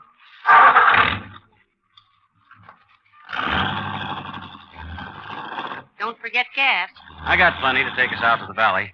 I'll fill up at Bill's.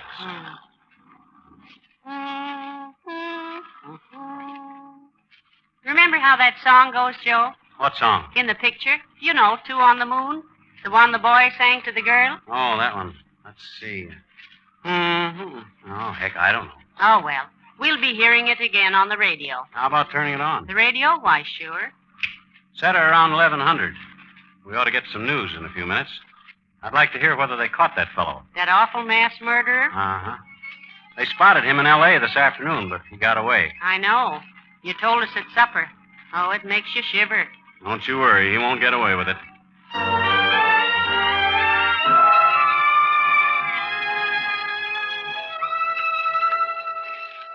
We left the lights of Beverly Hills behind and turned into Coldwater Canyon. It's as quick a way as any to get us across the Hollywood Hills to the valley. It's dark in the canyon, quiet, with mighty little traffic at night. I cut my lights full up, and we swept up the side of the ridge. The news program came on, but I didn't pay much attention. The fellow was talking about brush fires. They'd already put out the one near my place, so they were still patrolling it. We were over the ridge and sliding down to the valley before the program got to the part I wanted to hear. There it is. Put it up higher, Ellie. Lewis Matrick wiped out an entire family in Greenlee, New Hampshire. Today, he was spotted 3,000 miles from the scene of his crime. At 5:30 this afternoon, a patrolman saw and definitely identified Matrick in downtown Los Angeles.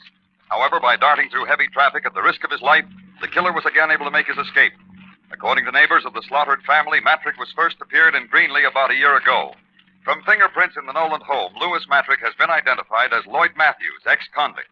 He is wanted for questioning in the robbery and murder of a New York storekeeper a year ago, a crime that netted the killer less than $20. Matrick, or Matthews, is 32 years old, height 5 feet 9 inches, weight 155 pounds. He has blue eyes, light brown hair, nose slanted to the left. When seen this afternoon, he was wearing a blue suit and gray pork pie hat. Awful, awful. Not pretty, no. And he's somewhere around L.A. this minute. Joe, you think it's right us leaving Annie and Bud all alone while Now, Ellen, Annie's grown up and Bud's a smart youngster, if I do say so myself. You can't wrap kids in cotton wool. I know. Oh, I'm silly, I guess. Neighbors close all around. All they'd have to do is yell. But now, what would make a young man do a dreadful thing like that? Could be a lot of things. Maybe he's got a screw loose. Maybe he went nuts over a girl. Maybe he gets a kick out of killing, like some of them do. You know all the answers, don't you? Joe! Hey, what the? Keep going. Go on, keep going. I got a gun here and I'll use it. Tell him you. Ellie? Against the back of my neck. I can feel it. Cold. Well, are you going to move? Okay. Okay, brother, you're the boss. Yeah, you said it, I'm boss. And remember it. Otherwise, I'll blow a hole through your wife's head. I've had experience in these things.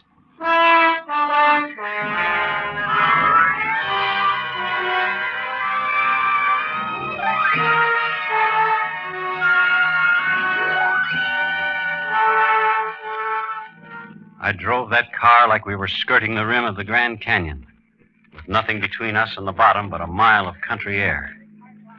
This was it. The thing that happens to other people, to the ones that end up on slabs in the morgue, but not to me, not to Ellie.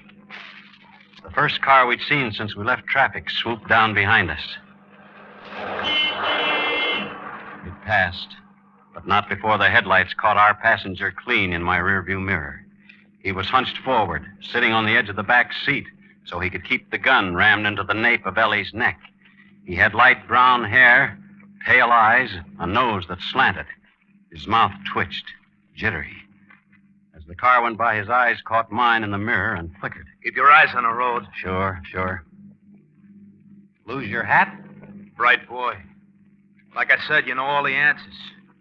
No, I didn't lose it. I stuffed it down the drain. Still wearing the blue suit, though. I figured it changed pretty quick now. Think yours will fit me? You can have the suit and the car, but just let us... Ellen. But, Joe, it's Matrick. The missus is bright, too. He crawled in here while we were in the movie. Joe, you should have that car door fixed. You know better. Honey, I meant to. I was going to tend to it. Shut up! Let's see if you can both be bright enough to keep your trap shut. Turn left on Ventura. Take the slow lane. Don't try playing no tricks. I've been in this burg before. Okay by me. That's real sweet of you. Straight out to open country, Mac.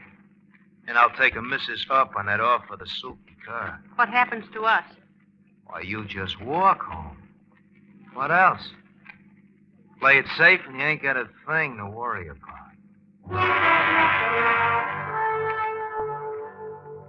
That was a laugh, that was. Nothing to worry about. That'd kill you. Once we got out into the open country, we didn't have a chance of walking away from the car. All a murderer can hope for is time. He doesn't leave witnesses around to get the law on his tail 1 second sooner than necessary.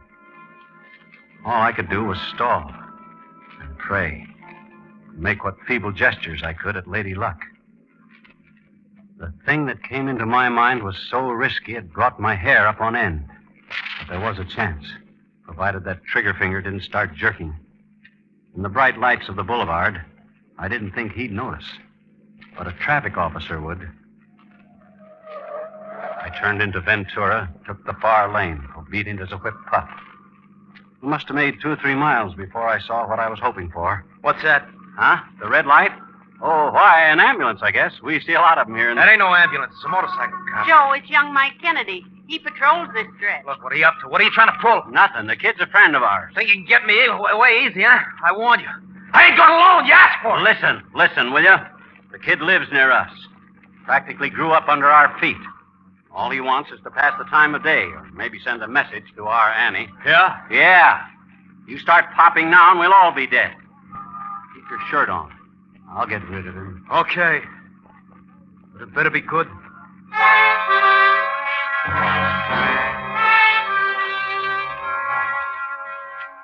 pulled to the curb. Mike came alongside. He sat balancing the bike between his knees, and the grin on his face was a mile wide. It had worked. At least we were still alive, and Mike wasn't 2 feet away. But where did we go from here? I had to think, but my brain was wet wool. My tongue stuck to the roof of my mouth. Well, what do you know if it isn't Uncle Joe? Something funny, kid? After all the times you've read us the riot act about observing the letter of the law, brother, wait till I tell Annie. Mike Kennedy, what's the matter with you? I didn't notice anything wrong. Oh, hi, Aunt Ellie. Nothing much the matter. Just Uncle Joe here proceeding sedately out the boulevard with his headlights up full. Headlights? Oh, by golly, that's right. I must have forgotten to dim them. You oughtn't to forget these things. Someday a big bad cop might come along and haul you off to the Hey, is that Annie back there? No, it isn't. It's our new neighbor, Mike, Mr. Anderson. Oh, is that right? Oh, glad to meet you, sir. Hello. I didn't know there were any vacancies out our way. Oh, there weren't any until recently. Mr. Anderson has taken the Charles place. The Charles place? Are you kidding? Nope.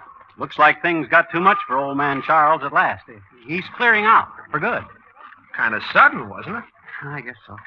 Oh, it's too bad. For old man Charles, I mean. Mighty nice for Mr. Anderson, though. Good places are hard to find these days.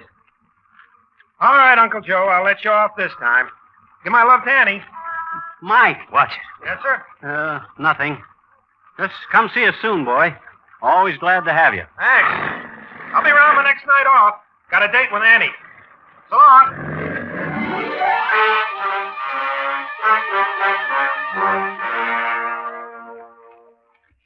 That was that.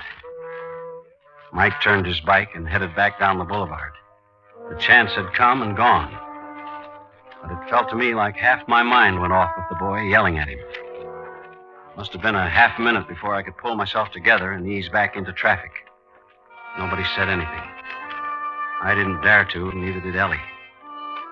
I couldn't see her, but I could feel her holding herself stiff as a ramrod, scared even to turn her head. When two people have lived together as long as we had, each one knows what the other one is thinking. I went back to driving and praying. That and cutting my eyes up to the mirror, just in case there might be a white motorcycle eye following us. There wasn't, of course. Back in the back, I knew he was watching, too. Those flickering eyes darting like lightning between us and the rear window. He was too busy checking to talk. Not that that helped much. Rage and fear were pouring out of him so thick you could have grabbed a hunk of the atmosphere in your hand. It was queer to drive along that crowded highway, traffic streaming both ways, lights from drugstores and cocktail joints and eating houses blazing to the sky. Know if I lifted a finger for help, I'd sign our death warrants. It had to be luck. All luck. There was still a chance I'd get it. The way I'd figured it, we'd started out with just about enough gas to get us back to Bill's station. When we hit that, the meter ought to show empty. The gas gauge was hidden from me by the rim of the steering wheel, but I was pretty sure I was right. I waited until I saw the red and green lights above Bill's pumps a block and a half away, and very slow and easy, I slumped over for a peek at the gauge. I leaned just too far. Sit up. Huh? Oh, sure. What now? What were you looking at? I was just easing the crick out of my neck. Yes, you was. You was looking at the dash. You were... Oh, so that's it, huh? Fresh out of gas. Look, I just remembered. Don't give me that. You knew it all along. From now on, you keep your hands on the wheel, Mac. But you leave me do the driving. Go on, turn in that filling station. Get high-test gas and fill her up.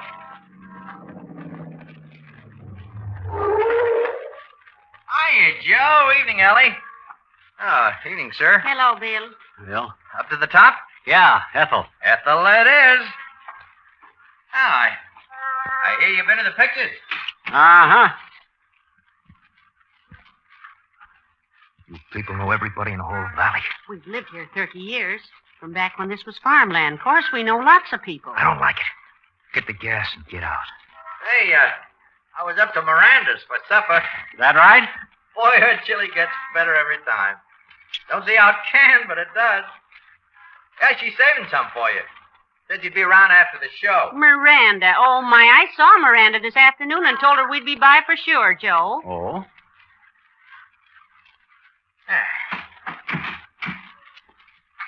Yeah, that'll be $3.50 on the nose. 3 and 50. Thanks, Bill. Same to you.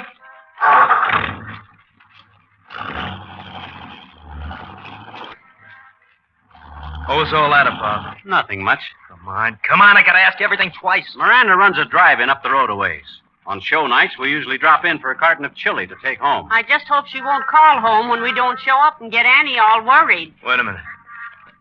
Drive-in, you said? Yeah. And this Miranda could start checking on you. Why, I didn't mean it like that. It's just that They could call your Annie, and between the two of them, they'd have the cops on the lookout for you before midnight, huh? You're crazy. Yeah, like a fox.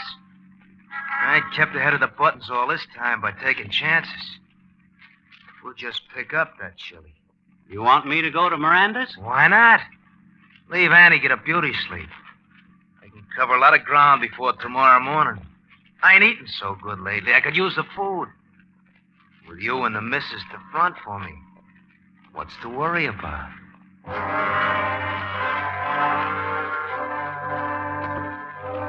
He was right about that.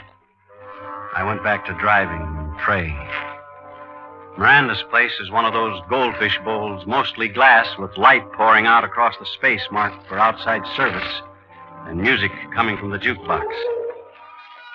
She saw us pulling up, grabbed a quart carton off the back shelf, and hustled to the door. Well, here you are, Ellie. I was just saying to Betsy, better fix up that chili, Betsy. It's about time Ellie and Joe was showing up, figuring the distance from Beverly Hills. Who's that in the back seat? Don't seem to recollect your face, young man, though anybody will tell you I never forget a face. This is Mr. Anderson, Miranda. He just came out here from the east. That a fact? Say, Joe, you plan to go straight up Ventura home? Why, sure. Don't you do it. Go the back way, even if it does take longer. Of course, the brush fire between here and your place is out, but there's still 50, 60 men patrolling. What's that? Well, that ain't nothing to what's going on further out the valley. That new fire's clean out of control. Just licking up hundreds of acres. They've been sending truckloads of firefighters past here all evening, and the road's blocked for miles. The road is blocked? Well, for miles, they tell me, and all them poor ranchers losing their homes. Being from the east, you wouldn't understand. But brush fires is awful things. Yeah, thanks.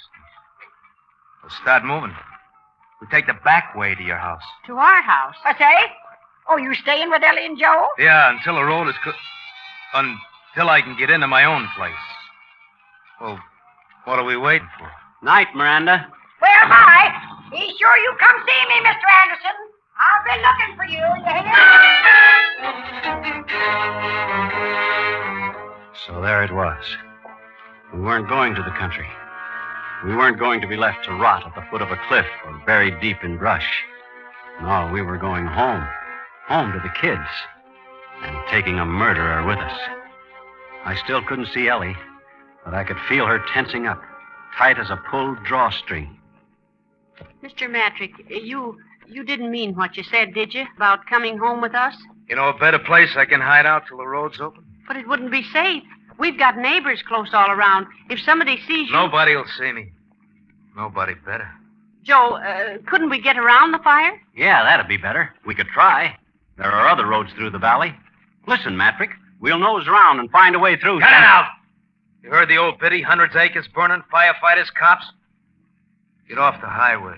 We're going home. No, I won't have it. Joe, you stop the car right here. Shut up. You heard me, Joe. I won't have him in my house, not with Annie and Bud. I said shut up! Oh, for Lord's sake, Ellie. It doesn't matter about us, but the kids, I won't let him touch it. One word. Joe, stop! Helen, hush. Don't Joe. say another thing. I'm sorry, honey, but Matrick's the boss. We got to do like he says. That's telling. Sure, do like I say, and everything will be rosy. You got no call to worry about. The kids, I like kids. As long as nobody gives me the brush off. We'll wake 'em up as soon as we get home, and you and this Annie can fix up a chili supper for us. We'll have us a picnic. Then, as soon as the fire's out, we'll all take a trip to the country. Another picnic, huh?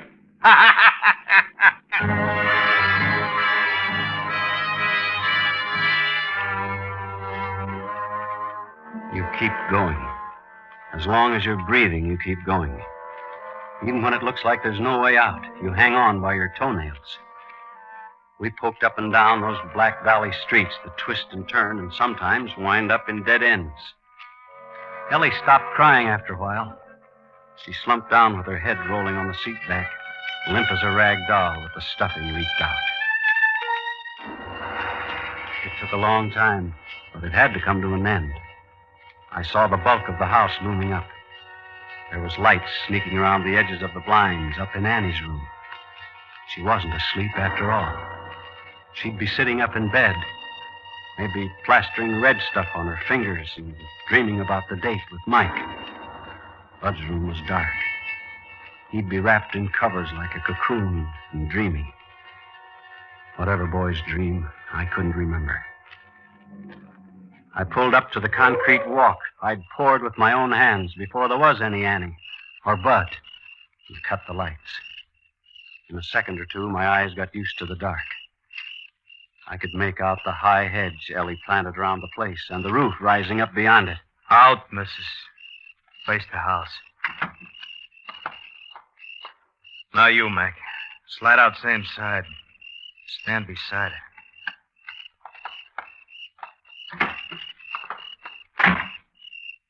Walk to the door. Slow, no funny business. I'm right behind you. Look out, Joe! I'll chip you! Hold him, boys! Okay, Mike, I got him. You all right, Uncle Joe?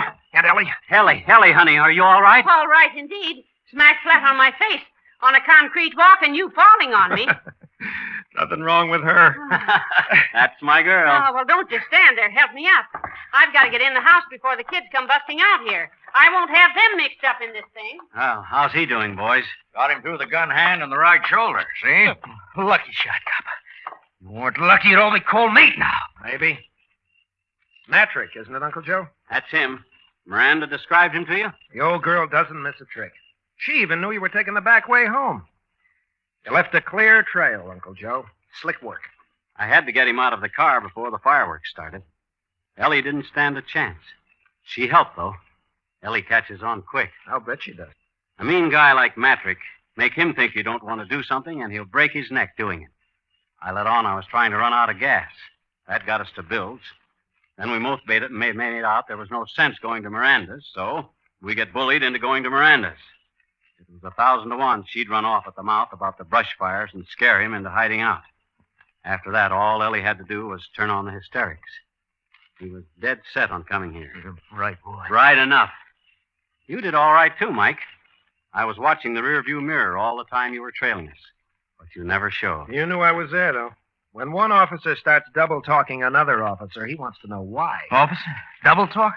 You never said a thing to him except I'd bought some place out here. The Charles place. Poor old man Charles. In a tough spot and moving out for good. What's wrong with that? Matrick, didn't anybody ever tell you it wasn't smart to take up with strangers? Maybe I'd better introduce myself. The name's Charles. Joe Charles. Detective. Homicide. Tonight I was off duty and just taking my wife to a movie.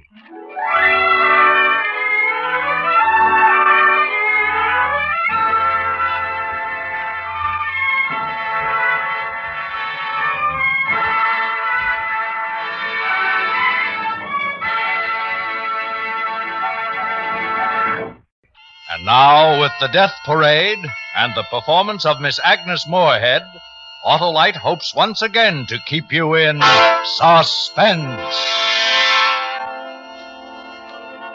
Some parade, eh? I'll say. Something about a parade. Yeah, you can say that again. Well, I guess it's all over. Sure has been a nice day for it. Yeah. Not a cloud in the... Hey, look. Up there on the roof. Where? The Benson building. Hey, look out! Look out! She's gonna fall! She's gonna fall! Go back! Go back! No!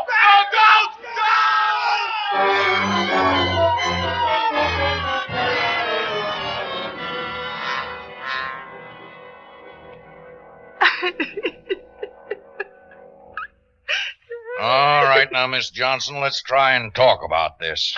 This girl fell or was pushed off a roof this morning.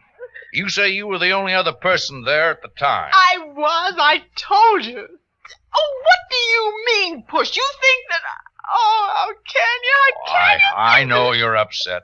Just take it easy. Yeah, upset? I'm nearly out of my mind. I don't see how you can expect me to tell you anything. First you accuse me and now...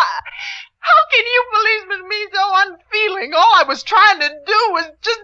Oh, it's freezing in here. You've no right to keep me in Here, try some coffee. It'll make you feel better.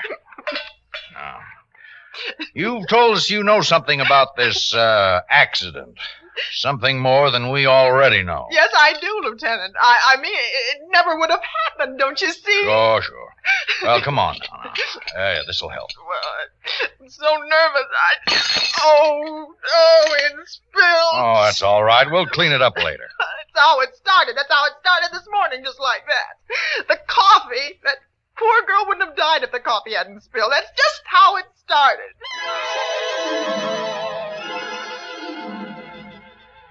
My name's Ellen Johnson. Oh, I told you that. I work at the Farnsworth Chemical Plant. For 12 years I've been there and never missed an hour of work. That is, until today. It was so unnecessary. That horrible, rude little man, he was the one. I'm very precise about my daily habits, very. When you live alone, you arrange things that way. In the morning, I get up and allow myself time to take coffee and toast at the cafe on the corner. I've always disliked cooking in the morning. I leave the cafe at 8:15 precisely in order to be at my desk exactly at 9. Well, this morning it was the same. It's just the same, except that horrible man. He was just awful. As I sat at the counter, I could feel him there. He was 2 seats away, thin and dark, making a nasty noise as he drank his coffee. It was all his fault. Are you going to see the parade this afternoon, miss? But I'm afraid I'll be working. Too bad. Should be good for business. I imagine so. Anything else? No, thank you. Hey, you. 25. Coffee and toast, right? Yeah, that's right. Hey, you. Thanks. Pass the sugar, will Good you? morning. See you tomorrow. Hey, what's the matter? I asked for the sugar. You can't pass it? I beg your pardon. Yeah, sure. Oh, why, look at that. You deliberately spilled that coffee all over my... Gee, ain't that a shame? What a clumsy. Gee, am I sorry?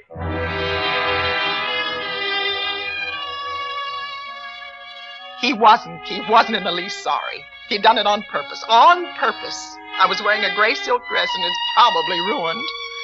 But he just stood there and wiped at the stain with his napkin, smiling at his dirty, crooked teeth.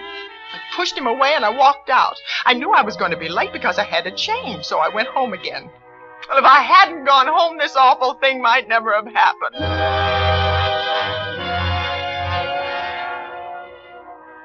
It took me 15 minutes to get back to the apartment, change my dress, and leave again for the office. Well, I'd walked 3 blocks when I saw the letter. It was lying on the pavement in front of an apartment house. It was unsealed and addressed simply to Miss Sheila Mannix. No house number or street. Dear Sheila Mannix, you don't know me. I just got into the city. It doesn't matter who I am, but this is a warning. Believe me, you better take notice. Jack's got it in for you. I stopped reading. There was some more, but I didn't want to go on. It frightened me a little, and, well, I'm not one to pry into other people's business, but this wasn't prying, really. It wasn't. The letter was important. Whoever had written it must have forgotten to put the address on it, and it had fallen out of their pocket. Well, I made up my mind then I would go into the apartment house. It was possible that the writer lived there, and on his way out had dropped it. Janitor. That was janitor. Oh, janitor. Yes, here.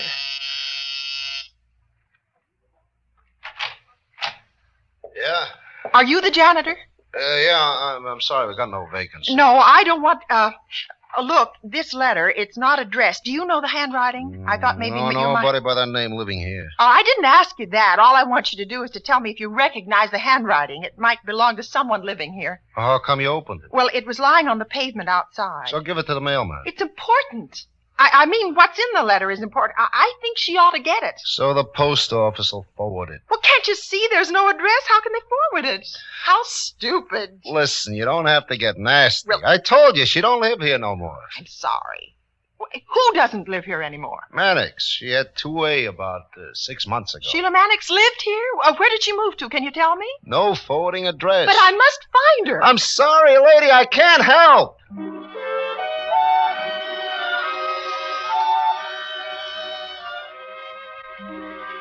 Then I thought of the police. I should have told them about the letter, but I didn't. I didn't know what else was in it then. So I went back to my own apartment, and I looked through the telephone book. There were 2 Sheila Mannixes listed. The first lived on Maple Street, and the second on South Tower. I rang the Maple number first.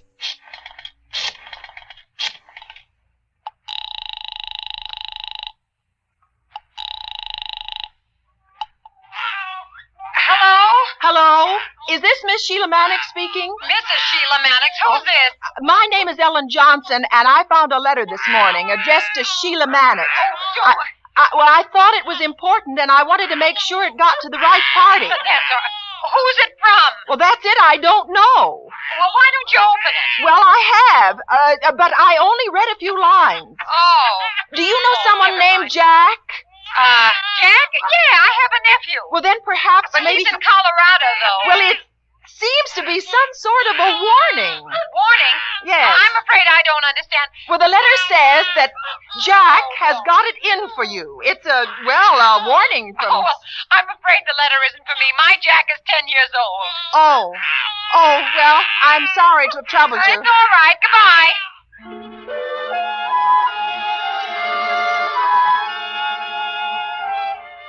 As I hung up, I looked at my watch. It was 9 o'clock. There was my job, but I just had... The second Sheila Mannix listed in the directory lived on South Tower. I dialed the number, and I waited.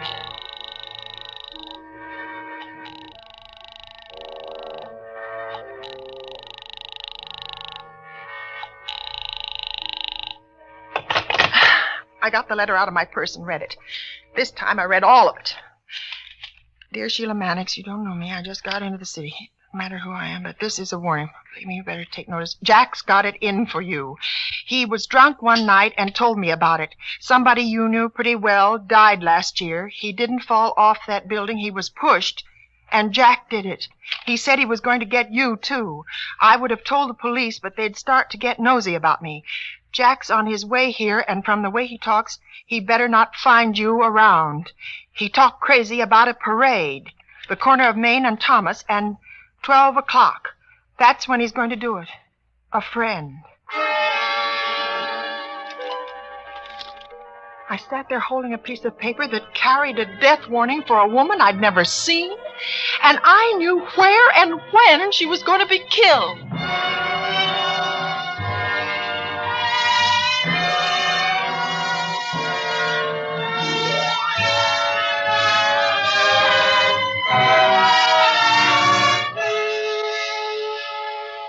Autolite is bringing you Miss Agnes Moorehead in The Death Parade. Tonight's production in radio's outstanding theater of thrills, Suspense.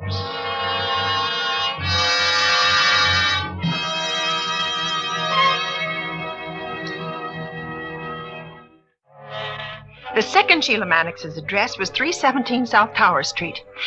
I got my car out, and I drove there. It must have been nearly 9:45 when I drew up outside. It was an old rooming house.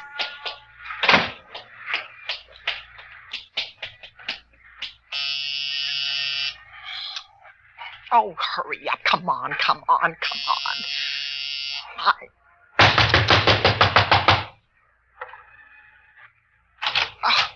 What do you want? I'm very sorry to trouble you. Is your name... You'll have to talk louder. I can't hear you. I'm sorry. I wonder if you could tell me, is your name Sheila Mannix? No, it's not. But the phone book has a Sheila Mannix listed at this address. Oh, it's her phone. She pays for it. Oh. I never have no cause to use it. She does live here, then? Yes, she has a room upstairs. What's the matter? Well, does she work? Is she at work now? Well, how should I know? I never ask her where she goes. What's she done? You mean you don't know where she works? And do you know where she lived before she moved here? No. You see, she never says nothing. She's quiet and keeps to herself. But where can I find her? It's important that I learn where she is right away. Well, she'll be home prompt by 7. She always is, you know. You come back then if you got to see her. Well, 7 will be too late. I've got to find her now before 12. There ain't no use shouting at me, Well, miss. I can't tell you no more than I already have. I don't know nothing about Sheila sorry. Mannix. Good morning.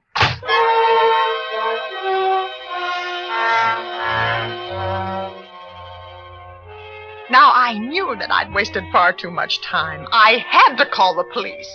There was a drugstore on the corner, and I ran down the block to it.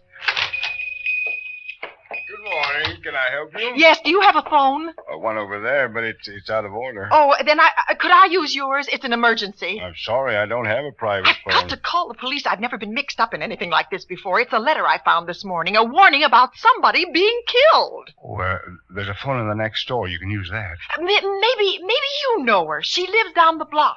Who? Sheila Mannix. She's the one. At least I think so. Mannix? Uh-huh. Sure. She comes in often to have a prescription filled. Very nice young woman. Do you know anything about her? I mean, where she works? I've got to find her right away. No, Please, it's urgent. I asked her landlady. She didn't know. Well, it seems to me she did mention it once. You must think, please. Well, now, it was just the other day we were chatting while I filled her prescription. She said something about Was it a restaurant? A cashier, maybe? No. Department store, elevator operator? Hats, clothes, shoes, usher, telephone operator, maybe? No, doesn't hit. I'm You're sorry. not thinking. Well, Try listen, to ma'am, think. if I could help you, I would, but... Oh, my. Friends in the neighborhood. Somebody you might know. No, never mention them. Oh, can't you remember? Maybe she worked in an office, huh? Maybe. Excuse me a moment. It's a customer. You better go next door and call the police. But can't you remember? I'll be back. Maybe a chorus girl. Does she work in a bookstore? Oh, well, I can't wait. I'll come back after I've called. Oh, a bar. What will they think, a woman going into a bar? Ma'am, wait a minute. Look, I remember. You said bookstore. It's a book company. Simmons Book and Stationery Corporation. That was it. Simmons Book and Stationery Corporation. Thank you. It's on Main. Yes, I know the place. Thank you very much.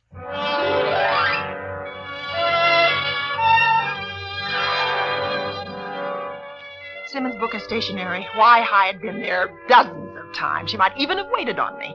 I looked at my watch. It was 10:30. I really meant to call the police from the bar, but I didn't know how long it would take to explain. And even then, they might not investigate without seeing the letter first. I thought of the corner of Main and Thomas, the parade, and 12 o'clock. An hour and a half. I ran to get my car.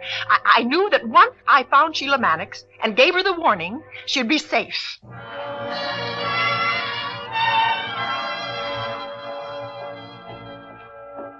Good morning. May I help you? Yes, please. I'd like to speak to Miss Mannix, Miss Sheila Mannix. I understand that she works here. Yes, of course.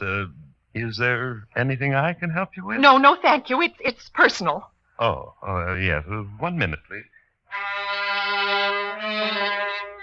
Oh, I'd found her, and it was going to be all right now.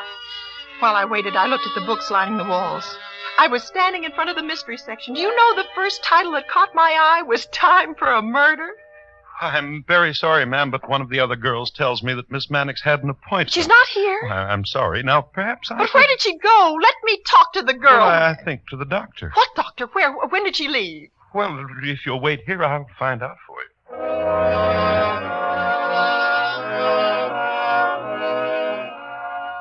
Oh, I could have cried. It was almost 11 o'clock, and that silly, precious little salesman, he took forever. How long does it take to get in the dress? I started to walk to the back of the store when he came down the aisle toward me. I'm sorry to have taken so long. A customer on the phone, you know. It's all right. I don't care. Just give me that doctor's address. Oh, yes. I have it right here. Dr. Morton, 101 Flower Street. 101 Flower, Dr. Morton. When did she leave? Oh, I forgot to ask if you'll... No, I'm going there now. Listen, if she comes back, if I miss her, you tell her to stay right here. Don't let her leave the store again until I come back. It's a matter of life and death. Oh, well, all right. Is something wrong?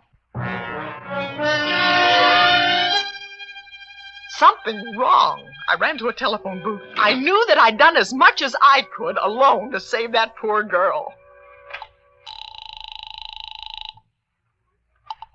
Police Department, Sergeant Leonard. Please listen carefully. There's a murder going to be committed at 12 o'clock. Who is this? Oh, that doesn't matter. My name's Ellen Johnson.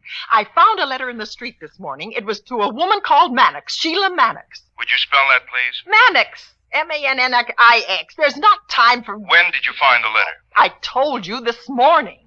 Oh, what difference does it make? It was at 9, I think. Why didn't you call earlier? I didn't because, I tried to find her myself. I think I know where she is, but Have you got the letter with you? Yes, I have. Would you read it, please? Well, there isn't time. You've got to send some men here. It's a warning. Somebody called Jack is going to kill her at 12 o'clock on the corner of Main and Thomas. There's a parade going on then. What does this woman look like? Can you give us a description? No, I've never seen her. I don't even know her. You say you think you know where she is? Yes, at a Dr. Morton, 101 Flower Street. Where are you calling from? Simmons Book and Stationery Store. She works here. Will you get a description of the woman, please? I'll wait. Yes, of course. Don't hang up.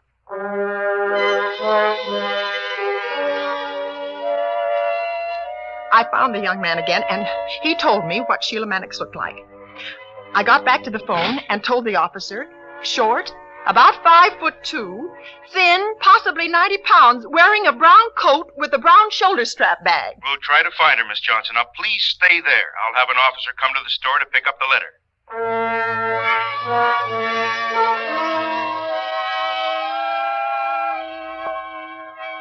I put the receiver on the hook and sat in the booth. I was shaking, and my hands were wringing wet.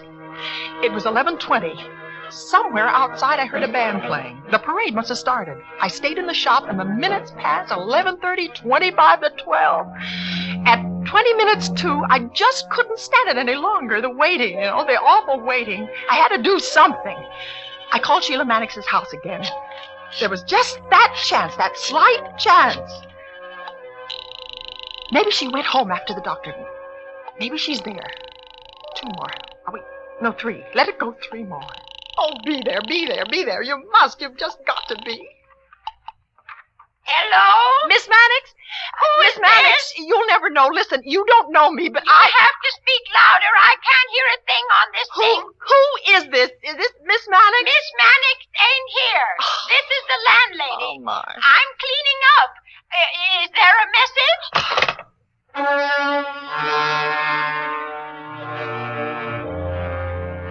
I couldn't stay in that store any longer, so I gave the letter to the salesman and told him to give it to the police when they arrived. It was 11:45. Main Street was alive with people. It seemed as though the whole city had turned out to watch the parade.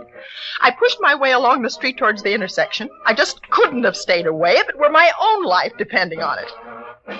The crowd was so thick that it was impossible to see anything from the street, and I just had to see. Then I thought of the Benson building and the roof. If I was up on the roof, I could see everything that happened on that corner. It was 5 to 12 when I got in the elevator and took it up to the 19th floor. I had to walk to the roof, and I could hardly breathe as I opened the door and stepped out into the bright sun. Instinctively, I knew that this was the building. The same building that the man in the letter had been pushed from last year. For a minute, I didn't see anyone. And then, at the corner, standing near the edge, looking down, I saw her. A short woman, quite thin, dressed in a brown coat with a shoulder strap bag. Miss Mannix. You are Miss Mannix, aren't you? I've been looking for you. It's about a man called Jack. He's looking... Oh, it's all right. It's all right. Don't be frightened. Don't be frightened. Don't move back. Don't. The edge. Don't. What's the matter? Get away from there. No, you just... No!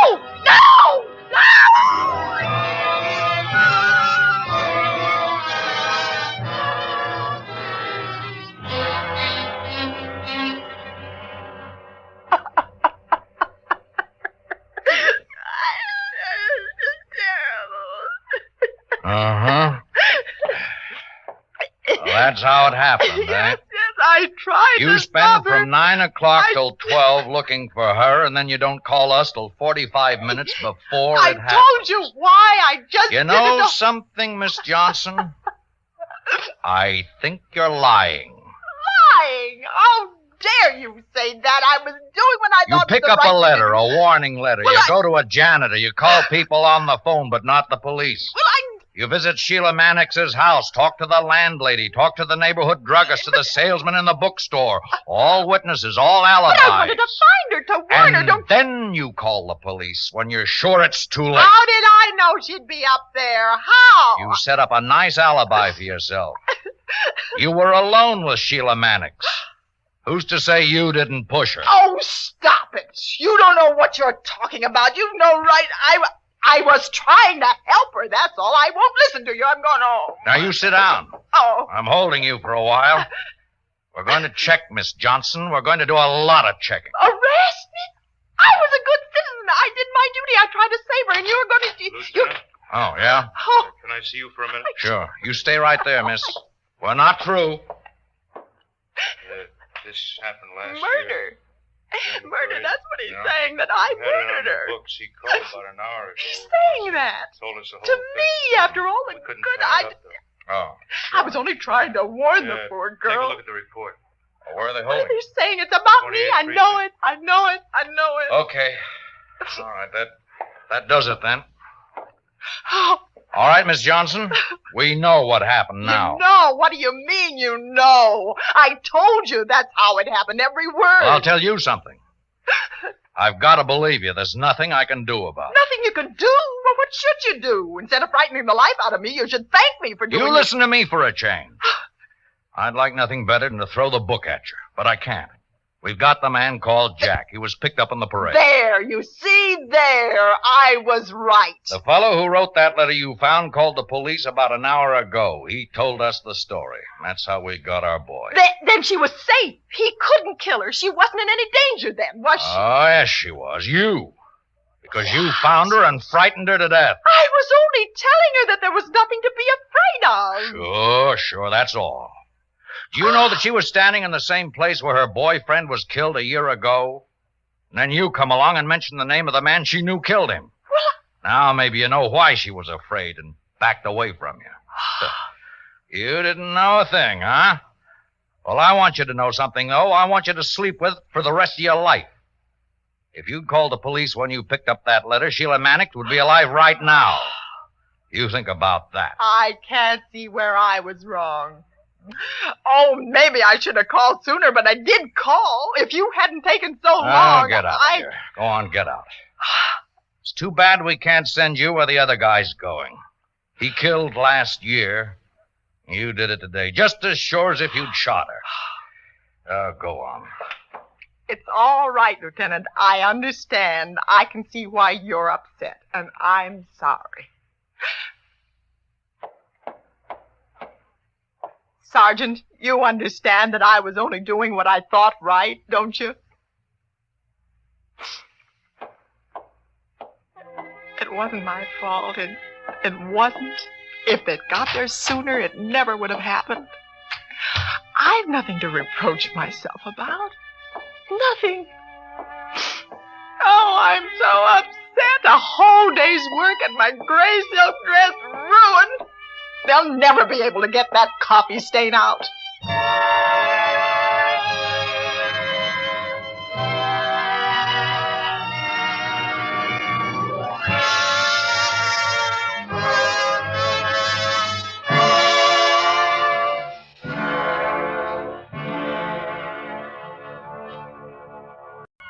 And now, with the Windy City Six and the performance of Mr. Fred McMurray, Autolite hopes once again to keep you in suspense.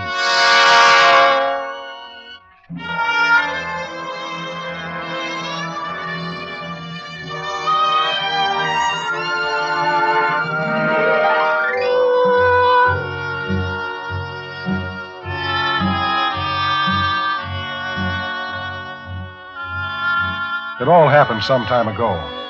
By some time, I mean those days when moonlight on the Ganges was a must at the country club dance, when our nurse was considered snappy repartee, when it wasn't entirely unfashionable to be seen in a raccoon coat complete with flask when the Harvards and the Yales met in deathless combat. Maybe it'll lose a little something in the translation, but it's worth a try.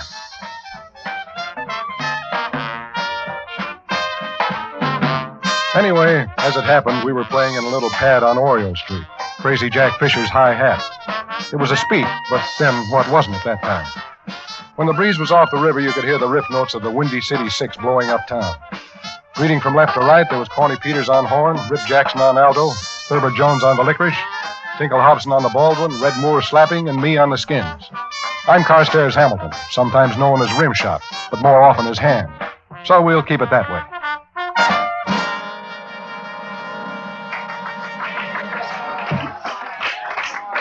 Ham? Yeah, Corny? You booted the beat 3 times in that last set. What is it? Well, every time I slide a glimmer over at that skirt of table 13, my ticker skips a beat. Maybe my sticks caught the fever. Oh. Well, those 2 playboys with her are Bull Hurley and Red Rock's Farrell. You get ready to whistle again. They want to talk with you. Talk with me? That's what they said. Go on now. Keep the customers happy. Oh, okay, Corny.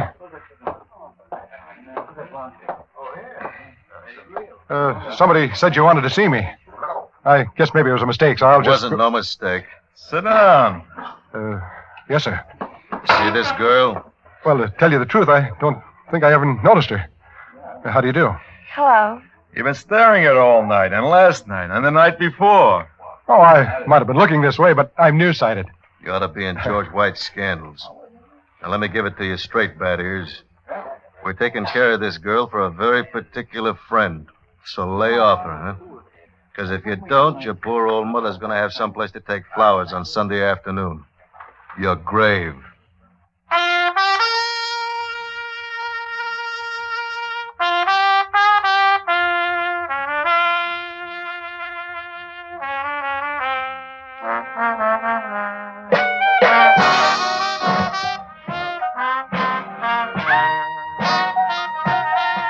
drums, I tried not to look at the girl, but I could still see her in my mind. Soft, dark hair. None of that shingled bob stuff. A real Marcel finger wave. A warm young face. Lots more that curved down into a fur coat that must have set somebody back a whole truckload of upstate scotch. Once in a while, I sneaked a quick peek, and every time she was looking at me. And suddenly I got scared, and I lost up a couple of beats. Tony got so mad he blew up. But it didn't make much difference then. Our engagement was over. Veterans all, the Windy City Six broke ranks and went into Plan B. There we are, everybody. We're all under arrest. I headed for the kitchen. That was always the best way out. In the hallway, a small blonde guy was lifting a couple of shaking hands to his face, and his eyes grew as large as two hard-boiled eggs just before he got it. When I got out the kitchen door, I could still see that big, black-haired, vicious-looking guy peering out into the night, trying to see who it was that passed him in the hall while he was busy killing. I hoped he hadn't seen my face.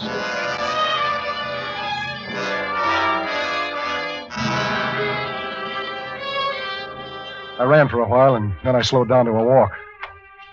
The first few snowflakes of winter were starting to fall, and the world was pulling on that Wonderland slipover. I turned my Chesterfield collar up around my neck and noticed I was still holding a pair of drumsticks. I thought it over for a minute. Then I threw them into the darkness beyond the streetlight. I made up my mind that from now on I was going to stay out of joints like the High Hat. When I finally got back to my rooming house, there was a surprise in a fur coat waiting for me, sitting on the front stoop. I tried to ignore her.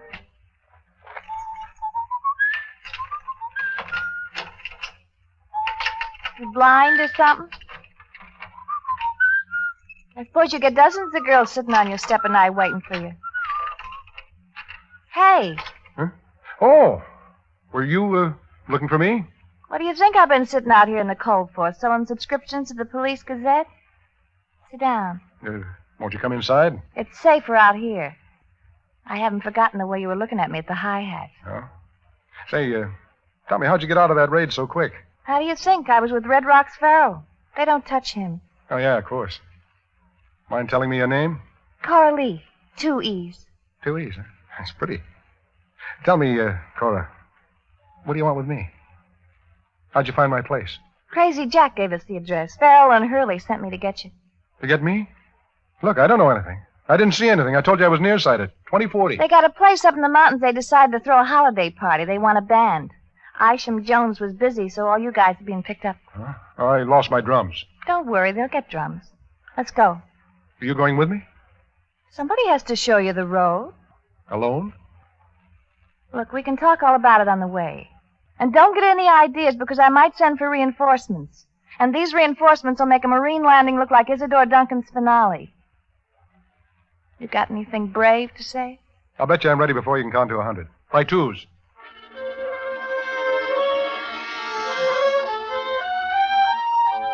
I put the chains on my old Marmon, buttoned up the isinglass curtains, cracked a bottle of antifreeze, and we started off.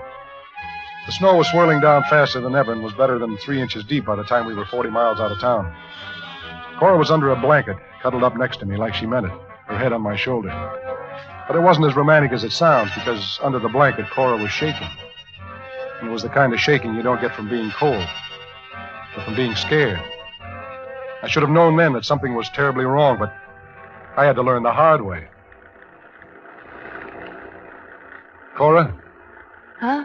Cora, why do you hang around with bozos like Red Rock's Farrell and Bull Hurley for? For the same reason you play in places like the High Hat. The best offer I got. Also the worst. Look, suppose I just kept going now. Somewhere out west, Chicago maybe. Would you go with me? They'd never let us get away with it. What do we lose trying? You don't belong with those guys. You belong where the air is clean and you only take a drink when you want and love when you... Please, don't. What's the matter? Did I say something wrong? Look, why don't you hit me on the head and throw me out and just keep going? Throw you out? Cora, I wouldn't throw you out to save my life. Oh, Ham, don't say that.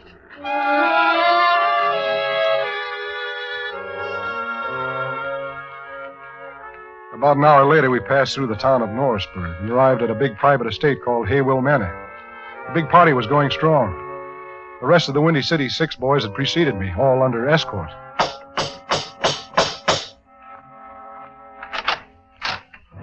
The man who answered the door was the one person I never wanted to see again. When I'd seen him last, he was killing a man at the High Hat. Well, Cora, I see you got him. You got a pretty smart way of leaving a raid in a hurry, Sonny. Kitchen door. I hope nothing happens to your luck. Kitchen door? I didn't go out the kitchen door. I always leave by the basement window. I hope for your sake you're right, Sonny. Mike, he's a genuine nice guy. Well, nice guy. I think you'll like this party. Lots of drinks, lots of girls, and lots of happy music, huh? Oh, sure. I'll do my best. Did you get my drums? Don't worry about drums. If we don't have them, we'll give you a couple of skulls to be. Now go on, pour yourselves a drink and get warm. Cora, who is he? Big Mike Donovan. This is his place. He's to the rackets what Dempsey is to boxing. Yeah? Well, I'm going to tell you something about him. I hear that human life means nothing to him, that he'd kill anything. So you heard it. Don't go broadcasting it all over the place. You want to stay alive, don't you? It's always been one of my chief aims in life. Then keep what you know under your hat, you dumb drummer.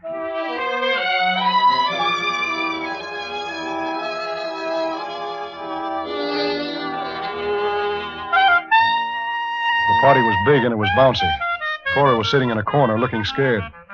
Big Mike Donovan, Bull Hurley, and Red Rock Farrell were gathered at the bar drinking an uncommon amount of liquor and looking our way every time they wanted to laugh. Herbert Jones began to get nervous, and his clarinet developed an off-key squeak. The three men put down their drinks and came over. Which one do you think it is, Bull? I got $10 says it's a saxophone player. He's got a shifty look. Yeah, I'll take the bet, because I don't think he's the guy. Which one would you pick out, Red Rock? Who else? The drummer. Yeah, he's afraid to look at us. I think you're wrong, too. I'm putting my money on the clarinet player. It's elementary. Every time he looks over at us, he shakes. Every time he shakes, he squeaks in the high notes. Are these the signs of a guy who don't know nothing? Maybe you're right, Mike. Look at him shake now. Hey, you, with the clarinet? Yes, Mr. Donovan? What's your name? Jones, sir. Thurber Jones. Well, Thurber Jones, me and Bull and Red Rocks think you're a lousy clarinet player. I'm doing my best, sir. We got an idea we can show you how to play it better. Come with us, sir. Well, I'll do better, sir, if you'll just... I said, come with us. Hey, wait a minute.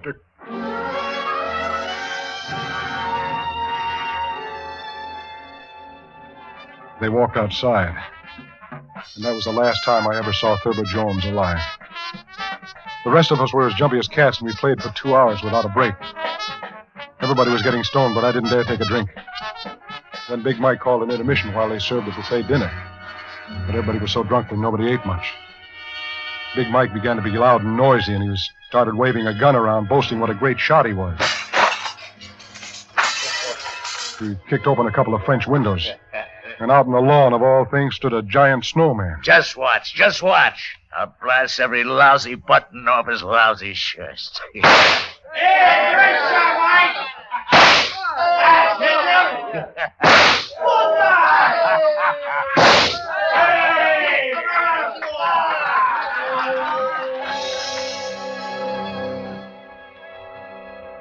He did it all right.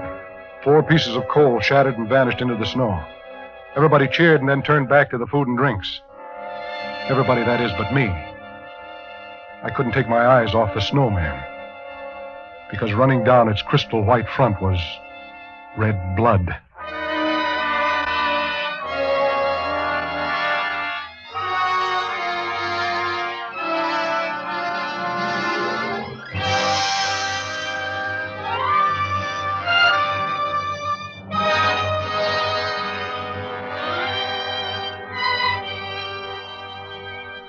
Autolite is bringing you Mr. Fred McMurray with Red Nichols and his 5 pennies in the Windy City 6. Tonight's production in radio's outstanding theater of thrills, Suspense.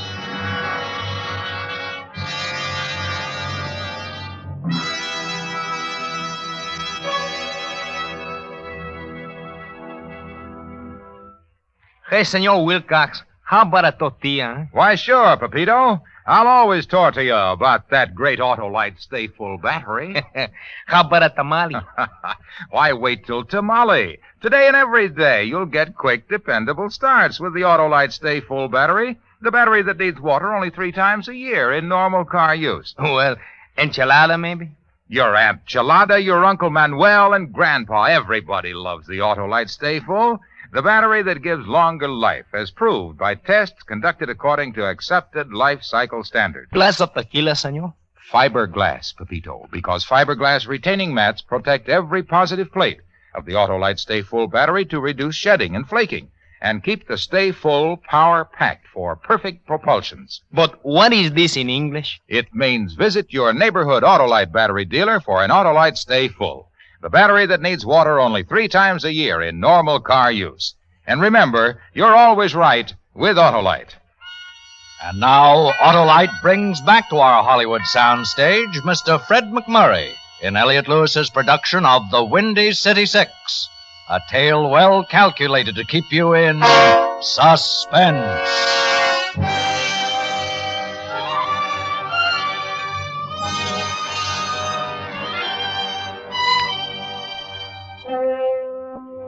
During the years of the Big Thirst, homicide was an art.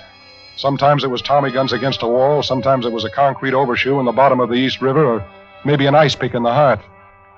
But out on the snow-swept lawn of Big Mike Donovan's mansion that cold December night, I was looking at the chilliest bit of murder any crazy hooligan ever thought up. A bleeding snowman. Only now it wasn't a snowman. Ham, you better get back inside. You'll freeze out here. Yeah. It's Thurber, Cora. Thurber Jones. Oh, the poor little guy. He played the sweetest clarinet east of St. Louis. He was always loaning money to guys. He loved everybody. He never hurt a soul. Who did it, Ham? Who did it? Who else but your playmate, Donovan? But why, Ham? Why? You tell me why. You helped bring all of us up here, didn't you? Oh, but not for this. Believe me, Ham, not for this. I suppose you don't know that Mike Donovan killed a man in a high hat tonight. Well, I heard him bragging about it a while ago with somebody who hijacked a truckload of Mike's liquor. Well, somebody saw him. And I guess he figured it was one of us. Who saw him? Well, I guess he thought it was Thurber. You mean it wasn't? I don't mean anything. I'm getting cold. Why don't you go back inside and join your killers? Ham. Go on. You work this side of the street for all the laughs you're going to get. Oh, Ham, I'm not the same as they are. I don't blame you for thinking what you do, but I wish you wouldn't. Yeah, all right. Let's just say the jury's still out on you. Look, I'll prove to you I'm not like them. Here, you'll need a fast car. What are these for? They're the keys to Mike's car. It's in the garage. Take it down to Norrisburg and come back with all the cops you can find. Hey, Bertie! That's Mike. Cora! That's Mike. Where are you? Oh, hurry, please, go. I want them to get what's coming to them. I want them to get it good. Yeah, but what about you? Hey, Cora! Who are you talking to out there? Come on back to the party, baby. Go on, before all of you wind up like Thurber.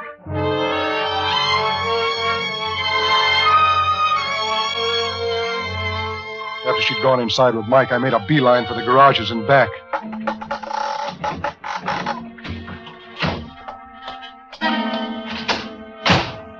Just as I got the keys in the ignition, somebody... In case you don't know it, Flea Brain, this is Mike Donovan's car. Oh? Well, I guess I must have made a mistake. Hey, take that gun off my head, will you? Mike hires me to do nothing but sit in the back seat of his car. Now I might get a raise. Yeah, well, I always like to see somebody get ahead. The gun... I might get a raise because Mike wouldn't like you to leave his party without first you telling him what a nice time you had. Oh, you got me wrong. I was going to write him a bread and butter letter first thing in the morning, honest. Now, about the gun... Shut up before I shove it through your stinking skull. Now start walking.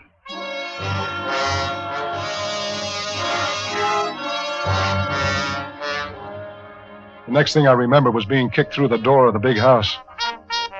The party kept right on whirling. Nobody paid much attention. Nobody except the boys in the band. They were beginning to get the idea. Slowly they stopped playing, and then people began to turn around and look. It reminded me of a ring of faces about to watch a hanging.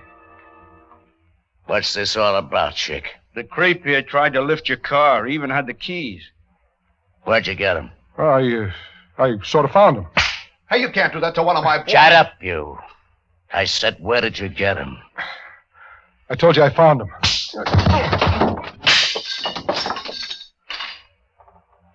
Where did you get him?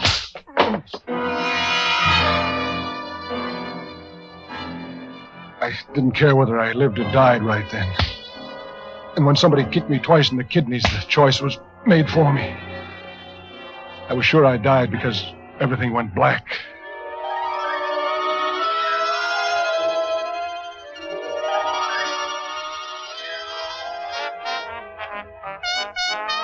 When I came to, I was still lying in the same place, and the party was still going on. Nobody even looked at me as I staggered to my feet and wiped the blood and the booze and the glass off the best I could. I stood there holding onto the bar, wondering what to do. Wondering what it was all about. Can you still walk, stupid? Huh? Yeah, I guess so. And Charleston back to your drums and stop playing. Okay. You know something, blockhead? I didn't want him to stop. I think Big Mike's got something special in mind for you later.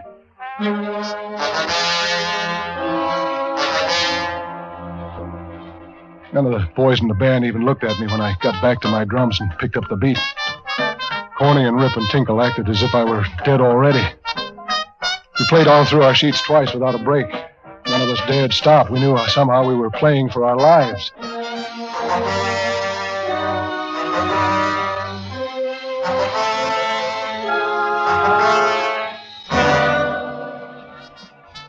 Eight's is fine.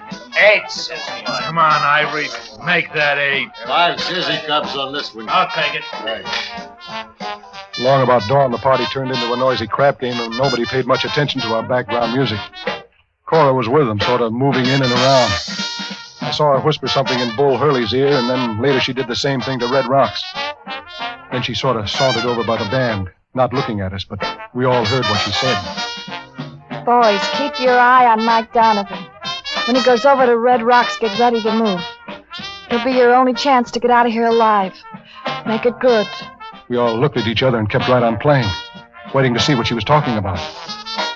Pretty soon it began to make sense. You dirty heel, making a pass at my girl. I made a pass at your girl, Mike? Just told me that you and Red Rocks both made passes at her. And I'm gonna break both of your necks. Now, wait a minute, Mike. That's our cue, boys. Everybody up. Easy, Mike. Don't forget your music sheets. Boys, this way, out through this door. Yeah, I got it. Come on, boys. Phew. This air feels good. Yeah, it'll feel better 100 miles from here. Where's your car, Hal? It's right over there, parked in front. Come on. Yeah, I'll be right with you. Go ahead. Cora. Go on, get out of here. You'll never have another chance. I'm not going without you. Come on, Ham. Don't just stand there. I'll be all right. Yeah, for how long? One of those ready boys in there will start shooting his guns again, and you might get in the line of fire. What if I do? I deserve it for being so dumb. And we'll all be killed if you don't move. Well, Cora? I'd only get you in trouble. Yeah, I believe you, but I want to take you anyway. Ham, for God's sakes. Look, lady, tell him you'll come with him, please. Oh, Ham, I wanted anything but a dumb $35 a week drum player. Oh, I get it. Well, that tears it. I'm washed. But I never knew how wonderful a dumb $35 a week drum player could be. Huh? I'm coming with you. We all scrambled over to my marmon and climbed in. Red and Rip in the back seat, Cora in front, me at the helm, and Corny on the crank. Come on, baby. What's the matter with it, Ham? Well, it's 10 below zero. Give it another whirl. For God's sakes, make it go, Ham.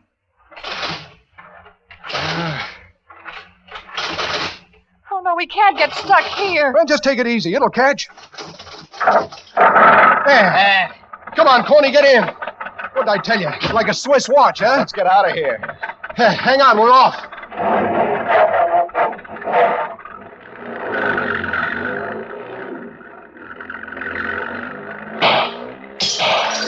It's Mike. They're coming after us. Yeah. Anybody hit? No, but we're going to have to move faster than this. Well, don't worry. I've got her souped up to where she'll go 50. Hold on.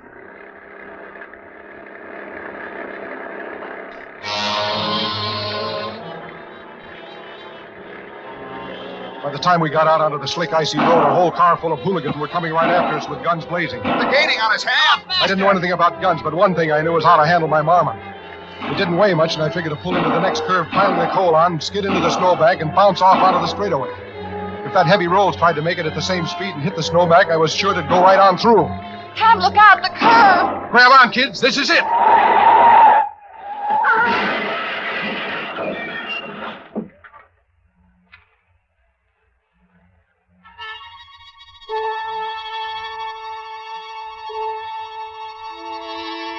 Several choruses later, I fluttered an eyelid open and ventured a peek.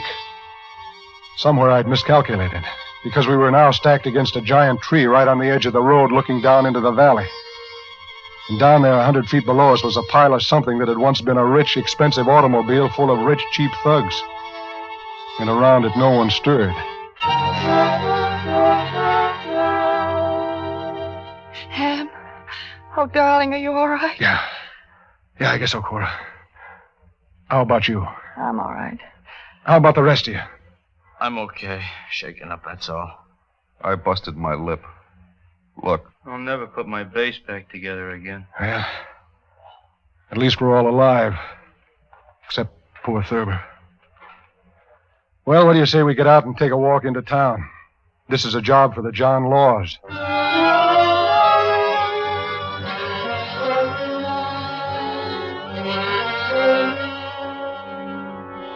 Well, that's the coda. It was the last engagement of the Windy City Six. We went out with a full arrangement and a big finish. It was in all the papers. Maybe you saw the spread. The boys on the front page, Mike Donovan and company in Vital Statistics, and Cora and me in the social columns. Yeah, we did it.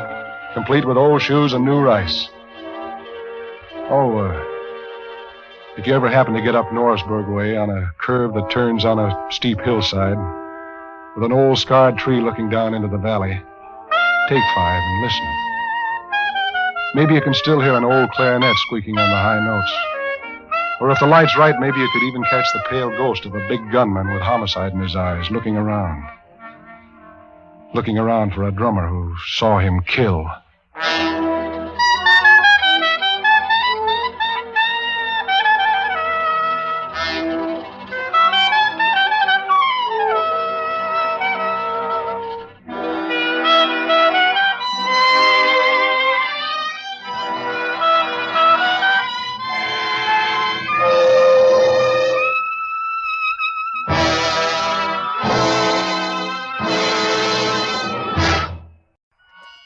Now, with Fragile Contents, Death, and the performance of Mr. Paul Douglas, Autolite hopes once again to keep you in suspense.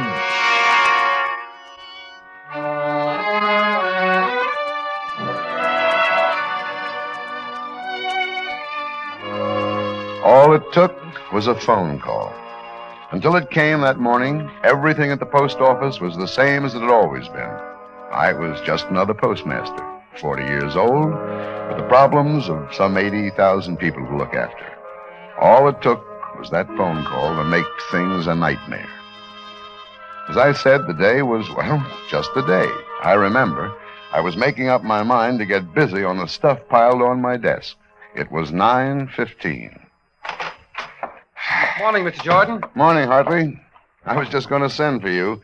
Now, don't tell me that all this heap is for me. That's right. Well, didn't anybody weed it out? Oh, it's been weeded, Mr. Jordan. Oh, no. Well, if I must, I must. Well, even a parcel, I see. It's marked personal. From Paxton and Brown. Something or other Broadway, New York City.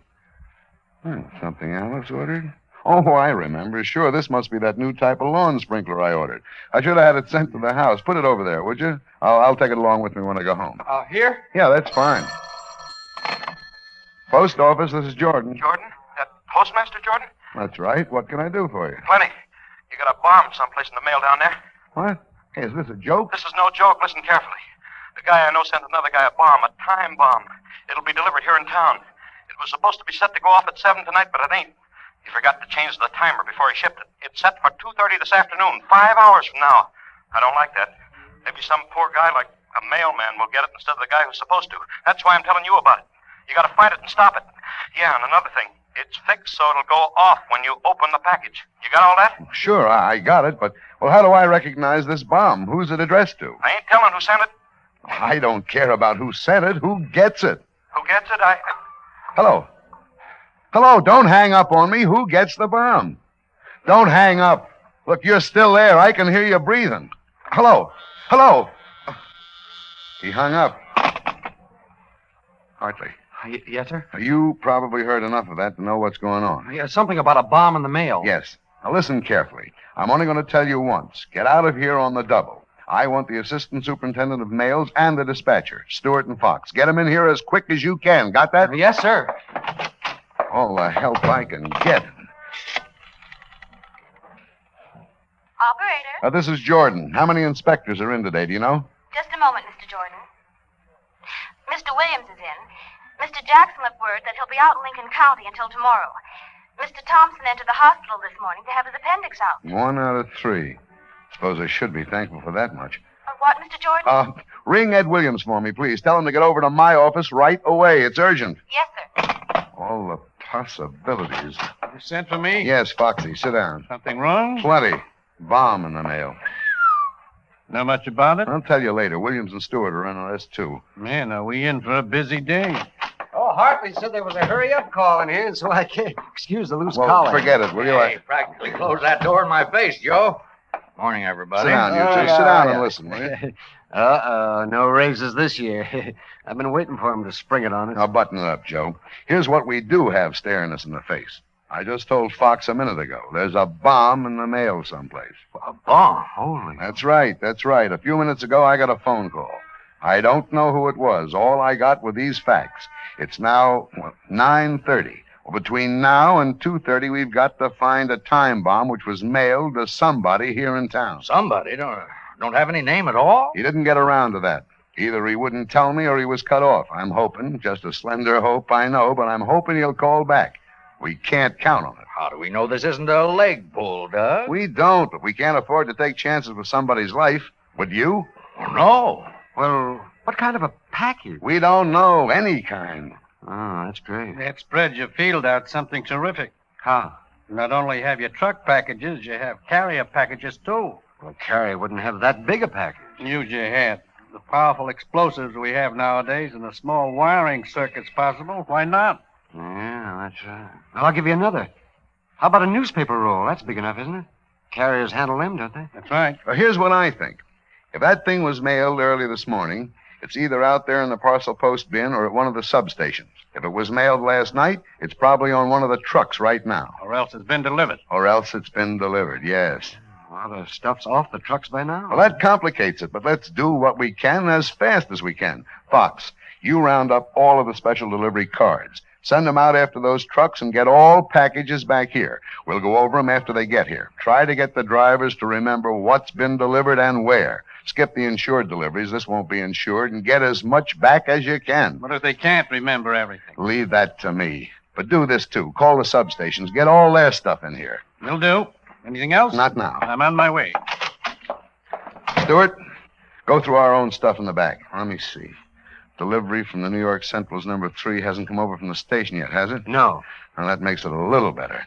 I'll get everything we've got together in one place and keep it there. I'll keep the out-of-town packages out of it. Just add the stuff from the substations and the trucks as it comes in. And the pickup trucks, of course. What?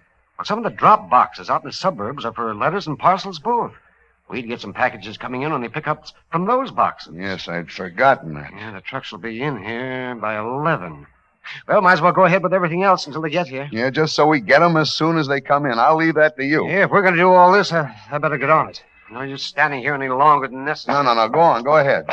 You, want me to check the packages, right? I don't have to tell you your business, Ed. I know your record as an inspector. Oh, fill in a little more for me, would you, Doug? Okay. There's a time bomb? Well, that's what he said. We have less than 5 hours now. I got that. What else about it? Would it be safe to open? No. It'll go off if you open it. He said so. It's rougher and rougher.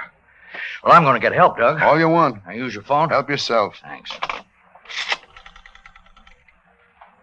Operator? Outside line, please. Thank you.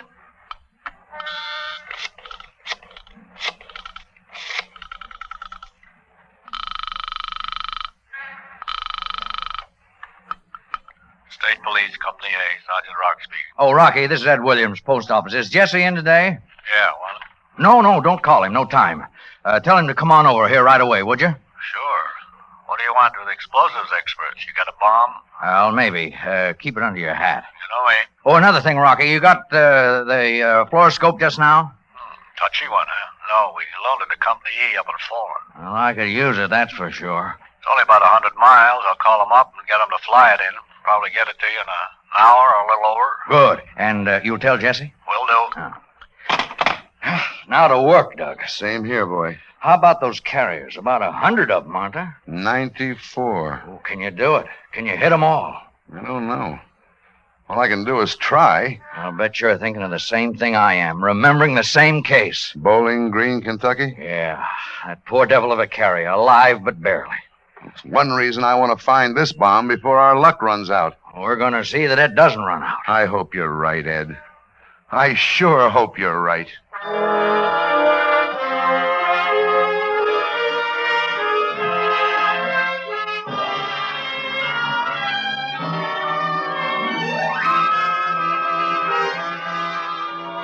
Autolite is bringing you Mr. Paul Douglas in Fragile, Contents, Death.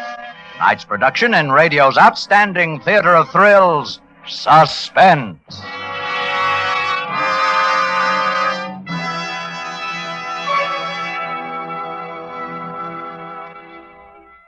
Harlow, you know what we cars always say? No. What, Oscar There's Otto? no business like go business. Right you are, and what a go you get with ignition-engineered Autolite spark plugs. That's because they're precision-made and world-famous for quality and dependability. You bet. So when worn-out spark plugs are replaced with new ignition-engineered Autolite spark plugs, you'll get smoother performance and quick starts. And they'll save gas, too. Sure, because Autolite spark plugs are ignition-engineered to work in perfect coordination with your car's ignition system.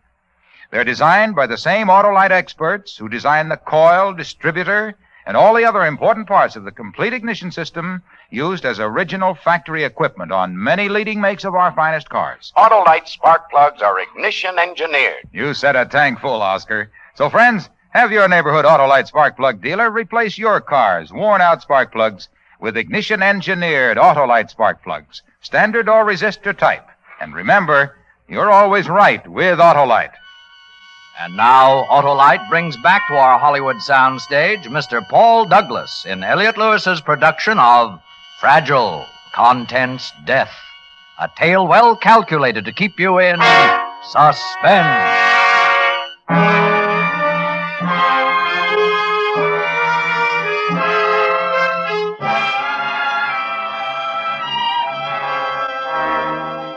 They were all on it now.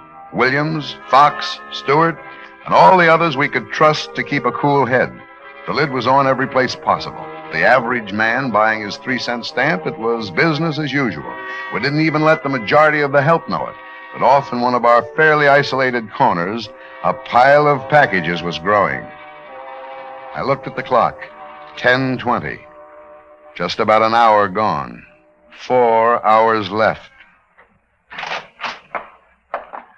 Stu, how are things going? Well, who knows?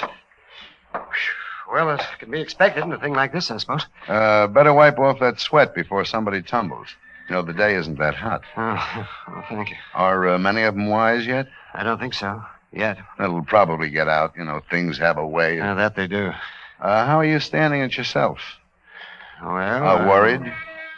I'm not very happy. Happy? Well, none of us are. Yeah, I keep thinking, what if I get hold of the thing when... have you ever been in an explosion? No. Well, you weren't in the service, no. Ever see an explosion or been close to one? Yeah, well, I came by once just after a gasoline truck tangled with a pole and took off. Yeah, it was pretty bad. Mm-hmm. I see. Joe, would you like to take the day off? Oh, no, I wouldn't think of that. No, wait a minute. Nobody'd blame you. Really, I wouldn't. No, I promise you. I can't do that, Doug. What if I did and the thing got by and I could have prevented it? I'm nervous, maybe. I don't like the setup, maybe, but I'm not chicken. I'm staying with it. I didn't suppose you wouldn't stay with it, Joe. Well, they say every soldier figures that the next bullet isn't going to get him. That's the way I'm figuring myself on this deal. Good idea. The only thing we have to worry about, where is this one aimed?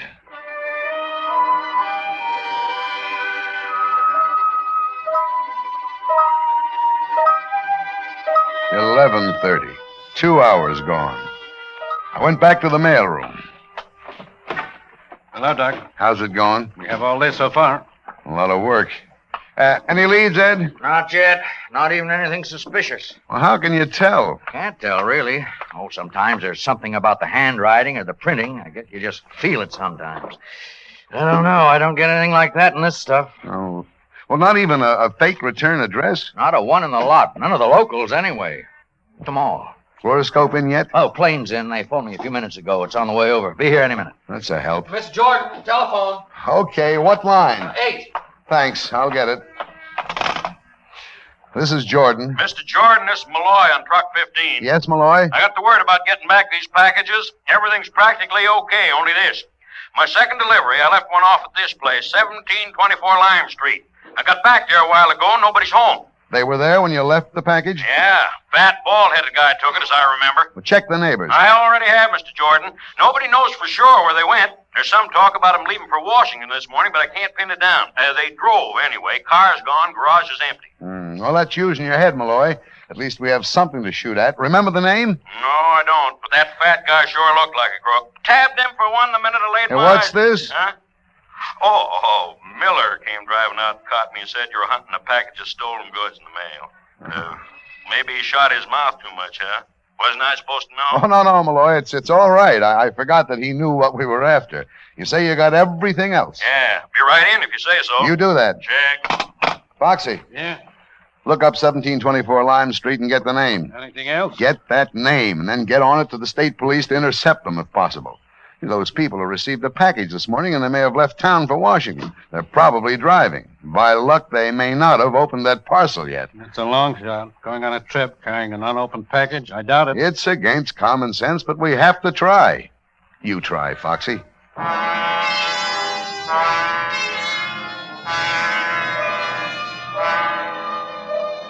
12 o'clock. Lunchtime. I ordinarily eat at Bailey's. Not today. We had sandwiches and coffee brought in. The coffee was welcome, but we didn't seem very hungry. Alone in my office, sipping coffee, all I could think about was the time was half gone. It made me forgetful. This is Jordan. Haven't you forgotten something? Huh? Oh, hello, dear. Forgotten something? I'm down at Bailey's waiting for you. I've been here 25 minutes. We're lunching together today, remember? Oh, that's right. Today is Thursday. Well, look, Alice, I'm afraid I'm going to have to stand you up. Something's come up. Sorry. There's the best-looking man sitting in here all by himself. Tall, rugged, iron gray type. You know how I go for those. He'd probably be glad to buy me a meal. Yeah, try him and see. I have confidence in you, sweetheart. Anything to save us a buck. Then you definitely aren't coming. I'm afraid not. I'll tell you all about it tonight. Sometime remind me never to marry a busy executive again. Bye. Bye. What have you got there, Foxy? Things on my mind, Doug. First, let me get this one off. The cops picked up the Morgans.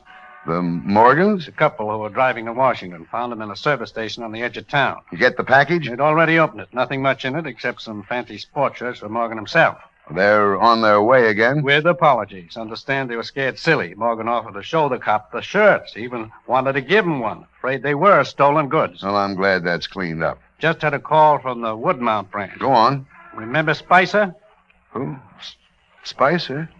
Yes. Suspicion of robbing the mails. What about him? Looks as though he's hung one on himself this time. Well, how's that? Well, as I say, this clerk out at Woodmount put a bunch of packages in the bins just before he quit last night. He remembered one for Dr. Turner. This Turner, it seems, collects magazine first editions. Sometimes these aren't worth insuring, sometimes they are. They're always worth something more than their original price. This package looked like one of those. What about the carrier, Spicer? Seems he blew in just as the place was about to close. Said he forgot a bag of his with some new shoes he'd bought. He drifted through and out again. Nobody paid any attention at the time. And this morning, Turner's package is gone. Is that it? Where's Spicer? His day off. Substitute's working. They're sure the package is gone? Turner called to ask her to come, and they couldn't trace it. That's how they were sure it was missing. I don't have to tell you the next move, do I? Already tried. Called his rooming house. He's not in. Didn't come in last night either. Do I call the police? I'd better do that, Foxy. Thanks. Even if he has the thing, he's surely opened it by now. I think so myself, but we can't be sure. We can't take chances. I'd better call.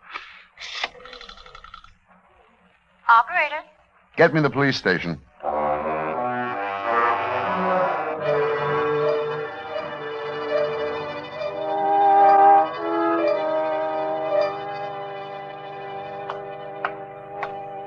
Ed, any luck with this pile of stuff? One that's uncertain. Trying to make up my mind. Well, that's so. Let's see. Here. Not very big. Well, it wouldn't have to be. Addressed to Jack Gordon, 128 Andrew Street.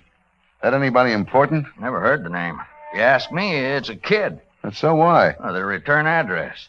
Oh, Columbia Foods Incorporated. I don't know. Cereal coupons. Fluoroscope indicates a watch inside. Furthermore, let's put a stethoscope on it. Here, put it in your ears. Okay. You get it? Yeah. It ticks all right. Question, is it a dollar watch or is it it? It's a watch, probably. Probably. Look, let's play it safe. That's what I thought. In here? Ordinarily, no. But we couldn't detect anything that would trigger the thing, so we'll put her in the water bucket. Here. Did you put the wetting agent in the water? Yeah. It'll soak through the wrapping quicker. And through anything else inside that much faster. That does it. Inside takes a little longer. Reminds me of the time I put in as an inspector. I hear you're pretty good, Doug. Just lucky. Getting the walkers lucky? Well, better have a look at your toy here. Yeah. Easy, easy. Off she comes. There. Oh, looks like we were right the first time, Doug. Here, have a pocket watch. Genuine hoppy. Keep it for a souvenir. That's one kid we owe a watch. Will the budget stand it? It'll strain it, but it won't break it. Let's step out back. I need a cigarette. Good idea. You heard about this carrier, Spicer? Foxy told me. Got him yet? No, the police haven't. Maybe the police haven't got him, but has it?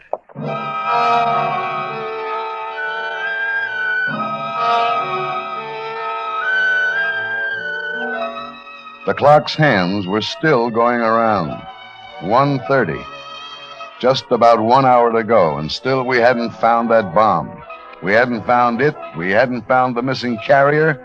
All we found was a new headache every few minutes. This is Jordan. Mr. Jordan, this is Malloy again. The driver, you know. Oh, yes, Malloy. Do you have something new? Sorta. See, Mr. Jordan, it's like this. While I was eating lunch, I kept thinking, and all of a sudden I remember this other package I delivered this morning out on Beach Avenue.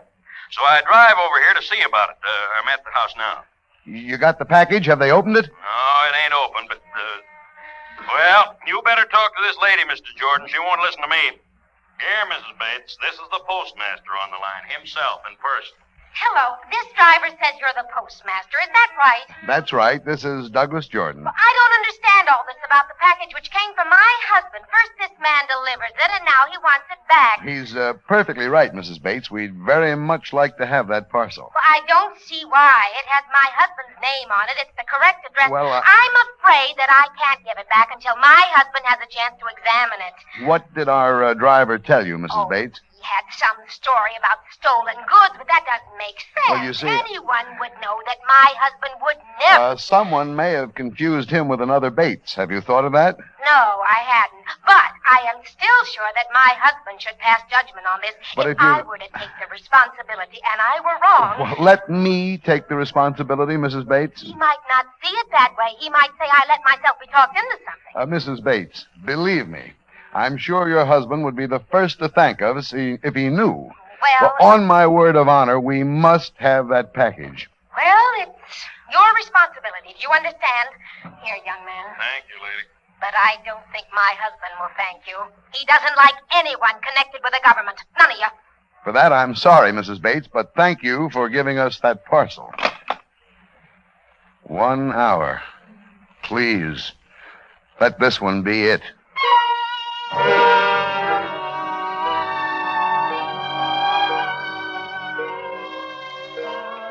But it wasn't what we were after. A box of advertising pencils, that was all. Then it was a half an hour. I forced myself to stay in my office, waiting for a call that they'd caught Spicer, or that someone, somewhere, had turned up something. Ed, any luck? Not a bit. We've combed everything, not a thing. They haven't caught up with Spicer yet? I think that's a false lead anyway. If he has the thing, he's opened it by now. That leaves us nowhere. Yes, it does. Somebody's forgotten something. That must be it. Maybe. It'll be all a hoax, you know. What's the matter? Don't you want it to be a hoax? All this effort and nothing to show for it. That it? Want to repeat the Walker business? Catch a murderer through the mail? No, Ed, no. I just want to be sure. He's out, you know. Who? Steve Walker, the brother. He's out of jail. Didn't you know? Why are you looking so funny? Steve. Walker. Steve. He said he'd get me. Ah, well, so what? Where do they put it? Where's that lawn sprinkler? Lawn sprinkler? Now I know. Hey, where'd that package come from? I had it right here all day. Didn't even think about it. Came early this morning. Let's not think. Let's move. Give me that. Is there time? I think so. Better be. Hey, Jesse, got another one. Fluoroscope. Yeah. Get her under the fluoroscope. Look. That's her brother. That's her, all right. Do you have time to take it out to a safe place? Oh, sir, all we can do is put her in the water bucket. Take her into the alley and pray. Okay. Here goes. Oh, water, get through that wrapper. Jesse, get her out of here. Doug, we'll give her an hour just in case.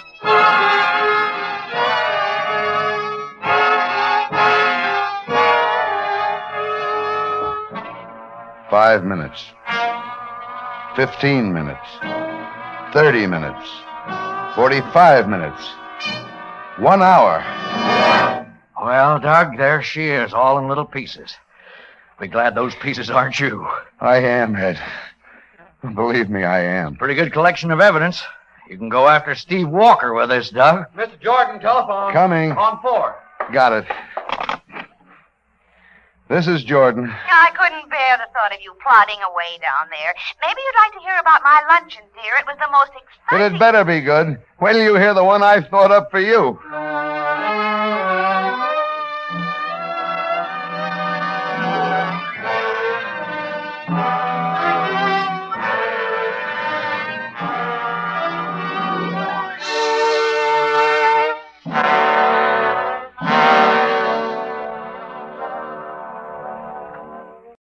And now, with Christmas for Carole and the performance of Dennis Day, Autolite hopes once again to keep you in suspense.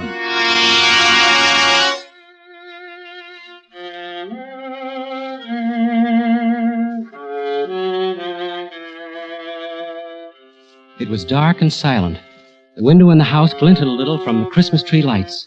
Rocky didn't move. He just stood there in the alley, but I wanted to run. Fast, get away and put it behind me. Just a second. We got the money, Rocky. What are we hanging around for? Come on, let's get out of here. I said we wait for the old couple to get back. What for? Why take chances now? We got some money. How do we know it's all of it? Maybe they split it and put it in 2 places. We'll wait here and watch for them when they come in. They'll tip it. It was 8,000. That's what he withdrew. You asked for this, kid. Now do as you're told. We wait.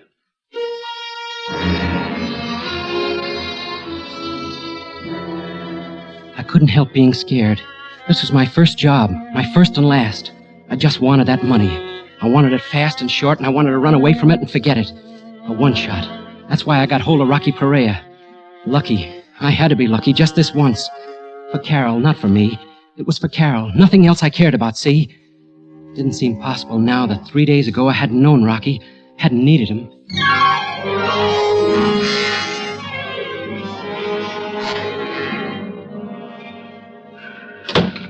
What is it, Doctor? How about the baby?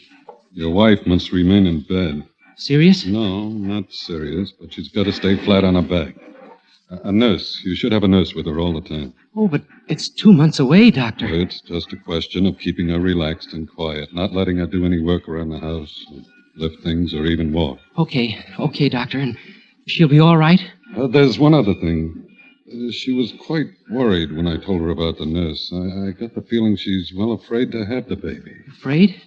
Not for herself. I can't put my finger on it, but it's having a detrimental effect on her condition, and... I know what it is, Doctor. Money. Oh, I see. Well, it might not be easy finding a nurse. Only 4 days till Christmas. I'll get one, Doctor. Thanks. I'll call you this evening. Yeah. Thanks again, Doctor.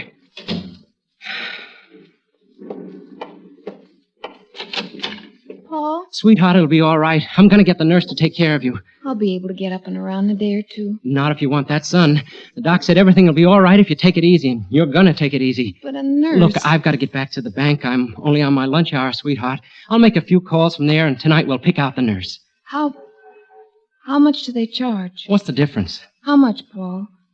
It's a lot of money, I know. 50, 60 a week. We'll make out all right now. There's nothing to worry about. Oh, Paul. This was going to be a happy Christmas. Now... Yeah, a happy Christmas in this dump. It's funny, Paul. $50 a week for a nurse. For another 2 months. It's funny. You make $48.50 at the bank. We'll have to pay the nurse more money than you earn.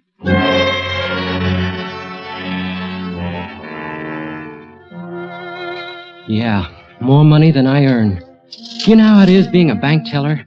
Feeling, seeing, handling money, taking in money, paying it out. When I went back to work, I was seeing it for the first time with something more than a detached feeling. Thinking, I need this money, I need this money, I need this money. How I need this money. For Carole and the baby. It was almost 3 o'clock when Eddie the bookie came in. Hi, Paul. Good day yesterday. And big action in a few days. Santa Anita opens. Yeah, people like to throw their money away. They throw it, I catch it. Eddie, could I see you later? You ready to make a deal? I want to talk to you. What time you through? 5 o'clock. Meet you outside at 5 o'clock.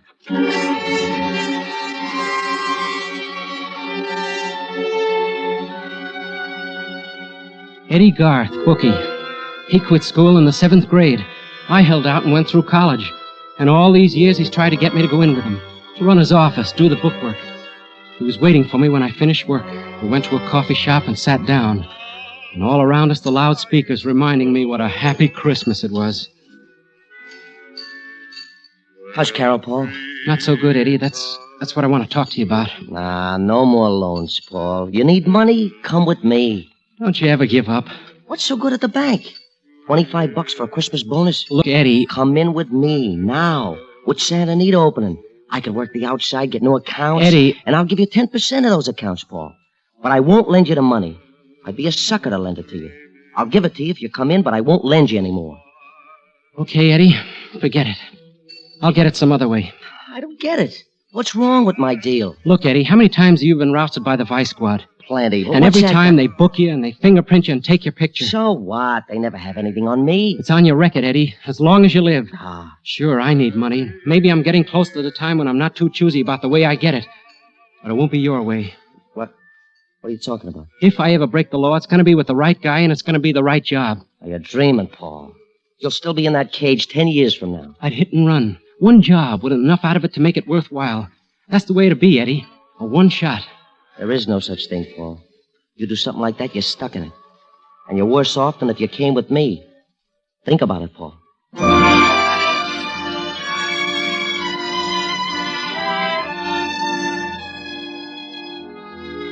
Go home then and fix dinner for Carole, all the time thinking of the money and Carole and the baby and debts. The worry eating at me and thinking about what I'd said to Eddie. Then the next morning, old man Forbes made a withdrawal. The first he'd ever made. Hiya, son. What? Oh, hello, Mr. Forbes. I'm going to miss you, son. Seems like we're good friends after all these years. Miss me? Take a look at the slip. That's a lot of money. 12 years hard work. That's what that money means. But you're taking it all out? Yeah, and I quit my job today. Quit your job? Ada and me, we've been waiting a long time for this Christmas. We're moving out of the city. Oh? Now we've had our eye on a little farm. Now we can buy it. Even got the papers drawn up. Then you're leaving right away? About a week. But Ada don't know yet. I'm going to surprise her. Kind of a Christmas present. But it's not safe to keep so much cash on you, especially I got a perfect place to hide it, son. No one would think to look there. Besides, I figure I've worked too hard and too long to lose it now. Oh, no, son, it wouldn't happen. Wouldn't seem right somehow.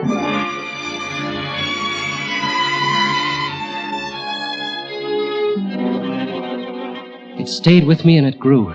Like a wheel spinning, gaining momentum. This could be the right job. $8,000, enough for that single shot. It stayed with me. All the time growing. Growing. Yeah, lunch is on me, Paul. If you change your mind. No, I called you, Eddie, because I need your help. What kind of help? Well, you can arrange for me to talk to someone. Maybe. Who is it? Rocky Perea. Rocky Perea? Are you kidding? You picked yourself the right guy, all right. The cops don't even know what he looks like. They never mugged him or printed him. Yes, Eddie, that's right. You're crazy, I tell you. 1 million people want to talk to Rocky Perea, including the cops. No, Paul, I can't touch it. You can, Eddie, if you wanted to bad enough. Please, Eddie. All right. I'll see what I can do. Maybe I do know someone. And, Eddie, it's got to be soon. You know you'll be taking a chance. It better be good. It is, Eddie. Good enough to take the chance for.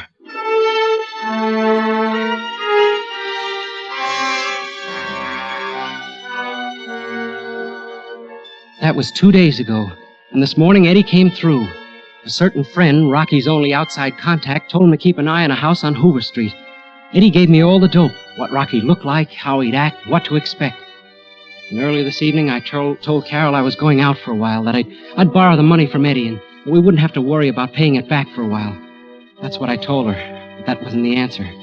The answer was at the house on Hoover with Rocky Perea.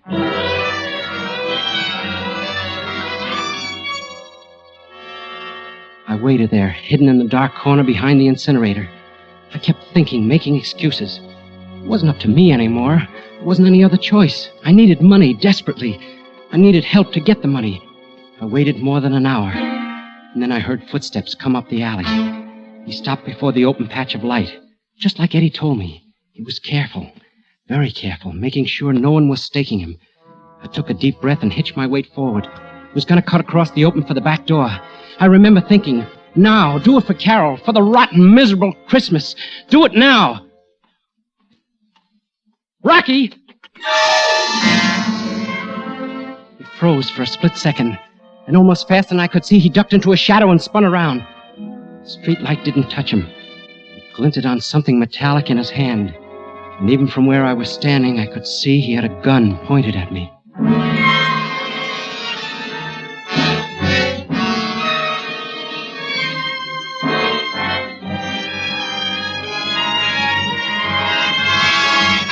Autolite is bringing you Mr. Dennis Day in Christmas for Carole.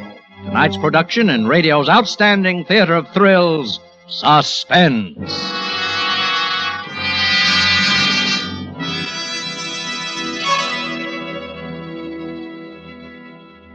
Say, Hap, are you going to the in-laws for Christmas? Yes, Harlow. That's rough. No, they're okay. Oh, I mean rough trip, unless you've replaced worn-out spark plugs with ignition-engineered Autolite spark plugs. They give your car sensationally smooth performance. I've heard of them, Harlow. Well, then you must know that they're designed by the same Autolite engineers who design complete ignition systems used as original factory equipment on many leading makes of our finest cars. That's why ignition-engineered Autolite spark plugs work perfectly with your car's complete ignition system. The folks really treat us right. You mean the Autolite spark plug dealers, eh, Hap? Well, they'll replace worn-out spark plugs with ignition-engineered Autolite spark plugs for smoother performance, quick starts, gas savings. After we visit them, we always find... Find what, Hap? That you're always right with Autolite, Harlow. And now, Autolite brings back to our Hollywood soundstage Mr. Dennis Day in Elliott Lewis's production of Christmas for Carole, a tale well calculated to keep you in suspense.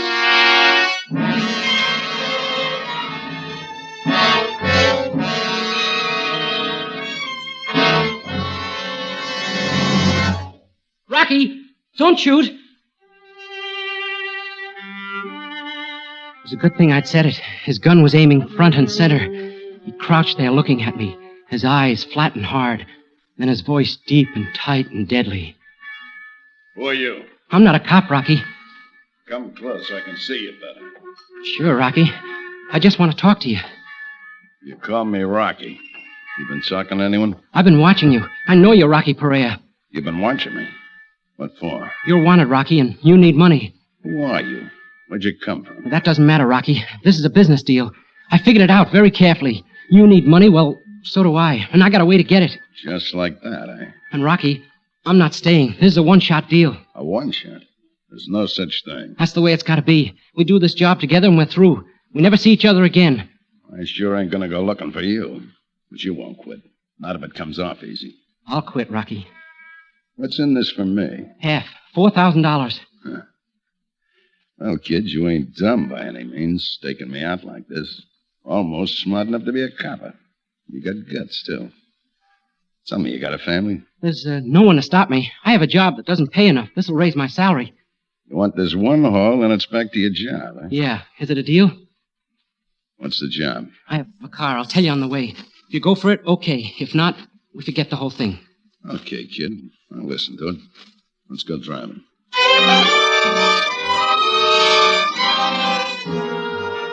I told him what I'd planned and why I needed him, and he agreed to come with me. We drove to the Forbes' house. It was a small and old house, just big enough for the two of them. I drove down to the corner and parked, and we started back.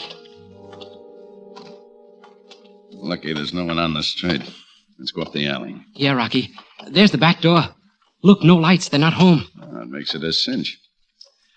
Okay, go on, take it. It's your baby. Rocky, I'll have to break a window. Yeah. You want me to hold your hand? I'll wrap my jacket around my fist. That'll keep the noise down. Why don't you write me a book? Okay, I'm going.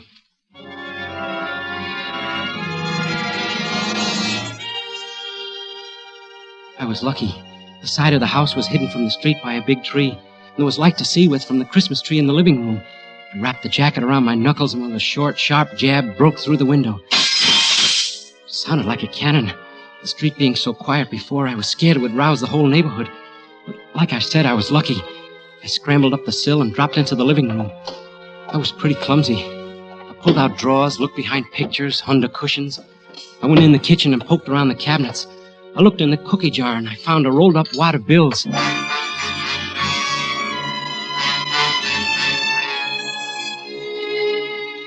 It was money, all right, but only $40. The old lady's secret treasure. I put it back and went into the living room again. Looking around, nervous, I stumbled on the Christmas tree and knocked it over. And then I remembered what the old man had said. A Christmas present for his wife. And I knew it was somewhere on that tree. There were Christmas stockings and favors and little red boots in and around the tinsel and the lighted bulbs. And I found the $8,000 hidden deep in one of the stockings. Got it, Rocky. Let me see it. It's there, Rocky. It's all there. Yeah, $8,000. I guess I'll hold it. Come on, let's go. Take it easy. We're going to stick around for a while. Stick around? What for? We got some money.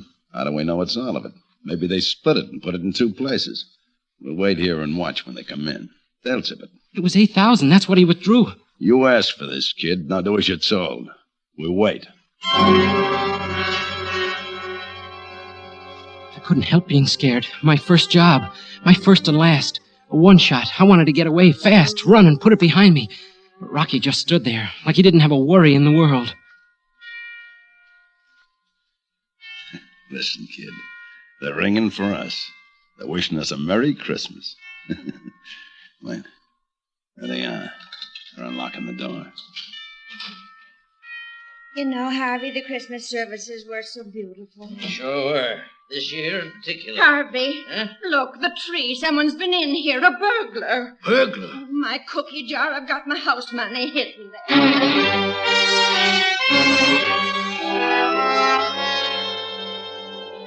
The old lady ran to the kitchen, but Forbes knew where to look, and he knew it was gone. Rocky was grinning, his face lit up like floodlights. Let's go, Rocky. We've seen enough. No, hold on a minute. It's all here, Harvey. I wonder what he was after. Ada, it's gone. All the money. All what money? $8,000. I took it all out of the bank. Ada, I quit my job. It was going to be a surprise. No. Every penny we had in the world. Oh, Harvey. All that money. No, it'll be all right, Ada. Oh, 12 years you worked so we could have something. Well, I can keep on working, Ada. I'll do it all over again. Oh, you can't work anymore. The doctor. Oh, what's a person to believe? You work so hard and we do without things for 12 long years, and for what? In 1 minute, some good-for-nothing hoodlum takes it all away from us.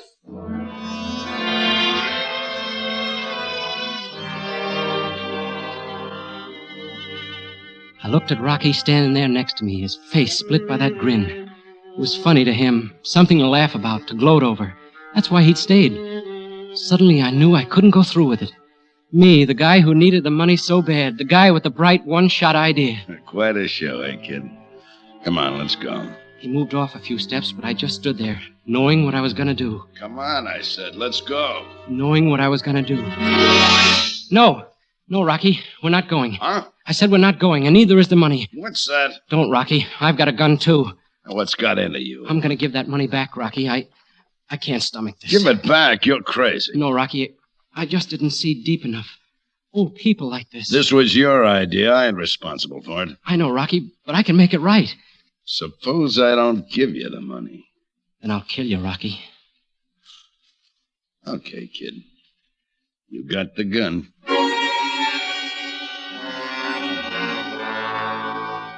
He gave me the money, all the hate showing in his eyes. I turned and started for the house. I gave him my back for a target, but he didn't use it. I knocked on the door. Yes, who? Paul, from the bank. I just had a fight with a guy, Mr. Forbes. Saw him jump from your window. I chased after him. Our window? You saw him? Yes, ma'am. I was walking past. I kind of figured he'd just finished robbing you. Well, did you catch him? Well, I couldn't hold on to him. He broke away, but not before I got this. Why, Harvey, the money. Yes. Oh, Paul, bless you. Oh, forget it. I'm only sorry I couldn't hold him. You say you fought with this burglar? Yes, he broke away before... We want to thank you, Paul. Forget it. I'll be going now. Oh, wait, Paul. We want to give you a reward. Oh, no. No, I don't want a reward. I'll have to be going.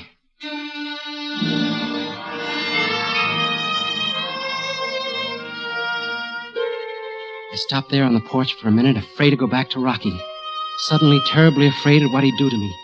The old couple was still talking, loud, like old people do. Yes, it all happened so fast. I'll always wonder about that boy. What made him bring the money back? He's honest, Ada. I know him from the bank. Oh, fiddlesticks, Harvey. He didn't fight with anyone. What do you mean, Ada? Well, his clothes, why, the whole story he told us. Your young friend took the money in the first place. Ada, I believe you're right. Of course I'm right. Now, what on earth made him change his mind like that? It's Christmas, Ada. Merry Christmas.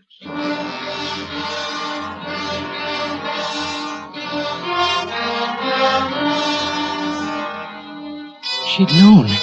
The old lady had known all along. And it didn't make any difference. Why, she'd even offered to give me a reward. Suddenly I felt something strange, like being clean inside. Like being able to see something that wasn't there before. And the tightness, the fear eased a little. Now, let's go, kid. The car. Rocky. You did what you wanted. You just forgot that half of that money was mine. Now move.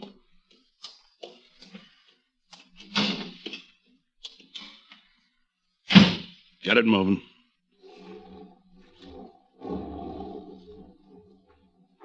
What was it you said? You need me, Rocky. You're hot. Rocky, I made a mistake. I want to team up with you, Rocky. You need money. I got away. I was wrong. Maybe the next job you won't get soft in the head. There's not going to be a next one, Rocky. I'm through. Through? You think I spent Christmas Eve with you because I like you? I'm out $4,000. I'm kid. sorry, Rocky, but there's not going to be a next time. You think so, huh? Stop the car. All right. But I'll never see it different, Rocky. I found out tonight. If it's not these old people, then it's someone else taking it just as hard. You sure? You sure it's not Christmas doing this? I'm sure. It's not for me, Rocky. Huh. You know, I'm kind of glad it turned out this way. You what? Well, you're through, ain't you? You're going back to your job. Yeah, Rocky, sure. Good. And I figured it right. What? I didn't think you'd go through with it.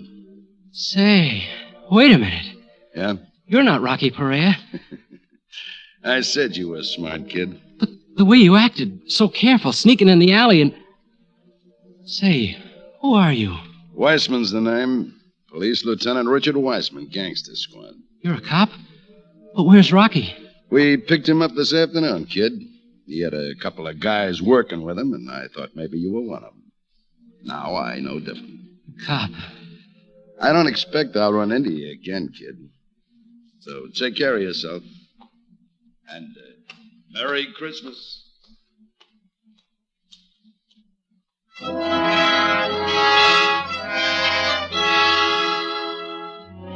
Lucky. All the breaks. But I was no better off than this morning. There was still money, 2 months paying the nurse. There was still the worry for Carole.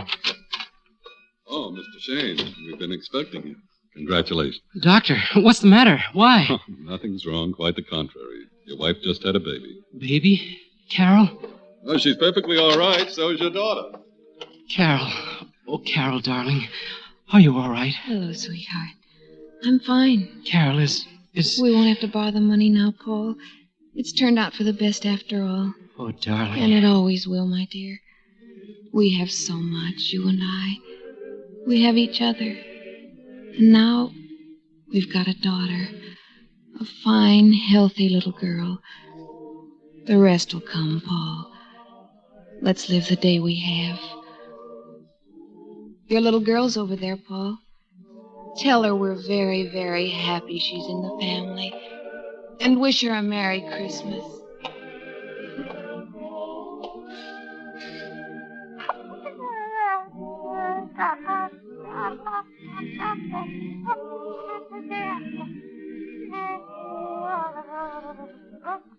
The first Noel, the angel did say, was to certain poor shepherds in fields as they lay, in fields where they lay keeping their sheep on a cold winter's night that was so deep. Look, Carole, look. She's smiling.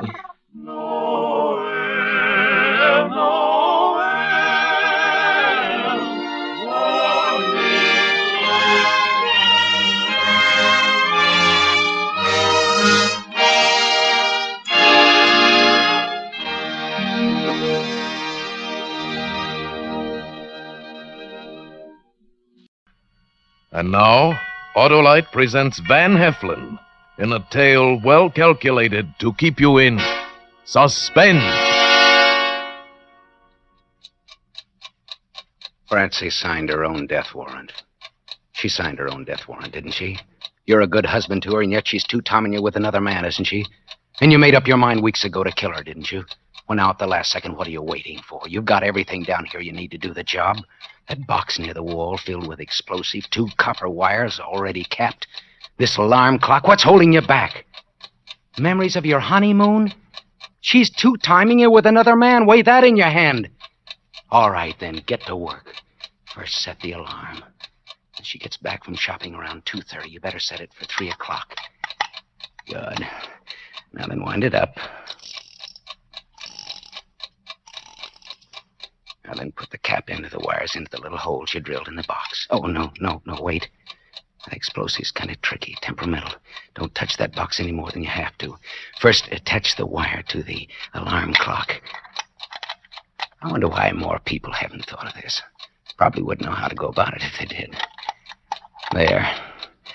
Now the cap end of the wire's into the box. Careful now, careful. There it is. Check it over now. You don't want any slip-ups. At 3 o'clock, the alarm goes off. It sets up a spark. The spark runs along the wires to the detonators in the box, and that's all there is to it. Don't just stand here. Get back downtown to the shop. What are you doing in my house? Hey, Duke, somebody is home.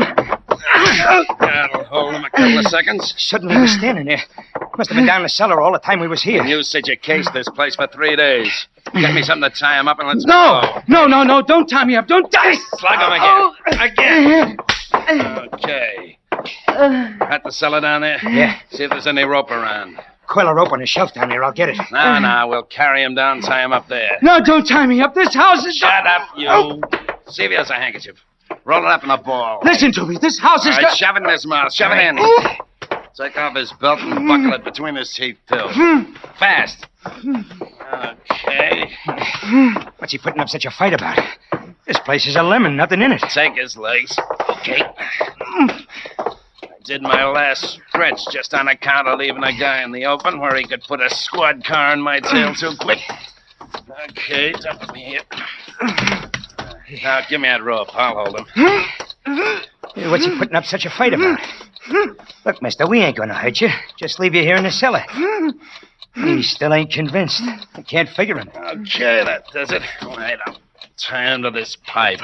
Otherwise, somebody's liable to come home right after we leave and hear him thrashing around. These houses are like matchboxes. I wonder what he's trying to say. Don't leave me tied up down here. I won't call the cops, I swear it. This place is gonna blow up, don't you understand? Explode. This house is gonna explode. Who cares what he's trying to say? Let's go. We'll pull another job tonight. Hey. This time I'll do the picking. Well, it looked like a good setup, standing way off like it is. Hey, mister, will you relax? You'll never get out of them nuts. Hey, what's he so bug-eyed about? What is it, mister? This alarm clock over here? What do you care what time it is? You ain't going anyplace. Hey, should we take the clock, Duke? Nah, couldn't raise a buffalo nickel on it. Ordered it, Sue. Let's go. We got work to do. Right. Come back. Don't leave me here. This house explodes at 3 o'clock. Listen to me. It blows up in an hour and a quarter. Come back. Come! All set? Let's take the back way.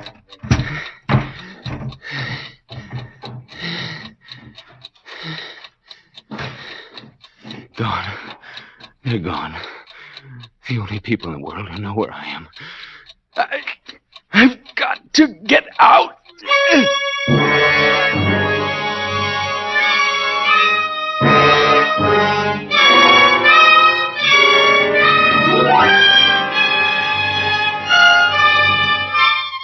For Suspense, Autolite is bringing you Van Heflin in radio's outstanding theater of thrills, Suspense.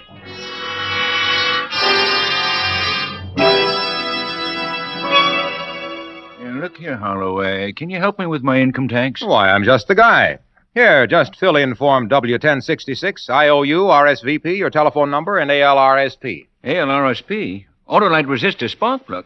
Harlow, why, they ought to jail you for this. After all, Hey, do you and your income tax reports want to look good? Well... Then save, Hap, my boy. Save gas, for instance. Replace your old narrow-gap spark plugs with wide-gap Autolite resistor spark plugs. They make your car idle smoother, give you better performance on leaner gas mixtures. Actually save gas dollars. Harlow, with me all tied up in taxes and internal revenue... For internal revenue for your engine, switch to wide-gap Autolite resistor spark plugs. They're ignition engineered by Autolite to meet the highest standards of automotive engineers, to give you smoother idling, more mileage for your dollar. I'm worried. You don't have to worry, Hap. Why, with wide-gap Autolite resistor spark plugs, you even cut down spark plug interference with radio and television reception. Remember, you're always right with Autolite. And now, Autolite brings back to our Hollywood soundstage Van Heflin as Paul in 3 o'clock. A tale well calculated to keep you in suspense. I can't get out. Nobody knows I'm here. 56, 57, 58, 59. 12 minutes to 2. It goes so fast. That second hand goes so fast. 5, 6, 7. Less than 72 minutes. Help me. Somebody help me. Help me. Help me.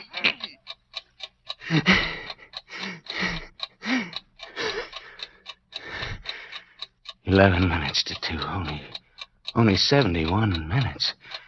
Not even that now. 3, 4, 5, 6. Francie, come home and get me out of this. I love you. I can't help being jealous, can I? I'm sorry I tried to kill you. It's because I love you so much. I'm jealous. But you deserve it. You deserve to die for what you've done to me. Can't you imagine how I felt that day last month when I came home? That you, Paul? Oh, you're home so early. Are you sick? Another one of your headaches? Oh, I feel fine, honest. Why are you home so early? Well, I don't know. I just got lonely for you, and I said to myself, well, you're the boss, old boy. It's your watch repair shop. Now, if you want to close ahead of time, who's to say no? Come on, hold still a second. Your lipstick is smeary. It is? Well, I was lying down. I guess Well, it's all right. Now, come on, pucker up. Well, you smeared again. Well, I'll fix it.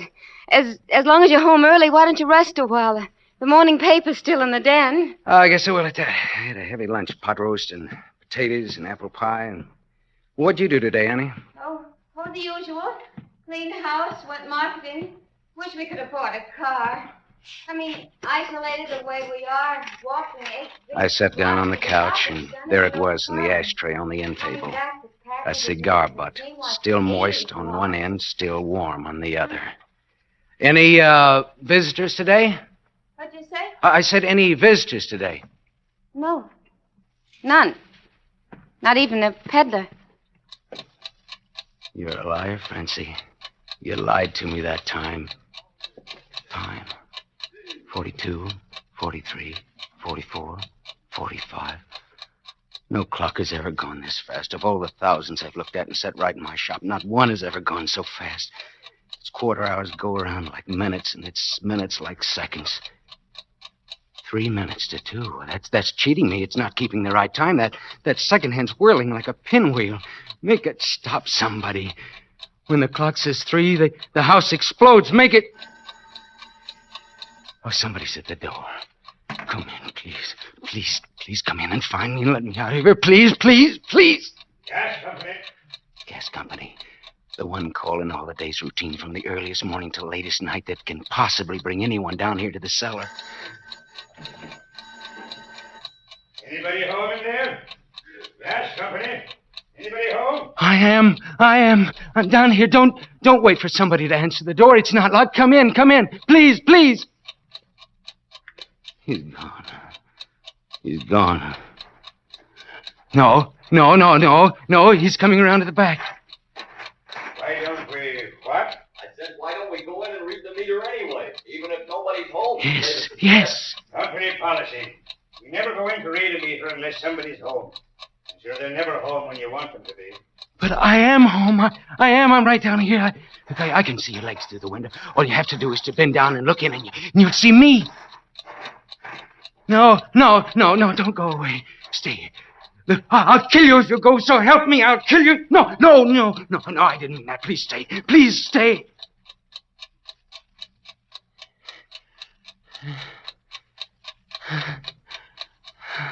Look at the time. 1 minute past 2. 59 minutes left. Not even an hour now. 59 minutes less 8, 9, 10, 11. How long 59 minutes seems when you're waiting for someone. Like the night that I waited for Francie to come home from a movie, and she was late. The night Francie was late coming home from a movie. Yes, in a pig's eye she was at a movie. She was with her boyfriend. Well, sure, I was worried. What did you think? You said you'd be home before 11, and here it is almost midnight. I was about to call the hospitals and the police. Oh, Paul, I'm sorry. Really, I am. All those short subjects, and then the bus was late. I'm sorry you're worried. Oh, forget about it. How was the movie? It was all right. Nice Western. Oh, a Western? I thought you were going to see Three Musketeers. I was, but I changed my mind. I saw Red River instead. Well, I didn't know that was playing in the neighborhood. Well, I went downtown. I thought as long as I'm out of the house, I might as well do a little shopping. Well, the stores were open tonight? No, did I say shopping? I meant window shopping. Oh. What was the movie about? You know, a Western. A lot of shooting and riding. How was Gary Cooper's performance? Oh, good. I've always liked him. No, I didn't mean Cooper. Cooper's not in it. I meant John Wayne. Oh, was that John Wayne? You know, they all look alike to me. Those big hats. That was the night that she signed her own death warrant. Little things put the official seal on it, like the cigar butt in the living room, like the gasoline drippings on the street in front of our house, and we don't even own a car. And it wasn't a delivery truck either, because the drippings showed that it stood there a long time, an hour or more. And like the time last week when... The time. 12 minutes after 2? No. Oh, no, that can't be. It was just 2 o'clock. It can't be that late already. 12 minutes past 2. Only 48 minutes and... less than 48 minutes. It's 47, 56, 55, 54. Look at that second hand. Francie! She's in the kitchen. She's putting down her parcels. How can I make her hear me? There must be some way. And now she's at the hall closet. He must be hanging up her coat. Oh, Francie, thank you so much for coming home early. I love you so, and I need you. How could I have thought of hurting you? I must have been crazy, but I'm not now. Back to the kitchen. Why doesn't she come down here to look for something? She might stay up there all afternoon, lie down. She might wash her hair. She might stay up there till it's time to get supper ready. What if she does? There's no supper, no Francie, no me. Francie, come down here. I know that you can't hear me, but come down here, please. Please, come down here. Hello? Yes, Dave. I just got in this minute.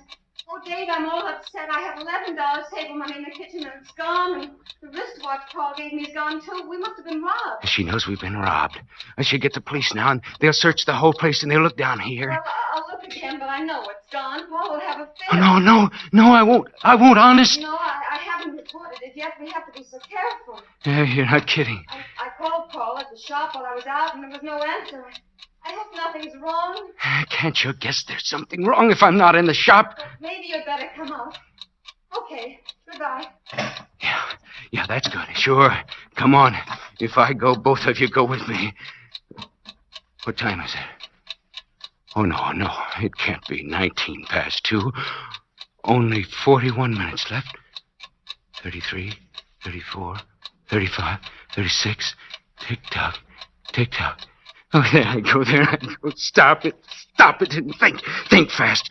Think like you did last week when you came home and she threw her arms around you and hugged you and, well, that little liar.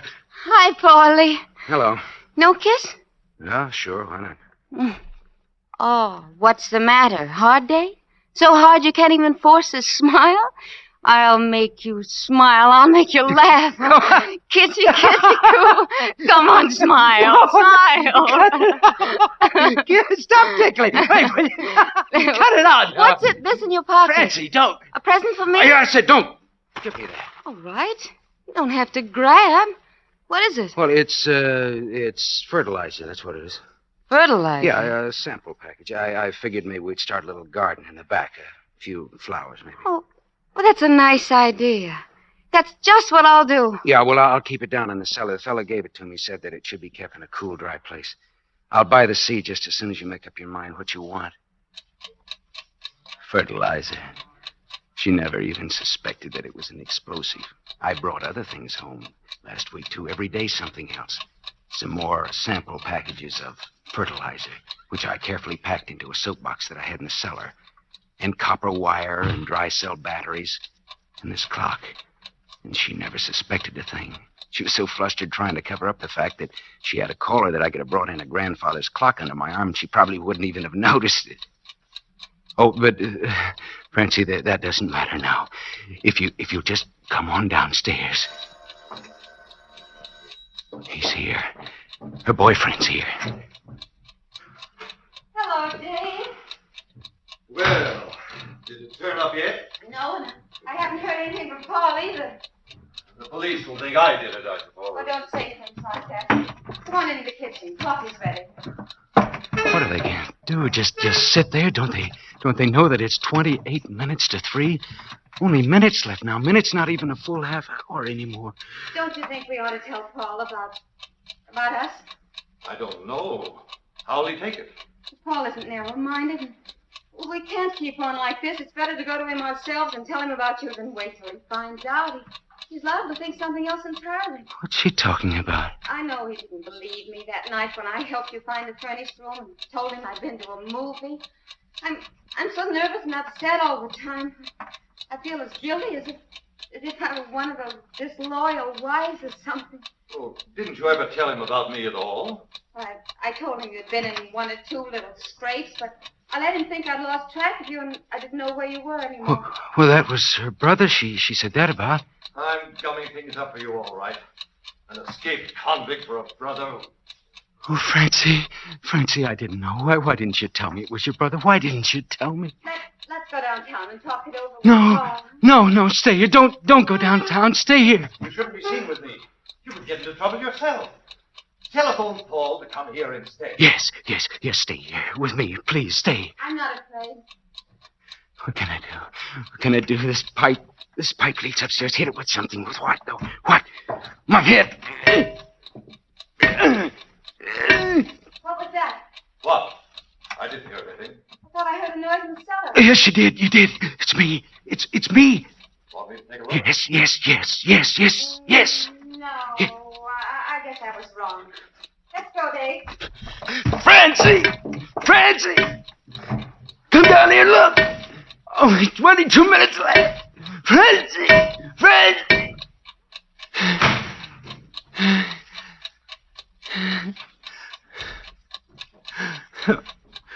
Oh, Mama.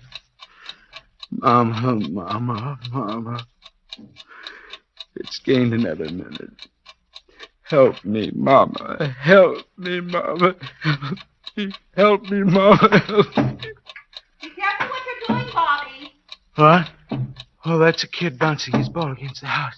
Yeah, it's a little kid. Bobby, come away from that cellar. Oh, no, let him stay. Stay there, Bobby. Don't move. Did you hear what I said, Bobby? Bobby, just turn your head this way and you'll see me. A little more, Bobby. That's it. He's looking right at me, but he doesn't see me. Don't you see me turning my head from side to side, back and forth, back. He sees me. Bobby, what are you doing? Mommy, look. Does he understand what he sees?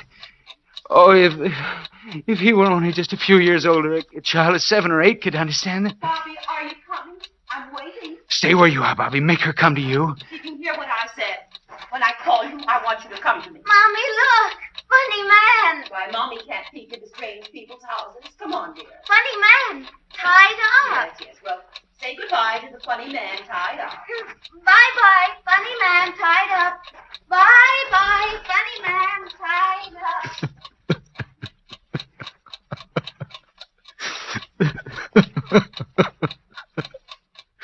Oh, let it blow up. What do I care? No.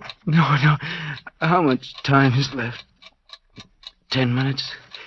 Well, someone could come down here now, or even 6 minutes from now, or 7, and I could still escape. 42, 43, 44. The clock's beginning to look like people, like Mama. Oh, my head hurts.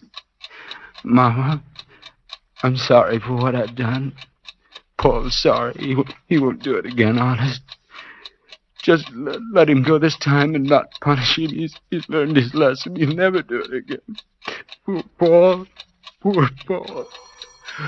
Oh, that must be Francie. It must have found the shop closed, trying to find out if I came back here while she was gone. When no one answers, will that tell her that something's wrong? Why should she think I'm stretched out down here in the cellar if I don't answer the phone?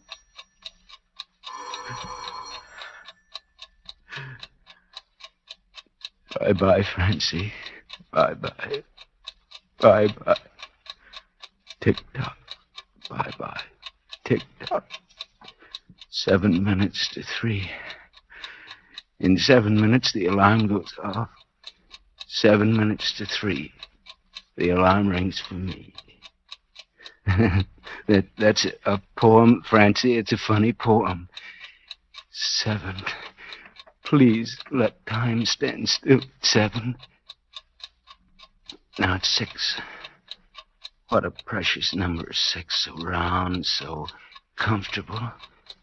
Let it be 6 forever, not 5 or 4, but 6 for all eternity. Let time stand still at 6. Oh, that's 5. 5, 5, 5, 5, 5, 5, 5, 5, 5, 4. 4. Bye-bye, 5. Paulie says bye-bye, 5. Good morning, Paulie, dear. Good morning. Wake up, sleepyhead. Wake up. Do you know what time it is? No. What time is it? Take your head out from under the pillow and see for yourself. All right. It's exactly 1 minute to 3. 1 minute to 3. Oh, I was dreaming. 1 minute to 3, not even a minute. Barely 50 seconds. 50 seconds to go. 50 seconds to live. Help me, Mama. Help me. Francie, Paulie needs help. He dies in 40 seconds. 39, 38, 37. He's not a bad little boy. He always means well, so help him. Help, little Paul. Mama, where are you? Quick, I haven't got much time. I have 20 seconds. 19, 18, 17, 16, 15, 14, 13, 12, 11, 10, 9, 8, 7, 6, 5, 4, 3, 2, 1.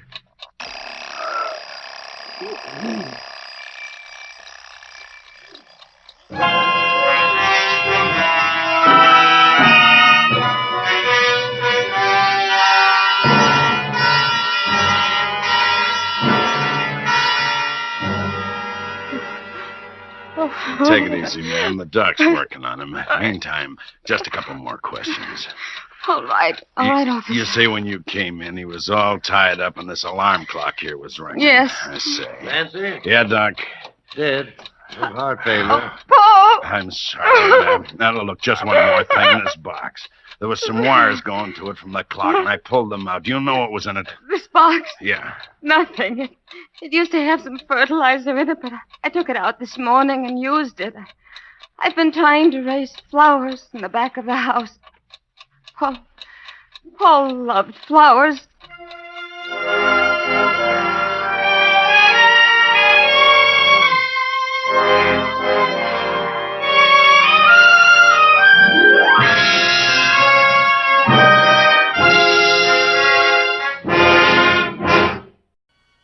And now, Autolite presents Jane Wyman in a tale well calculated to keep you in suspense. Let me tell you. Let me talk as long as I can. It's my last chance to explain about Phil and all the trouble I had afterwards. Phil got me into this mess the night he died. I sat near his bed, waiting for him to fall asleep, and he said, Margot, was there anything in that milk you gave me tonight? Well, of course, darling. Dr. Landers prescribed it. A sedative. Oh? You're a beautiful woman, Margot. Very beautiful. Yes. He was taking so long to fall asleep. It was already after 3 a.m. I listened to the wind. Phil and I were all alone, stuck in that godforsaken mountain inn, ever since he fell ill just before Labor Day. There we were, 10,000 feet above sea level. Not a soul for miles. The fall season was over, and all the other guests were gone, and even Joe, who owns the inn, had gone down to Leadfield to get his winter supplies. Oh, I shivered thinking of the dark, ragged, lonesome mountains outside, and Phil opened his eyes again. You're a good actress, Margot. Better off the stage than you were on, I expect. But I know you're fed up with our marriage. Have been ever since I became ill. I haven't complained, Phil. No, it wouldn't fit the part. But you feel trapped out here in Colorado, don't you? You'd rather be in New York. I wonder, Margot, those pills you put on my lunch tray last week, they weren't my regular vitamin pills. Maybe you want your freedom and my money enough to poison me. Don't be ridiculous, Phil. Well, anyway, I didn't take them. I hid them with a note saying that you tried to give them to me. Then I called a friend of mine, long distance, an old friend. Who? A detective named Rocky Rhodes. Rocky and I both stayed at this inn one summer. And what did you tell this Rocky? Never mind what I told him. Just remember, he's due here tonight or in the morning. A detective. Phil, you're a fool. I want a divorce, Margot. You do? Yes, without any strings. Those pills are Exhibit A, if they're poison. Blackmail. Phil, darling, if you want a divorce, you can have it without threatening me. You'll sign the papers tomorrow? Of course, darling. I only want to make you happy. But now go to sleep, Phil. You need a good rest. Go to sleep. I stroked his forehead, and the sedatives finally took effect. His breathing became very heavy and even. I looked at him and thought he was smart not to take those pills. But not smart enough. He shouldn't have told me about that detective. He thought he was protecting himself, and that I wouldn't dare do anything now. But he was wrong, because I had to now. I couldn't afford to wait and lose everything when he divorced me. And besides, I'd find those pills in the letter before the detective got here. There was practically no risk the way I'd planned it this time. Outside, it had started to rain, a heavy downpour, and the only other sound in the world was Phil's breathing. I picked up the extra pillow and put it down carefully over his face. He didn't move.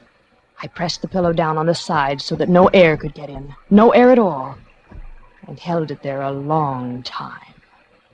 Once the pillow shook a little when Phil's head moved. Once there was a gurgling sound, and that was all. When I lifted the pillow and took it back in its place, the job was done. Everything I ever wanted, money and freedom, was right in my hands. Phil was dead. Dead of a heart attack, Dr. Landers would say. Oh, but wait a minute. Unless someone found those pills with the note from Phil. Phil hadn't died of poison, so I was safe. But there would be questions. Questions I didn't want to have asked. I had to find those pills myself. I started to search. First, the pillow under Phil's head. No. Then the nightstand beside his bed. And the desk under the window. No. Where could he have hidden it? After all, the bell. Could it be Phil's detective already? Rocky Rhodes? I'll have to be very careful. Just a minute. I'm coming. Just a minute.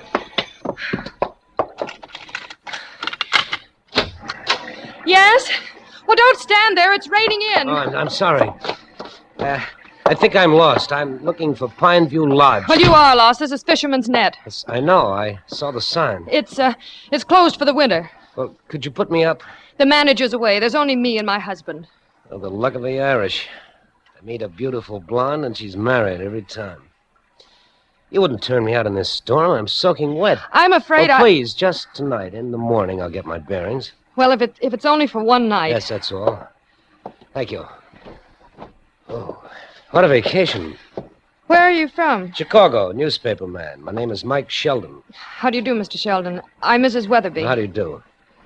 Where do I bunk? Upstairs? Yes, you can take the trout room. Every room is named for a different kind of fish. It's the second room on the right from the top of the stairs. Thank you. It's great of you to let me stay. Would you like some hot coffee? Fine, it's no trouble. Oh, not at all. I was going to make some for myself. I could use some, all right. No, wait. What? No, not that room. No. What's wrong, Mrs. Weatherby? Well, I said the second door on the right. The salmon room, not the trout room. I made a mistake. Forgive me, but this is my husband's room, and he's not well. I was afraid you'd wake him up. Oh, that was bad. Very bad. Making a slip like that in front of Phil's detective, Rocky Rhodes. Because, of course, Mike Sheldon was Rocky Rhodes. Who else could he be? And I had to find those pills before he did and started making trouble. Before I could get back to the search, two more unexpected guests popped in at Fisherman's Net. A small, dapper man with a black mustache and slicked black hair. But I'm Charlie Miller. I got a reservation here, and I'm staying, sister. But the manager is away. He didn't mention any reservations. Well, he must have forgot then. I made it by telephone from KC. That is, I asked a friend of mine to make it. his? Was it Phil? Was Charlie Miller Rocky Roads? Oh, he couldn't be a detective. He was too stupid. No, Mike Sheldon was Rocky Roads. There was a girl with Charlie Miller. I thought she was Mrs. Miller. No, I'm Susan Quinn. Mr. Miller and I met on the bus. Yeah, and we were great pals right off. I call her Susie Q. You get it? Yes. But the initials on your suitcase are SR, Miss Quinn. Oh, well, I borrowed my sister Sheila's suitcase. Sheila Riley. She's married. Sheila and I always borrow each other's things. Was it true? Or was her name Susan Rhodes, nicknamed Rocky Roads? Things are getting more complicated every minute. 2 men had arrived, and Sheldon seemed most like a detective. It was too late for me then to go on hunting for the pills. It was morning. In case questions were asked later, I had to be able to say I had done what a wife with a sick husband ought to do. I had to take Phil his breakfast on a tray. Well, Mrs. W., hey, you're an early bird. Here, let me help you. Oh, thank you, Mr. Miller. This is my husband's breakfast. If you'll open the door. Sure thing. There you are. Thank you. Phil, dear, I brought you... Something wrong, Mrs. W.? My husband. He looks... Anything I can do? Say, he does look pretty green at that. Mr. Weatherby. Hey, Mr. You'd better sit down, Mrs. Weatherby. It looks to me like your husband has passed away. Oh, no. No, here now. Just sit down. All right, now you just cry on Uncle Charlie's shoulder. It'll do you good. You're very kind. Good morning. Oh, say, Sheldon, got a little trouble here. Trouble? Mrs. Weatherby? Well, her husband's passed away in his sleep, it looks like. I brought his breakfast. I thought he was asleep, and... Will somebody phone Phil's doctor? Dr. Landers in Salisbury Gap. Well, of course, but... Excuse me, I'm afraid I better go to my room.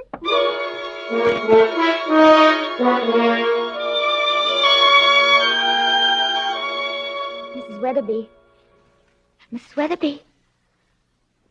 Oh, Miss Quinn. What happened? Have I been asleep? Oh, when you got to your room, you fainted.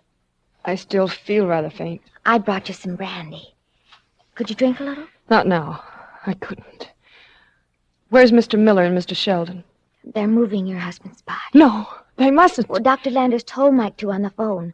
The rain turned to snow during the night, and he won't be able to get here because of the storm. Not until the snowplow gets through. So he thought it best we put Mr. Weatherby... Not outdoors? No. There's a hillside cellar out back. Oh, yes. What else did Dr. Landers say about Phil? He said it must have been a heart attack. And that you have nothing in the world with which to reproach yourself. He's sure you did everything you could.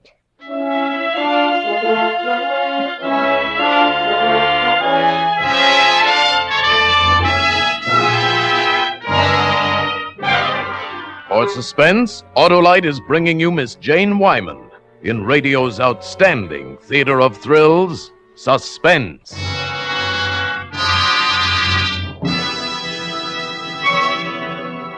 Say, Hap, look at that stack of Valentines. Quite a pile, child. In fact, flocks will come. No, they're not for me. They're Valentines to Autolite resistor spark plugs. Oh. Listen to this one. You've won my heart with your kisses and your hugses and a set of Autolite resistor spark plugses.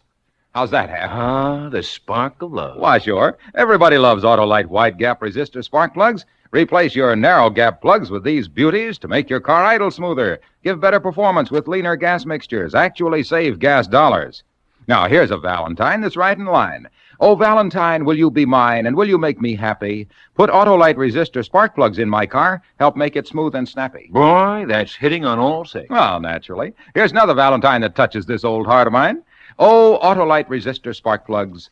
With me, you are a fixture. You help my car run smoother far and go on lean gas mixture. Say, Harlow, that's the best yet. But right now, here's Suspense.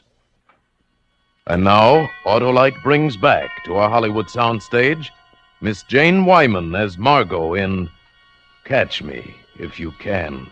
A tale well calculated to keep you in suspense. I kept up my act all that day, and I didn't overplay it. I'm not the type for floods of tears, so I adopted a wan, gentle sadness, which made the others think me very brave. But all the time, there were two things on my mind, driving me crazy. Who was Rocky Rhodes? And where had Phil hidden the pills? And I couldn't hunt for them. Somebody was always in my room fussing over me. Finally, in the late afternoon, I managed to get away. I just started to look through Phil's clothes when... Oh, here you are. I was looking for you. No snowplow will get through here today. I'll just have to put up with Charlie Miller's jokes another evening. Are his jokes that bad? Well, you heard him ragging Susan, calling her Susie Q. Oh, nicknames. Lots of people have the nickname habit. My husband had a friend named Rhodes he nicknamed Rocky Rhodes. It's a change from Dusty Rhodes, at any rate. By the way, where are you from? Boston. Why do you ask? Oh, just idle curiosity.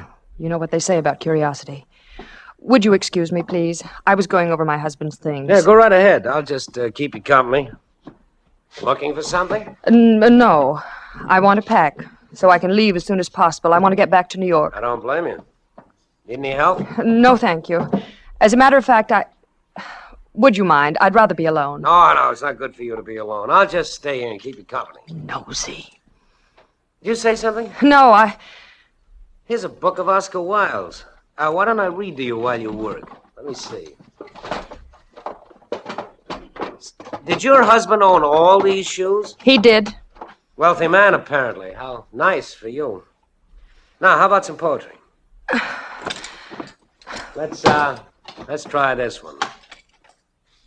The poor dead woman whom he loved and murdered in her bed. Shall I go on, Mrs. Weatherby? But I couldn't let Sheldon unnerve me. I had to keep cool. I went on packing, and he went on reading, on and on endlessly, about blood and prisons and hangings, while I tried not to miss anything of Phil's. I had to have those pills.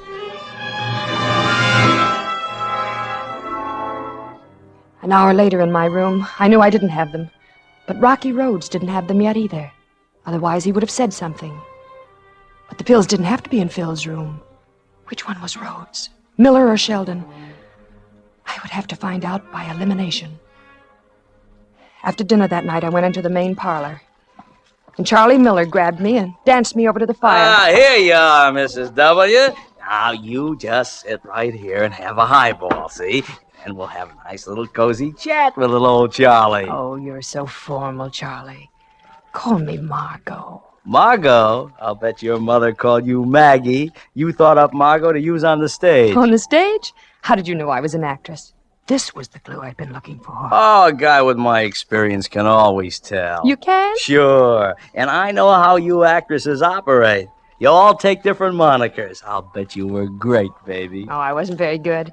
There was only one way that Miller could have known about my being on the stage. From Phil. You weren't very good. I know different, baby. So what if you only played Tank Towns? I sure wish I'd seen you. You didn't miss much, really.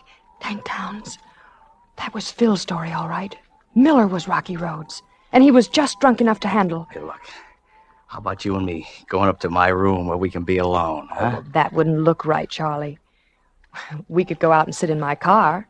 It's in the garage. Got a heater? And a radio. The hotel radio's broken. We can say that's why we're going, to listen to the music. Wonderful. Hey, you're a wonderful little woman, Maggie. Full of ideas.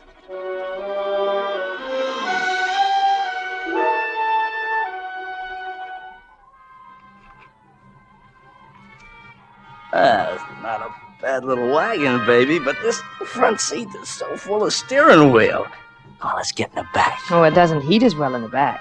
How about a drink? You first. Okay, right out of the bottle. Oh, boy, this is what I call living. Music, plenty of bourbon, and a beautiful blonde. Never saw such a beautiful blonde. Gonna give Charlie a kiss? Oh, wow. Sweeter than molasses. Warm enough now, baby. Plenty warm. Could turn off that heater. I'm still a little cold, Charlie. Huh? Just stay close to me. In a minute, we'll turn it off. Then slowly he sagged against me, and his head fell on my shoulder, and when I pushed him away, he fell forward against the steering wheel. I hope nobody heard that. I gotta get out of here before it gets me, too. I kept on my feet, going around the car. I was dizzy and getting numb. Then a few feet from the garage door, I keeled over. For a minute or more, I couldn't move. Then I crawled toward the door. It took forever to get there. I opened the door somehow, pushed it shut, and half fell out and lay in the snow, breathing the clean air. Thanking my lucky stars I'd been smart enough not to drink. That's why it got Charlie sooner, because he was drunk. I looked at my watch and decided to wait 15 minutes. What a wonderful thing that carbon monoxide is. No smell, no nothing. It just creeps up on you. In 15 minutes, Charlie Miller, alias Rocky Roads, would be good and dead.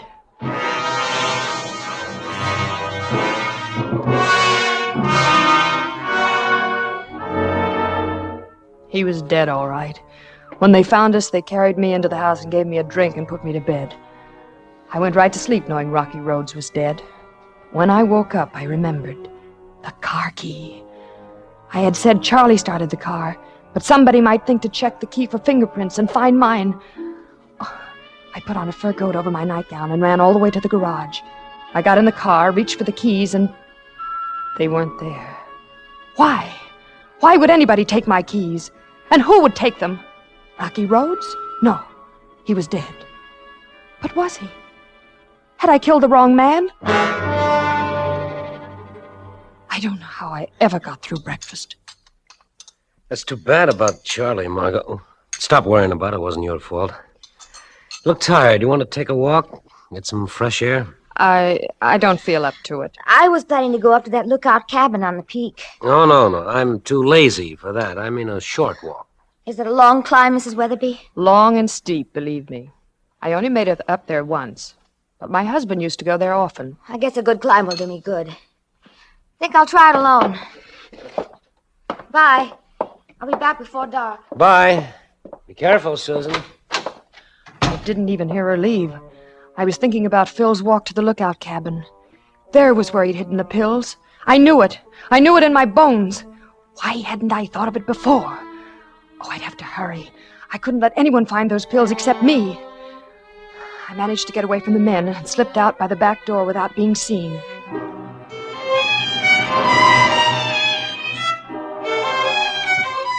A ladder goes up from the trail to the lookout door. The door of the cabin stood open. I climbed the ladder quietly and stepped in and saw Susan on the other side of the room near the door to the balcony. She was holding an envelope attached to a card, and she was reading the card. And suddenly, definitely, I knew. Miss Rocky Roads, I presume. Oh, you scared me, Mrs. Weatherby. I see you found what you're looking for. The pills my husband hid. You want to know if they're really poisonous? Well, I read this card. Is it some kind of a joke? Oh, no, it's no joke. One of them would kill a man. But that's not what killed Phil. I smothered him with a pillow. You didn't know that, did you? Oh, you shouldn't be telling me this. Phil told me you were coming, but I was expecting a man. I never dreamed Rocky Roads was a woman. Oh, you've mistaken me for someone else, really. Oh, come off it. You're already responsible for Charlie Miller's death, coming here under an assumed name. I killed him because I thought he was Rocky Roads. You killed him? Oh, no, you didn't. Oh, you're ill, Mrs. Weatherby. You're imagining. Stay where you are. You think you'll get out of here alive? I wouldn't go out that door if I were you. You'd step right off into blank space. But you can't do these things. They'll catch you. Who? How? Those pills are the only evidence against me, and I'll destroy them as soon as you're gone. Will you? Stop! Stay where you are! You fool! What good does that do you throwing them out? Watch where they fall. There, right on the path. They'll stay there until I go down. But you've played your last card. I'm not going to waste any more time. Let go, Mrs. Weatherby. Let go. You're going over the edge, Susie. You're going to be another tragic accident. No. Let go of that table, you fool. Inch by inch, we're getting there. Now, out on the porch. I'll pull you over with me. Will you? Will you really? Oh, someone's coming. Someone's climbing the trail. It's Mike. You're crazy. Mike! Let go of that railing. Let go. Stop it. Stop it.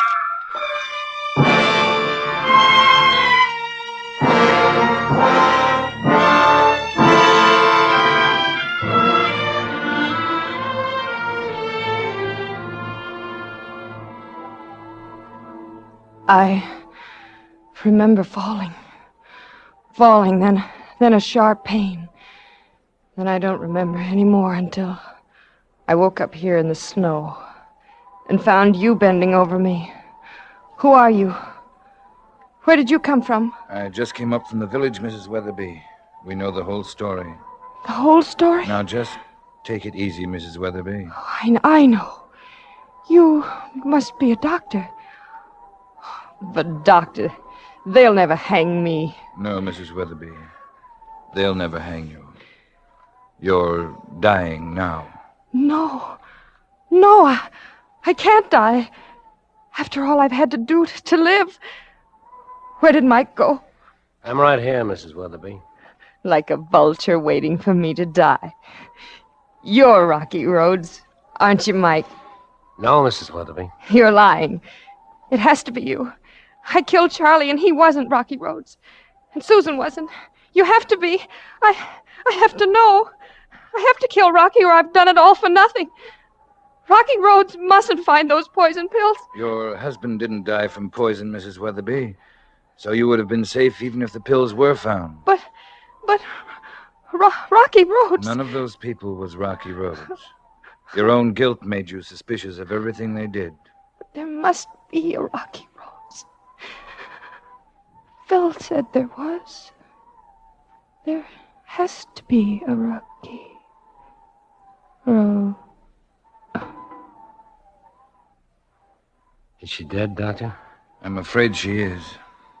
And there I was being sorry for her husband being dead. Just think, she killed her husband and one of us, and none of us would ever have known it if she hadn't told Susan all about it in the cabin. It was good of you to get here so fast, Doctor. Well, I'd have gotten here sooner if it hadn't been for the blizzard. And maybe none of this would have happened. By the way, I'm not a doctor, Mr. Sheldon. My name is Rhodes. Rocky Rhodes.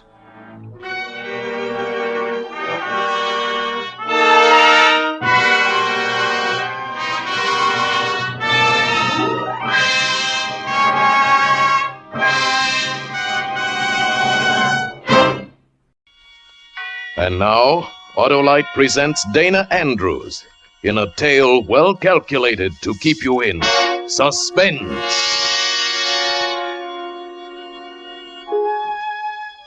They'll never know how it happened.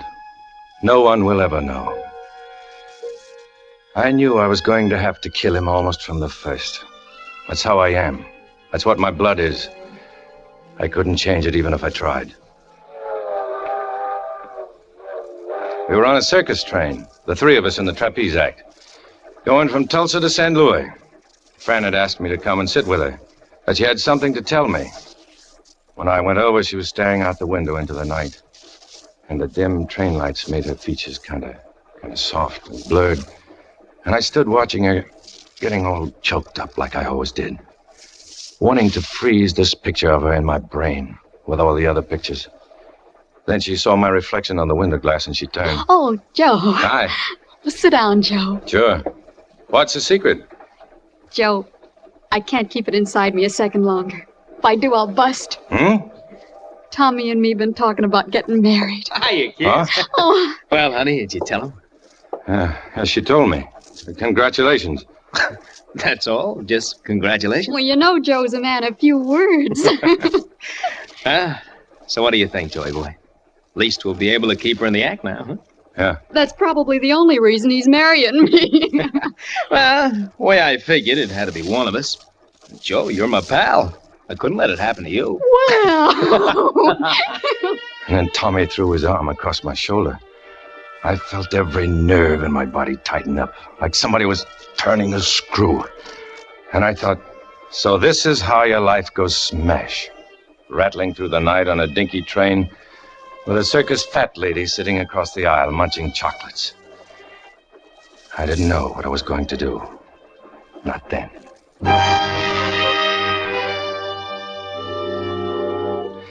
At first, I tried to go on just like before. When we got to St. Louis, Tommy and me shared a room in a theatrical hotel like always. And the three of us went on through our routines on the high trapeze, like always. Yeah, that part was the same. That part was as natural as breathing. But the other things, like the looks they gave each other, the long walks together. Nothing worked for me. Drinking myself blind, taking out a different girl in the show every night of the week. Nothing worked. I still woke up in the middle of the night, shivering, my heart pounding and crying her name. Fran! Fran! Fran! Joe, what's wrong? Huh? Oh. Nothing's wrong. You were yelling in your sleep. I'm okay. You sure? Yeah. Yeah, I'm okay. Oh. What are you getting dressed for? It's the middle of the night. I'm going for a walk. But, Joe... Look, I want to go for a walk, so I'm going for a walk. Joe, Fran and I were noticing you. Noticing what? You've been going at this nightlife pretty hot and heavy lately. For a fellow who works on a trapeze 60 feet up and without a net, ladies and gentlemen. Well, that's not so good, Joe. What's the matter? You afraid someday I won't catch you, Tommy? Look, why don't you take it a little easier, kid? It's all right to have a good time. Good time? So that's what I'm having. What do you know?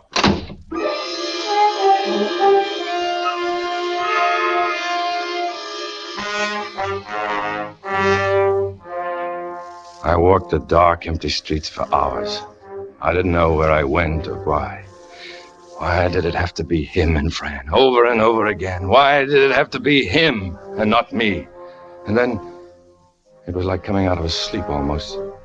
I realized that for a long time I'd been looking through the lighted window of an all-night pawn shop, looking at a gun. At first I started walking away fast. Then I turned back and went into the shop. Yes, sir. What can I do for you? That revolver in the window there, the black one next to the binoculars. Oh, yes, that's a beauty, ain't it? I want it. Good enough. Can't go wrong on that one.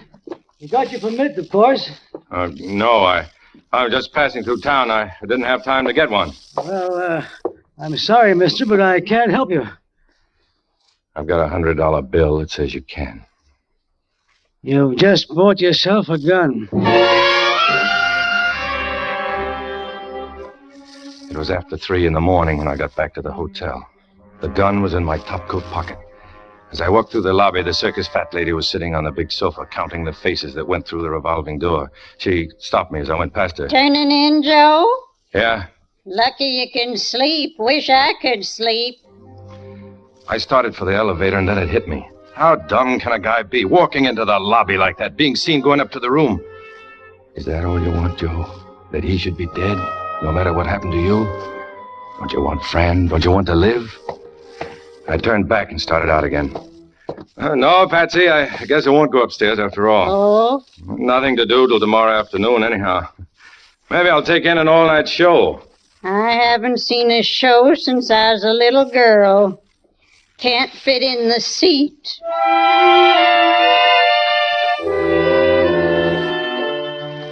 I went around to the back of the hotel. Tommy and me roomed 3 stories up next to the rusty fire escape. It was so quiet there, I could hear the pounding inside my head. The first rung of the fire escape was a good 10 feet off the ground. I jumped for it and pulled it down. It made enough noise to wake up half the building. I scrambled up into the shadows. I expected the lights to start going on in every window. But nothing happened. So, when I started up the fire escape, I started up for Tommy.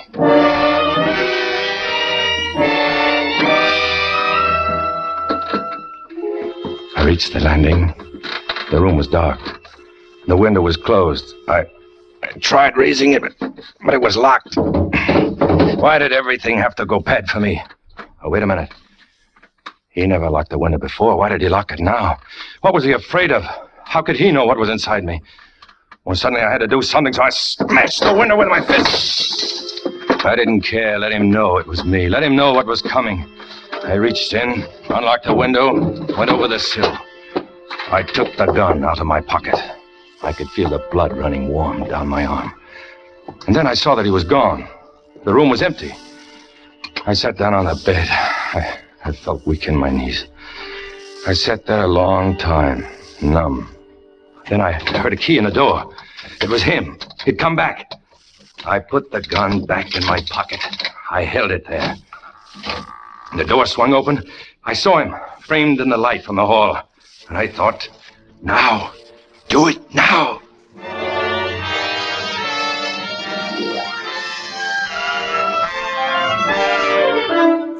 For Suspense, Autolite is bringing you Mr. Dana Andrews in radio's outstanding theater of thrills, Suspense.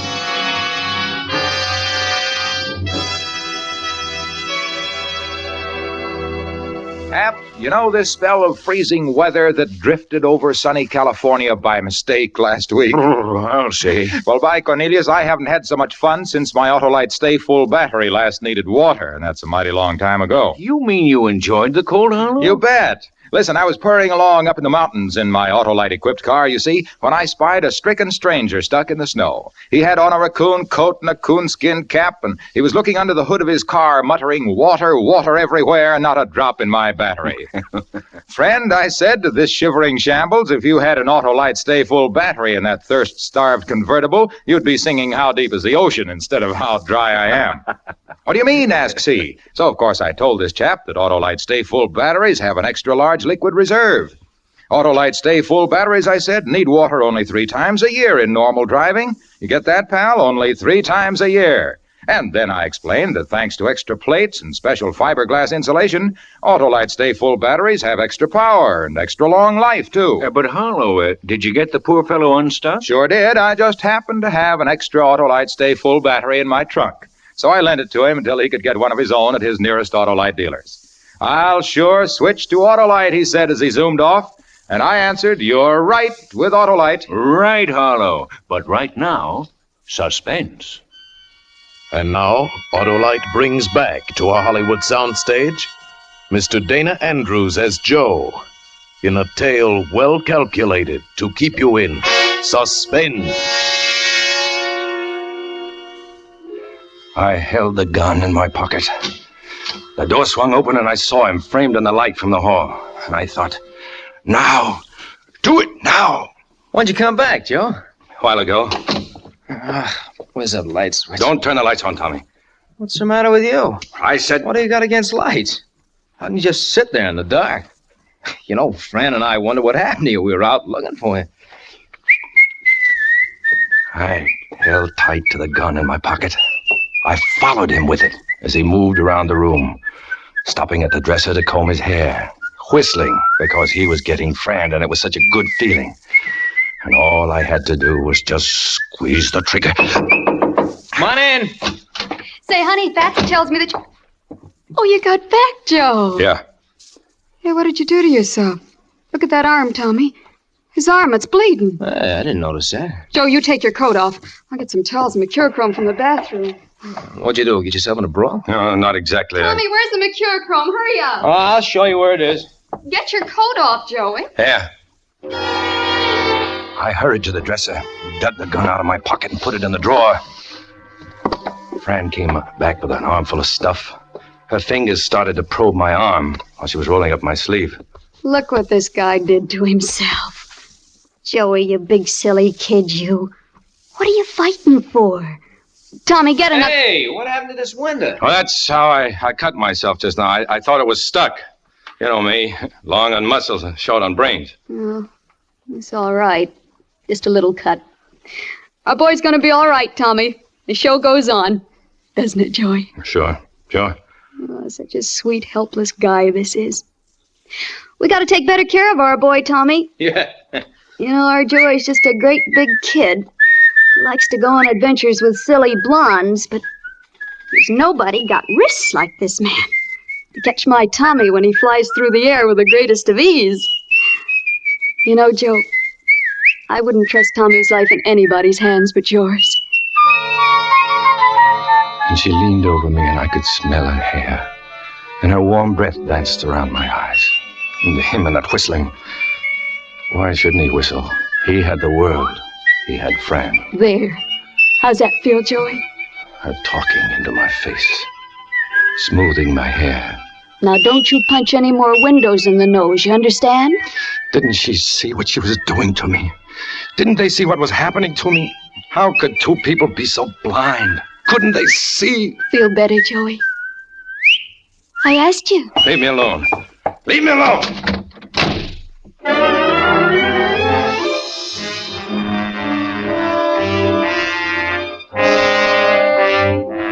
So I went walking the streets again, burning inside like a guy with 105 fever, still smelling the perfume in her hair, still hearing her voice in my head. It was after 4 in the morning when I got back to the hotel. Nobody in the lobby, nobody but the room clerk, taking a snooze at the desk. This time, Tommy was in bed, asleep. I sat on the edge of the bed for a long time, listening to his breathing. Then I went to the drawer and got the gun.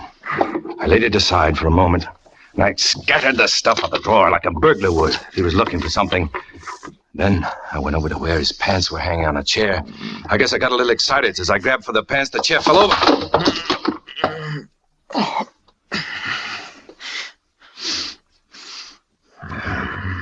I waited, my heart hammering away like it was trying to break loose. But he didn't wake up. I found his wallet and his pants. Then his watch on the nightstand. Then I went over to the broken window, looked down. It was dark. Not a sound. Tomorrow, all the cops in the city would be looking for the burglar who came up the fire escape and killed his victim when caught in the act. I went back to the dresser for the gun. I went over to the bed. I wouldn't let him take her away from me. Simple as that. I raised the gun barrel level with his head. My finger curled around the trigger. I felt a tiny nerve start throbbing in my wrist. I squeezed the trigger. What is this? Are you, Joe? Yeah. Go to bed, Joe. Okay.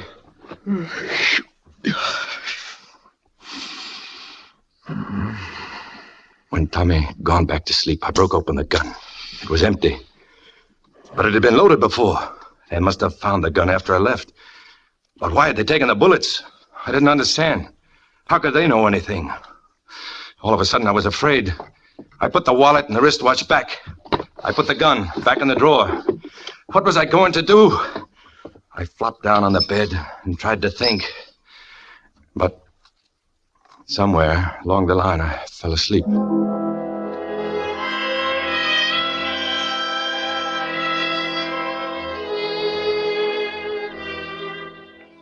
I slept until almost noon.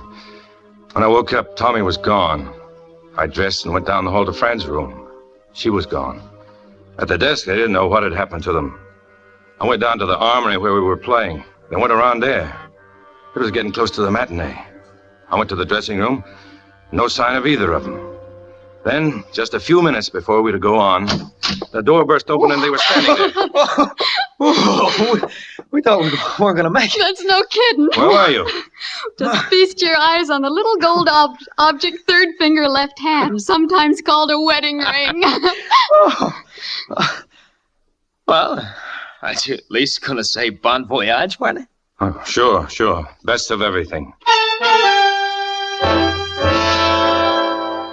Fran left to change into her costume, and Tommy started getting ready. Happy as a lark. And I felt the hate choking me till I couldn't breathe, burning in me like fire. Then I realized something that sent the cold shivers through me. If I went up on that trapeze today, and if his life depended upon my catching him, he would die. It made me sick thinking about it. Everybody's got to have some kind of belief. I grew up different, not like most people. The only belief I had was the act. I had to keep the act clean. I couldn't let it happen that way. But it would happen. If I went up there, it would happen. 3 minutes. Okay. Well, we better be getting out of here, Joey, huh? Well, Joe, come on. I'm not going. What are you talking about? I'm not going on. Can't you understand English? What, Joe? I'm not going on. He couldn't do anything with me, and time was running out. He left, and I thought what I'd better do was just pack and leave and never see either of them again. Then, just beyond the door, I heard him whispering to somebody. I knew what it was. He was putting her to work on me. I didn't want to see her. I went to close the door, but she was already standing there, her hand on the doorknob. But it was the wrong hand.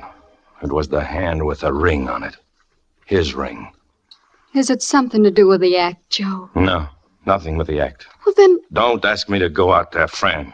you know we can't go on without Well, you. do what you can. Fake those triple plays. Look pretty and swing hard. Just don't ask me to go out there. Joey, what's wrong with you lately? Look, don't... I'm worried about you.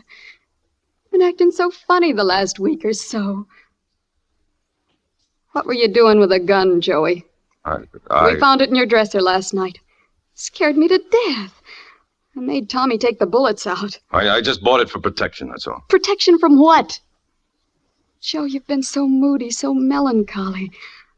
I'm so afraid you might hurt yourself. You think that's why I bought the gun, to hurt myself? Gosh, I hope not. I could... It's our cue. Come on, Joe. She moved up close to me. Her hand touched the side of my face. Soft and warm. We'll be waiting for you. We won't go on without you. She left. I didn't know what to feel. Inside me, some of the hate was unwinding.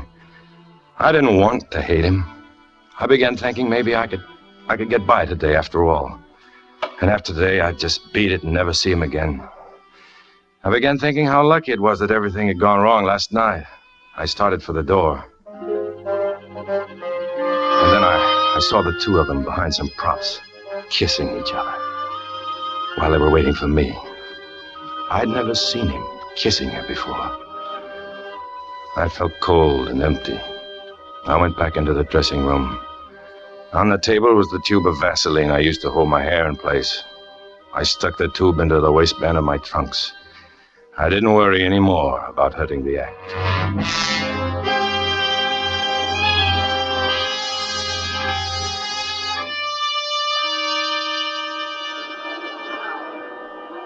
The act went off like clockwork.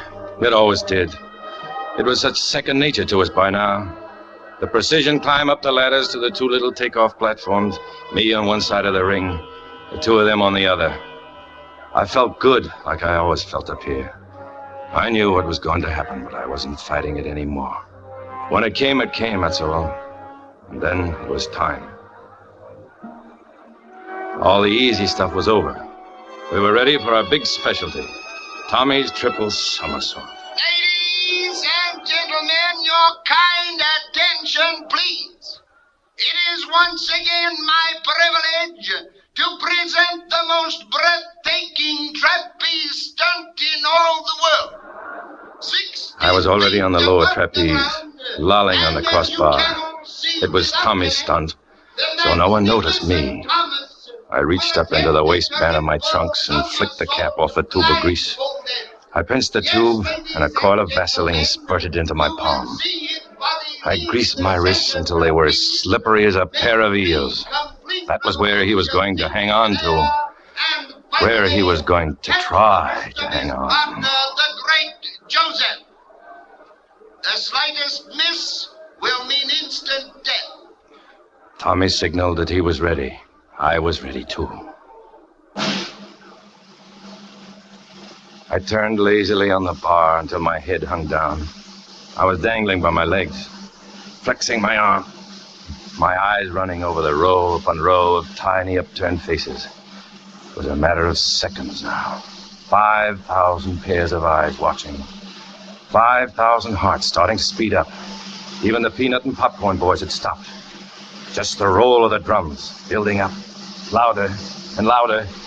Without looking, I knew Fran was putting on Tommy's blindfold. In another second, I'd swing around and face them and begin the count. I began turning. What happened? I turned quickly. Fran was alone on the platform. For a split second, I couldn't figure it out. And then I saw Tommy falling through the air. He grabbed at a guy wire as he passed, and he held on. He slid down the wire, spiraling down in a sickening, crazy corkscrew, down all the way to the bottom, but never letting go. He landed in a huddle at the bottom, but then he picked himself up. So he was all right, nothing broken. Except the way he held his hand, you could tell it was as raw as if he'd cut it open with a knife. I swung around and looked up at Fran. She caught my eye and formed the words, "My fault," with her lips, and then, "Sorry." Then she had made him slip. She had kept him from swinging out on that trapeze. But why? I swung back. All of a sudden, I wanted to get down. I wanted to get away. But while my back was turned to her, she must have passed along the signal, because suddenly I heard... Ladies and gentlemen, this unforeseen accident will not in any way change our spectacular triple somersault. The event will continue with the great Thomas's understudy, the lovely Frances.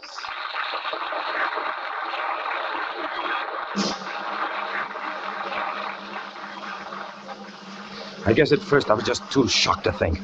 This was something I'd never figured on. Sure, she'd done the trick before, but then there was a split second in which she signaled me to drop my head and begin the count. And then before I could get my own desperate signal back to her to stop, not to go ahead, the black mask had dropped over her eyes and I was cut off from her. "Fran, don't do it! Don't do it!"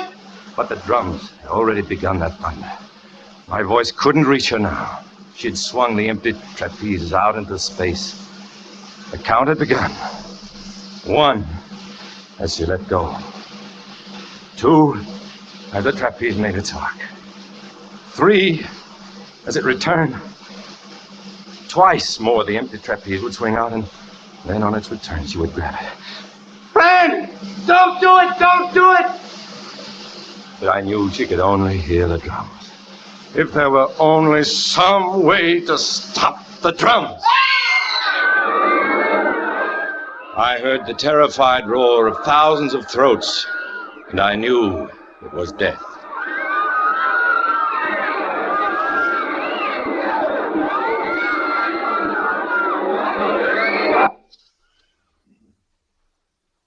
And who is the next of kin of the deceased? Looks, officer, I told you I'm only the manager of this outfit.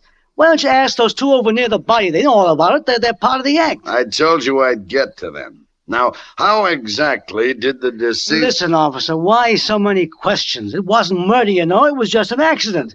Slipped and fell off the trapeze. I guess it was the excitement of seeing Tommy take that bad spill.